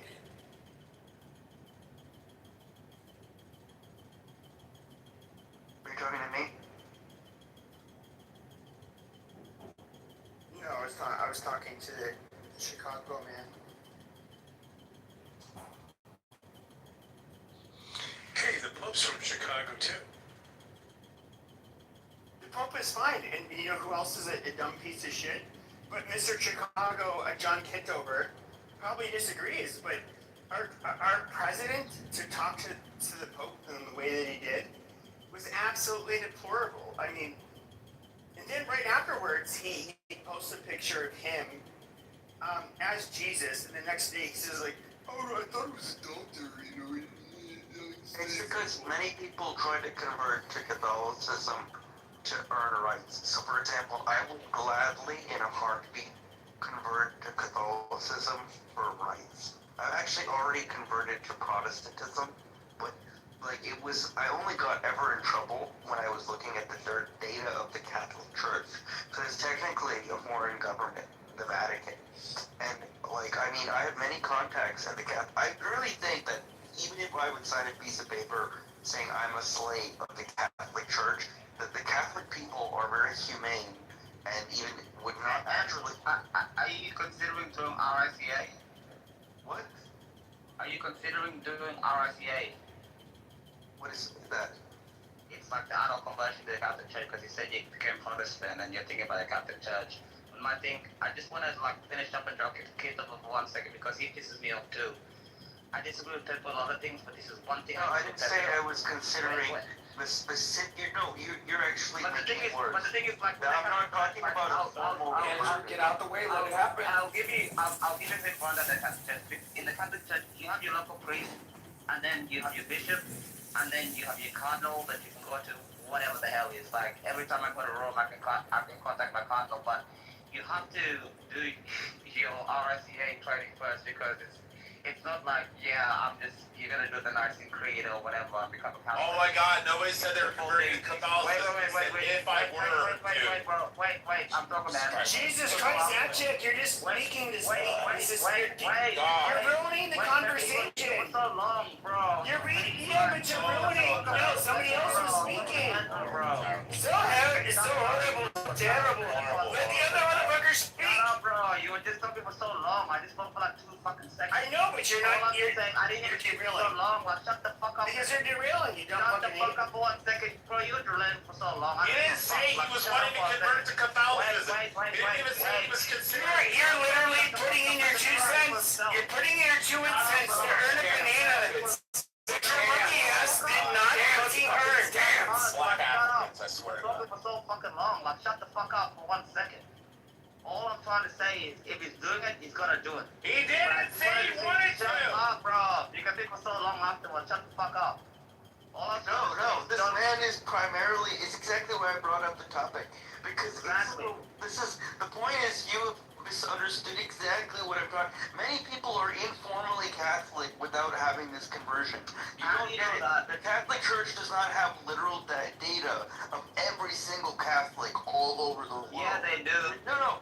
I have worked in the church database. Yeah, they do. When you become a Catholic, I've been entrusted with the Archdiocese of Austin. I have seen that they don't have every single data point, bro. No, let me correct you, Andrew. Fake news. You think this is exactly the definition of a Catholic? Every single conversion worldwide is registered. Every single conversion is registered. I have my registration when I was baptized. I have my registration when I did, when I became fully. Oh my God, the Catholics need to separate records. No. It's all fucking registered. It's a damn fucking lie. Every single person who becomes a Catholic, you're registered. You get a certificate and it's registered by your local church. Give me a fucking break. I'm saying that record is easy to fucking falsify. You don't get How the fuck are you gonna falsify a record? You're gonna be like, oh yeah, like this person we're gonna register them. I can send my twin to get. Okay, I can send my twin. Your sponsor. Okay, you have a Catholic. No, Andrew. Your sponsor. I sent my twin to get the. No. When you become a Catholic, no. See, that's why they won't let you in. You're trying to defraud the cloth. No. Every single person that becomes a Catholic, you need a sponsor. Wait a second. You need a fucking sponsor to become a Catholic. And the sponsor is the one that actually signs their name on it. I know this because I'm a sponsor to 2 people. You have to have a sponsor and everything else. Like, it's all fucking registered. You just don't become. I'm just curious. He did bring up. He did bring up France. Vatican, North Korea. I pick Vatican over North Korea. Does that make me a Catholic? No. It means I'm not Korean. Yeah, Vatican. What the hell do you mean? No. He brings up a good point. Somebody is 100% of French descent, and so like one of the beautiful parts of that is that I can look up my last name, and I can trace ancestry back to several hundred years, and part of the beauty of that is because the Catholic Church likes to keep records, and they've done an impeccable job, and so are you saying that like we are not exactly? Okay, so you agree that point. Okay. Exactly. All fucking recorded. every single conversion. But if this guy wanna convert to Catholicism, that's not what he said. Never even fucking mentioned that. Bro, shut the fuck up. That's true. He didn't mention that. Let me tell you, if you want to convert to Catholicism, You just came in, maybe you don't like the Catholic Church, whatever. We're talking about like two extreme. You're acting as if the Vatican is as exclusive as North Korea. This is what I think. No, I'm not. It has 1.4 billion. HX It's not retarded. fucking exclusive. But I'm just curious, what was the point before HX, these third world dumbass, ended up entering? Shut the fuck up, then, but you dirty Mexican dumb cock. I mean, yeah, super You just want to be Mexican. heard. I'm super Mexican, super gay, as you say. But anyways, when it comes to, what were you talking about before that? I was trying to say that the U.S. right wing is very much modeled very accurately by the Pope, even though it's technically Trump who's in power, because the U.S. right wing has it's very complex game theory as to why. I disagree. The thing has always looked at the U.S. as being a competitor to the Vatican, and if we look at all of the open borders bullshit and all of that, that is super Catholic. Like when it comes to the right wingers who are like maybe have some further right wing views, such as myself, and some like further left wing views. No, the church is all the Catholic Church is all over the place. Like they're not natural allies to American conservatives. But Pepe, if you want to convert to Catholicism,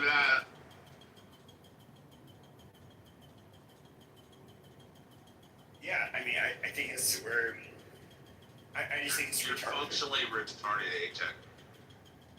Bro, I don't know why you always talk to me, you dumb cunt. I've only been here for 5 days. I'm trying to convert to Catholicism in order to get a visa to the Chinese Communist Everybody in the room goes, oh, hey, it's red. And you're dumb cunt. I don't know, it's dumb cunt. You're just a fucking retarded cunt.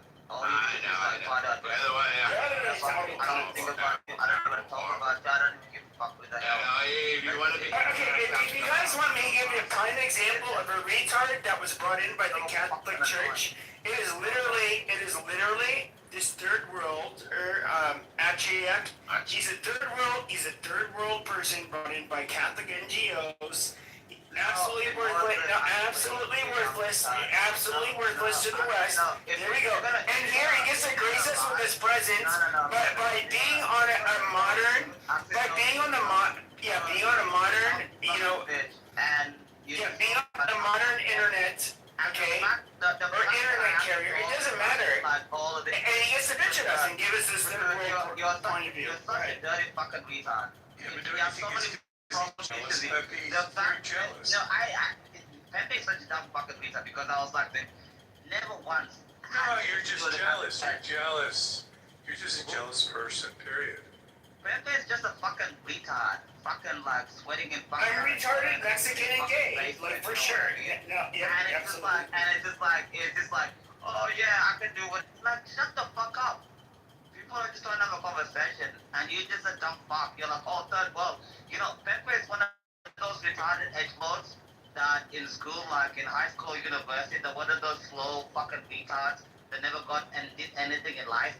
I was in a short bus, yeah, absolutely. Anything in life and everything else. Like, Pepe is one of those disgusting, slow fucking edgelords that never got any pictures, never did anything, never went to school, never went to university, and he just sits on here all day fucking long. Yeah, I only gave blowjobs to other boys while wearing my safety helmet on the short school bus. Absolutely. You're correct. You're correct. I have to make sure you're correct. No, you're in your 40s, no family, no wife, no kids, no bitches, nothing to look forward to. So you just come on here and scream all day long. What the fuck have you done in your life, bro? By the time you blink next, you're gonna be. I give him blowjobs on the short school bus. You're gonna be 50 with zero fucking accomplishments, and then you're gonna be like, yeah, at least I can come on Clubhouse and call people niggas and third worlders. What's your mom's dating profile so I can marry her and ground you? You're such a fucking loser, Pepe. Honest to God.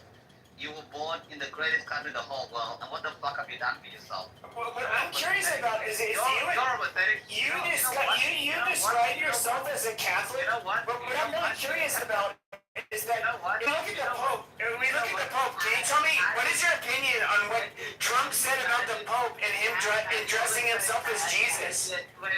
You're a fucking cuck. You literally will divide the Catholic Church. You're saying no. You're almost. Yes, you will. Bro, Pepe, you're almost 50. Yeah, I'm almost 50. No wife smoking. Yeah, we heard that. But bro, my question. What do you have to show for yourself? Okay, nothing. Absolutely nothing. Yeah, absolutely nothing. Super good.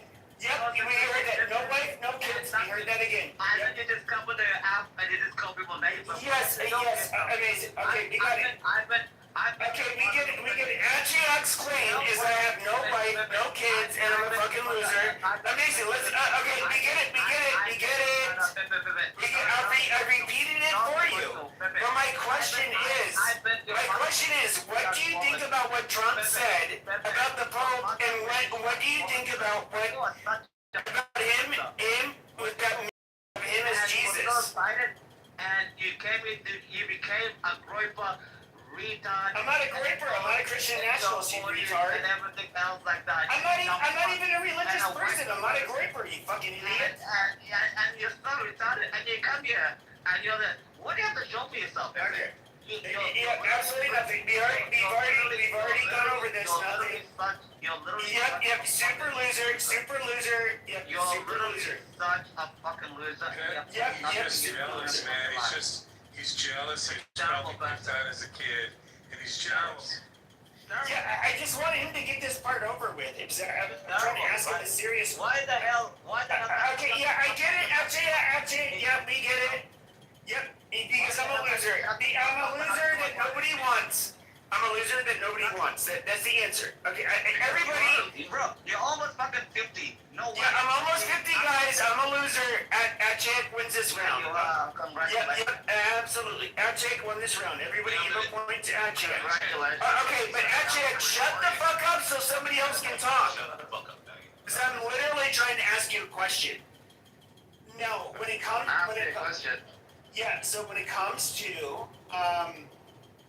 to Trump, chastising and insulting the Pope, and then posting a meme of himself as Jesus, as a good little Catholic boy, what do you think of that? It's fucking terrible. It is. Yeah, I agree. It's terrible. He should have never done that. He fucked up with that. I don't agree with that. No, he doubled and tripled down. Yeah, I know. It's a terrible thing he did. The greatest person ever is Jesus Christ. I don't give a fuck about any politician. God should never be mocked at all whatsoever.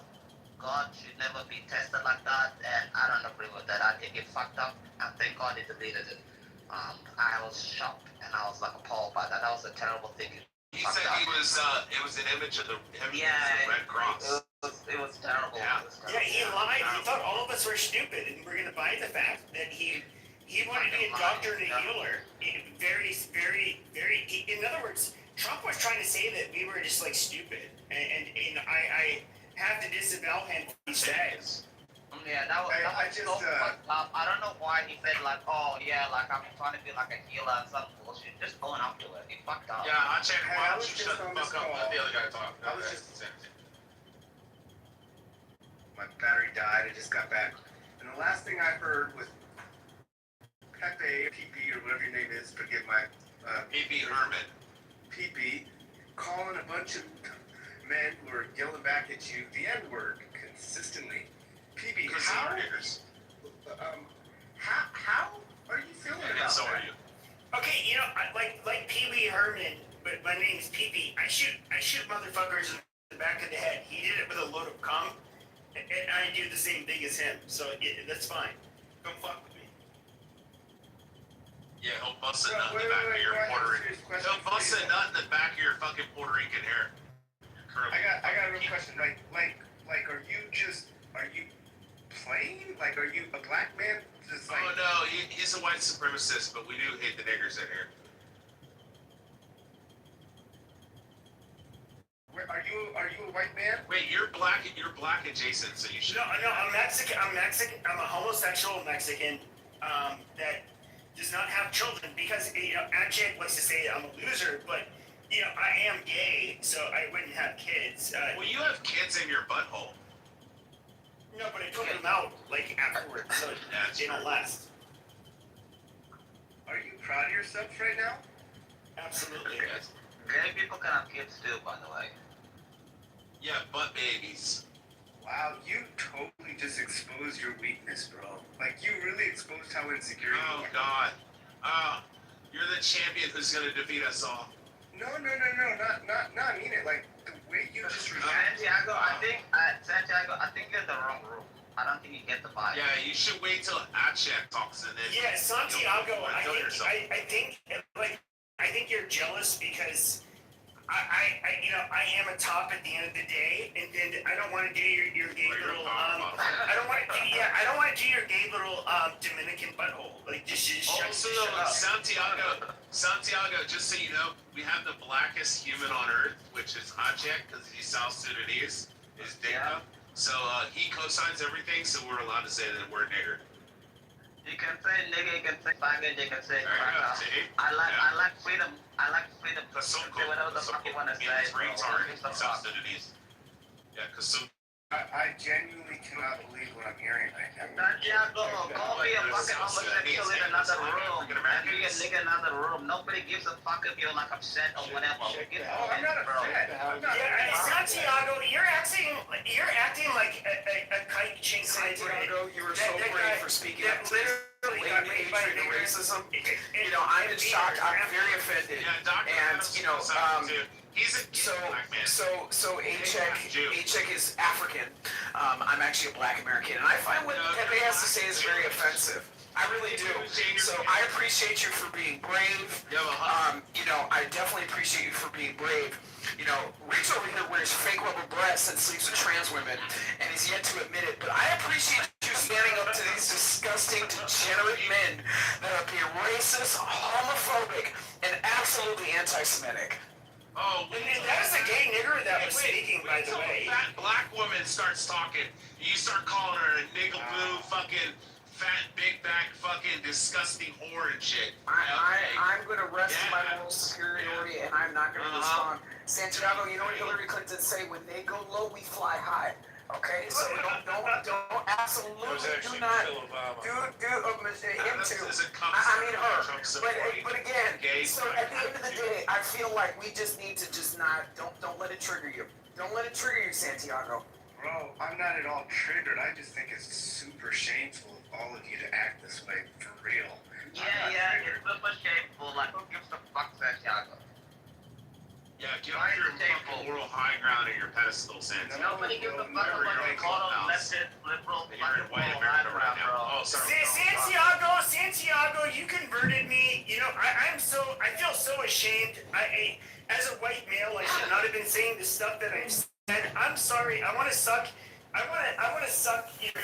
your Dominican dick. Yes, you need to pay him reparations. Yeah, and give you absolutely. You need to pay him reparations. Wow.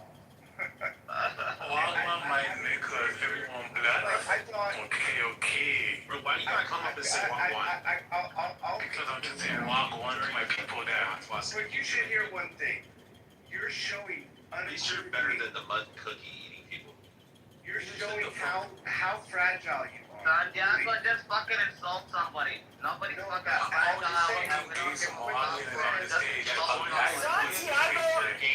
Santiago, you great bean eating spick. Shut your goddamn whiny faggot mouth. Okay, seriously, shut the fuck up.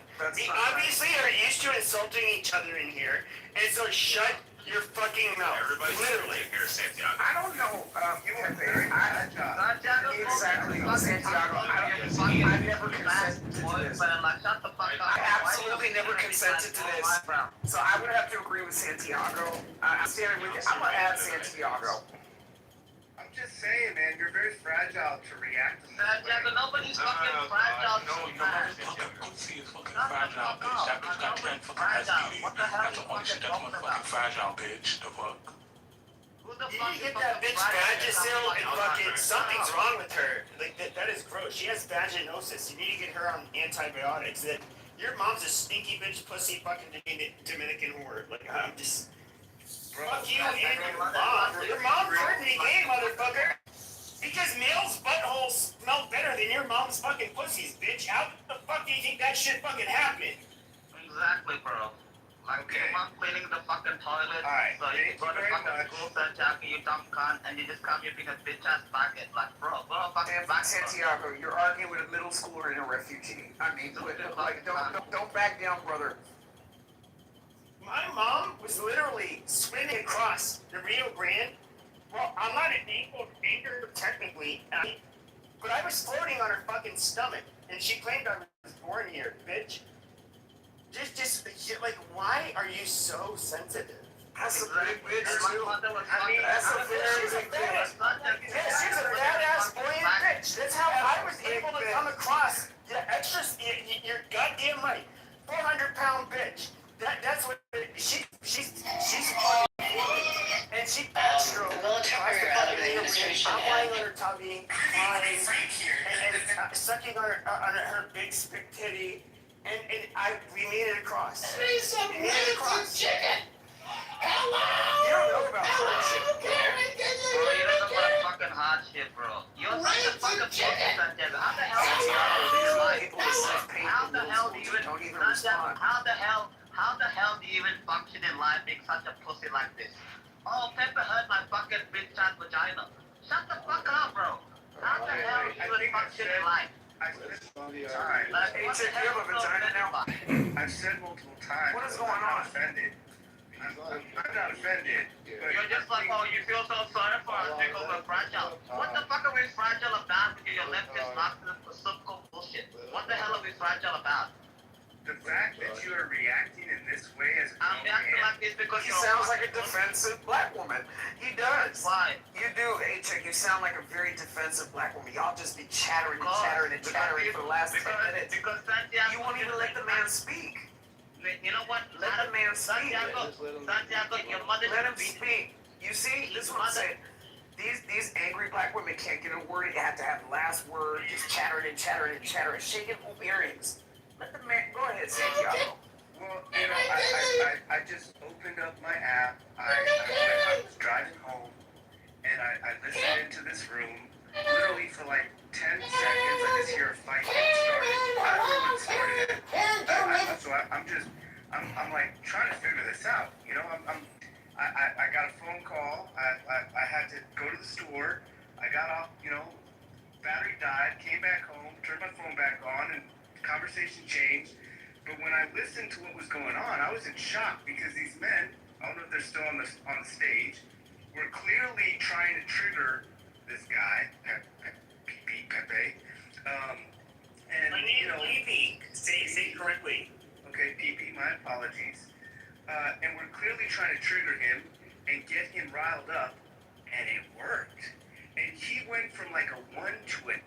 Chicago, this is Mayor-elect Kitover. I want to show you the crisis that we have with our sewer systems. They're saying we need to spend $20 billion on lead pipe replacement. Our sewer systems don't even work because the environmentalists at the Chicago Reclamation District don't let the water. Chicago, this is Mayor-elect Kitover. I want to show you the Very crisis. surprised that men are that weak right now. That's basically what I felt. And I just wanted to say so. Like, you're a pretty weak man to be able to have to react in that way because your ego is so hurt. Okay, but I like the top power bottoms, but I only have the power when you're a bottom.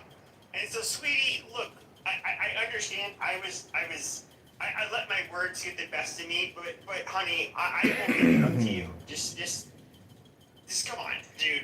I just feel like I know first impressions are everything. What is that? Get a little stronger than that. It's real, really. Like I know I was being a very bad top. I get it. I needed to project more of a controlled power. I needed to channel it, and I get it. But sweetie, I'm sorry. Like really. I mean, you must be really struggling right now to have to react in that way. Like really, you must be really struggling right now. Well, that's a genuine statement. Like you don't react like that without having some really deep insecurities and like some movements right now. Santiago, did you hear what they were saying by any chance? Oh, but they were totally. They knew exactly what they were doing. Yeah. Why giving them a pass? Because they were intentionally doing it to get him to that place. Yeah, and you don't know Pepe that he does that. He goes along with it. But I don't understand. I'm confused. He realizes what Pepe does. Maybe it's your first time. I mean, I don't know. if Pepe is like, you know, oh man, that's. I'm sure your battery's charged. I wear my heart saying, on like, my you'll sleeve. rip that white woman's pussy. Like, did you know he is that? No. By all means, that was inappropriate too. Yeah. By all And no, you have to understand, I'm a gay man, and I'm not like really. I'm protective of women. It's not because I want to like cock block, but it's like, as a Mexican gay male, I'm like, look, it doesn't matter whether or not you're Mexican. You know, if you are a woman, I want to protect you. And when I hear one of these savage people joke about the rape of a white woman, like, oh my gosh, so horrible. You know, I had to snap back. Like, I'm sorry, I couldn't do it. And like, if ever you were to use the N word with the hard R, it would be against savages who think it's like, you know, okay to rape white women. I completely disavow. Is this your first time, Santiago? Like, around, I don't know, us? I mean, I'm just like, if you, like, the history of this country, you know, the privilege that so many of us have, to speak in that way as a white man is just pretty sad at this point, just honestly. Like, I'm not Mexican. I'm sorry, you know. You're not Mexican, bro. Like, it's... Yes, I am. Alright, well, I mean, dude, it's really sad. It's like, I'm not triggered, I'm not mad, you don't hear anger in my voice. I'm like, but I think it's pretty bad. It's a state of, like, just how sick people are right now. And to speak openly like that and think it's okay, it's like, bro.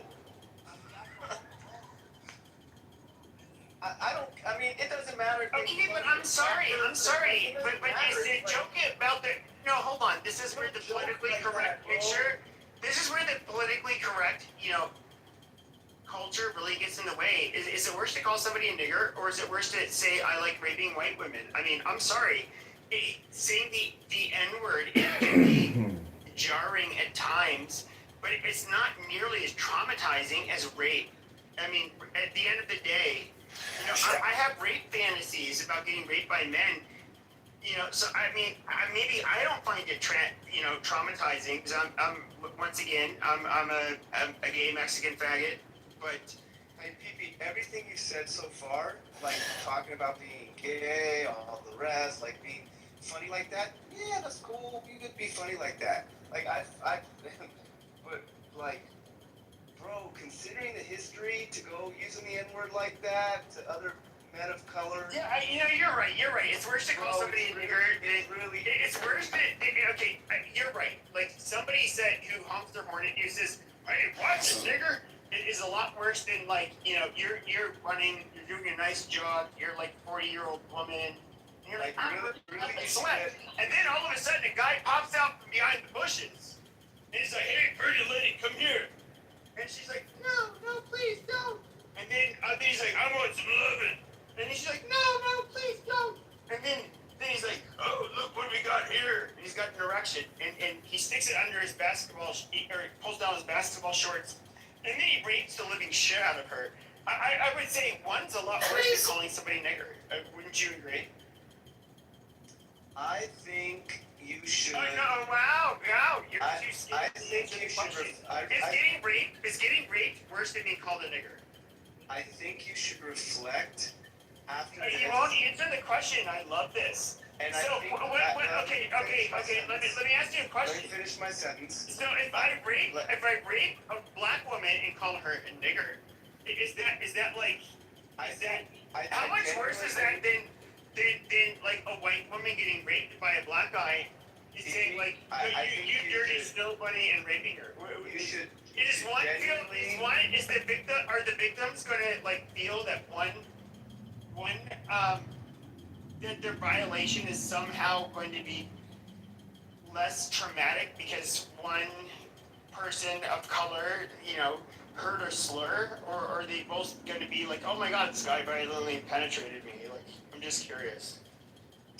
I think you're safe wherever you are right now, and you can speak this You way. can answer the question. I loved it. The level of dishonesty. I'm happy to answer your question after I finish my thought. I think you're safe to speak that way in your home or wherever you are right now on a telephone. But you say that in the wrong place at the wrong time. And okay, I'm done with your nigger negotiating. Okay, I asked you questions, and you dumb, dirty faggot. I asked you a question, and you could not answer it. You should consider after you're triggered, when you calm yourself down. I know, I'm absolutely calm. Okay, if you're calm, you allow me to speak without speaking over me. When you have the space. But you're not answering my questions. That's the hard part, is that you're not answering my questions. I asked you direct questions. I asked you direct questions. Okay, what is the difference between a white woman getting violently raped without drugs? Nothing. She's just getting raw raped. And a black woman getting raped. Okay, but the white woman is called a cracker, and the black woman is called a nigger. Can you tell me which do you think one is more traumatizing than the other? I think any woman getting raped is traumatizing. Amazing. So is getting called nigger or being raped more traumatizing? Oh, the rape. I think for you, yeah, obviously, because you're not answering the question. I asked you a very direct question. That's like asking the difference between getting slapped and getting shot in the face. Being raped is worse than being called a nigger, obviously. I think you're making an excuse for a word you should never use again. I really think so. Why? Words are just words. You fucking weak-minded fucking cuck. You're too much. You have such words are just words. You weak-minded fucking. You're too much of a love-coded softie. I don't know. Quite frankly, you don't deserve my he's raised by a single mom. That's why. Well, you don't deserve my big. Yeah. My dad was in my life. His mom always told me fucking nigger.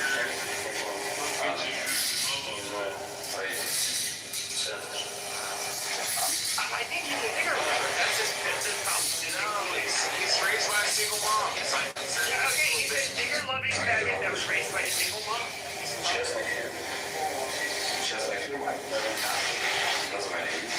don't know why you're a sensitive little bitch. Offended and hurt my fucking words. Did you hear me?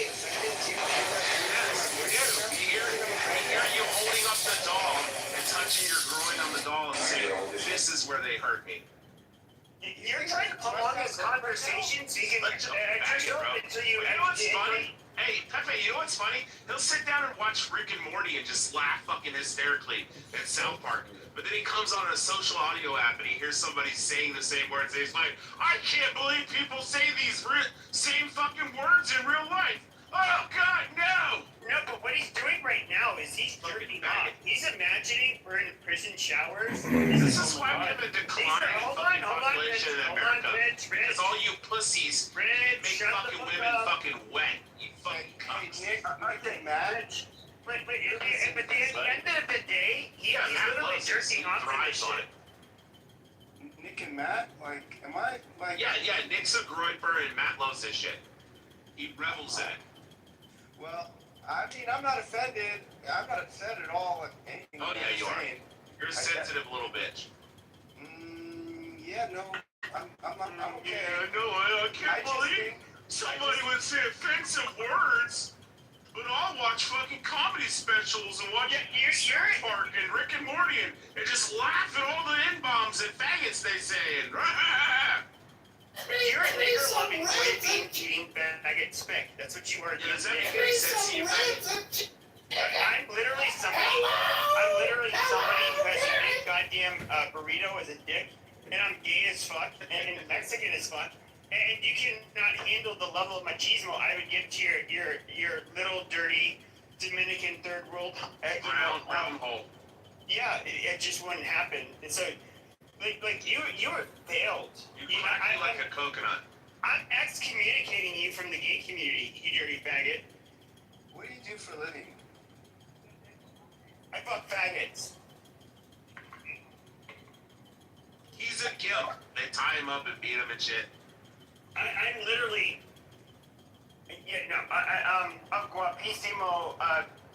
You know, I have a big. I'm gifted with a big dick, and gays like to be dominated by me. That's at the end of it, it's what it is. You know, I got a question. Dominated, don't lie. If your colleagues or family or friends or colleagues at work, His dad was in the government. Right now, what's that?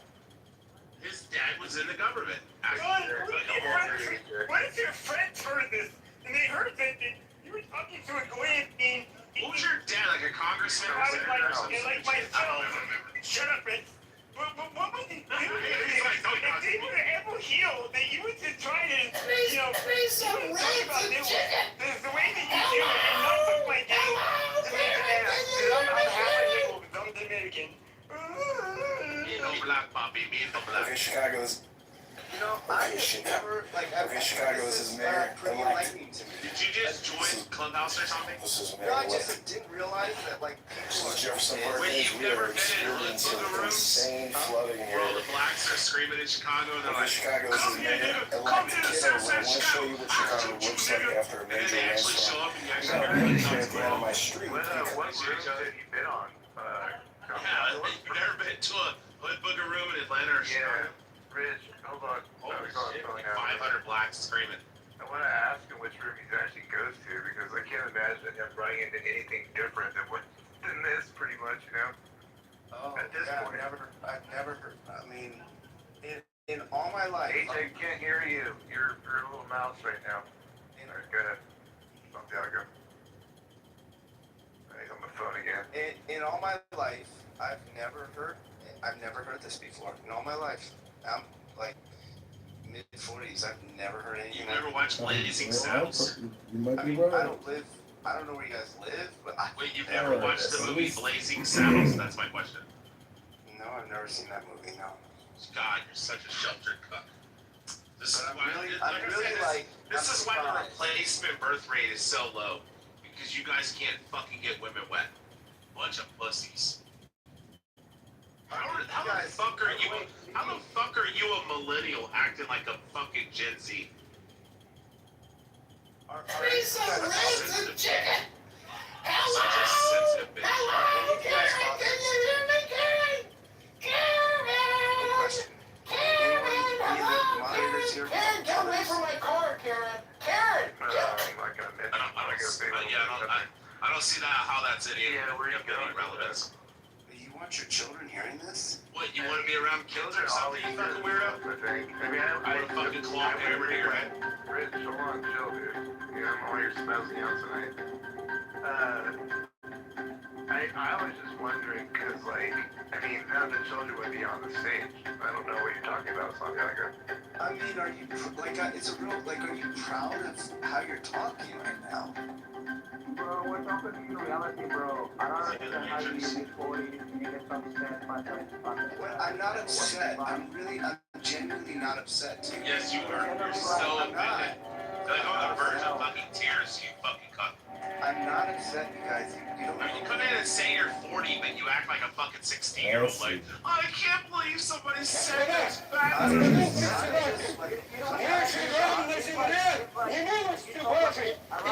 Shut somewhere else, you whitey fucking cunt faggot.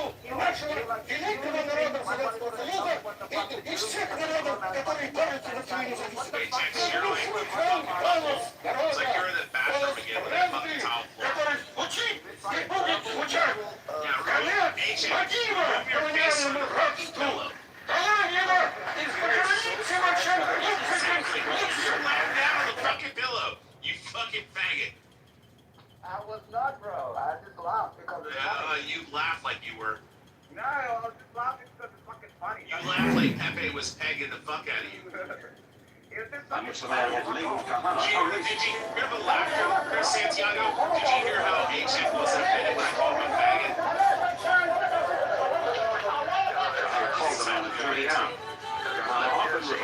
roads is gone. Want to make it clear, so the buildings that are standing there, there is no such thing as an Arab village in the same way as we have monkeys.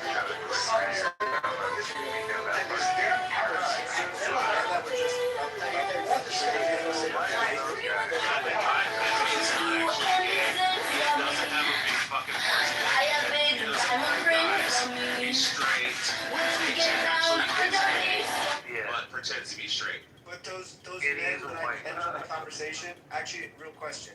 Give me some background. Those men that were just like starting to be vulgar. We know those two guys, you find Santiago. I can go on any stage right now that's non-white, and those two individuals will be doing the same shit, actually with more of them on the stage. So I don't know, like, they were doing their show, and like, Pepe was doing his show. Okay, Chicago. Okay, Chicago, this is Mayor-elect Kitover. I want to show you what Chicago looks like after a major rainstorm. You got a lake here at the end of my street because the environmentalists don't let the Chicago sewer system fully drain out using a large drainage for billions. Okay, Chicago, this is Mayor. Chicago, this is Mayor-elect Kitover. I want to show you the crisis that we have with our sewer systems. They're saying we need to spend $20 billion on lead pipe replacement. Our sewer systems don't work because the environmentalists at the Chicago Reclamation District don't let the water. Chicago, this is Mayor-elect Kitover. Go to Chicago, mayorvote.com. Mayor Johnson has to answer the city of Chicago on why our sewer system doesn't work, and the Chicago Reclamation District has to give us a thorough accounting analysis of why they're not using our full capacity. This is Mayor-elect Kitover. Go to Chicago. This is Mayor-elect Kitover in Chicago. This is where our sewer system of the billions we pay every year for water reclamation district looks like. They don't work. Look, got a drainage in the middle of the street. We need that on the sides of the street. This is okay, Chicago, the flooding. Oh, go ahead and say we're back, Jackie. Go ahead and bang it. So over here is a sewer cap that I try to keep clear. Is an actual homosexual. I try to keep it clear in here. You can see the water is flowing into it. And it is running. You can hear the water running, so but right here it is unfortunately jammed, but it looks like it's still flowing in enough. You got a skinny, scrawny South Sudanese. This is just some of the things we are experiencing insane flooding here. I've never seen this. Before Agent came to Australia, he was starving. Get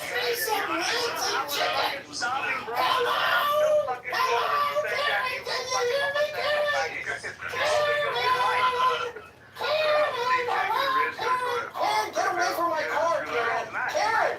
You know the first time I saw a T-bone steak? And I'm like, this is fucking freedom. Oh, Matt, bring KK up. KK will deal with this. Santiago, Come on, KK. You know, Get your dumb Asian ass up here. Wait, Rich. I want to actually talk to Santiago for a second. Santiago, Need some I know ribs you're and chicken. man. He's like the nicest person on earth. She'll complain. Wait. Obama election, 3/11 till 2015. Get away from my Okay, Chicago, this is Mayor-elect Kitover. Yeah, nobody cares that you were molested while you were a child. Nobody gives a fuck. I'm afraid to ask. But you don't like No, of course he did. No,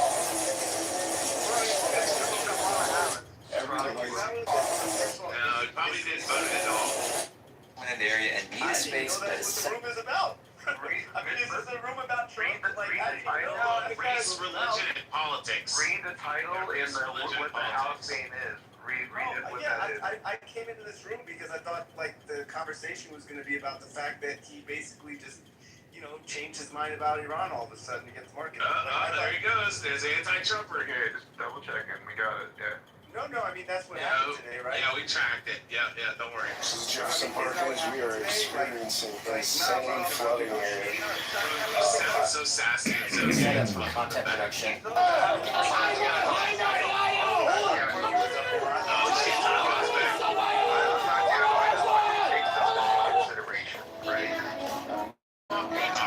If you think about all the nasty shit that men take all the time, and then how deranged you have to be as a man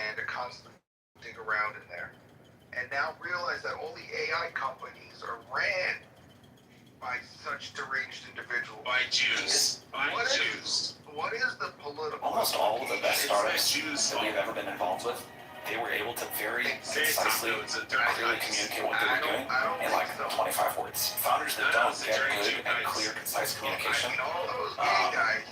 really struggle, and you can prove this to yourself quickly. Regular Christian white guys. Wait, regular, No, Santiago is actually a homosexual, and that's why he's offended, and that's his problem. I don't waste my time. Almost all of the best startups that we've ever been involved with, they were able to very concisely and clearly communicate what they were doing in like 25 words. Founders that don't get good and clear, concise communication really struggle, and you can prove this to yourself quickly by just looking at the founders of companies. They are all good at this. None of this was a joke. Nobody's fucking joking. It's Santiago. It's legitimately deranged perversion. Do you really think we're joking, Santiago? You think we're back? You know? I don't know. Don't get mad, bro. We kind of like, and when I was a little kid, and they explained to you what gay was, you're just almost all of the best startups. Right here, but then watching for some reason, as adults, they're trying to tell us like, Bitcoin's up to $100,000. You're like, Right here, watching the history be made. If I had a business without a tax strategy, like, they seriously, like as a kid, I was like, what the fuck, ew. And then slowly, I really genuinely appreciate the insight, and I appreciate listening to this room because Santiago, we all hate you. it opens my understanding about where we're actually at right now. Right here, watching the history be made. Why don't you, you know Santiago, why don't you go meet one of your families? Why don't you go meet one of my families? Why don't you go meet one of your families? And go hug your fucking vagina. It's 2026. It's only funny because he's a skinny, scrawny South Sudanese. We don't care. And now, I love steak. He's like the South Sudanese version of McLovin. It's true. I mean, it shows me, it may not be obvious to You're such a everyone fucking else. pussy. How the hell do you even go on in real life being such a fucking pussy like this?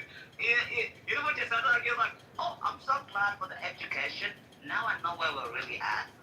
What the fuck kind of bullshit is that? I genuinely think you're very ill, and you're very. No. I'm telling you the truth. I I'm think telling you're you what very real life sick. is. No, bro.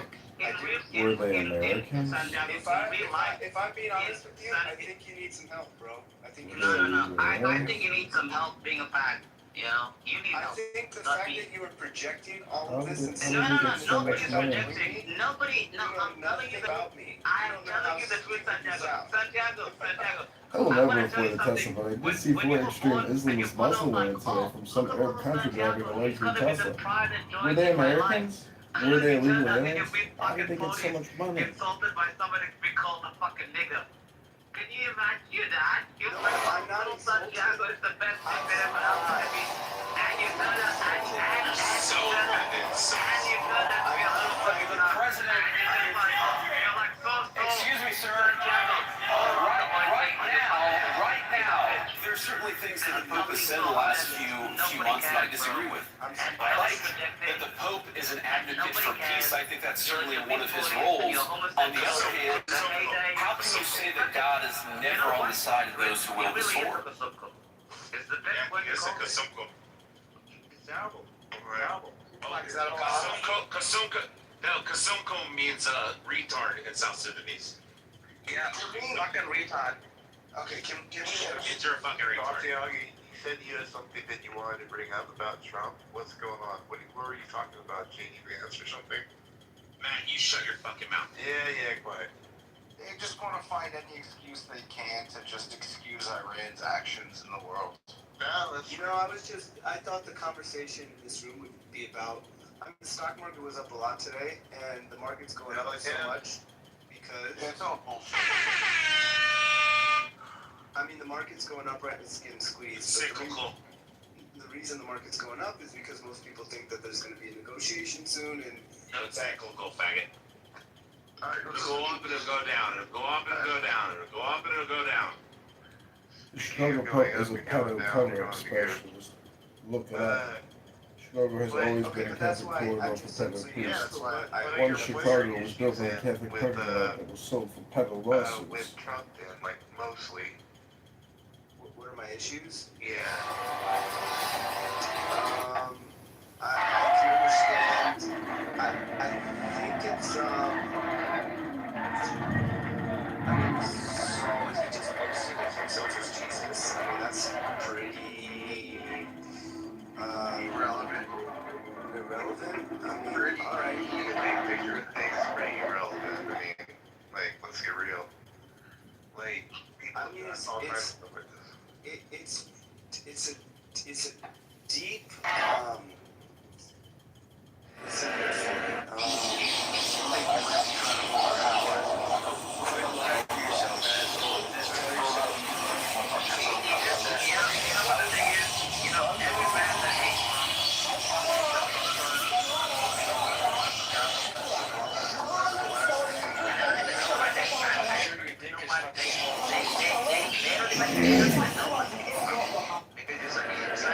what's the word for it? Like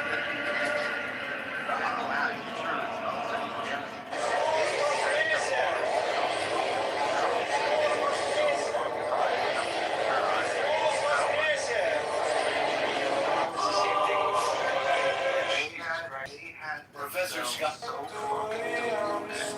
You know, I'm telling you, it goes back to this homosexual thing. How do you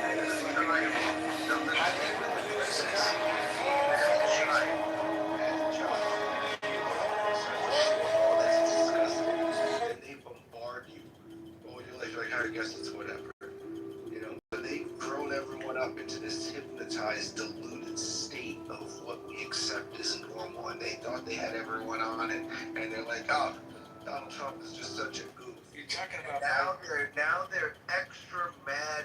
Every time they have something better than I did when I was 18 years old, to the idea of just like continual rejuvenation of protocols like We've this. gotten so far where we're fucking. So, this is incredible. Fucking kill children. 43. What's wrong with you?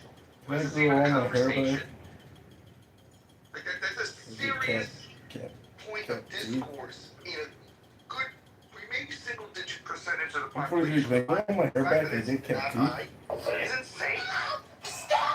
You know, Taco the Peruvians, men like Santiago women will never have Here I am, good evening. We're in the Oval Office.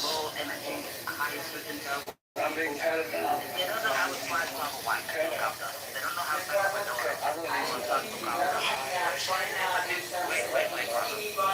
Yes. Okay. Because they don't have anything.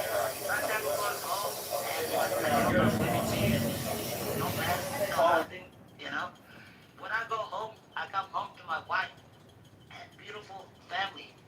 It's the best thing ever. You come there and you want to corrupt fucking everything. You want to corrupt everything. You know what I mean? I don't believe anyone would marry you. No, Santiago, no, I think you're from, wait, don't get offended. Wait. Believe me, you wait, don't get emotional, Santiago. Santiago, don't get emotional. Don't get emotional. You know, don't get emotional. I've seen it here. Sort of a closing question. What's the best piece of advice he ever gave you? I think Andrew was the person. You know, that's called wisdom. You told me this really iffy quote that in a world that's changing so quickly, the biggest risk you can take is not taking any risk. I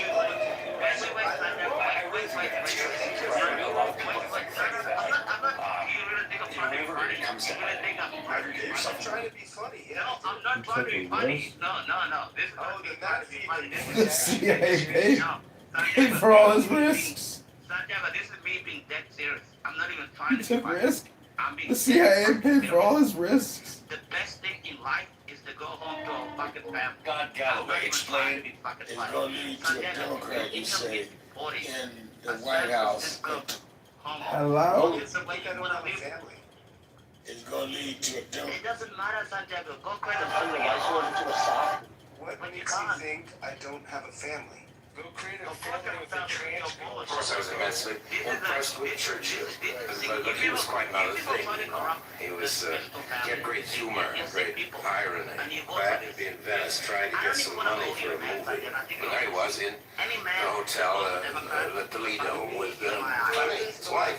One day at lunch, I came in with a Russian businessman. I was trying to hustle for some money to his picture. And as we passed Mr. Churchill's table, Mr. Churchill saw me and made that little gesture as a Russian nodded his way. This is a white Russian, not a red Russian. He saw that Mr. Churchill not only knew me, but gave her on the special acknowledgement. It was clear to me that I had the money for my picture. So the next morning I was out swimming in the beach and I found myself paddling in the water right next to Mr. Churchill. And I hadn't gone up to speak to him. There we were in the water, and I had known him on and off during the war in a humble capacity. And I said, and he had come backstage to see me, and I said, Mr. Churchill, I think you know what you did for me. And I told him about how this acknowledgement had meant so much to me with my financier. And that day at lunch, I came in with the financier again. And Mr. Churchill and Val. Is this at check guy? There's no way I would vote. What's up, Times Square? What's up, But Dave? either way, I mean, if you're actually saying this stuff, then it means you're projecting. Because you don't know me from anywhere. Let me say something. Let me say something. You don't know me from anywhere, bro. You have no idea who I am. Ha. You have no idea who I am. Legitimately. And you are making all kinds of projections. I think you're doing it to be funny and you think the audience finds you funny. But bro, I've known these people for like fucking 3 years. They know I'm being dead fucking serious. I'm not trying to be fucking funny. Tells me a lot about your state of mind. You know, like, I want to ask my question 1 second, so you know I'm telling the truth. Man, I'm being dead serious. I'm not even trying to be funny here. No, he's being serious. He's not joking. So what is your main point?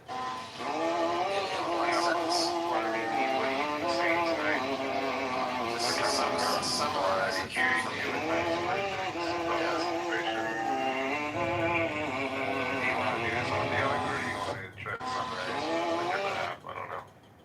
Yeah, go ahead, Matt. I mean, Give me some wings and chicken. he's Hello, Karen. Can you hear me, Karen? Karen, get away from my car, Karen. Karen, Should somebody be appalled and offended by it? That's the question. Chicago's mayor-elect Kitover. I want to show you what Chicago looks like after a major rain. Context to it, but I'm just gonna leave it right there. Yeah. It's not that I'm offended. It's more like I'm surprised. I'm surprised. Well, I mean, with this, Go to Chicago, mayorvote.com. Mayor Johnson has to answer to the city of Chicago on why our sewer system doesn't work, and the Chicago Reclamation District has to give us a thorough. Nothing. No, that's understandable. But just the fact that you so openly speak about your speak. I'm gonna say it for him. The N-word, Chicago, the F-word, the usual stuff. Times Square. So he's upset that people say faggot or something? No, upset is not the right word. Surprised that men would speak, white men would speak like that. Wait, I'm not white. Can you light a cigarette with your one? Because that would be real classy. I'm not white.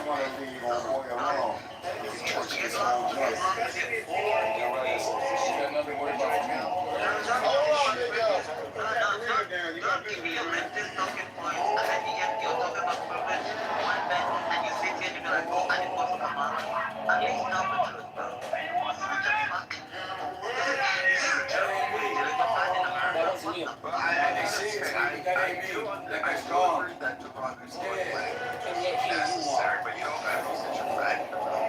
Actually, in this room, And you some help resist? trust me, some of these fucking idiots that come here and go to shit. You just want to tear the fucking head off. I feel like I put that correct. Yeah, I think it's the context. I think if it's something that like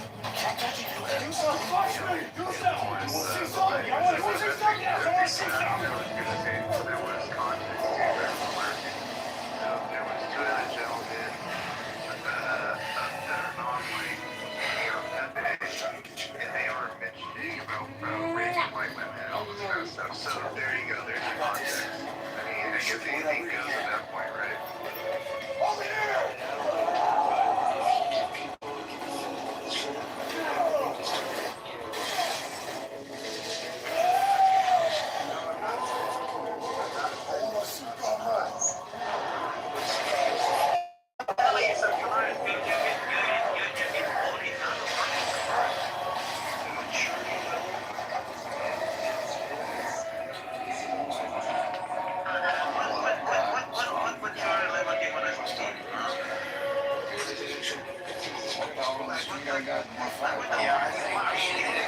It is Clubhouse, and it is notoriously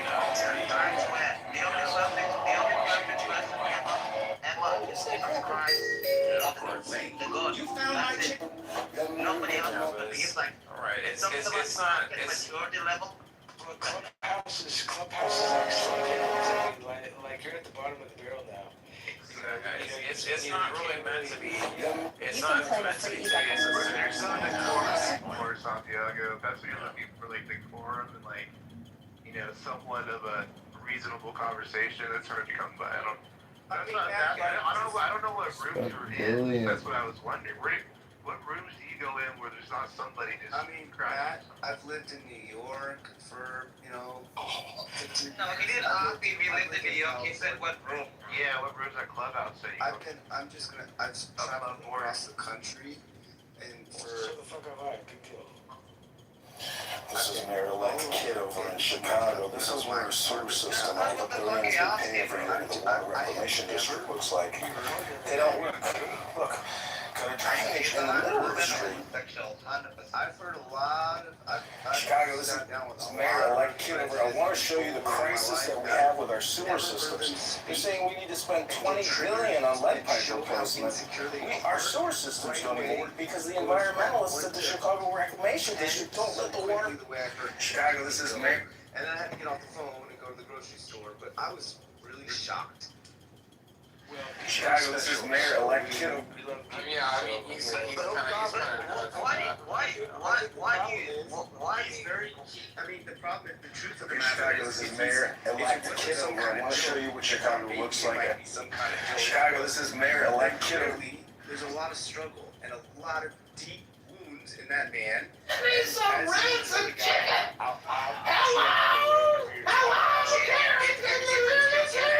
There's a lot of No. It's a check like a bank check. It's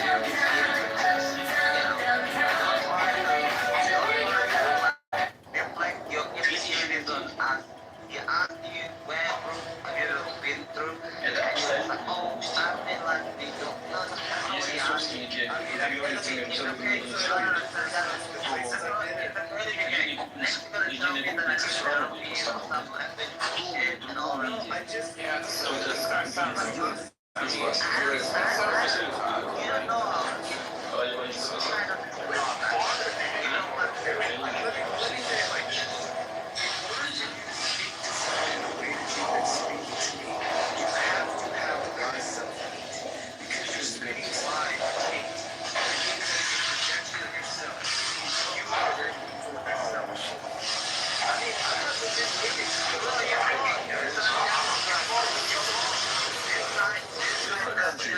Russia needed a personal business from France to get manufacturing back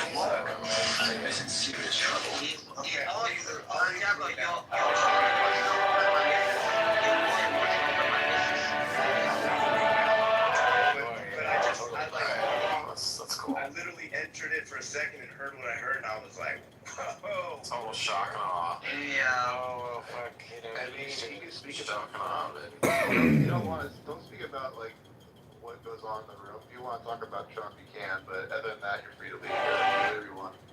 Okay, no problem. Body cameras. We completely redesigned body cameras. So our body cameras cost $70. And the camera's always on. You don't turn it on. He's got great qualities. He's got But we turn it on. You can't turn it on. So do you, and so do all of us. We're all flawed. Absolutely. I'm not Go home and you meditate on him. I wanted to meditate on Donald Trump. Okay. I wish I knew it was. Body cameras. We're completely redesigned. Santiago, what's his weak qualities? What are his weak qualities? Yeah.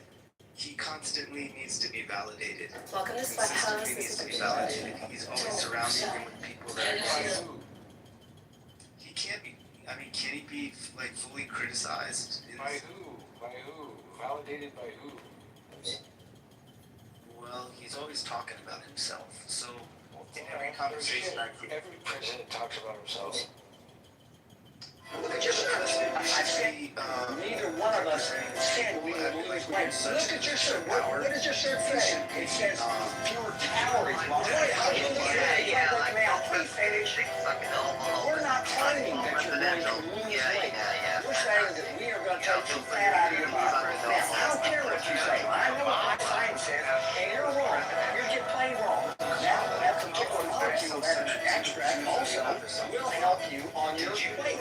It won't make you lose weight. It won't make you lose weight. It will help you. It will help you lose weight. It won't make you lose weight. Actually, Carl, now you're pissing me off. You said you're not losing weight. What does it say right here? I will stand by the fact that the goal is to objection. Everybody wants to see how effective this air defense actually is. We are the first Americans to adapt this technology from the Pakistanis, and we actually have an aircraft inbound right now. Self-love to not be so needy for Is it genetics or is it hardcore? Yeah, you should see my mom. It's you should see my mom. Yeah. Okay. A little bit of both, I guess. You won the genetic lottery. Yeah. Won the genetic lottery and have to keep it by working out at the gym. There's been threats made to you from creepy dudes online to the pizza store.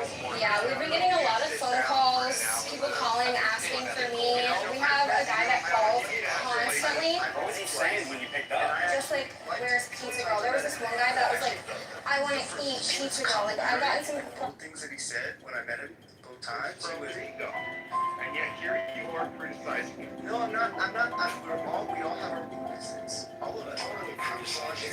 I'm just saying that you're that powerful of a man, and you are that successful as a human being. You should be taken off of yourself and put on others. And I think you know what? Santiago, were you on The Apprentice? Is that how you met him? Were you on The Apprentice?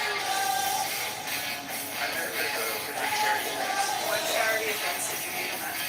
First charity event I met him at was a charity event for something for children. I don't want to say it right here. But we had Were you honored? Were you at his table? If you have an idea, but you don't want to talk about it because I was at the event. I wasn't at his table. I liked it. What year? This was in. Okay, Chicago, this is Mayor elect Kitover. I want to show you what Chicago looks like after a major rainstorm. Okay, Chicago, this is Mayor. And then I met him again at another charity event. I met him at another charity event and spoke to him and. I guarantee you ain't about to fucking all that stupid ass shit you're talking about.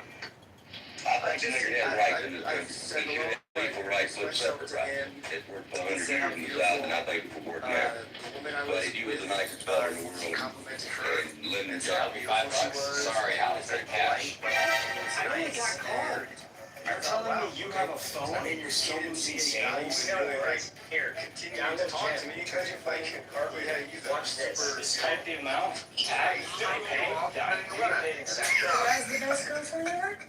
Yeah, he was polite. He just bought you all this stuff? I thought he was endearing in his own way. He And was actually all quite the stuff? endearing. I got a Donald Trump story. So I know a guy who was a When you drank, did you go over the limit? Were you really just goofed up? fucking asshole. Well, Dave. There was a problem. One of the first Makes my face The question is, if you're an idea that you don't want to talk about it because of the change skills the make it better. One of the I don't have multiple fucking lenses in this camera. It's always the same one. So he took the lens off.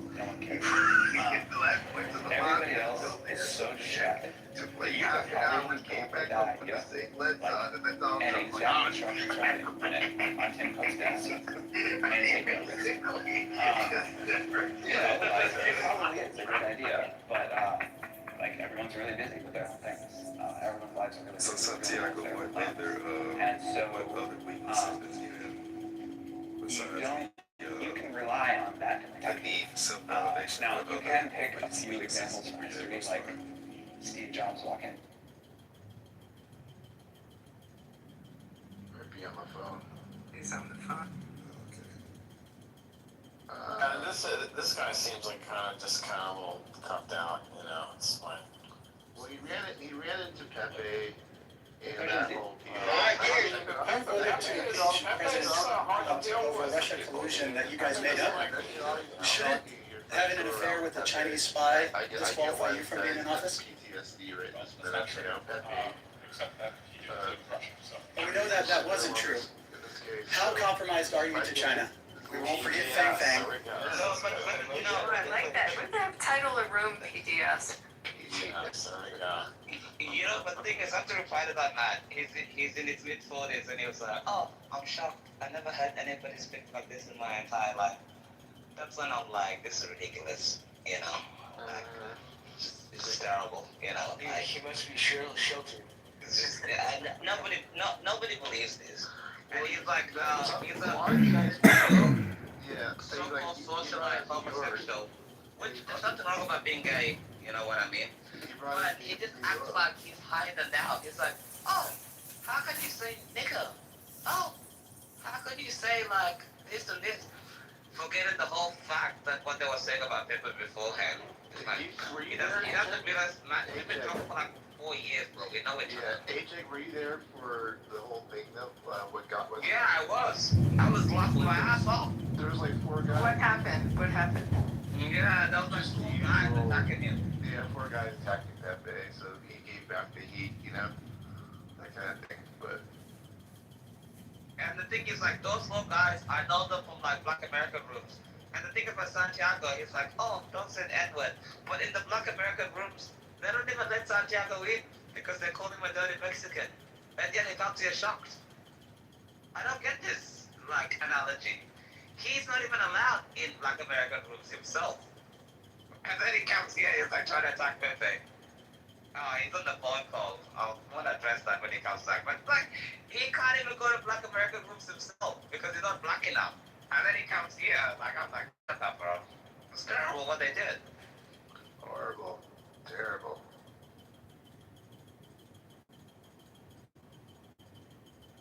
It's terrible. By the way, guys, Abby, I got clipped. I didn't log on. I went. So how'd that happen? Like, explain what happened. Go ahead. I went to my specialist doctor because they didn't do my leg properly, as you know, right? And they fixed my leg, so I was at home resting for like 5 days or whatever. I log in today, and it says my account has been clipped, and I wasn't even online. And then I try to log in, doesn't work, you know? It's crazy. What were you doing the last time you were on? Do you remember?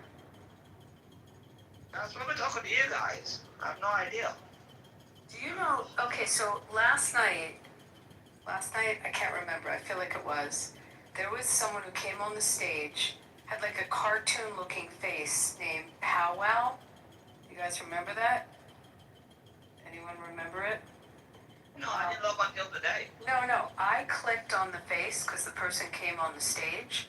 And as soon as, this used to happen at least 2 years ago, there would be these accounts you'd click on and your phone would freeze. And like, you couldn't navigate, you couldn't do anything. Like, you'd be completely frozen.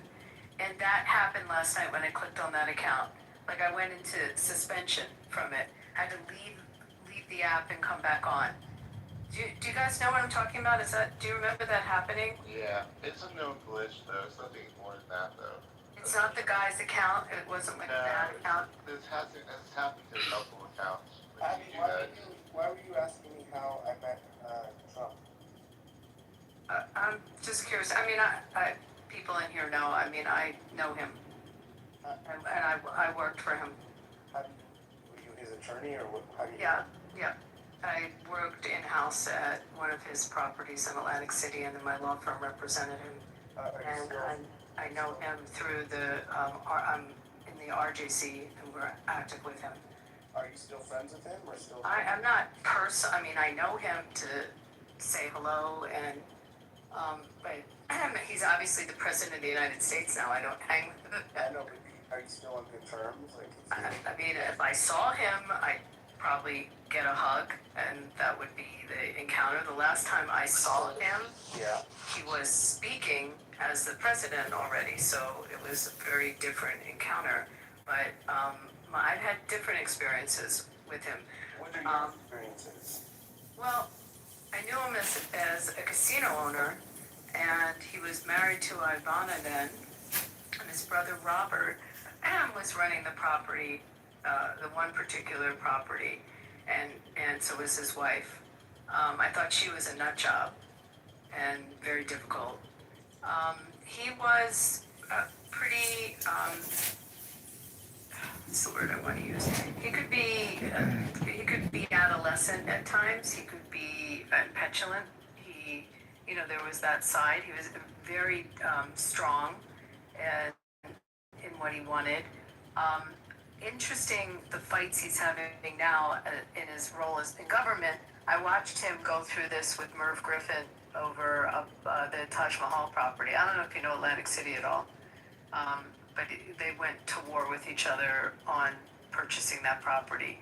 And he did some of the tactics you're seeing now are tactics that he did back then, where he would go very public about the fight and very public with his opinions and use the media as a weapon against his adversary. And very effectively, he ended up with the Taj. The Taj eventually went under, but so did a lot of other properties, Atlantic City.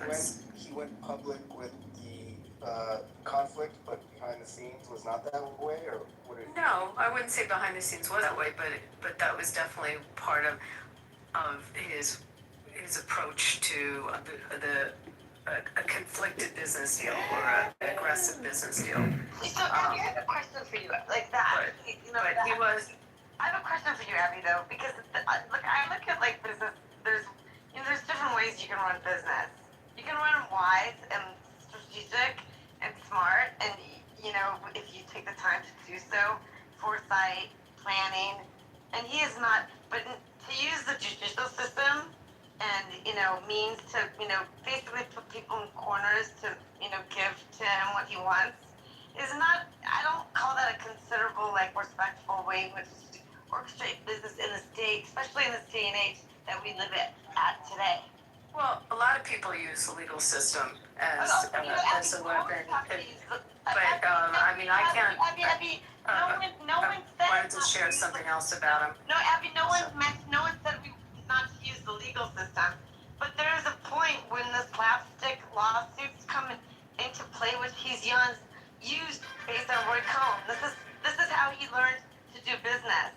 I really don't think it's exceptional. I don't think it's something to be proud of. I don't think that's your opinion. Kept us paying our mortgages, so we weren't really upset about it. But I do want to share something with Santiago. Can I finish what I was saying for a second? I don't think I can even answer my question with you, but that's okay. Let me just finish what I was saying to Santiago. One of the things that I will say that I thought was pretty remarkable about him was how women were treated that worked for him. He had the first GM running a property of a woman of anyone in the industry. Wait, and it was. Are you talking about President Trump? Can I'm answering. Are you talking about Trump right now? Yes. You're doing this really abstractly? seriously, I'm doing it from first hand, not fifth hand, so can I answer his question? Santiago, would you like me to finish what you asked me? I would, because Yeah. you have a first-hand experience. So he actually had a woman GM before anyone else in the industry did. And he mostly had women as his GCs. At one point he had 3 properties there, as well as the stuff he had in New York. But he elevated women and also paid them extremely well at his properties in top executive positions. And I thought that was pretty admirable because it was an industry generally male dominated and just starting to change to bring women in. But that was something that definitely stood out about him. I think he used it in his executive levels at his different businesses. He utilized women executives often, and so that was definitely something that stood out. So your experience with him has been incredibly positive. Not incredibly positive, but not negative. I was, I don't know if you know, like what happens with respect to day-to-day operations at a casino resort, but there's all kinds of things that go on, and we came in. God, it's a while ago. It was also a dispute, that particular property, because it was Harris and Trump that had a joint venture in running, and he had sort of falling out with Harris, which ultimately became another company, and he ended up with the property, and Harris ended up with a different property. I mean, it was really like monopoly in a funny way, in the place where the monopoly was invented, and there was a lot of moving around of hotels. But it's not always smooth sailing, and there's lots of issues that go on because you also have a gaming commission that you have to deal with. The one thing you should know that I think is kind of another thing to point out is that with gaming licensing, at that time the toughest state to get licensed in, very strict. There were companies that didn't get licensed there. Companies got thrown out of their position because of violations of licensing, and that's a pretty thorough review of him that it didn't connect him in any way with organized crime. And I've actually never heard that allegation or any kind of allegation like that about him. There's other things people will say to go after him, but to go through the scrutiny of the gaming control says something as well. The answer to that is Yeah, big things start slow.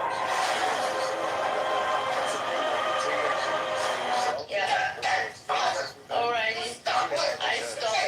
I stop it right He's a there. tough client. I mean, definitely. Okay, I'm not sugarcoating it, but I think there's also just a lot of people that have issues with him and like to build this into something more than what it is. He did have issues with vendors in New Jersey, and there was with a lot of the contractors and the vendors at the property, and people that had litigation with on. Yeah, he just didn't pay him, right? He just didn't pay him. So did others not pay. He's not the only one, because the industry there suffered quite a bit. I know people like that. It's kind of funny, actually. They're like, I know people like that. What did you do? Who am I talking to?